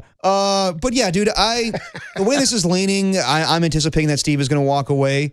I just hope that it's not where it's all Joe's doing. Like, it's clear that Steph wants him back, Draymond wants him back, the organization wants him back. But Joe just says certain things where he's like, why should I put up with this owner anymore? Where he wants me to do this a certain way. What basketball does he know? And obviously, yes, he knows some basketball, being an owner for quite some time here, but you hired me for a reason. You fired Mark Jackson for a reason. You brought me in. You went on the private plane to tell me you need me. Why aren't you feeling the same way about that today? It's because, yes, a lot has gone on. He has to develop players, but I don't know. If we're trying to do one last dance and you're trying to do all these quick fixes with all the names that have been brought up, why not bring Steve back for one more year? Derek's going Joey Fatone, dude. I want you back, huh? Well, among the other members of NSYNC. You're going Joey Fatone? I assume that was your favorite. Why is that? Tim says he's more of a Chris Kirkpatrick guy. Yeah, I mean, to each their own when it comes to NSYNC. Oh, where you going? JC? JT? Where you going? No, you were right. Joey Fat One.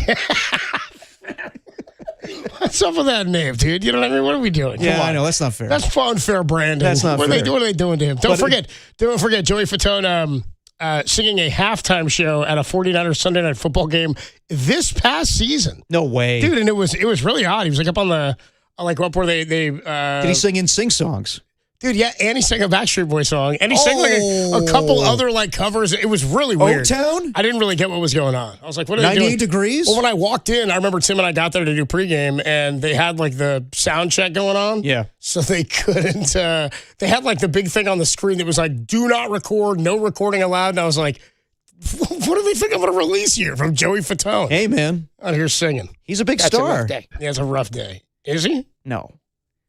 I don't know. I guess he's like a guy you'd see like in Vegas. They were at up in arms about Joey Fatone doing a halftime show. Well, they were just 49ers. like, you can't. It's part of his don't release video of this. And he what are you going to reveal? New songs? He did. Joey Fatone, here's something off my new album, dude. Oh, come on. Oh, man, dude, boo. Your solo album? Come no on, one's bought bro. a record. 808 KMBR is the number to call in to text. Somebody did check in on the Reacher and the Settler. 707 says, between your partnership on Dirty Work, who's the Reacher and who's the Settler, Copes or D-Pop? I'll leave that up to the audience. 808 KMBR. Who am I to decide Yeah, that one? Who am I, dude? What am I going to do? I'm the Settler. We'll take a quick break. Sure. We'll just say it. Yeah, no, I'll take that one. I think that one feels good. No, dude, it's hard to say. We didn't even have a choice. Yeah, we didn't have a choice. You know what I mean? I didn't get to say. It's an arranged marriage. Yeah, dude. They settled on. I think Dirty Work is the settled show. Oh, yeah. I think they were like, we'll settle on that, I guess. Which KMBR show did Cumulus settle on? It's probably us. And that makes your promo. They like drop two Plinko things down and see where they landed. They're like, I guess it's these two This guys. is it, That'll yeah. be it, dude. We'll just fill her to a Giants game. We'll just let them figure it out. We'll talk to Susan Slusser. They're like, hell, half the year, dude, they're out of town in the East Coast anyway. Dude, they've got a couple of short 40-minute shows. Thank God, a 40-minute show tomorrow. Less Dirty Work, more Giants. As long as we get credit for those listeners, you know what I mean? All right, Susan Slusser of the Chronicle joins us after the Giants. A winning homestand, 4-2. They win the Dodger series. They win the Marlins series. They're hitting the road. And by the way, they're winning games in ways that they had not previously. They're coming from behind. Yep. They're hitting home runs at home. The bullpen has been shut down. We'll talk about that with Susan Slusser, who joins us next. It's Dirty Work on a Monday on The Sports Leader.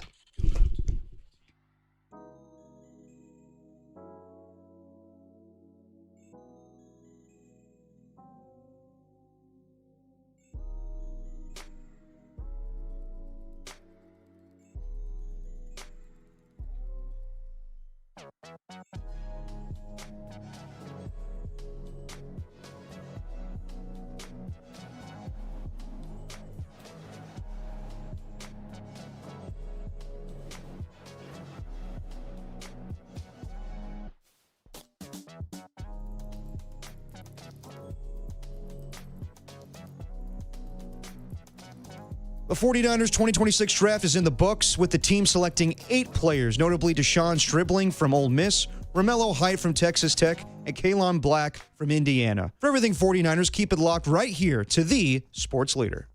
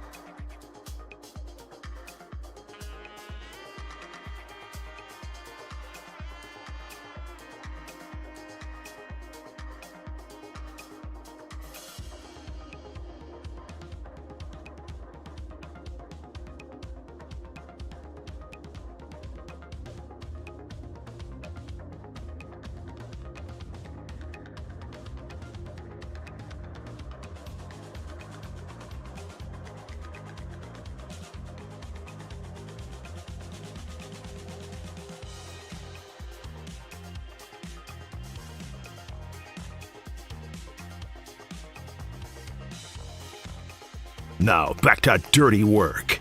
Adam Copeland and Derek Papa in the KNBR Casino Matrix Progressive Jackpot Studios. Casino Matrix Progressive Jackpots are here. Where are you? Just drop in. Please play responsibly. Call 1-800-GAMBLER. The first pitch. Schmidt blasts one to left field. And deep. It is gone! Casey Schmidt! A 3-run homer. And he points out at the bullpen. He'd been forgetting to do that. He was laughing after the game yesterday. He remembered after a huge home run that puts the Giants ahead 6-3. Wow. What a swing. Boy, 2 days in a row, a go-ahead home run for Casey Schmidt. You love a 3-run bomb. Here to talk about it, Susan Slusser. She covers the Giants for the San Francisco Chronicle, and she is sponsored by Surfside. It's not a seltzer, it's Surfside, proud partner of the Giants. Susan joins us on the UMA guest line. Fun weekend at the ballpark and a heck of 72 hours for Casey Schmidt, who had the base running gaffes and then 2 big go-ahead home runs. Susan, how are you? What's going on? I'm great. Hi, guys. How are you? We're doing well. It is. It's been a whole lot of Casey Schmidt for a couple of days. I don't think anybody minds that. You know, he brings a lot of personality. You know, he's he's so fun. He's slightly goofy. Yeah, not He is kinda afraid to goofy. show it. Yeah. Yeah. Yeah, and he's not like a huge dude. Yeah. Yeah, everyone in the clubhouse loves him, and I think that's why, right? He's just sort of quintessentially himself all the time. And I think one of the keys to this little burst he's on is he said he's just feeling kind of like he's not thinking about things too much. And you can kind of tell when you see his personality, yeah, this is a guy who's probably not going to function all that well when he's really wrapped up too tight. He's got to be loose. He's playing loose. I love Tony Vitello also the other night going like, well, he's got this strategy of now he's got to hit a home run so he doesn't commit a base running mistake. I'll take that. If you're going to make a mistake, then hit one out. You know what I mean? He's exactly. So I think Tony Vitello gets the whole Casey Schmidt vibe too. So yeah, it's been fun. Well, what's been so incredible to me, and Susan, I can't remember what your thought was initially when the switch happened. I mean, you covered the American League for so long, and I think we'd all agree there weren't even ever always 15 like elite DHs or 15 great DHs. It was, half the league would have a pretty good DH, and then some teams would go with kind of a rotating guy. And so then when you open it up, it's obviously more jobs for more players. But for a young player like Casey Schmidt, and he is still fairly young, like he hasn't had a ton of big league experience, he seems like he's really settled into the DH role in a way that's been comfortable. I know he was out there at third base on Saturday, but to give Matt Chapman a breather, and he DH'd, but he seems like he's really, really comfortable in that spot. Have you talked to him about that? Yeah, I think he's just happy to be in the lineup, but he's such a good defensive player. I never would have pegged him as they're probably going to go with Casey Schmidt as their regular DH. He seems like, and again, maybe this goes back to just being a guy who can kind of just, kind of glide through stuff kind of easily.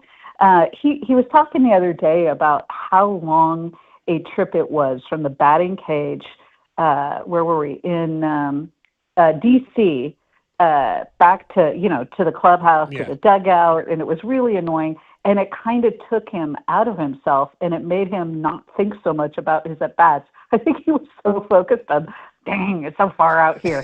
And then he also set up like a little sort of, tee on his own and was just kind of taking hacks on his own. He just marches to his own beat. And I really do think that that's kind of been, it's been great for him. It's probably great for everybody because he is such a good, very loose, guy who loosens things up in the clubhouse too. And you could kind of tell the JT Brubaker thing popped up in the middle of the post-game interview sessions and started asking, hey, why didn't you acknowledge the bullpen when you hit that home run stick? Why don't you wave to the bullpen? Because they're all out there waiting for a celebration when a guy hits a home run. I do love that. I kind of wait for that myself.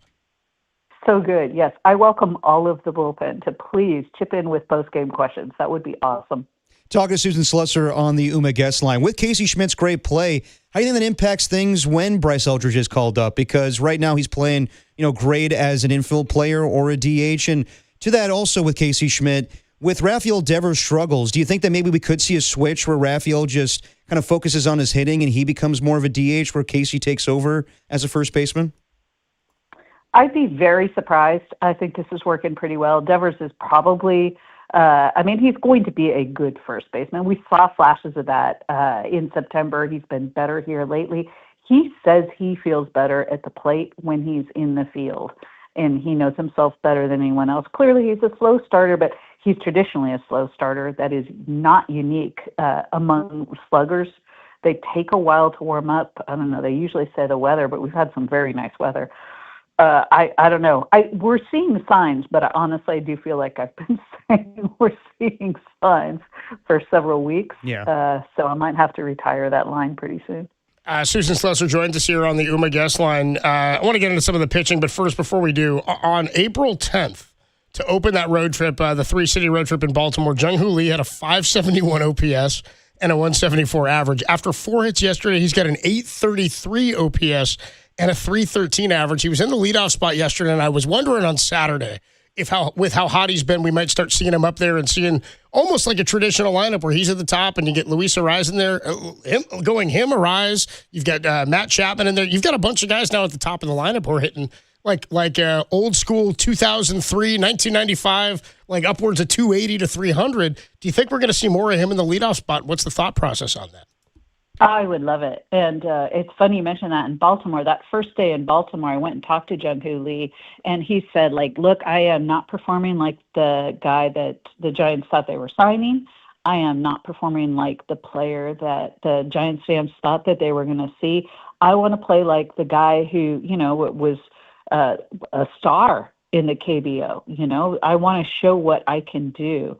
And I'm not saying it's because he talked to me or because there was a story in the Chronicle about it, but since then he's been great. So clearly he and I were kind of thinking along the same lines. I was like talking to him about like, what's going on with you? And he was like, look, this is what I want to do.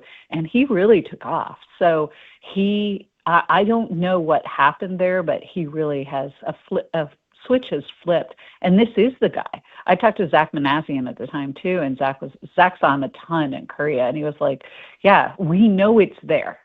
This is not, there's no doubt in our minds. He had the injury. He's got to adapt to the league. He's got to kind of readapt to the league as they get a book on him. And once he does, he'll be fine. And I think that's exactly what we're seeing. Yeah, I would love to see him there. You know what? I don't love Willy Adames as a leadoff hitter, period. I'm not sure that's the best spot for him. I like either Jung-Hoo Lee or Luis Arraez. Yeah. Arraez is just, what a pleasure this guy is to watch. And I can't believe I'm saying this, including on defense. Yeah. Talking to Susan Slusser on the UMA guest line. So we're more than a month into the season. Rocky start, but better of late, 13-15 on the season. Just what do you make of Tony Vitello's Giants so far? It seems that roles are being solidified in the bullpen. Guys are hitting again. So what do you make of how this team looks so far? This is a better team than last year's team, and I think we knew that was going to be the case simply with the personnel. I don't know if we really have nailed down, like, what is a Tony Vitello team, except for the things that were emphasized when he was hired. A lot of energy, having some attitude. We've certainly seen that. Being unafraid to have other teams dislike you. We've definitely seen that. I think those things are all really good. I mean, I'm already kind of circling upcoming series for when the Giants see like the Reds again, when they see the Dodgers again. Like, they are developing a little bit of, a little bit of attitude towards at least certain teams. I don't think that they need to play with that all the time necessarily, and you can't force it, but I think they'll take it when it's there. Susan, how far are we from the return of Harrison Bader, and what do you think the roster situation is with him? Because Drew Gilbert has looked really good. I mean, he's played good defense. He's hitting for some power. He's hitting for average. He's driving in runs. He seems like he's been a spark, and I think being a left-handed bat has been a nice element to this lineup that didn't have any of those off the bench to start the year. How do you think the roster crunch happens, and how far away are we? I don't think. Well, I mean, the roster crunch is Will Brennan's also on the roster, so unfortunately for Will, he probably goes down. But I do think we might be looking at some sort of platoon or maybe semi-platoon situation. It might not necessarily be left-right. It might be based on, Bader does have enough body of work where you can identify pitchers he hits, guys maybe he doesn't see so well, or go with the hot bat, that kind of thing. But I love having a left-handed guy on the bench. I think we thought Drew Gilbert or someone like him, like a Will Brennan, would be on the bench to start the season. Jared Oliva just absolutely grabbed that spot and deserved it, and that was great for him. It's a shame he's injured, but I think we always thought you got to have a left-handed bat on the bench, don't you? So they do have one, and I wouldn't be surprised the way Drew Gilbert's playing if we saw him an awful lot, and maybe not necessarily in a platoon, bouncing all over, really, which he can do in the outfield. Tony's had some interesting quotes post-game from the Dodgers series and the Marlins series where he says the confidence that these guys have now, you can have a permission to be confident when you win a series like that, 2 out of 3. The Marlins series coming back in games, there's more maturity and growth. And I think that kind of applies to Tony, too, as a manager, where he was at the beginning of the year and saying, you put this loss on me. Have you seen more of a confidence and a maturity to Tony where we didn't know what we were going to get in a manager to where he is now? It is such a fascinating thing watching Tony Vitello kind of learn the major leagues, and the major leagues learn Tony Vitello. Really, we knew we would sort of be watching a learning curve in real time. And that's exactly what's happening. But he clearly feels more comfortable all the time. And just, in the uniform, in the town, he talked about, like, I finally feel okay going out in San Francisco. I mean, it's a lot. He's had to, like, things you don't even really think of, little things. At one point during the spring, he was like, I don't even know some of the MLB etiquette. And we asked, like, what? And he said, I had to ask where I stand in the dugout. Like, just little things you wouldn't think of because he has no pro ball experience. Everything is new to him. And he just seems like he's really, I think a long road trip, that 3-city trip, really, he talked about it. He's like, these are where teams kind of come together. And I think that was the case for him, too. I think he's feeling a lot more comfortable. A few more minutes with Susan Slesser on the UMA guest line. I mean, I'm running out of good things to say about Landon Roop. He threw like one bad pitch yesterday, 7 2/3, only 103 pitches, 2 hits allowed, 6 more strikeouts, the 2 walks. He's 5-1 with a 2.55. I mean, it's Roop day. It feels like it's win day now, Susan. Yeah, 100%. I've always been very high on Landon Roop, going back to that first spring where he kind of came out of nowhere and made the roster as a reliever. He's got that bulldog thing where you kind of go like, this stuff is good, but it's almost more the mentality, and he attacks guys. He pitches fast. I love that. Who doesn't love that? The pitch clock was invented because lots of guys don't. Right. He's got that sense of rhythm. He takes charge. And I think the thing that sums him up was, hitting Spencer Steer, and he hit him right away. First pitch, fastball, no muss, no, like, get it over with, right? In and out. Yeah. We've seen a lot of young pitchers struggle to hit guys in a situation where, it might be the thing that's called for. Nobody's going to say it, but some guys are kind of tentative. They don't really want to do it. He was like, boom, taken care of. All right. Now I move on. He really is. You talk about having an edge and the team wanting to have an edge. Landon Roop, that's your guy. Susan, we saw over the weekend Alex Cora and several other coaches on the staff get fired, and we know Buster Posey's connection with Craig Breslow a year ago with the Rafael Devers trade. I know in the offseason, too, you were thinking about maybe Sonny Gray as an option for the Giants. Not pitching very well this season, but could you see the Red Sox as a team that could do business with the Giants if their season doesn't improve?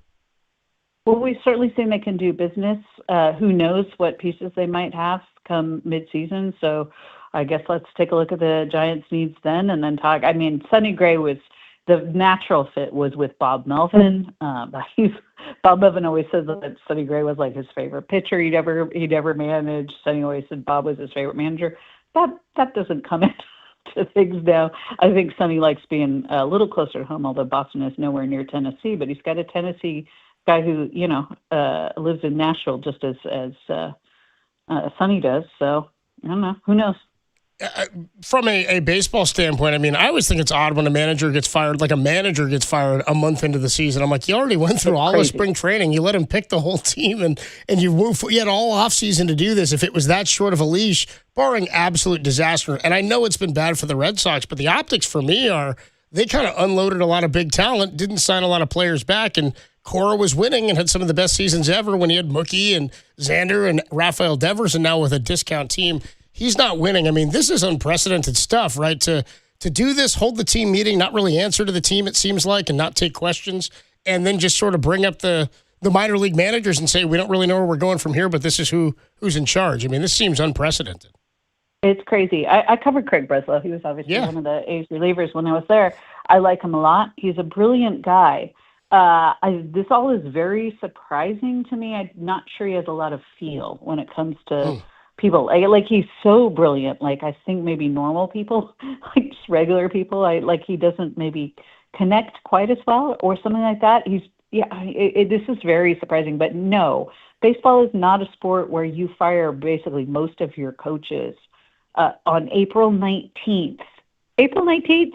That's crazy. I don't get it. So I don't know, but 19th, whatever it was. It was 20. Yeah, it was like 3 days ago. It was like 2 days ago. It was like the 25th or something like that. Yeah. Yeah, whatever. April. Yeah, right. It's a month insane. It's wild. I don't get it. Susan Slesser, the voice you hear, she covers the Giants for the San Francisco Chronicle. Susan, appreciate the time. Enjoy the road trip, and we will talk to you soon. Thanks, Susan. It does. Thanks, guys. All right, talk to you later. Susan, if you missed any of that, available, thesportsleader.com and the thesportsleader app. That's right. I forgot Will Brennan was the last outfielder. I was like, there's got to be one more guy there. So he would go down. Right. And when Bader comes back. So we can talk more about this because it was a fun weekend at the ballpark. They hit. They came from behind. They've gotten after pitchers like the Yuri Perez outing on Saturday. I was kind of concerned about that. I'm like, damn, dude, this guy's shoving. He's pumping 99, 100, and he really tired late in the game. The Giants wore him down, and ultimately were able to get to him and then get to the bullpen and win that game. And then the same thing yesterday. Casey Schmidt, a 3-run home run, 4 hits by Jung-Hoo Lee out of the leadoff spot. He was fantastic. No, that was cool. He should be leading off going forward, I think. I mean, when he's hitting that way, no joke. It was April 10th. He had a 174 average and an OPS in the 5s. He's got an OPS at 833 now, and he's hitting over 300. Yesterday, the top 4 batting averages, the batting averages for the top 4 in the lineup for the Giants. Jung-Hoo Lee, 313. Mm-hmm. Matt Chapman, 283. Arise, 314. Casey Schmidt, 296. OPS is 833, 733, 716, and 891. Not bad of late. I mean, for the top 4, that's pretty good. And then you've got other averages. Ramos, 265 now. Gilbert's at 265. Koss obviously hasn't played much. And then Bailey's still on the interstate. But that's just kind of par for the course at this point. Adam Copeland, Depop, Tim Webb. Dirty work with you on a Monday afternoon. What else you get into this weekend? I went out to the ballpark on Saturday. Hung with my mom, saw Marcus. Yeah, actually caught up with my pops over the weekend. Did you? How's he doing? He's doing well. He's doing well. Dude, so many people ask for updates. I feel like when we're out and everybody's always asking, but he's doing all right? Good. He's doing all right. I know people at the draft show were asking me, and I thank all of you for asking about that. But he's doing great. Dude, how do you feel about I wasn't looking at scribbling on my board? Yeah, I asked him about Stribling. He goes, Kyle likes who he likes. I understand why people get up in an uproar about who they draft every time. He was like, it's par for the course. It's what Kyle does. Is what it is. I mean, Kyle likes certain wide receivers. So you guys think that he reached at 33. He doesn't feel that way. Even though it's the consensus and the board tells you that maybe was a high pick. Kyle cleared it with me. I said it was fine. As long as I like it, it's fine. I said I'm happy with the pick, Kyle. But no, so I brought my dad. There was these 2 gentlemen at Jack's Restaurant and Bar that gave me a poster from the 1965 AFL Championship between the Buffalo Bills and Kansas City Chiefs. Awesome gift to give my father. So gave that to him. He goes, oh, thank you, Derek. This is an awesome gift. And tell the 2 gentlemen, I'm so appreciative. Also, I have something for you. It's this. Did he give you a gift? He gave me a gift, and he goes, "It's been here, for a while now, and I've been meaning to get rid of it. It's this potato sack looking thing, and then on the outside, it's got this. It's got this initialism. Do you know about? No, Greg said initialism to you. Do you know about initialism, Derek? I don't know if I taught you that. Dude, you're telling me that Greg had the NBA grab bag? My dad gave me the NBA grab bag. Is this your piece of crap, Derek? What are you it's lying around like your little men from back in the day. That's what I used to call my toys. Your little men are around the house. It's like, thanks, Dad. That does sound too sketch. Hold on, dude. Derek's dad. Hold on. Greg used to say, like, when you're like action figure Batmans. My figurines, yeah. They weren't figurines. They were action figures. Whatever. They were action figures. A figurine doesn't move. Figurine's better than little men. Come pick up all your little Batman all little men, all these make-believe pieces of crap. I love that he had the NBA grab bag. He had the NBA grab bag. It's a grab bag Monday, and it's courtesy of Greg Papa. We do it each and every week, a big old potato sack looking thing. We'll dive into the Papa bag next on the Sports Leader. Grab bag.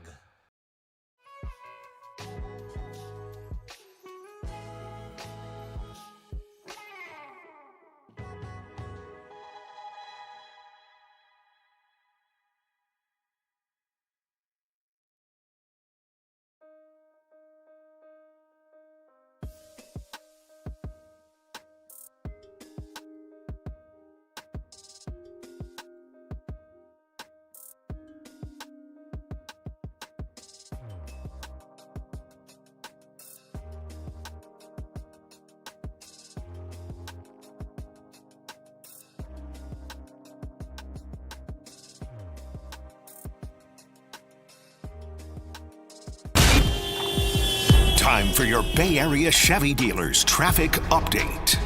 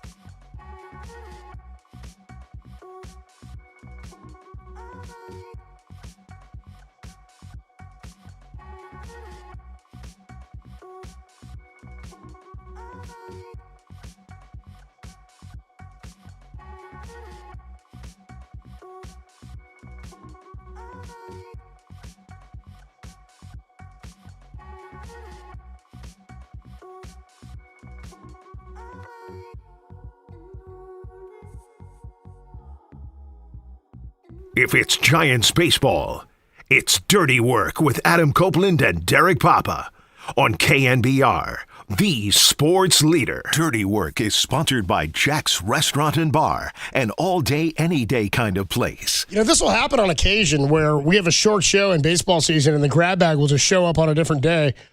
It showed up, I guess, over the weekend. Derek got it. I was wondering if it was going to show up to me today at some point. But Derek went to see his dad and visit Greg Papa this weekend. And he gave me the grab bag. It's about time you brought me some gifts. So Derek, by the way, I gave you the Bills DVD. By the way, Derek brought Greg somebody at our draft party at Jack's Restaurant on Thursday brought Derek a gift for Greg, and it was a 1967 AFL championship poster. Yes, Bills, I think 66, but 66 Bills Chiefs. Bills Chiefs. Did the Bills win that game? They did not, and my dad wasn't too thrilled about it. What did he say about the memories of losses? But no, he was very appreciative of the gift. Wow, reminding me of the worst day of my childhood, are they? No, the worst day of my childhood is the day that OJ retired. I'm not exaggerating. You might say the Chiefs killed the Bills. I wonder if that's why the Juice got the idea. Greg thinking out loud. That's how we got the idea. He thought in a few years I'll do my own killing. I don't know. You've got to separate the art, Derek. You do have to. Yes. When it comes to the Bills Wall of Fame, you have to separate the art from the artist. The other thing that stands out to me is that Derek revealing that, much like me, I loved action figures as a kid. Like my sister had Barbies. I had tons of Batmans and their villains and Supermans and the Flash. Like I loved superhero action figures. That's what I played with as a kid. I had hundreds. Yeah, well, I didn't know that Greg referred to them as Derek's Pick up your little men. His little men. Yeah. Dude, that's incredible.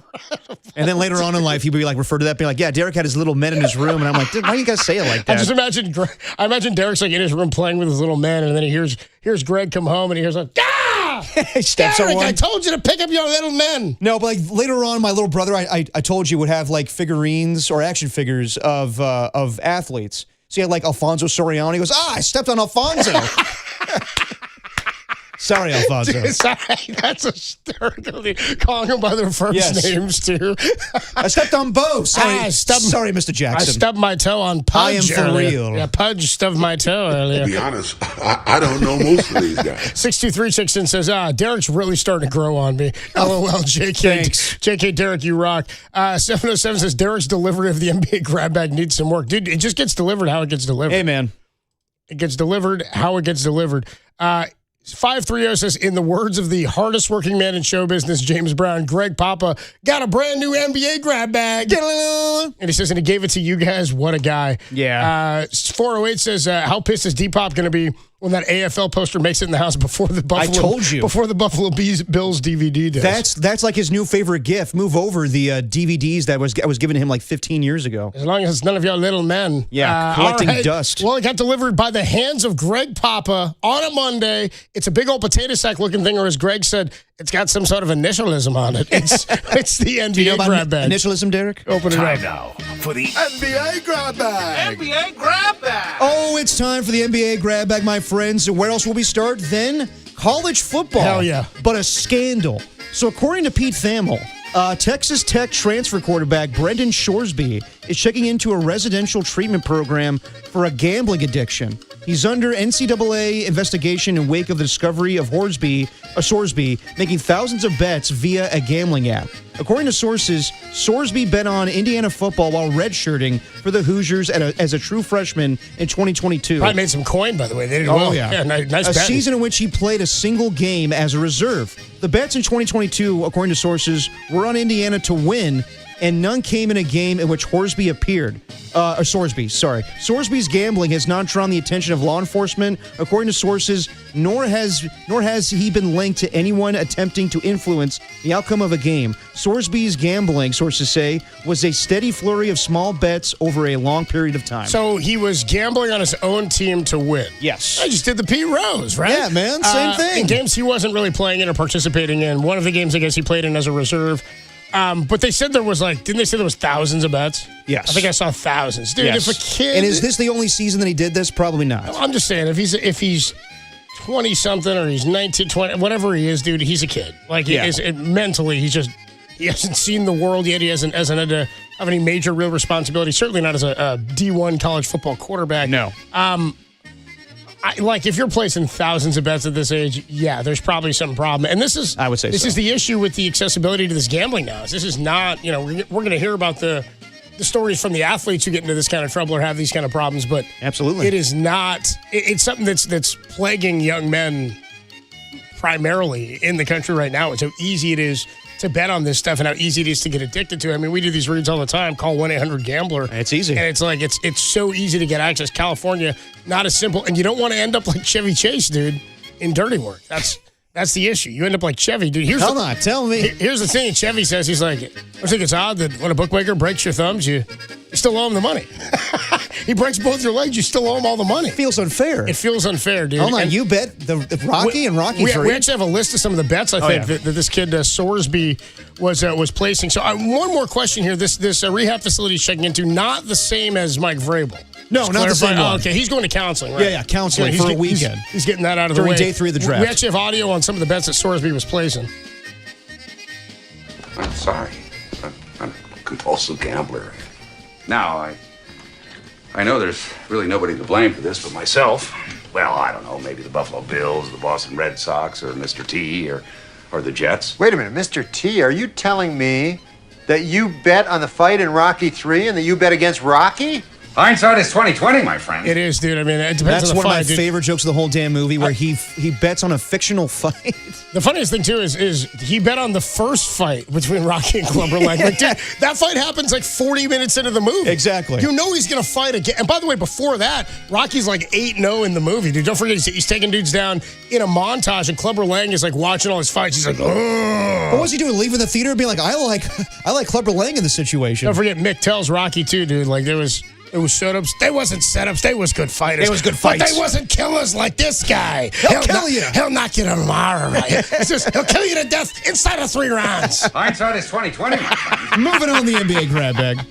NBA grab bag. After beating the Orioles 17-1 on Saturday, Alex Cora was fired as manager of the Boston Red Sox. Cora was fired along with 4 other coaches after the Red Sox 10-17 start. I think it was 7 total coaches, bro. 7? I think there's a photo of, I believe it's 7 total coaches were asked. Wow. Or people who were involved in the day-to-day on-field operations for the team, and I believe none of them came from the pitching side. Wow. Okay, I read 4, but 7 significant. Wow. Yeah, because there's a photo of all 4. I mean, 4 significant too. But by like, the way, Jesus they were Christ. on the road. They were in Baltimore. Yeah. So there's a photo of them traveling back home and them taking a group all photo 7 together. of them are taking a photo. Yeah. So this is the second time Cora has been fired by the Red Sox after his involvement in the Astros cheating scandal. As a former Red Sox player put an anonymous text to Boston radio host Rob Bradford, this is like S in your pants and changing your shirt. Yeah, we had somebody else say that recently about something that I thought was pretty funny. This is like crapping your pants and changing your shirt. Again, I will never understand firing a manager in April. You let him go for 6 weeks, pick the team, you knew what the plan was. And again, more to my point,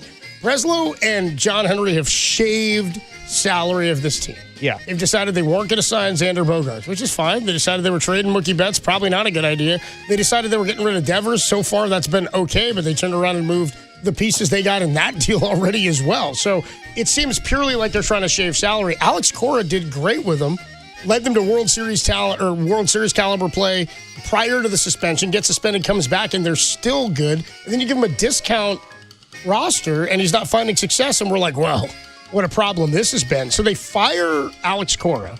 They bring up Chad Tracy, former Arizona Diamondback and Red Sox, who was their AAA manager, to be the new manager. Yeah. Who, by the way, I think had to leave a game mid-game when it happened in AAA. They bring him up, and the AA manager comes up to be the third base coach. So they bring these guys up. They fired Jason Varitek, by the way. Like, you're going to come on, what are we doing? Yeah, what's that about? I mean, he was the game plan coordinator or something like that. He was part of the coaching staff. So they move on from all these coaches. They hold a meeting with the players where they tell them what's going on.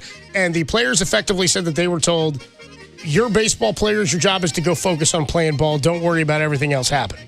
I mean, how could you not? Players are upset. Players aren't happy with this. And as Susan just said to us, I like Craig Breslow a lot. However, he may not be a guy, and he's a really brilliant guy, but he may not be a guy who really is great with people or understands people or reads the room. Yeah, I mean, we saw that a year ago with Devers, just trading him away. I mean, culturally, this is a terrible move. Yes. Because of how they handled it. You can make this move in season and watch a team turn around. We've seen it happen with the Florida Marlins in 2003. I forget who their manager was, but they bring Jack McKee in, moves himself down from being GM to manager again, and they basically run the table and go win the World Series. We saw it a few years ago when Rob Thompson became the manager of the Philadelphia Phillies when they fired Kapler, or maybe that was the end of a year. Bottom line is Thompson kind of invigorated that clubhouse and reignited that talent. This doesn't feel like it's the same thing because they just don't have the talent. Yeah. Also, what's funny is they lost a game on Friday night.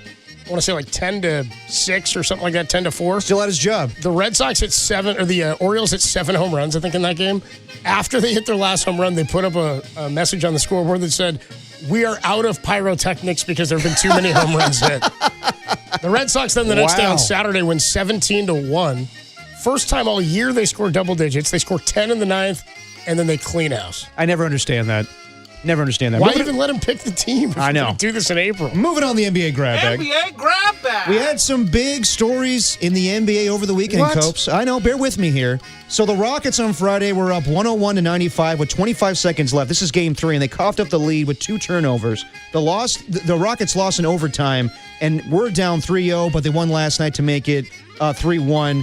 So they're still alive. KD has missed 3 of the 4 games, is not expected to return anytime soon with a bone bruise in his ankle. The T-Wolves are up 3-1 despite having Dante DiVincenzo tear his Achilles and Anthony Edwards hyperextend his knee. Was it a good tear? Like, was it like Kittle's? It wasn't a good tear like George Kittle. This is a significant one. You guys didn't know Kittle had a good tear. Yeah. Best tear I've ever seen. Frankly, the best of all we've ever seen tear. But all of this news pales in comparison to Megan Thee Stallion calling out Klay Thompson on social media for cheating on her. This is the kind of grab bag story I was looking for. There you go. Megan wrote, "Cheating. Had me around your family playing house. Got cold feet.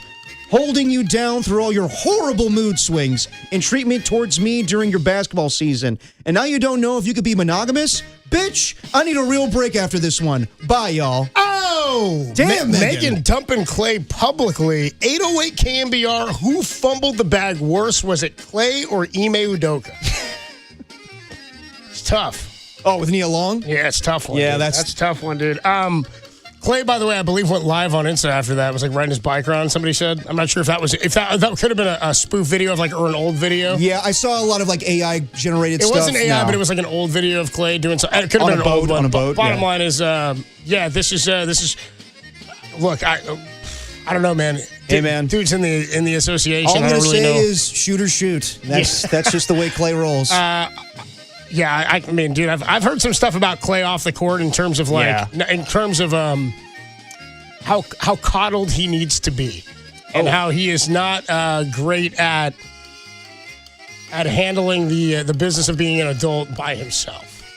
Oh, and I think that makes sense for a kid who grew up son of a number 1 overall pick, and and had mom taking care of stuff for a long time, and probably had mom taking care of stuff into the NBA too. Yeah, I thought that they were going to be an item for a long time. You thought you thought the rapper and the NBA player were going to work out? I mean, they just see he was buying her. Nobody believes in true love like yeah, Darren, man. dude. He was buying her little Labubus, those little dolls. Megan Thee Stallion was happy about that. Who was reaching? Who was settling? I think she was settling. With Klay? For Klay? You think so? Yeah, dude, for sure. Clay's not bad. Come on. Then you date him, dude. I wish. I think Megan was the settler in that one. I think Klay was the reacher. 650 says Klay screwed the pooch on this one for sure. Megan is a catch. I would agree. By the way, that's the thing is Klay was reaching for something else. It definitely was. Yeah, sounds like a WNBA player. Last one. Freaking bum. Last one, the NBA grab bag. NBA grab and bag. it involves bags. Safeway in the Bay Area are making changes when it comes to their paper bags, and it's causing issues with customers. Safeway recently switched to paper bags without handles, and the shift appears to be widespread across San Francisco Safeway stores. An article from SFGate, a Safeway customer named Mark Thomas, called the new bags completely useless and said that he struggled carrying 2 grocery bags without handles from the Castro district. He says, "My arms were squishing all my groceries." Thomas said, "It just seems like a really cheap move by Safeway to save 1/100 of a penny on some glue and some handles." Dude, okay, Major bag Dude, hold on. First of all, we have a bag story in the grab bag. That's incredible. It's meta. Dude, that's the most. It's like a infinity logo. You know what I mean? It's like a hat wearing a hat wearing a hat. It's just like a over and over. I would say first and foremost, is this gentleman's name Mark? Mark Thomas. Okay, so the funny thing is, this guy was not informed as to why there were no handles on bags at Safeway.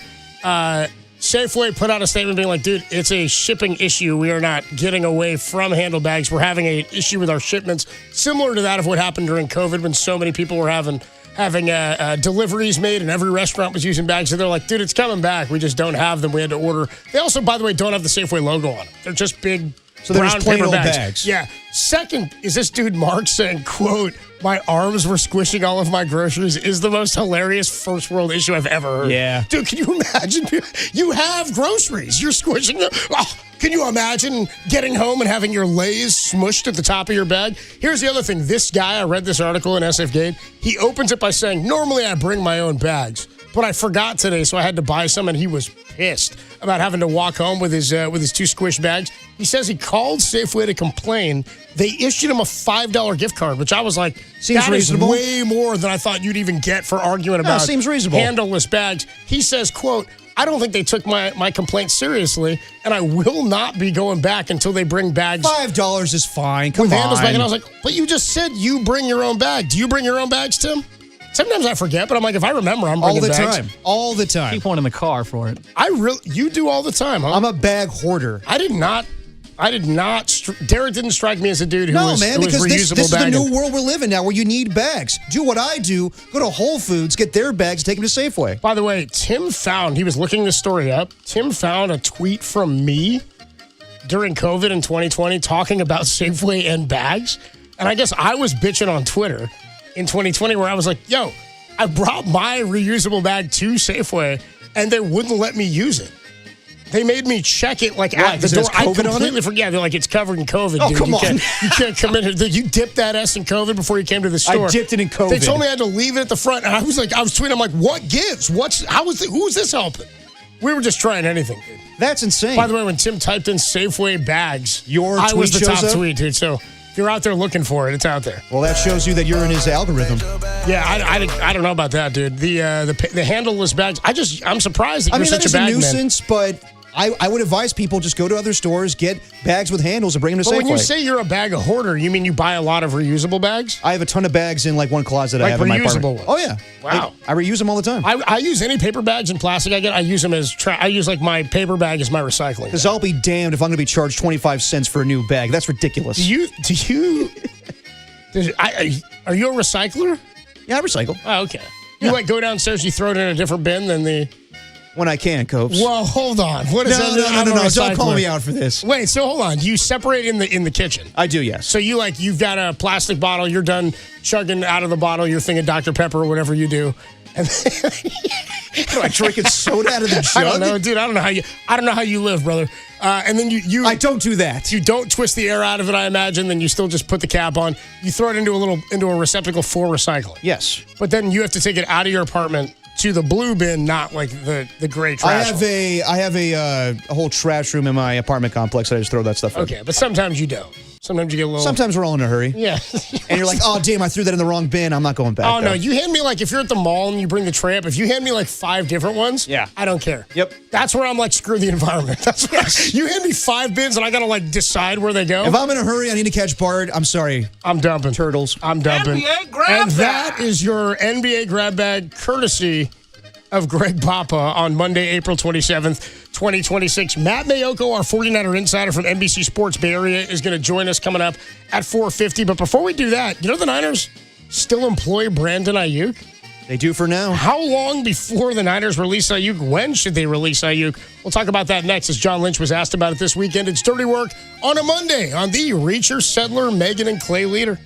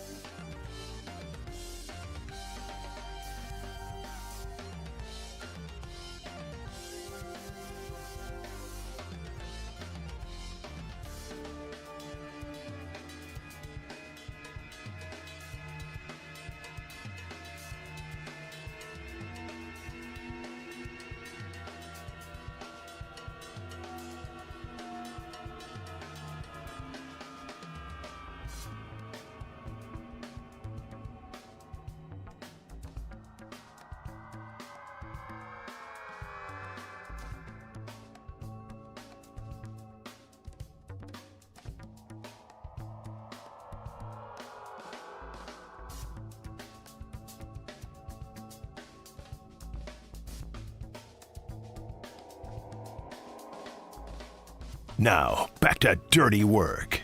Adam Copeland and Derek Papa on KNBR 104.5 and 680 AM.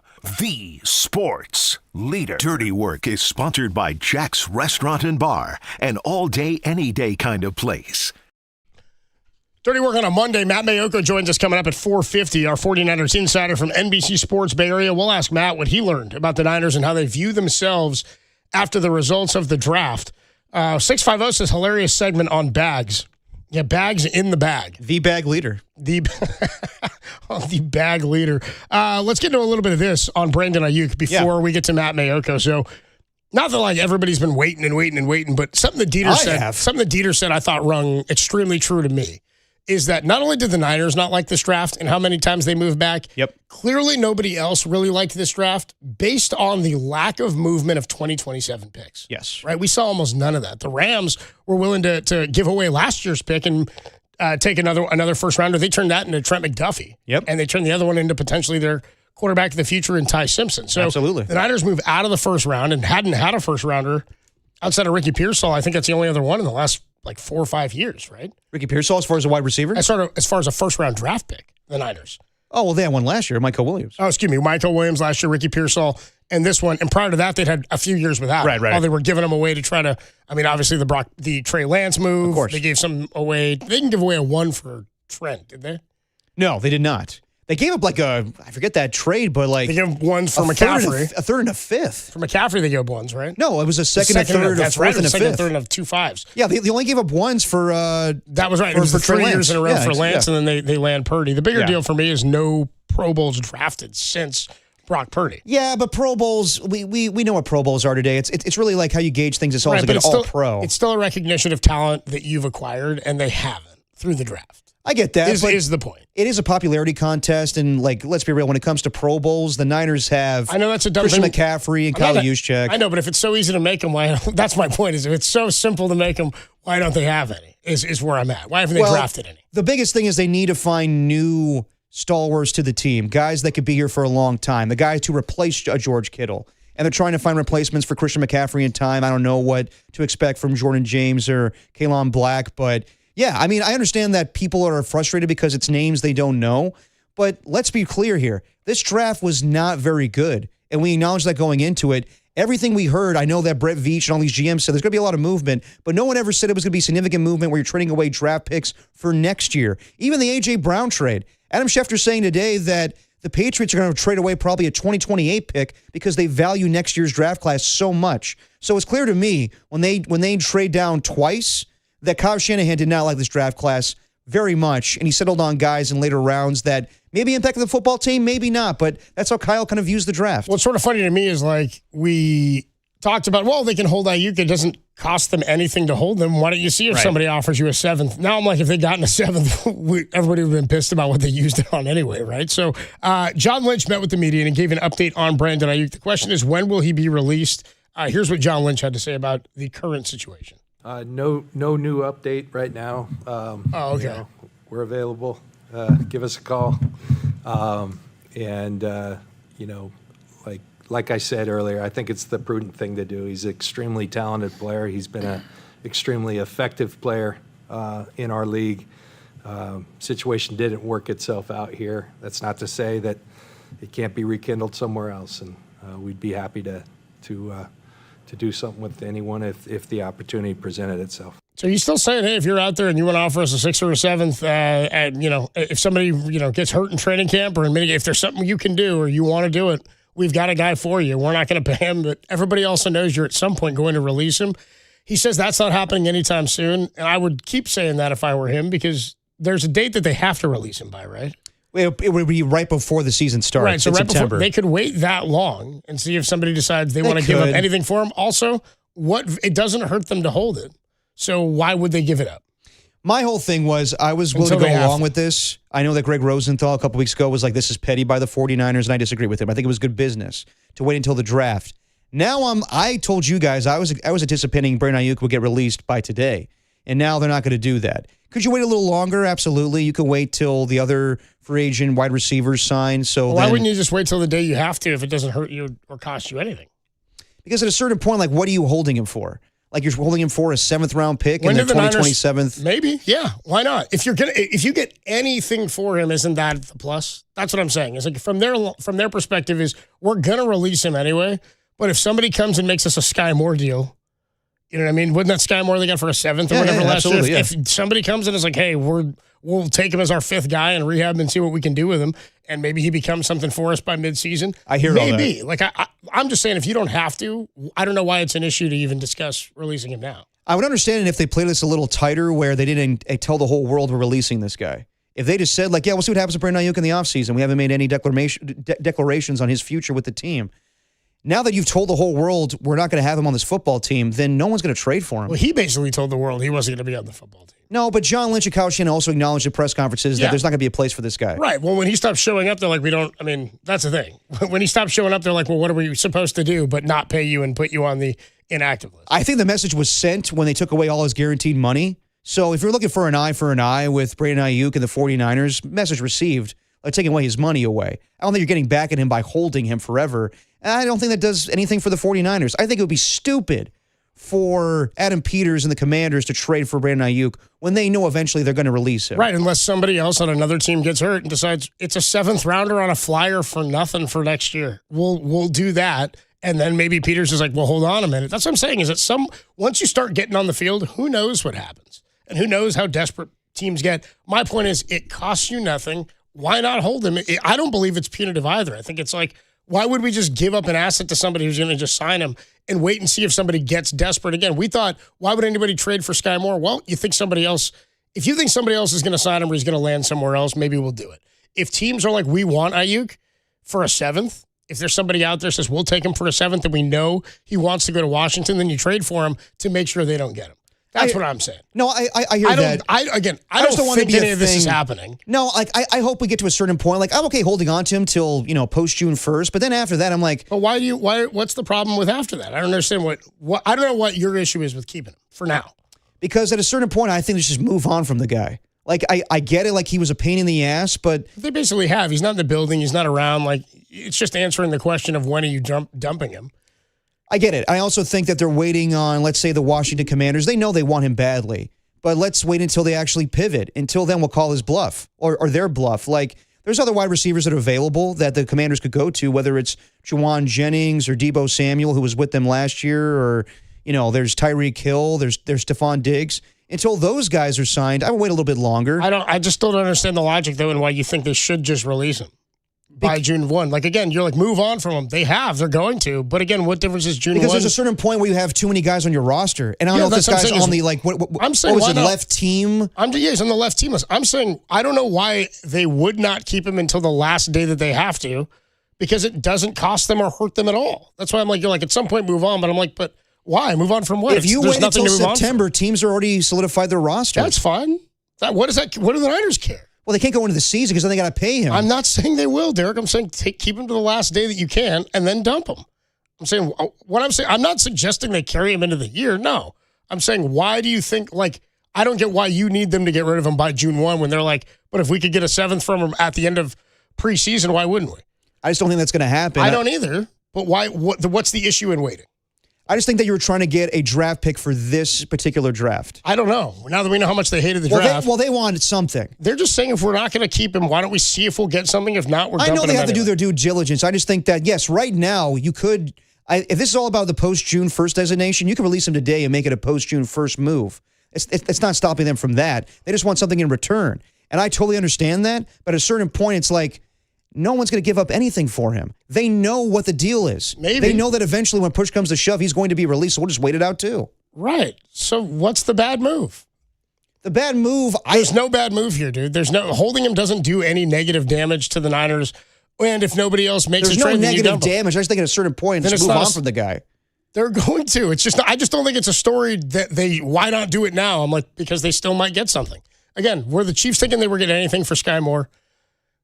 No, but that's a different thing where you're probably going to cut him when it comes to training camp. I'm just saying. Roster cuts. I'm just saying it doesn't really matter. I think why not hold him? Maybe somebody gets desperate. Maybe somebody else is like, you know what? I think this could be a piece for us. We could rehab him. Who knows what happens? I'm just saying what's the rush if you don't have to do it? Somebody else says it might hurt the Niners from signing free agents. No, I don't think so because it won't hurt them like that. They already signed a guy better than Ayuk ever was in Mike Evans, right? So that sort of goes out the window. I mean, the text line's coming after me because they want everything positive with the Niners. But I'm telling you guys, like, I'm sorry, but like, to me, it just makes no sense after a while. I don't think this is positive or negative. It may not make sense, but it doesn't affect anything. So I don't know why it's even a topic. I'm just like, unless they get something, when they release them, or they get something, then they get something. But it's not a factor. We'll talk more about it with Matt Mayoko. We'll find out what that date is, when they have to release him by or make a move. We'll talk about that with our 49ers insider, Matt Mayoko, who joins us next on The Sports Leader.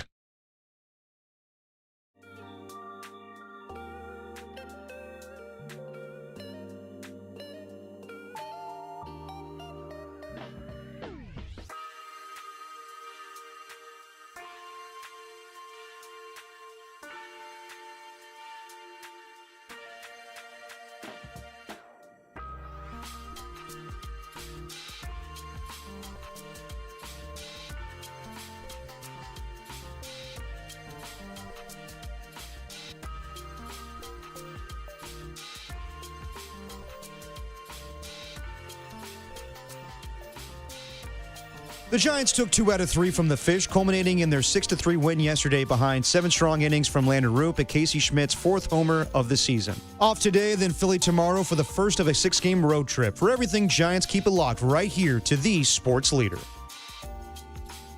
Hey, what's going on, everybody? Adam Copeland here talking tacos and Taco Bell. You need to download the Taco Bell app right now. While I'm talking to you, open the phone, hit the App Store, find Taco Bell, download the Taco Bell app, and you'll start unlocking exclusive rewards and access. You can earn points on every order in the app, on a kiosk, or in a drive-thru. Plus, just by signing up, Taco Bell is going to give you some free food. They'll give you a Cantina Chicken Crispy Taco, a beefy 5-layer burrito, or a soft taco for free just for signing up for Taco Bell rewards on the app. What's better than getting rewarded for eating some of your favorite Taco Bell? We did it last week. We were living Moss, and you should be living Moss too. And is there a better place than to earn and redeem those points than the Taco Bell Cantina downtown, right by the ballpark, just off 3rd and Townsend, a block from the stadium? You can see the stadium while you're eating your Taco Bell. It's the perfect tailgate spot to grab a pregame bite and drink before walking over to the stadium. And if you're looking for something to do after the game, stop by for a cold beer and keep the good times rolling, or check out the brand new Taco Bell Cantina in Fisherman's Wharf for a cold drink and good food in your taste buds will thank you. And as always, don't forget to live Moss.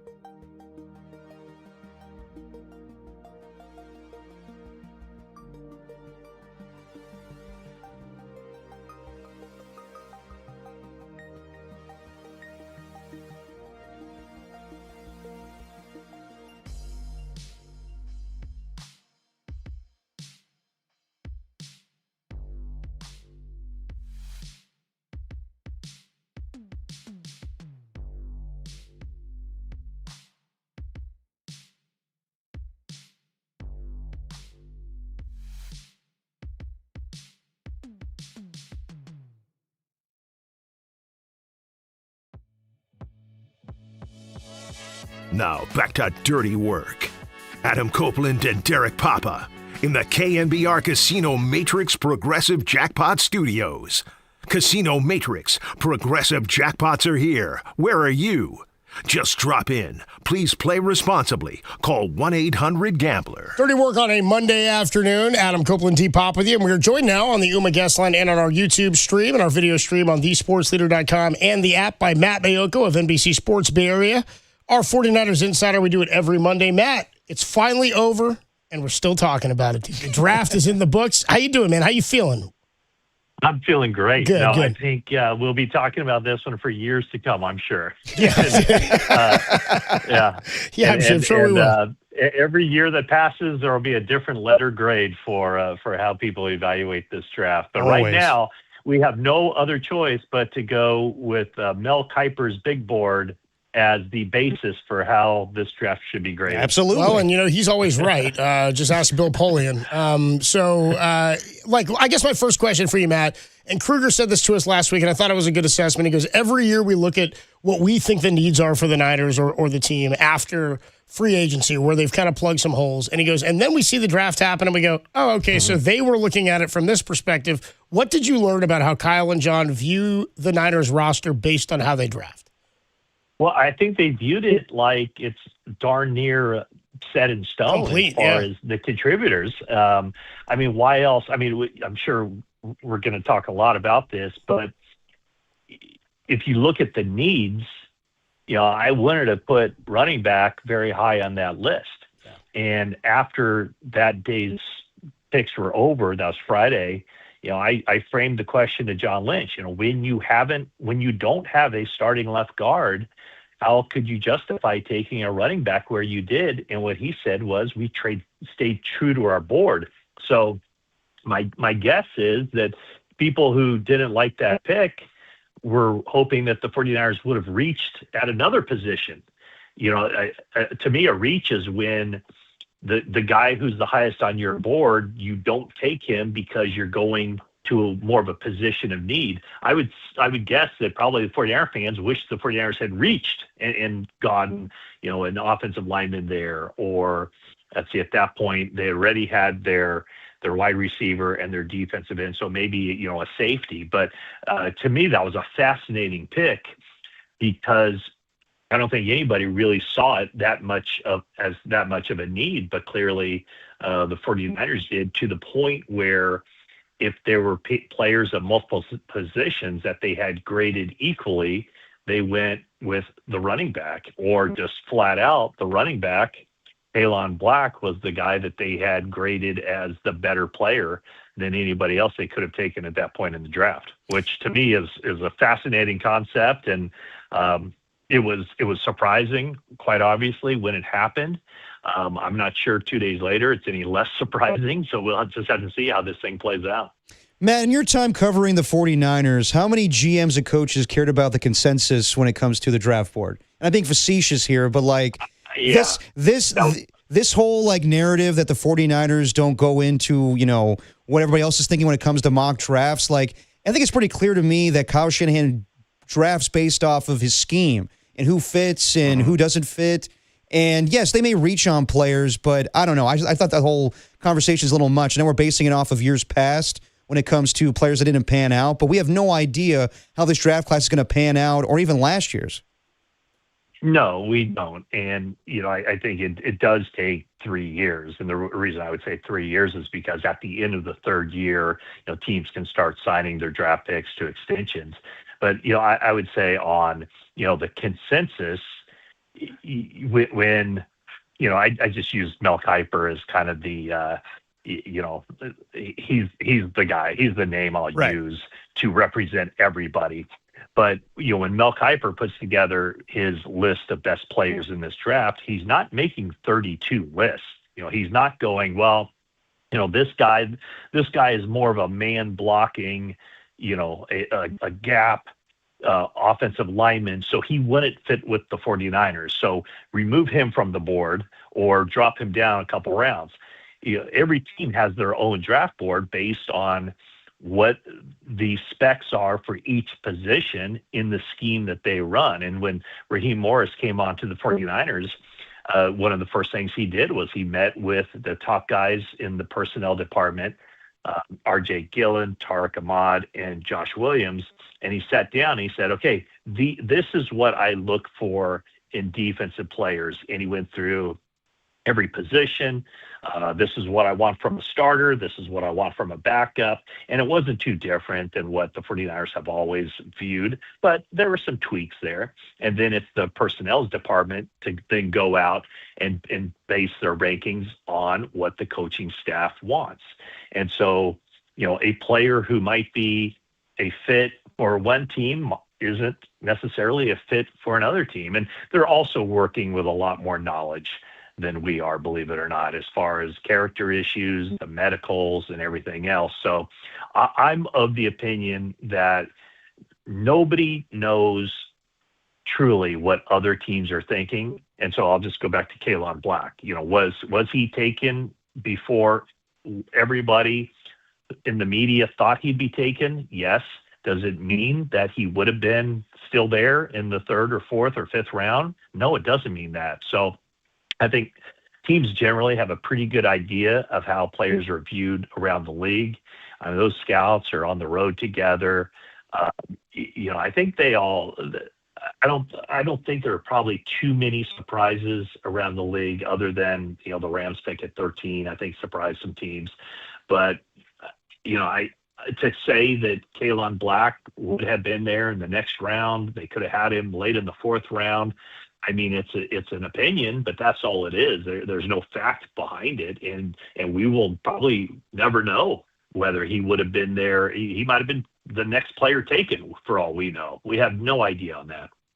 And we heard coming into this draft that this draft in 2026 is not going to be as strong in 2027, and there was talk about maybe some trades, but we saw not significant moves where teams are giving up capital for next year. Judging by the 49ers trading down twice in the first round and then in the second round, is it clear that Kyle Shanahan and John Lynch just didn't think there's a lot of great talent in this draft class? I think that's fair. Yeah. I mean, they had fewer than 20 players listed as first round picks. And so I do think as their pick was coming up, they still had one of their first rounders on the board, and then that player disappeared.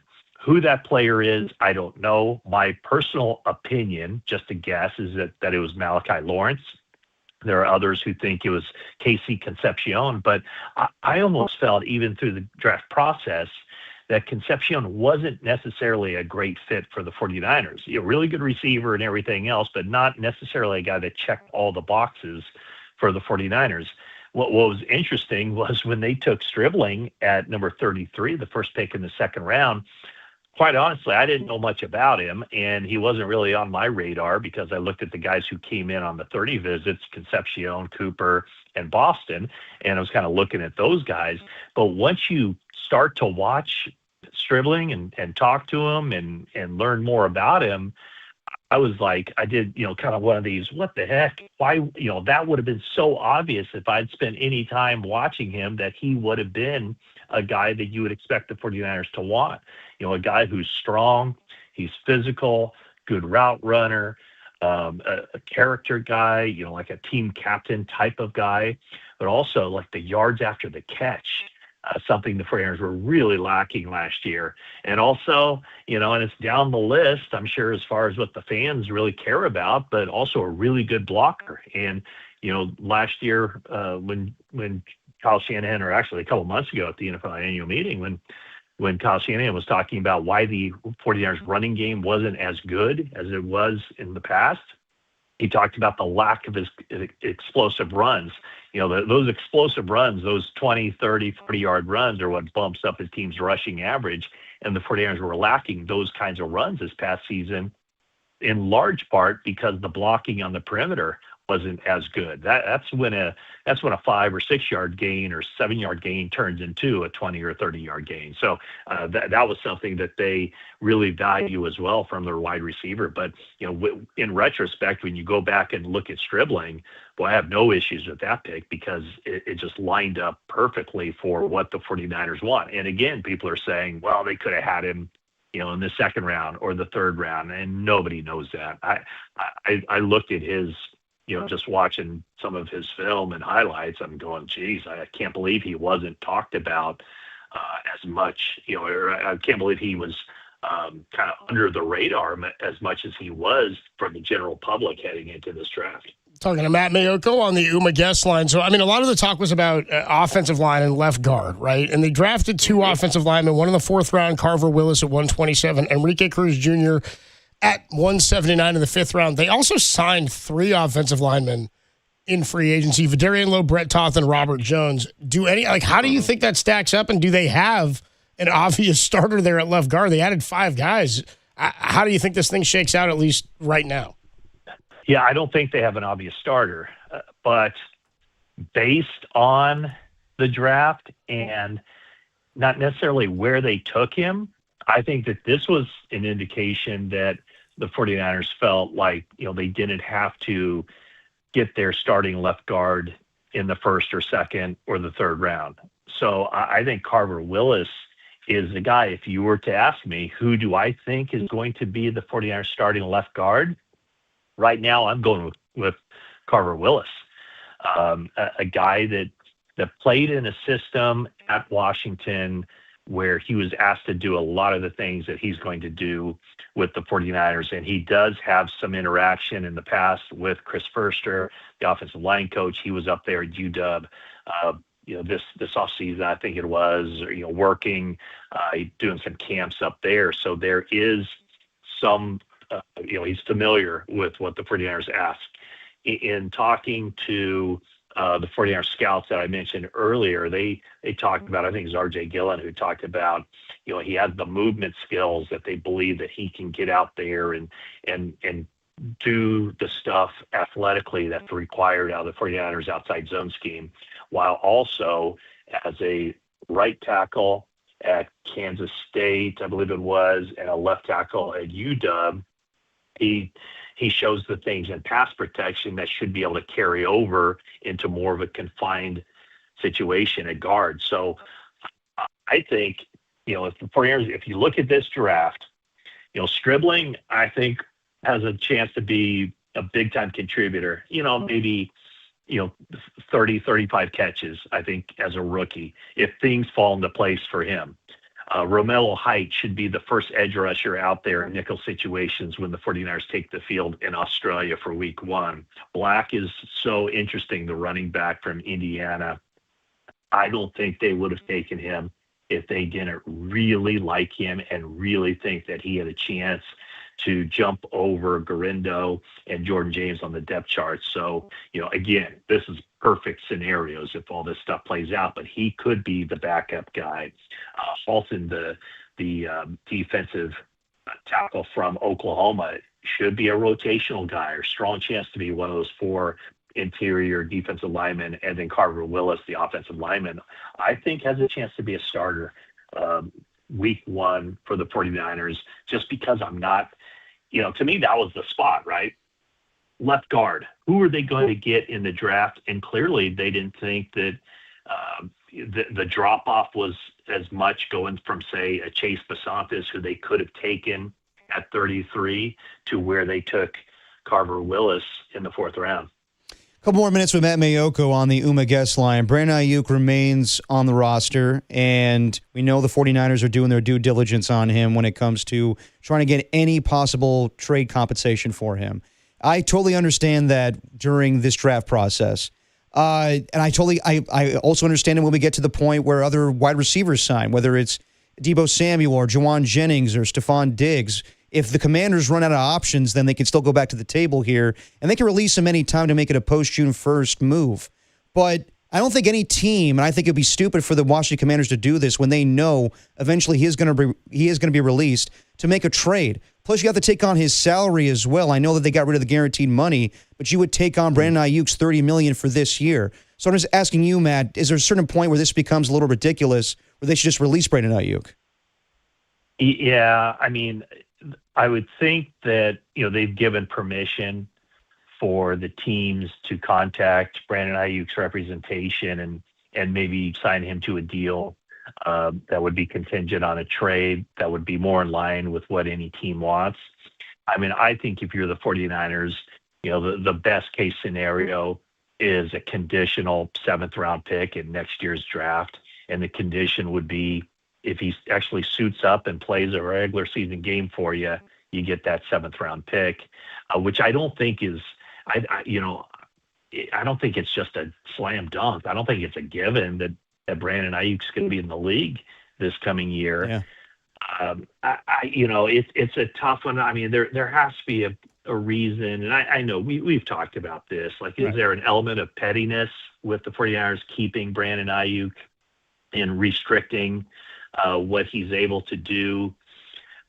I think the 49ers probably feel like, they don't want to be used as a pawn in this as far as Brandon Ayuk just being able to, he wasn't happy quite clearly with the 49ers to the point where he just forfeited $27 million guaranteed. I mean, let that sink in for a second, just by his failure to show up. All he had to do was show up, rehab, and he's guaranteed $27 million. And then he didn't even fight it when the 49ers voided that.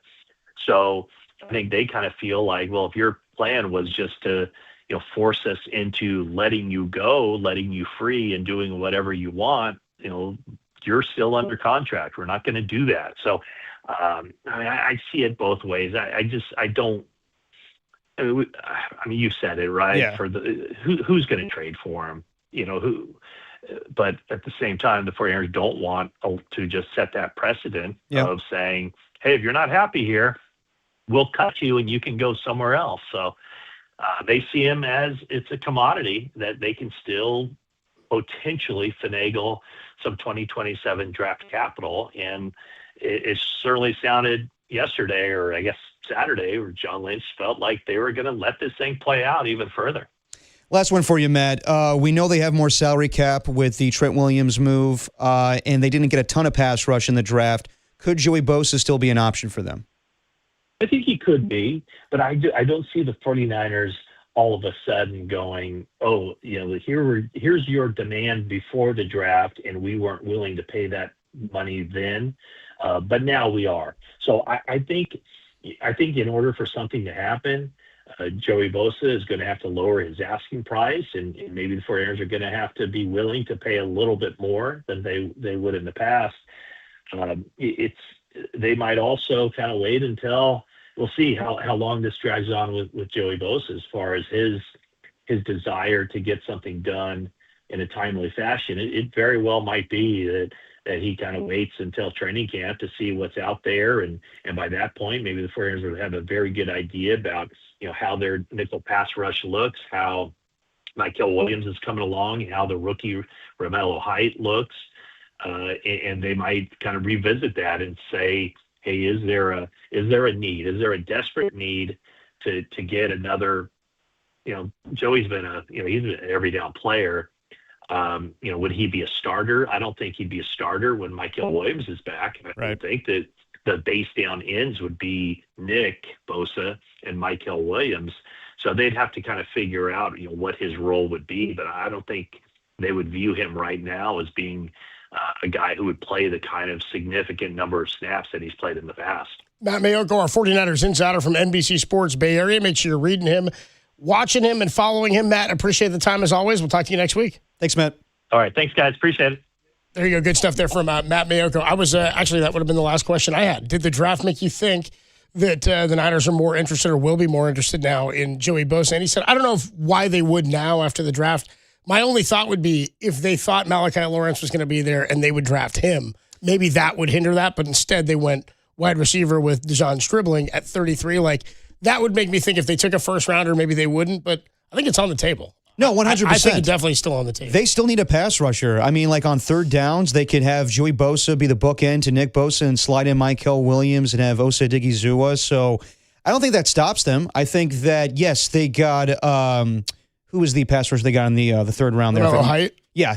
They got him, and he definitely works in their scheme as a wide 9 guy that can get around, got a good bend. But yeah, I don't think that stops them from getting veterans. You'll see a lot of teams now go after free agents that are still available that they're not quite sure that this rookie player will come in and take the reins right away. I think the 49ers, to make sure it's not like a repeat of last year, they need a veteran presence on the defensive line. So if Joey Bosa is asking for $12 million, you go to 10. Like, it doesn't need to be anything astronomical, but you do have the money to pay for him now. Dirty Work on a Monday afternoon. Adam Copeland, Depop. Tim Webb with you. If you missed any of Matt Mayoko, that's all available, thesportsleader.com and the Sports Leader app. We're with you till 6 o'clock tonight. Full show before the Giants hit the road for Philadelphia tomorrow. That'll be a short one. What time is first pitch tomorrow? It is 3:40. It's a 3:40 first pitch. 40-minute show, my so we man. have a 40-minute show tomorrow. Good thing we got the grab bag in today. Thank God that Greg Papa delivered that. When we come on back. Well, by the way, at 6 o'clock, Larry Krueger has got your Niners Nightly. I checked in to see on Krug's podcast. I wanted to see his breakdown of the draft. Yeah. And I went to look at it. Full breakdown of all the Niners picks. 2 hours 43. Damn. Dude, no breaks. Is it all him? It's all. I mean, he's got guests, I think, too. Okay. It's Krug breaking it down, dude. That's a hell of a podcast. I'm gonna get after it. It's a lot of Krug. I'm getting after it. Krug's coming your way. Krug Stradamus at 6 o'clock. When we come on back, some of the best sounds from across the sports world you might have missed. Brandon Belt Day on Saturday. I was down there for that. He talked about how he will remember the Belt Wars. It was a big war, the Belt Wars. Bill Simmons checked in on one of the Warriors to go full Expendables and add every old player in the league. Plus, Stephen A. Smith. Keep it in your pants, Holmes. We'll talk about it next. Dirty Work rolls on. Sounds Foray is next on the Sports Leader.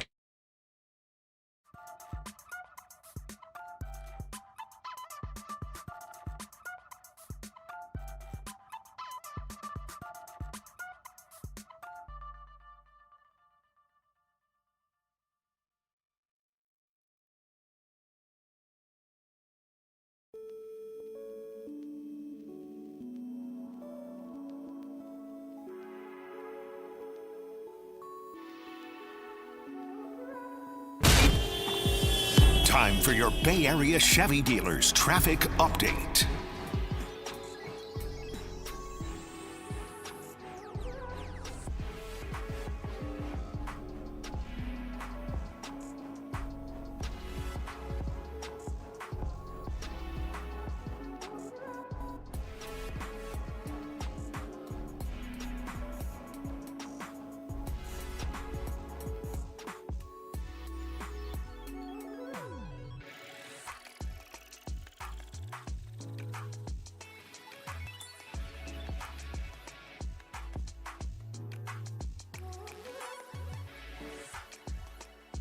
Hey, what's going on, everybody? Adam Copeland here. My good friend Steve Moskowitz is hanging out on the line. And, Steve, it is that time of year. People have filed their tax returns. They've gotten a bill, and some people are going, oh, man, how do I pay this? What do you do if you can't pay your taxes?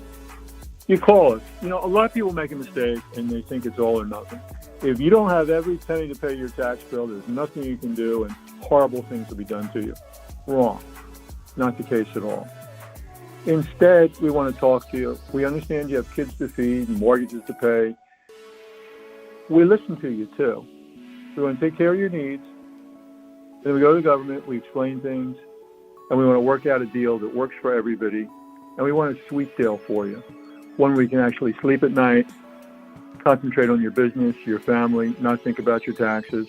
We have a free consultation. What do you have to lose by giving us a call? We explain everything to you. And if you want us to, we do everything for you. You don't have to talk to the IRS or the state. The only thing you have to do is pick up the phone and say, hey, Steve, take care of me. Steve Moskowitz can help. Just give him a call, 1-888-TAX-DEAL, or find him at moskowitzllp.com.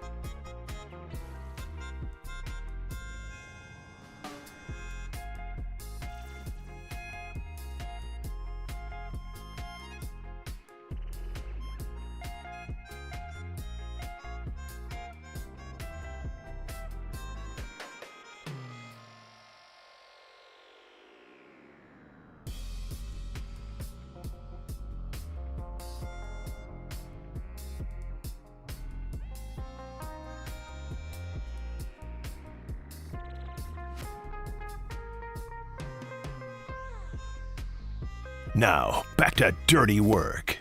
Adam Copeland and Derek Papa on KNBR 104.5 and 680 AM. The Sports Leader. Dirty Work is sponsored by Jack's Restaurant and Bar, an all-day, any-day kind of place. Dirty Work on a Monday. Adam Copeland, D-Pop, Tim Webb with you. Larry Kruger at the top of the hour at 6 o'clock with some Niners Nightly. We got some of the best sounds from across the sports world that you might have missed in today's Sound Soiree. This is Dirty Works. Sound Soiree. No, I've whipped up this nasty little soiree. The best sounds you might have missed. Soiree, what? Soiree, honey. I think that means party. On The Sports Leader. Your Sound Soiree for Monday, April 27th, 2026, and it starts at the 49ers facility. After the 49ers completed their draft, we've been talking today a lot about the consensus, right? Like what people think. Consensus. I thought it was interesting. John Lynch had a comment where he mentioned we had 16 guys that we pegged as gold helmet guys. Yeah. And I think that means first rounders. Is I think that right? so, yeah. And he said DeJon Stribling was one of those guys. So I wonder that they grade him as a first round guy. In their minds, yes. And Matt Mayoko told us last week, I know for a fact they've got 16 guys that they view as first round. Interesting. So I'm thinking, they graded him as a first rounder. They may think they got value on that pick, and that's just how everybody, but that they weren't going to take him in the first round if they didn't have to and nobody else was. Exactly, because then you trade down and you realize that taking him in the first round would be a reach. You don't know, with having the 33rd overall pick, you realize that you could take him there. You don't know what's going to happen later on in that draft, or that round, I should say. So it's better to take him then and there. But it's good they realize, like, yes, if we take, DeJon Stribling at 30, then that's a huge reach for them. So I think they did the right thing. So here's what they do. The 49ers make their selections 2 through the 5th round, and they sit down, and then Grant Cohn asked John Lynch about deviating from consensus when it comes to the draft. Here's what John and Kyle had to say. John, your draft board seems to deviate quite a bit from the consensus. Why are you confident with that, given your track record drafting the last few years? It seems like it leads to you making reaches. Well, I appreciate that you think that. Depends whose consensus. We got consensus in this building. That's the consensus I care about. Again, don't hate the question from Grant. I just think that when it comes to the philosophies of NFL front offices, they don't give a damn about Wilma Kiper Jr. is doing or anybody else on TV. So the consensus can't say, take Omar Cooper Jr. there at 30 or get Chase Pasanis, like I was saying, with the first pick in the second round. They didn't like him. They find guys for their scheme. And you can debate if it's smart for them to, give the choice to a position coach, whether it's KJ Wright, whether it's Chris Forrester or whoever else is on their coaching staff, for them to make the pick. That's their philosophy. They still win somehow, some way, despite their bad draft picks. They still find a way to win, but we'll see. I think DeJon Stribling's a good choice for them. He fits what they do. They didn't like anybody else, and it's clear they didn't like this draft class. So let's nitpick this and criticize this later on, or maybe even training camp where these guys are not panning out, or maybe they had some guys don't even make the roster. That's when I think it's the appropriate time to do this. I understand that in years past they have not hit on guys, but honestly, last year's draft class, Upton Stout, great nickel corner. You had Alfred Collins and C.J. West making impact plays. Some guys who jury is out on. I mean, I know Nick Martin people are really down on now because of the third round selection. I don't really know year 2. We'll see what happens with Jordan James and Jordan Watkins. Of course. I mean, those are the 2 other guys. So. And honestly, with Jordan Watkins, he got hurt and he missed his chance, honestly. Like, Kyle moves on from guys when you're not there at the start of the year. I'm moving on to Kendrick Bourne. I'm moving on to, who was it? Demarcus Robinson, the other wide receivers. So yep. They had options at wide receiver there, but yeah, Kyle's going to pick who he wants. And until he's not the 49ers head coach anymore, I don't think that's going to change. John Lynch basically gave the kind version of The Rock. It doesn't matter what your consensus is. Basically. But he just said all we can care about is our consensus and what we have in the room. Moving on here in the Sound Soiree, let's jump over to Third and King on Saturday. They had Brandon Belt Day, which I thought solid day. Nice. I thought it was a really good day. Good win. To see it. Good win. Yeah, Casey Schmidt home run. That was a fun game on Saturday.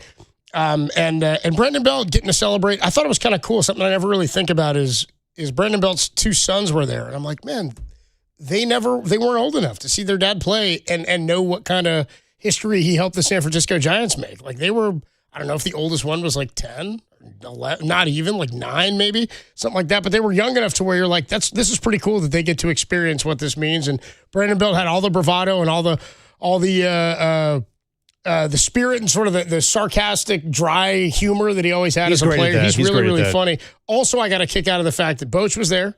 I thought, man, the only manager I ever played for. Kapler was there too. I forgot he went to Toronto for a year also, but Kapler was there. And at one point, Belt's going around and he's thanking everybody who's there. He goes, Wotus, like, you taught me how to love defense. You taught me so much. Boch taught me about accountability, probably because I made so many mistakes. He said, Gabe Kapler, he goes, Cap, I appreciate you being here. I know you got a lot going on. You're real busy. And then he just moved on to the next guy. And I thought also, dude, it's not like Kapler came separate from the Marlins. He flew with them. Like, that's the team he works for. Exactly. Which I got a kick out of. But so the Giants set up where this weekend they were playing the Marlins and they wanted Kapler to be there, right? Maybe, or that was just coincidental. I think it's just a Saturday that works out. Yeah. Also, you get people were wondering why Brandon Crawford wasn't there.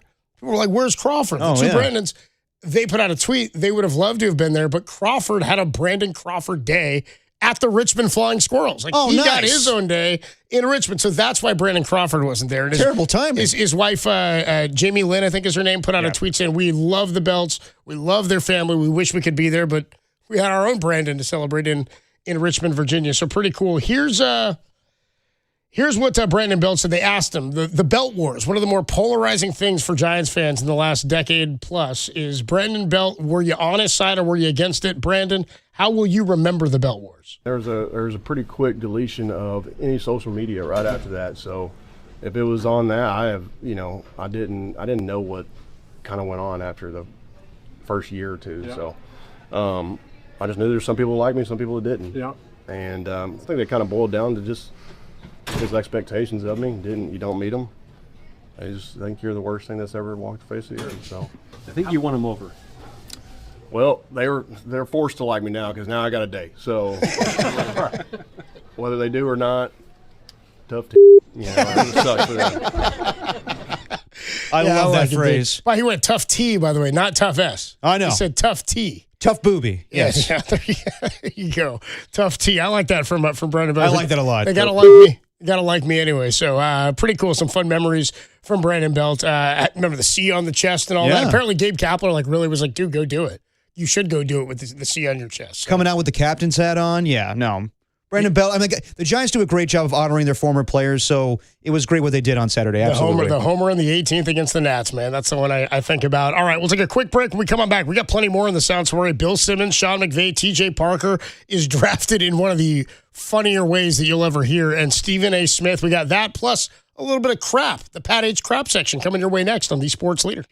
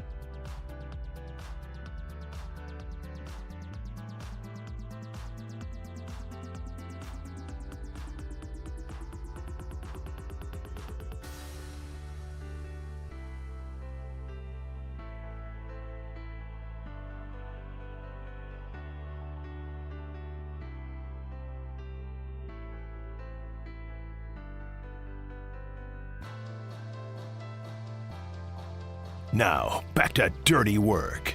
Adam Copeland and Derek Papa on KNBR 104.5 and 680 AM. The Sports Leader. Dirty Work is sponsored by Jack's Restaurant and Bar, an all-day, any-day kind of place. Dirty Work on a Monday afternoon. Adam Copeland, D-Pop, Tim Webb with you. We got short show tomorrow, supposedly Wednesday. No, don't jinx it. It's not on me, dude. I just track. We got 2 days, man. I'm just tracking the weather. I know. I think Wednesday's going to suck, is what I'm saying. Hold on. Tomorrow, 40-minute show. We banged our 58 Social show last week because we thought it was going to, just pour. That was Tim. Soft Tim over here. Tim's like the Wicked Witch of the West, dude. He melts the second. The skin just burns off the second water hits him. Yeah. Worried about getting electrocuted. Turned out to be no rain at all. We got 2 days. I think we'll be fine on Wednesday. All right. We'll see what happens. happens. I'm not a weatherman. I just play one on the radio. Anyway, we got a short one tomorrow. We're with you till 6 o'clock tonight when Larry Krueger takes over with Niners Nightly. Why don't we two-party here? Let's jump back into a little sound soiree. The other version. Yeah, I like the second version too.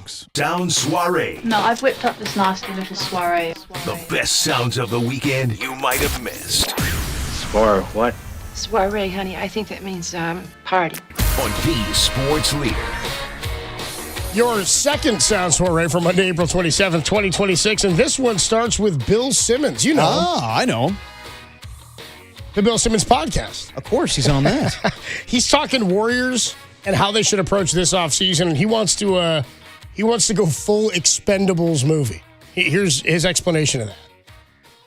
I am all in on LeBron going to Golden State next year. Okay. Ooh. Can I have Kevin Durant and Klay Thompson join him?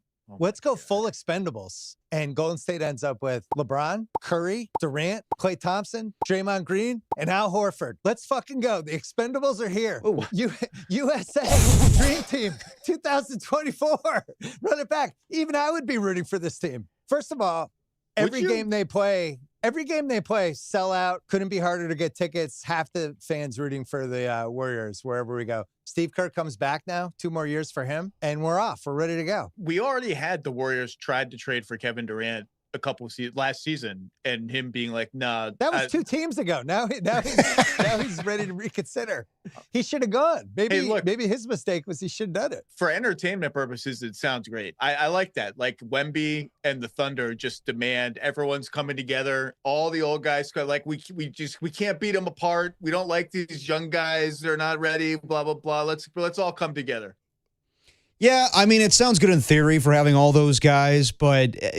No, it would be more Space Cowboys, as Tim reminded me in my ear, than the Expendables. Yeah, dude, Space Cow. Tommy Lee Jones up in space, dude. What are we doing? Or like Wild Hogs. Dude, that was the other one. I was trying to think of what's the other one. That movie made like a ton of money, but it was terrible with Travolta and Tim Allen. I don't think it would be that bad. I think it'd be really good. I think it'd be really good if they had LeBron and KD and Klay. It'd certainly be entertaining. Oh, I mean, it'd be the biggest spectacle in all of sports, maybe, and definitely the NBA, but. I don't know. I mean, Kevin Durant is pretty clear that he does not want to come back to the Golden State Warriors. He's moved on. He wants to go, I don't even know if he wants to stay with the Houston Rockets anymore. He doesn't want to stay with Megan Thee Stallion. He's not monogamous. You know what I mean? That is true. He's looking to hit somewhere else. Well, I was talking about Kevin Durant, but yeah. You were talking Kevin, KD. I love this. That's like 2 teams ago. Exactly.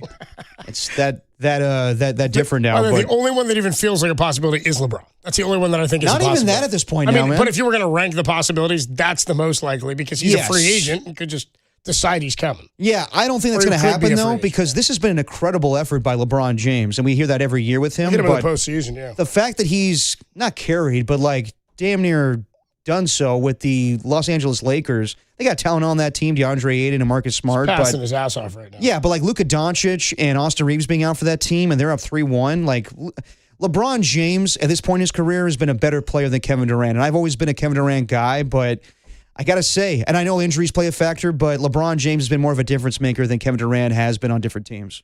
Moving on here in the Sound Soiree, we dropped down here, one of our favorite dudes to hear talk, Sean McVay. So he went on with Peter Schrager and Andrew Brandt on the NFL Network. Kyle Brandt, yes. I don't know why I said Andrew. Kyle Brandt on the NFL Network. And he talked about, they talked to him about how he looked grumpy after the Ty Simpson pick. Remember, everybody thought he didn't want to answer Jordan Rodriguez or give what he thought. Here's Sean McVay. If we can, to Thursday night. I was unhappy because you looked unhappy. We are Yes. so used to you being this positive, go get 'em football SOB, and that guy wasn't there. This is a safe space. What was going on with you that night? Well, there was some other things I was grumpy about that, you just navigate normally. But I think the main thing, Kyle, was you just wanted to make sure that I would have been stoic by nature anyways, just based on the respect for Matthew, because it's a unique situation. You get a chance to be able to, take a player that you like at a really important position, but you don't want it to be minimized or misunderstood in terms of what this means in terms of our investment and our commitment to Matthew for as long as he wants to continue to play. And so you're kind of teetering that line, and clearly, I came off a little grumpier than normal. He definitely looked pissed. But honestly, we could talk about how cheesy he is when he does interviews. Sean McVay's a smart coach. He realizes that he still needs to sign Matthew Stafford to a long-term contract extension, so he doesn't want to seem exuberant or overjoyed that his new starting quarterback in future years has been drafted. It's also strategy for that negotiation to draft a guy like Ty Simpson. Of course. I got a kick out of him saying other stuff might have been bothering him, or he was upset I want about the other stuff. That's what I'm saying. I went into the kitchen and, I get my own milk in there. I bring my own special milk from home, and I told Les not to touch it, dude, but he brings his own Cheerios. I look in, he's drinking my milk. I got the sticker on it. It says Sean. I'm like, Les, that says Sean. Why you doing it? He says, we took Ty Simpson. I said, that's okay, but that's my milk, man. 2.5%. I mix some of the 2% with the 1%. That's how I get right in between. But, you try to be positive in these situations, and ultimately it just wasn't his milk. It would have been hilarious if Sean McVay comes out and goes, I was pissed. I wanted Sean Stribling, but we took Ty Simpson. Well, dude, they asked him about John Lynch, I guess, when he, smirked. Yes. John Lynch had smirked when they asked about Lynch Ty Ty Simpson. Simpson. He goes, I would love to know what Johnny was thinking. I love Lynchy, man, but I'd love to know what he was thinking over there.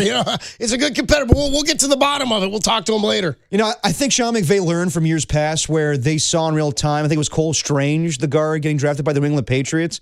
And Sean was like, man, we thought he was going to be there at the 4th round pick. Bill Belichick's drafting that guy? That's they were insane. They're mocking other they're teams. laughing at him, and Bill Belichick's like, I kicked your ass in the Super Bowl, buddy. It's like, it was 10-3, Bill. Yeah. It was 10-3, Bill. That's not a lot. It's one score, man. Plus, I had Goff. You had Brady, I had Goff, man. Look what I did with him. He craps on his own quarterback. Craps on his own dude. He went with Jared Goff. He hated him. He's like, come on, man. What'd you expect? We barely got through that NFC title game with that bad call. Yep. We shouldn't have even been there, Bill. Moving on in the sound soiree.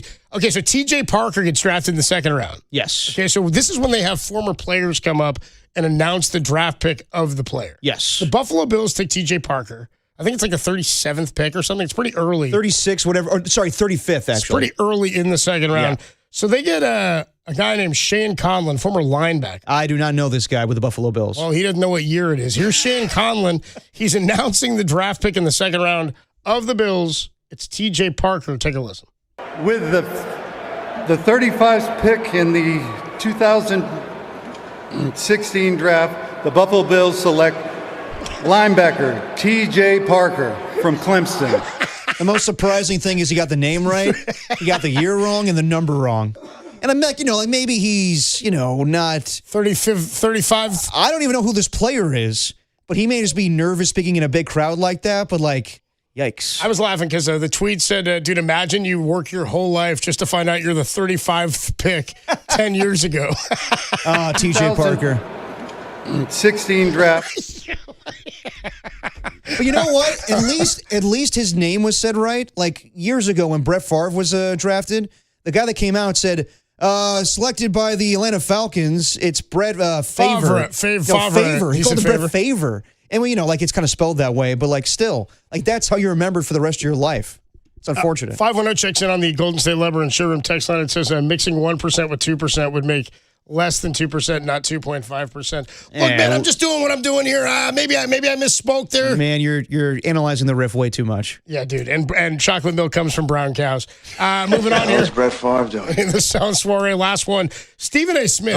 This one. This happened last week, dude. Last Friday. So Stephen A. Smith's on with Chini Agwamike. Yes. On is it Get Up? What are they doing? What show is it? I think it's I want to say it's the First Take show. Yeah, First Take. That's what it is. So Stephen A. is talking and to Chinny. They're on different screens. They're in different locations in boxes, and they're doing an interview and giving their thoughts, sort of debating, and he's reacting to her because she starts speaking French, I think in honor of Wemby. Is that right? Yes. She starts speaking French, and what was it about? Oh, it was about Rudy Gobert. That's Rudy right. Gobert, She starts my speaking bad. some French, and Stephen A. kind of gets in his feelings about it. Here you go. Bonjour, Stephen A. Je m'appelle Cheney. Et Rudy Gobert, il est magnifique. Il est magnifique. He has been phenomenal. Rudy Gobert's defense, he's been magnificent. I hope I did all the French people proud there with my pronunciation. I'm more of a Spanish girl. You did. You did me proud.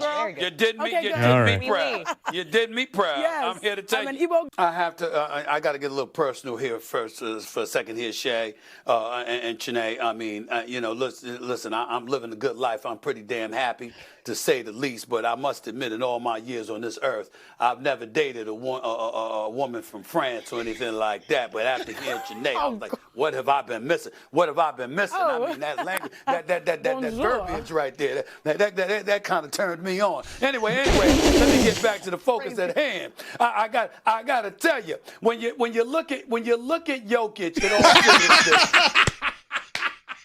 Can you imagine that? Like every other commentator, like Collinsworth.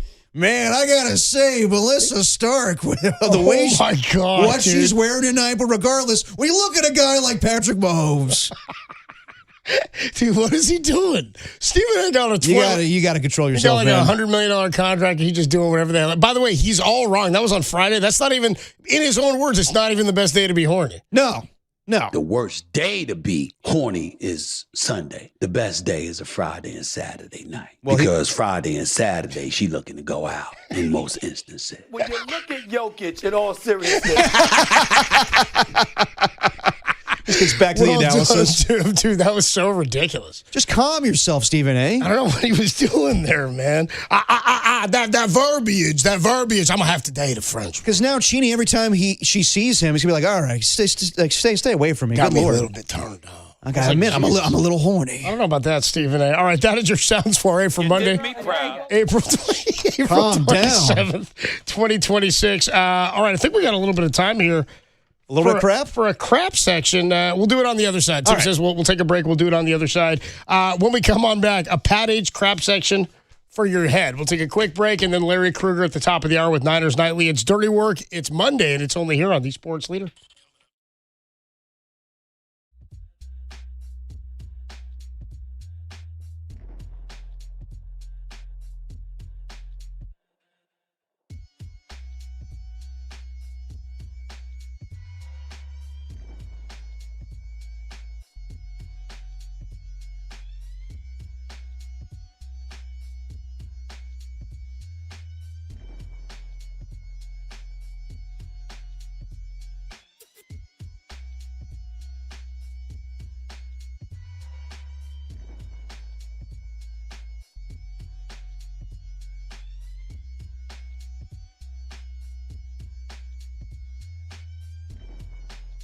The 49ers 2026 draft is in the books, with the team selecting 8 players, notably Deshaun Stribling from Ole Miss, Romello Height from Texas Tech, and Kalon Black from Indiana. For everything 49ers, keep it locked right here to the Sports Leader.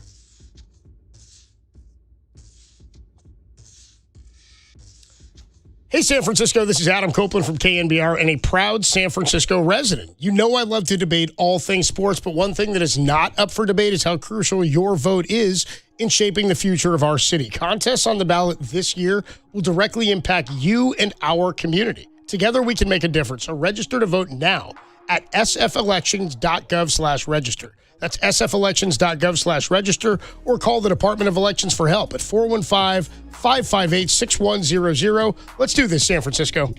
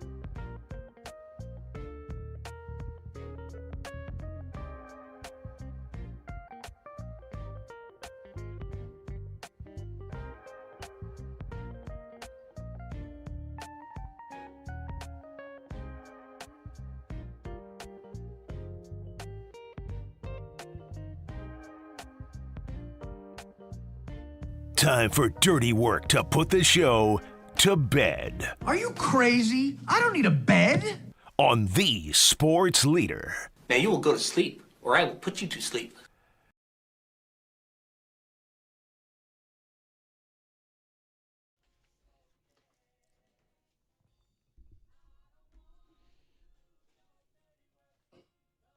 Dirty work on a Monday evening. Adam Copeland, Depop, Tim Webb putting the show to bed for you in just a few minutes. Larry Krueger is coming up with Niners Nightly at the top of the hour.